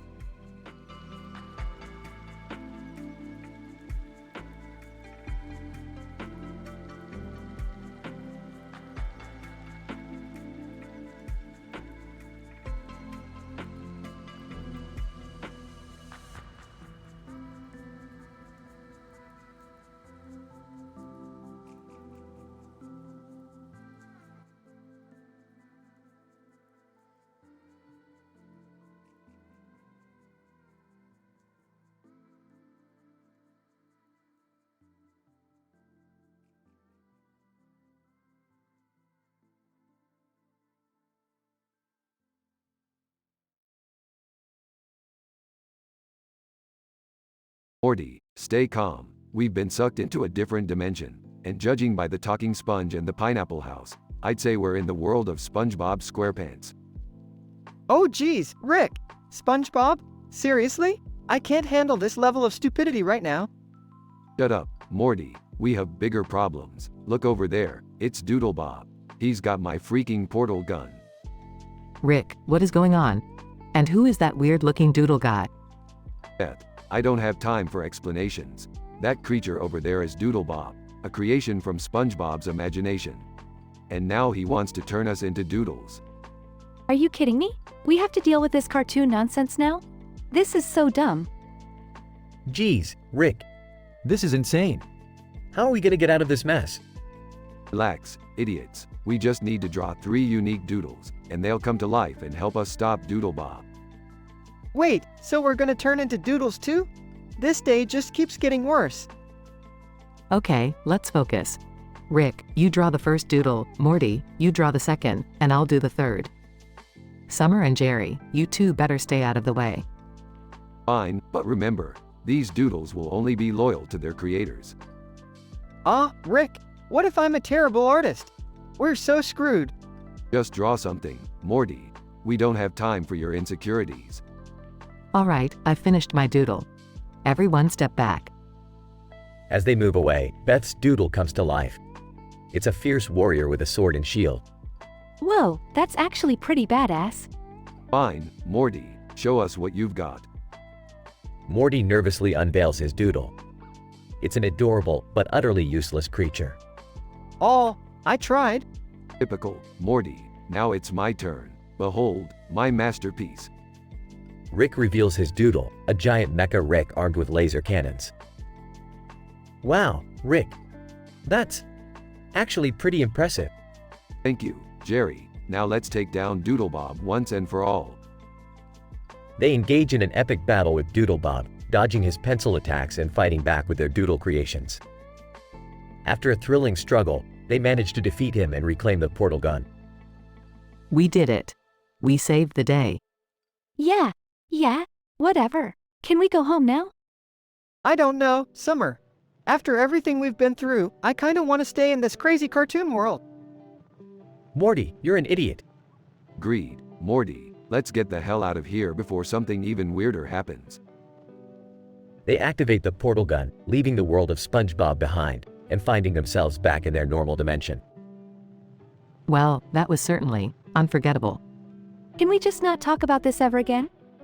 Don't worry, Summer. This adventure will be buried deep in the vaults of my memories, right next to the time we turned ourselves into pickles. They all laugh as they walk away, knowing that they'll always have another crazy story to tell.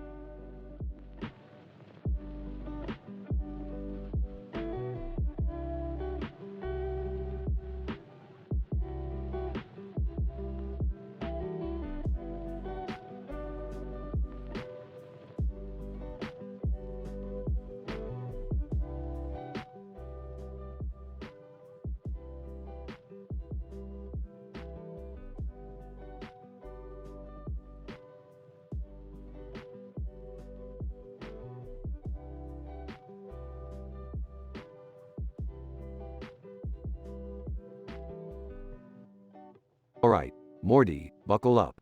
We're about to embark on a mind-bending adventure through the dimensional portal. Rick, are you sure about this?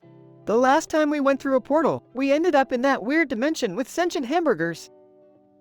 Don't worry, Morty. This time we're going to SpongeBob SquarePants world.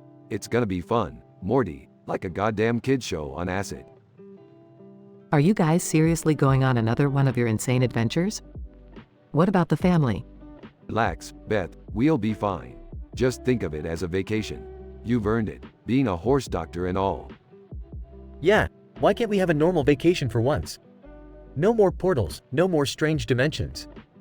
Dad, stop being such a loser. This is gonna be awesome.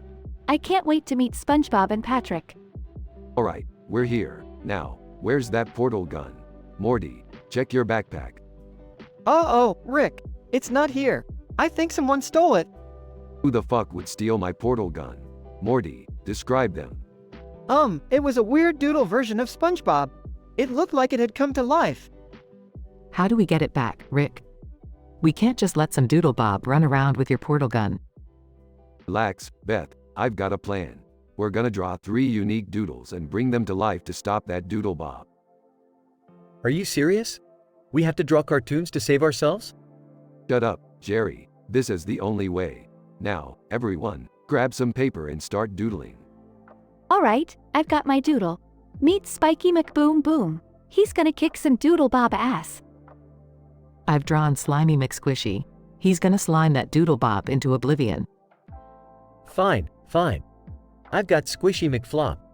He's got floppy powers? Alright, let's bring them to life.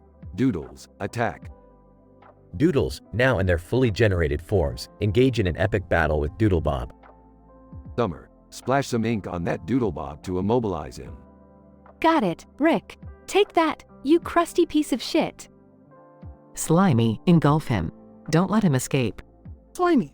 Squish, slosh, slime. Squishy, flop your way to victory. Show him what you're made of. Squishy, flop-a-dop flop flop. Yes, we did it. Doodlebob is defeated. Now let's get my portal gun back. Morty retrieves the portal gun and hands it to Rick. That was intense, Rick. Are we finally done with the crazy adventures? Morty, you naive little shit. You never know when the next mind-bending adventure will come knocking. Now, let's go home and get some frozen yogurt. The family walks away, victorious, leaving a destroyed Doodlebob behind. The Smith family successfully defeated Doodlebob and reclaimed Rick's portal gun. Though they experienced intense and bizarre events, they re-emerged unscathed, ready for their next outrageous adventure.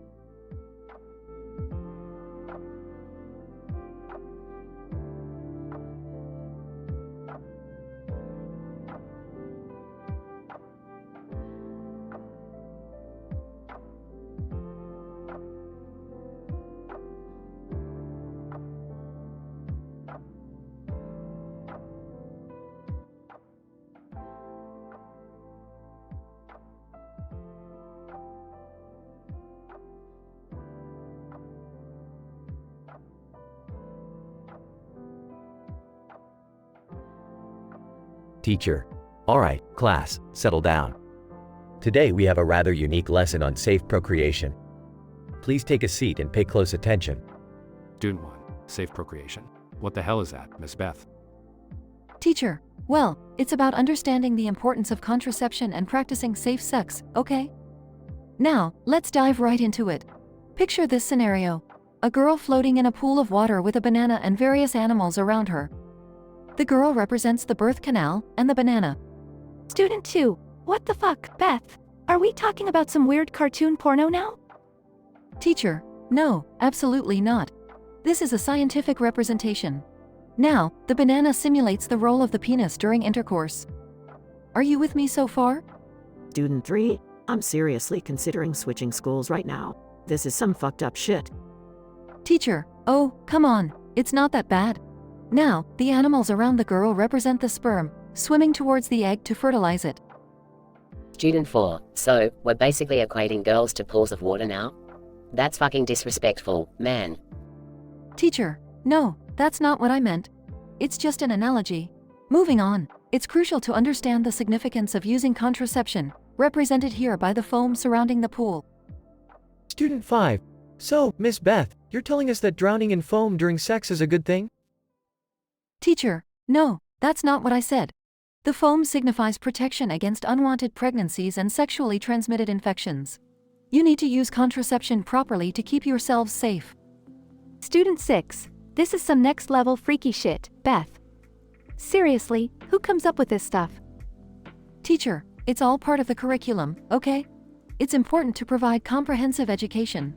Now, let's move on to the progression of the lesson. Student 7, I don't think I can look at a banana the same way ever again. Student 8, can we just get through this without traumatizing ourselves any further, please? Teacher, fine, fine. Moving on, in the denouement, we discuss the importance of consent and communication. Student 9, wait, so do we have to scream, yes, yes, yes, like in those, adult movies? Teacher, no, that's not what I meant at all. It's about open and honest communication with your partner. And it's all consensual, always. Student 10. This entire class is like a never-ending roller coaster of absurdity. When does it end? Teacher, we're almost there, just a few more minutes. Lastly, to conclude, remember that knowledge is power. Embrace the absurdity, accept the uniqueness of human sexuality, and always be safe. Student 11, I hope this knowledge doesn't haunt us forever. Teacher, I assure you, it won't. This is a one-time lesson, just to give you a comprehensive understanding of safe procreation. Any questions? Student 12, yeah, can we pretend this never happened? Teacher, well, that's up to you. But I promise, you'll look back on this one day and laugh. Now, let's move on to our next lesson, shall we?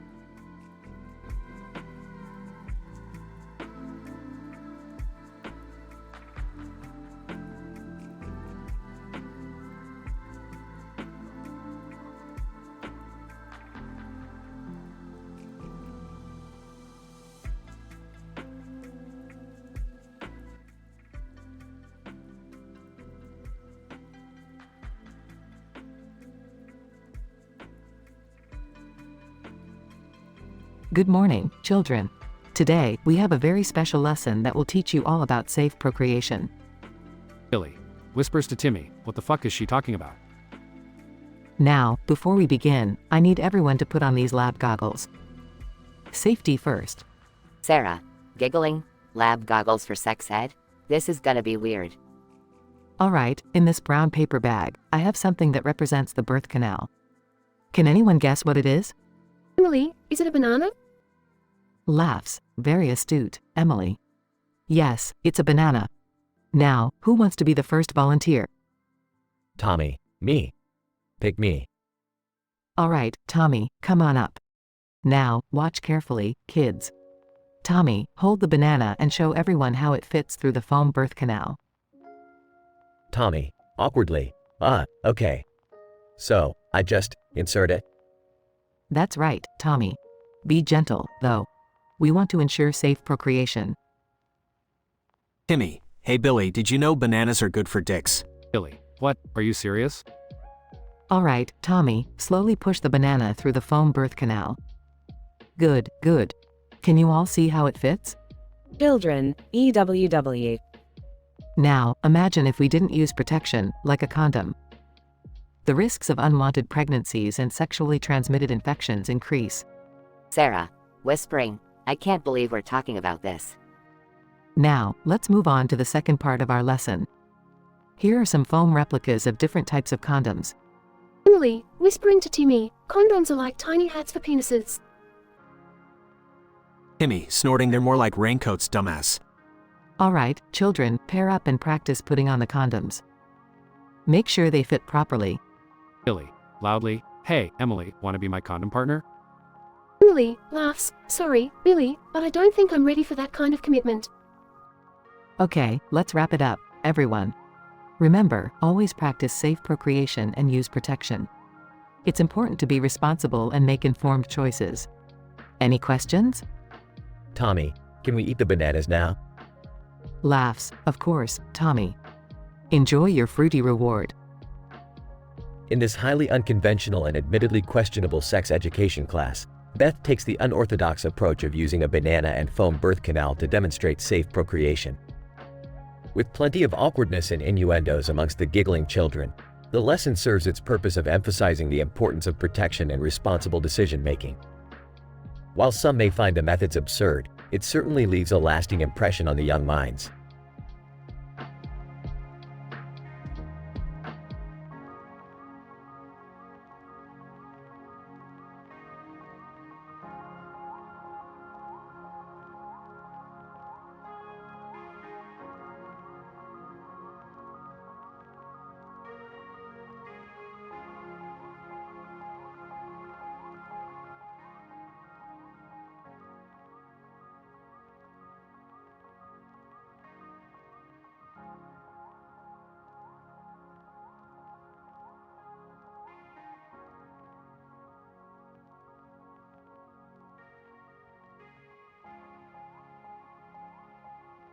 Whoa! What the hell is that thing doing in our living room? Jerry, calm down. It looks like that cartoon character from Earthworm Jim, Queen Slug for a butt. This is bad news, Rick. We gotta do something before she lays her slimy hands on us. Morty, calm down. We've dealt with worse shit than this. Hey, Queenie, what brings your slimy ass to our dimension? Queen Slug for a butt. Well. If it isn't the pathetic Smith family. I've come to claim this world as my own. You disgusting worm. We won't let you get away with this. Yeah, what she said. We'll find a way to stop you. Queen Slug for a butt. Pathetic humans, you don't stand a chance against me. Prepare to face your impending doom. I think it's time for Plan Z, everyone. Grab onto my portal gun. Wait, Rick. What about the cake? Screw the cake, Beth. Our lives are more important right now. I can't believe we're doing this. Just trust Rick, Morty. He always has a crazy plan. Queen Slug for a butt. Ha ha ha. Running away won't save you, tiny creatures. You're all mine. Hold on tight, everyone. Here we go. They are sucked into Queen Slug for a butt's abdomen. Oh god, the smell in here. It's like a mixture of rotten eggs and gym socks. Look around, everyone. We're inside her freaking birth canal. This is beyond disgusting. How the hell do we get out of here? Guys, I think I see a light up ahead. Maybe it's the way out. Good observation, Morty. We need to move towards that light, and fast. Queen slug for a butt. Enjoy your time in my slimy gut, losers. There's no escape for you now. We can't let her win, everyone. Keep pushing forward and stay focused. I don't want to become some mutant alien larva. We have to get out of here. Almost there, guys. Just a bit more and we'll be free. We're doing it. We're escaping the Queen's birth canal. Hold on tight, everyone. We're about to pop out.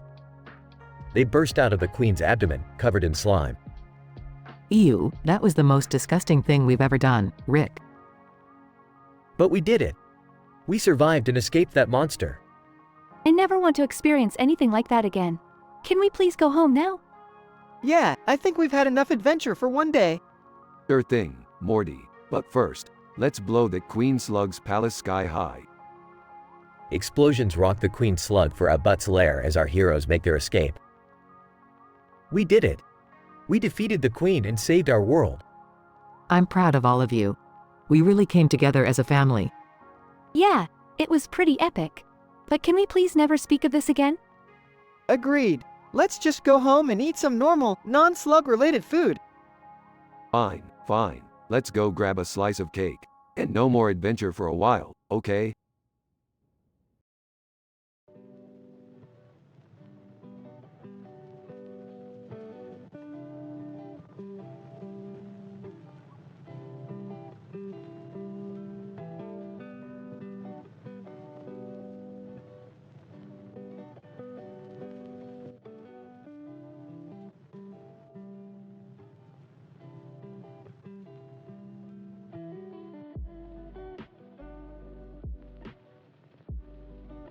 Well, Morty, looks like we've stumbled into a real shitstorm this time.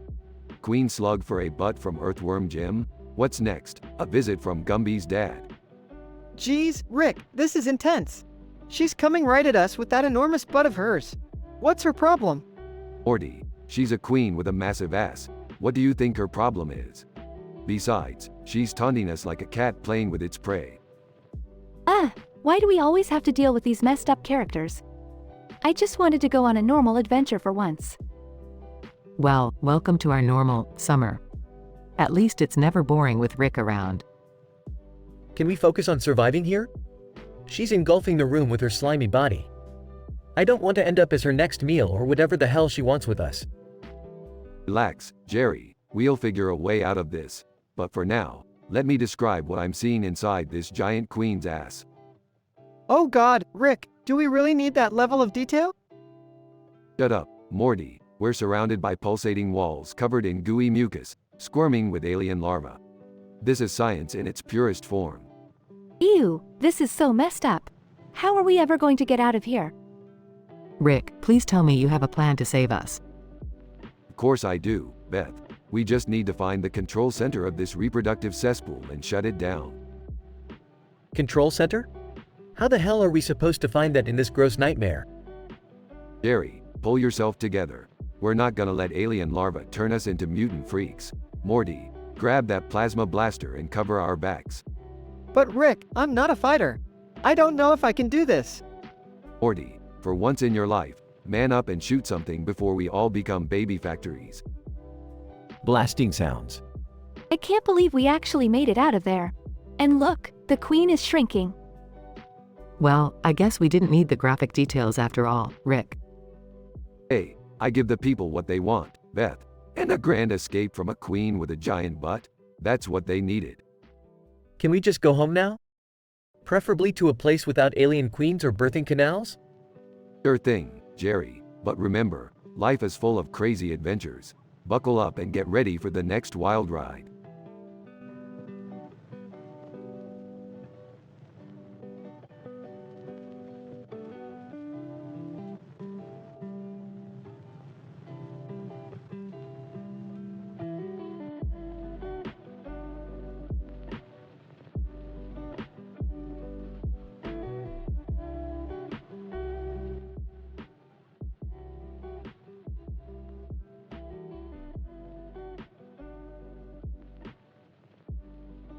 Alright everyone, gather around. Today we'll be exploring a rather unconventional method of teaching safe procreation. Feast your eyes upon this masterpiece. Susan, what the fuck is this shit? Language, Susan.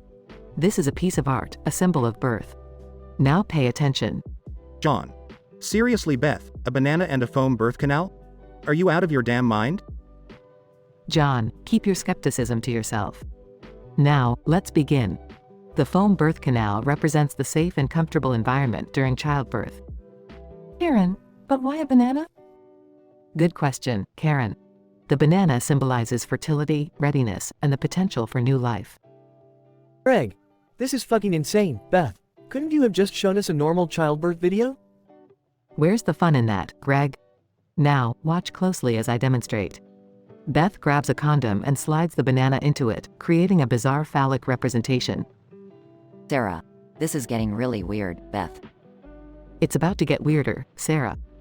Beth takes a foam model of female reproductive organs and begins placing the condom-covered banana into it.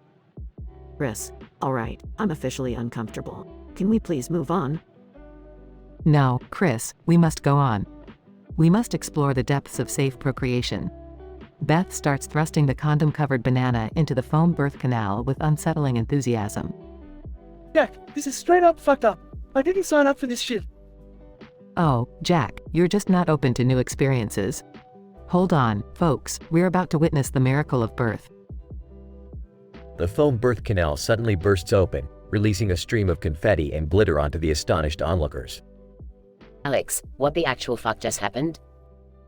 Congratulations, class. We've witnessed the birth of a new life. The banana symbolizes the seed of life, and the foam birth canal represents the protective environment during childbirth. Anna, Beth, this is madness. I think we've had enough procreation for one day. Fine, I suppose we're done here. But remember, folks, safe procreation is key. Class dismissed.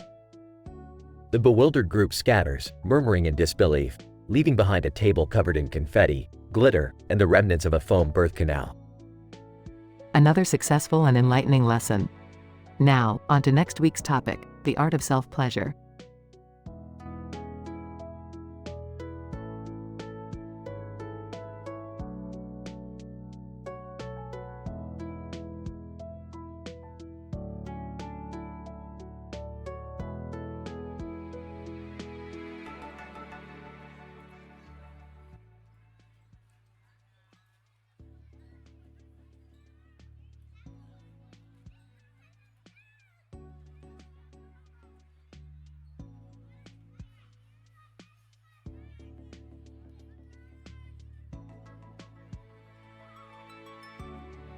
Alright, class, settle in. Today we'll be discussing a rather unconventional topic, the banana and foam birth canal as a method for safe procreation. Alex, what the fuck did I sign up for? Oh, get ready, Alex. It's about to get wild. Sarah, seriously, Beth, can't we talk about something normal? Normal? We're past that, Sarah. Now brace yourself for the world of bananas and foam. Ethan, I feel like I've stumbled into a parallel universe. Is this some sort of bizarre sex education class? You could say that, Ethan. Now, imagine a world where foam-lined birth canals are the norm. Picture a banana-shaped canal, soft and cushy, ensuring a pain-free and pleasurable birth. Alex, pain-free birth? That's some sci-fi shit right there. Believe it or not, Alex, foamed banana birth canals exist in our scientific fantasies. The foam acts as a cushion, assisting in the smooth passage of the baby while ensuring maximum comfort for the mother. Sarah, what about the whole stretching out part? Ah, great point, Sarah. That's where the magic of the foam comes in. It flexes, stretches, and contracts, adapting perfectly to accommodate the size of the baby, leaving no room for tearing or discomfort. Ethan, hold on a minute. How the hell is a banana going to give birth? I'm glad you asked, Ethan. Picture this, genetically modified bananas with a built-in reproductive system capable of producing offspring. We insert the banana into the foamed birth canal, and voila! A banana gives birth to a tiny baby banana. Alex, this is some next-level freaky shit. Who the hell came up with this idea? Well, some scientists believe that genetically enhancing fruits and vegetables could revolutionize the human reproduction process. And hence, the banana and foam birth canal was born. Pun intended. Sarah, I can't decide if this is fascinating or utterly disturbing. But I guess if it's pain-free. Ethan, but what if it gets stuck? Do we perform a C-section on a banana? That's a valid concern, Ethan. In case of a banana blockage, we have developed an innovative technique involving gentle tapping, softening, and coaxing to ease the blockage and allow the baby banana to slide out smoothly. Alex, this is all too insane. I'm starting to question my life choices. It's all part of the education, Alex. Be glad you're learning about the extraordinary possibilities in the world of procreation. Sarah. Alright, Beth, you've successfully blown my mind. Can we go back to regular reproductive biology next class? Of course, Sarah. But remember, the world of banana and foam birth canals will always be waiting for you if you start missing it. Ethan. Well, Beth, you've certainly cemented yourself as the most eccentric teacher I've ever had. Glad I could make an impression, Ethan. Now go forth, enlighten students, and spread the wonders of the foam-lined birth canal to the world. The class shared a mix of fascination, horror, and disbelief as they left the room, pondering the strange possibilities of the banana and foam birth canal. While some were scarred for life, others couldn't resist being intrigued by the scientific fantasy Beth had introduced them to. And that day, the world of procreation seemed a little less predictable and a lot more surreal.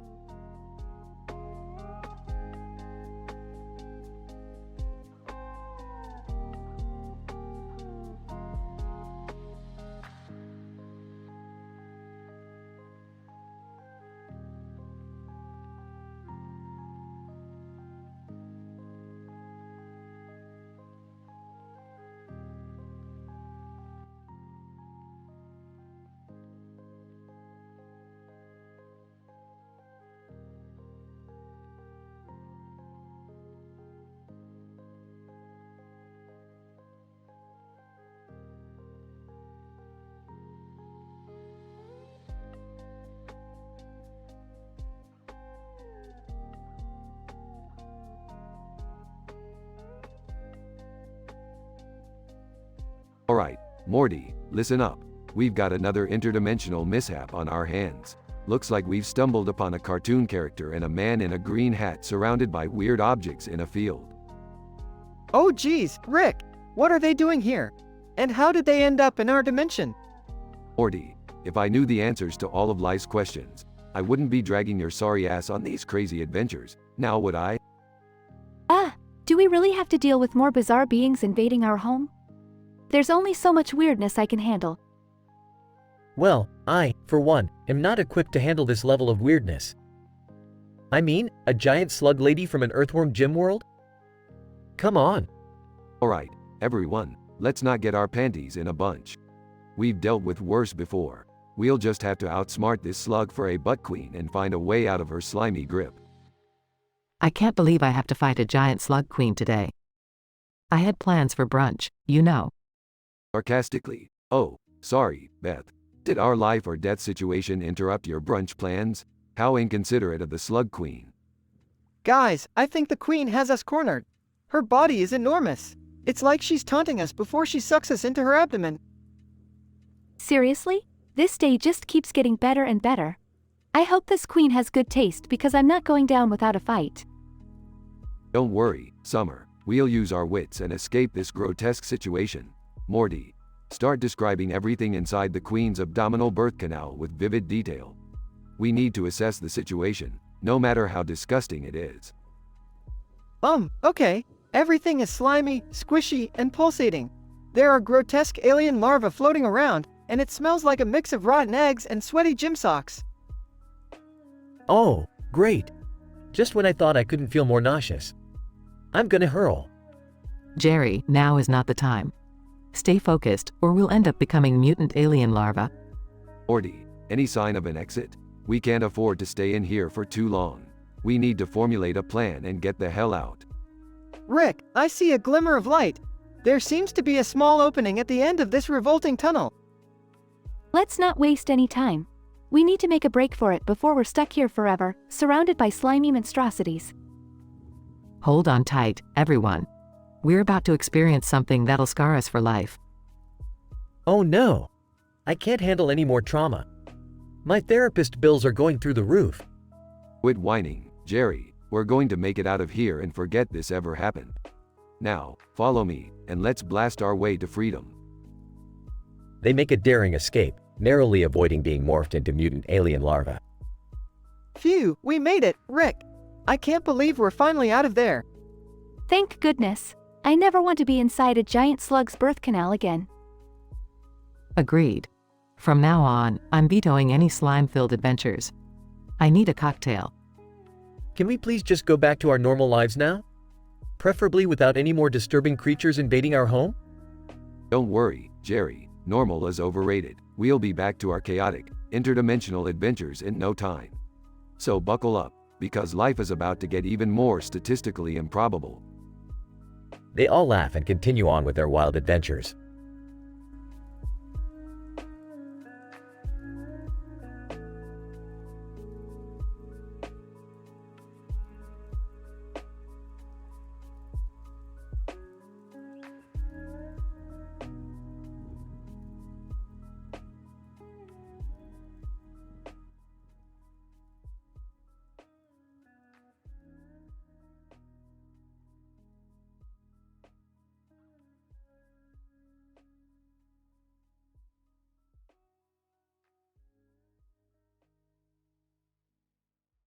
Alright, Morty, listen up. We've got a situation here. I stumbled upon some interdimensional wormhole, and guess what? Queen Slug for a butt from Earthworm Jim's world just waltzed into our living room. Whoa, Rick, are you serious? That's like, totally insane. What are we gonna do? Well, Morty, we're gonna have to outsmart her. We can't let that oversized gastropod take over our house. The fate of the universe depends on it. Dad, this is so messed up. I was just trying to take a selfie with my new phone, and now we're dealing with a giant worm? This is beyond embarrassing. Summer, focus. We need to come up with a plan to get rid of this bootylicious queen. Jerry, any ideas? Maybe we could try reasoning with her? Offer her something she wants? Oh, Jerry, you always find a way to disappoint. Trust me, this Queen Slug for a butt won't respond to diplomacy. She's all about power and domination. Guys, I think she's getting closer. She's blocking the exit. We're trapped. Great, now we're stuck with a giant slimy worm. Just terrific. Ah, look at her taunting us. I can't take this anymore. Hold on, everyone. I've got an idea. We need to go inside the Queen's body and find a way out from within. Are you insane? We'll be trapped in her abdomen forever. Trust me, Jerry. I've been to crazier places. Now, let's go before we become mutant alien larvae or something equally disturbing. I can't believe I'm saying this, but let's crawl into the belly of a queen slug for a butt. My life is so messed up. Okay, Rick, lead the way. Just promise me we'll get out of this alive. No promises, Beth, but it'll be an adventure, that's for sure. Inside Queen Slug for a butt's abdomen. Oh god, it smells like rotting fish in here. Seriously, Dad, we couldn't have found a way out before hopping into this gross monstrosity? Quit complaining and keep moving. We need to find her digestive system and plan our escape. Guys, look! There's some kind of mutant larva crawling around here. This is so messed up. We can't become like them. We have to find a way out. Suddenly, they stumble upon a portal. Jackpot. It's our way out. Everyone through the portal, now. Back in Rick's garage. Thank goodness we made it back in one piece. I think I need therapy after this. I just want a normal life where I don't have to deal with worm queens and mutant larvae. Well, at least we're safe now. It's over. Yeah, until the next cosmic disaster comes knocking on our door. Time to celebrate with some interdimensional booze. Scene fades out with the sound of clinking glasses and laughter.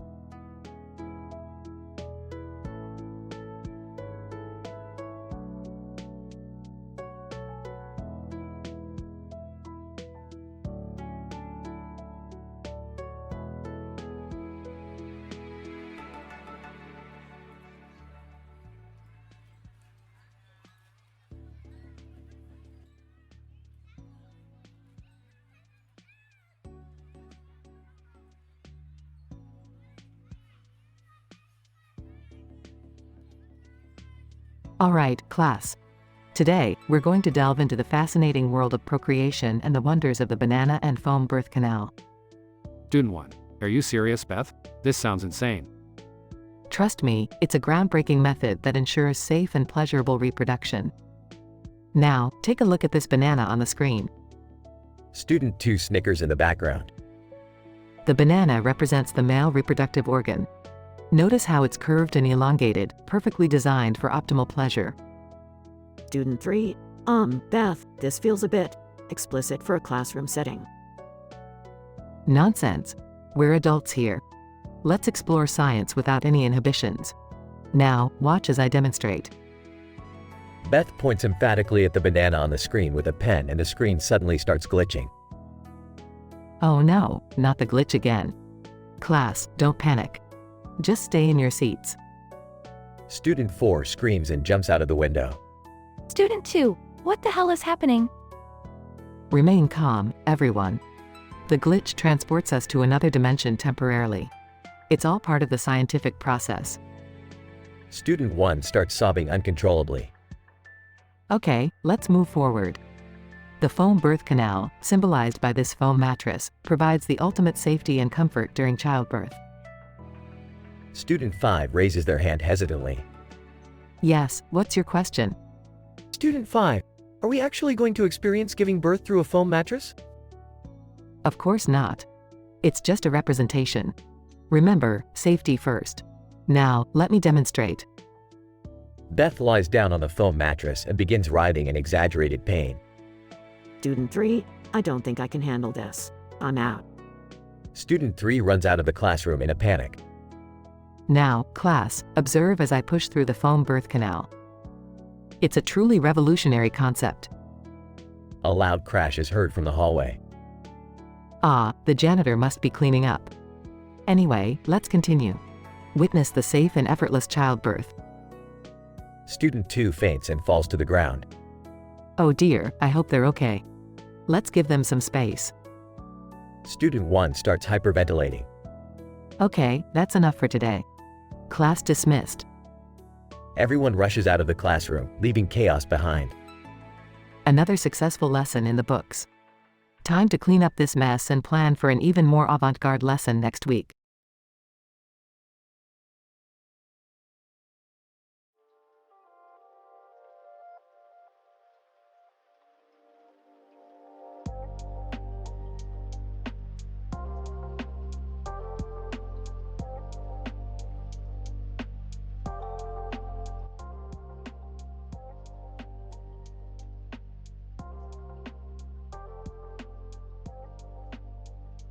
Ladies, gather round.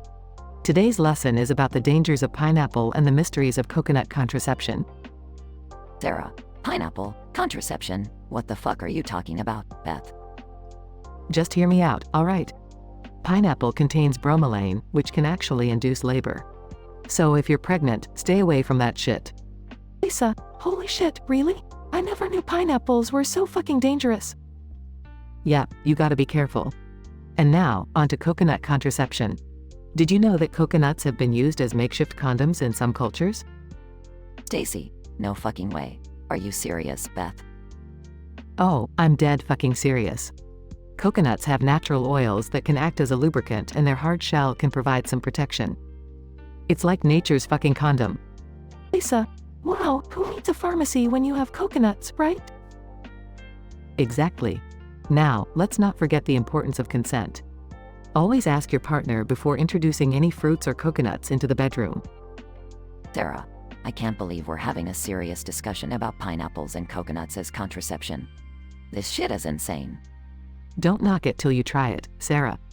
Mother Nature has some crazy-ass tricks up her sleeve. Stacy, I think I'll stick to regular birth control. Thank you very much. The idea of shoving a coconut up there doesn't sound too appealing. Fair enough, Stacy. It's not for everyone, but it's always good to be aware of alternative methods, right? Lisa, I'll definitely think twice before reaching for that pineapple pizza now. Who knew it could induce labor? See, I'm teaching you all life-changing facts here. Now, onto the wonders of the papaya and its effects on menstrual cycles. Sarah, I never thought I'd be so interested in fruit and their sexual applications. Life is fucking weird. Life is indeed fucking weird, Sarah. But hey, at least we're learning something valuable, right? Stacy, I'll drink to that. Pass me the Jaeger bombs. I need to process all this fruity knowledge. That's the spirit, Stacy. Here's to pineapples, coconuts, and the wonders of fucking nature. They all raise their glasses and toast to the unconventional lessons taught by Beth.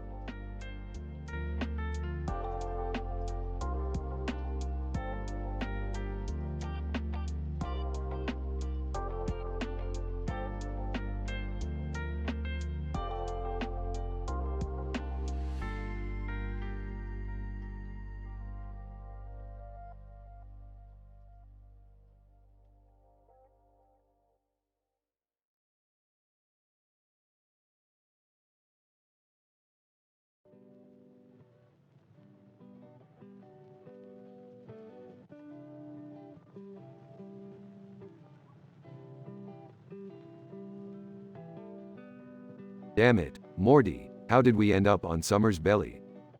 I don't know, Rick. 1 minute we were at the beach, and the next, this. It's like some twisted, microscopic adventure. Oh, great. Now we're stuck inside our teenage daughter's navel. This is just perfect. Jerry, calm down. We need to figure out how to get out of here before things get even weirder. Sarcastically.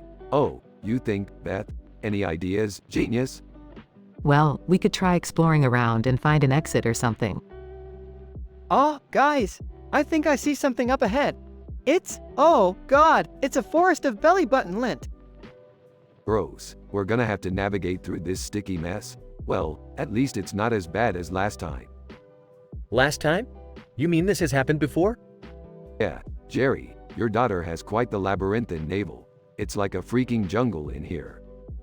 Alright, let's stick together and stay focused. We can do this. Oh, the smell in here is getting worse. I swear I just saw a tiny shrimp swimming by. Don't worry, Morty. We'll get through this and then we'll disinfect ourselves for a week straight. I can't believe this is happening. I used to fantasize about summer in a bikini, but not like this. Jerry, not now. We need to concentrate on finding a way out. Look, up ahead, it's a sign. It says, "The Great Abyss. Enter if you dare." Great, as if this couldn't get any worse. Okay, let's enter this abyss and starts gagging. Oh God, is that a half-eaten sandwich floating in stomach acid? Keep going, Morty. We're getting closer to the digestive tract. Watching from above. Haha, you guys are so entertaining. I can't believe this is happening. Whispering, guys, I think I see the light. It's the exit. Thank God. I can't take this madness anymore. Keep moving, everyone. We're almost there. We made it. We're out of Summer's navel. I think I'll never be the same again after this. Agreed. I'm scarred for life. Well, at least we can say we've experienced something truly unique. Laughing. That was the best entertainment ever. You guys should get stuck in my navel more often.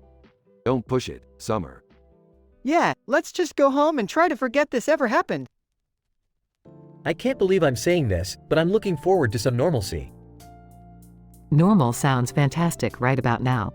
Let's get out of here. Note: this response contains explicit content and strong language. Reader discretion is advised.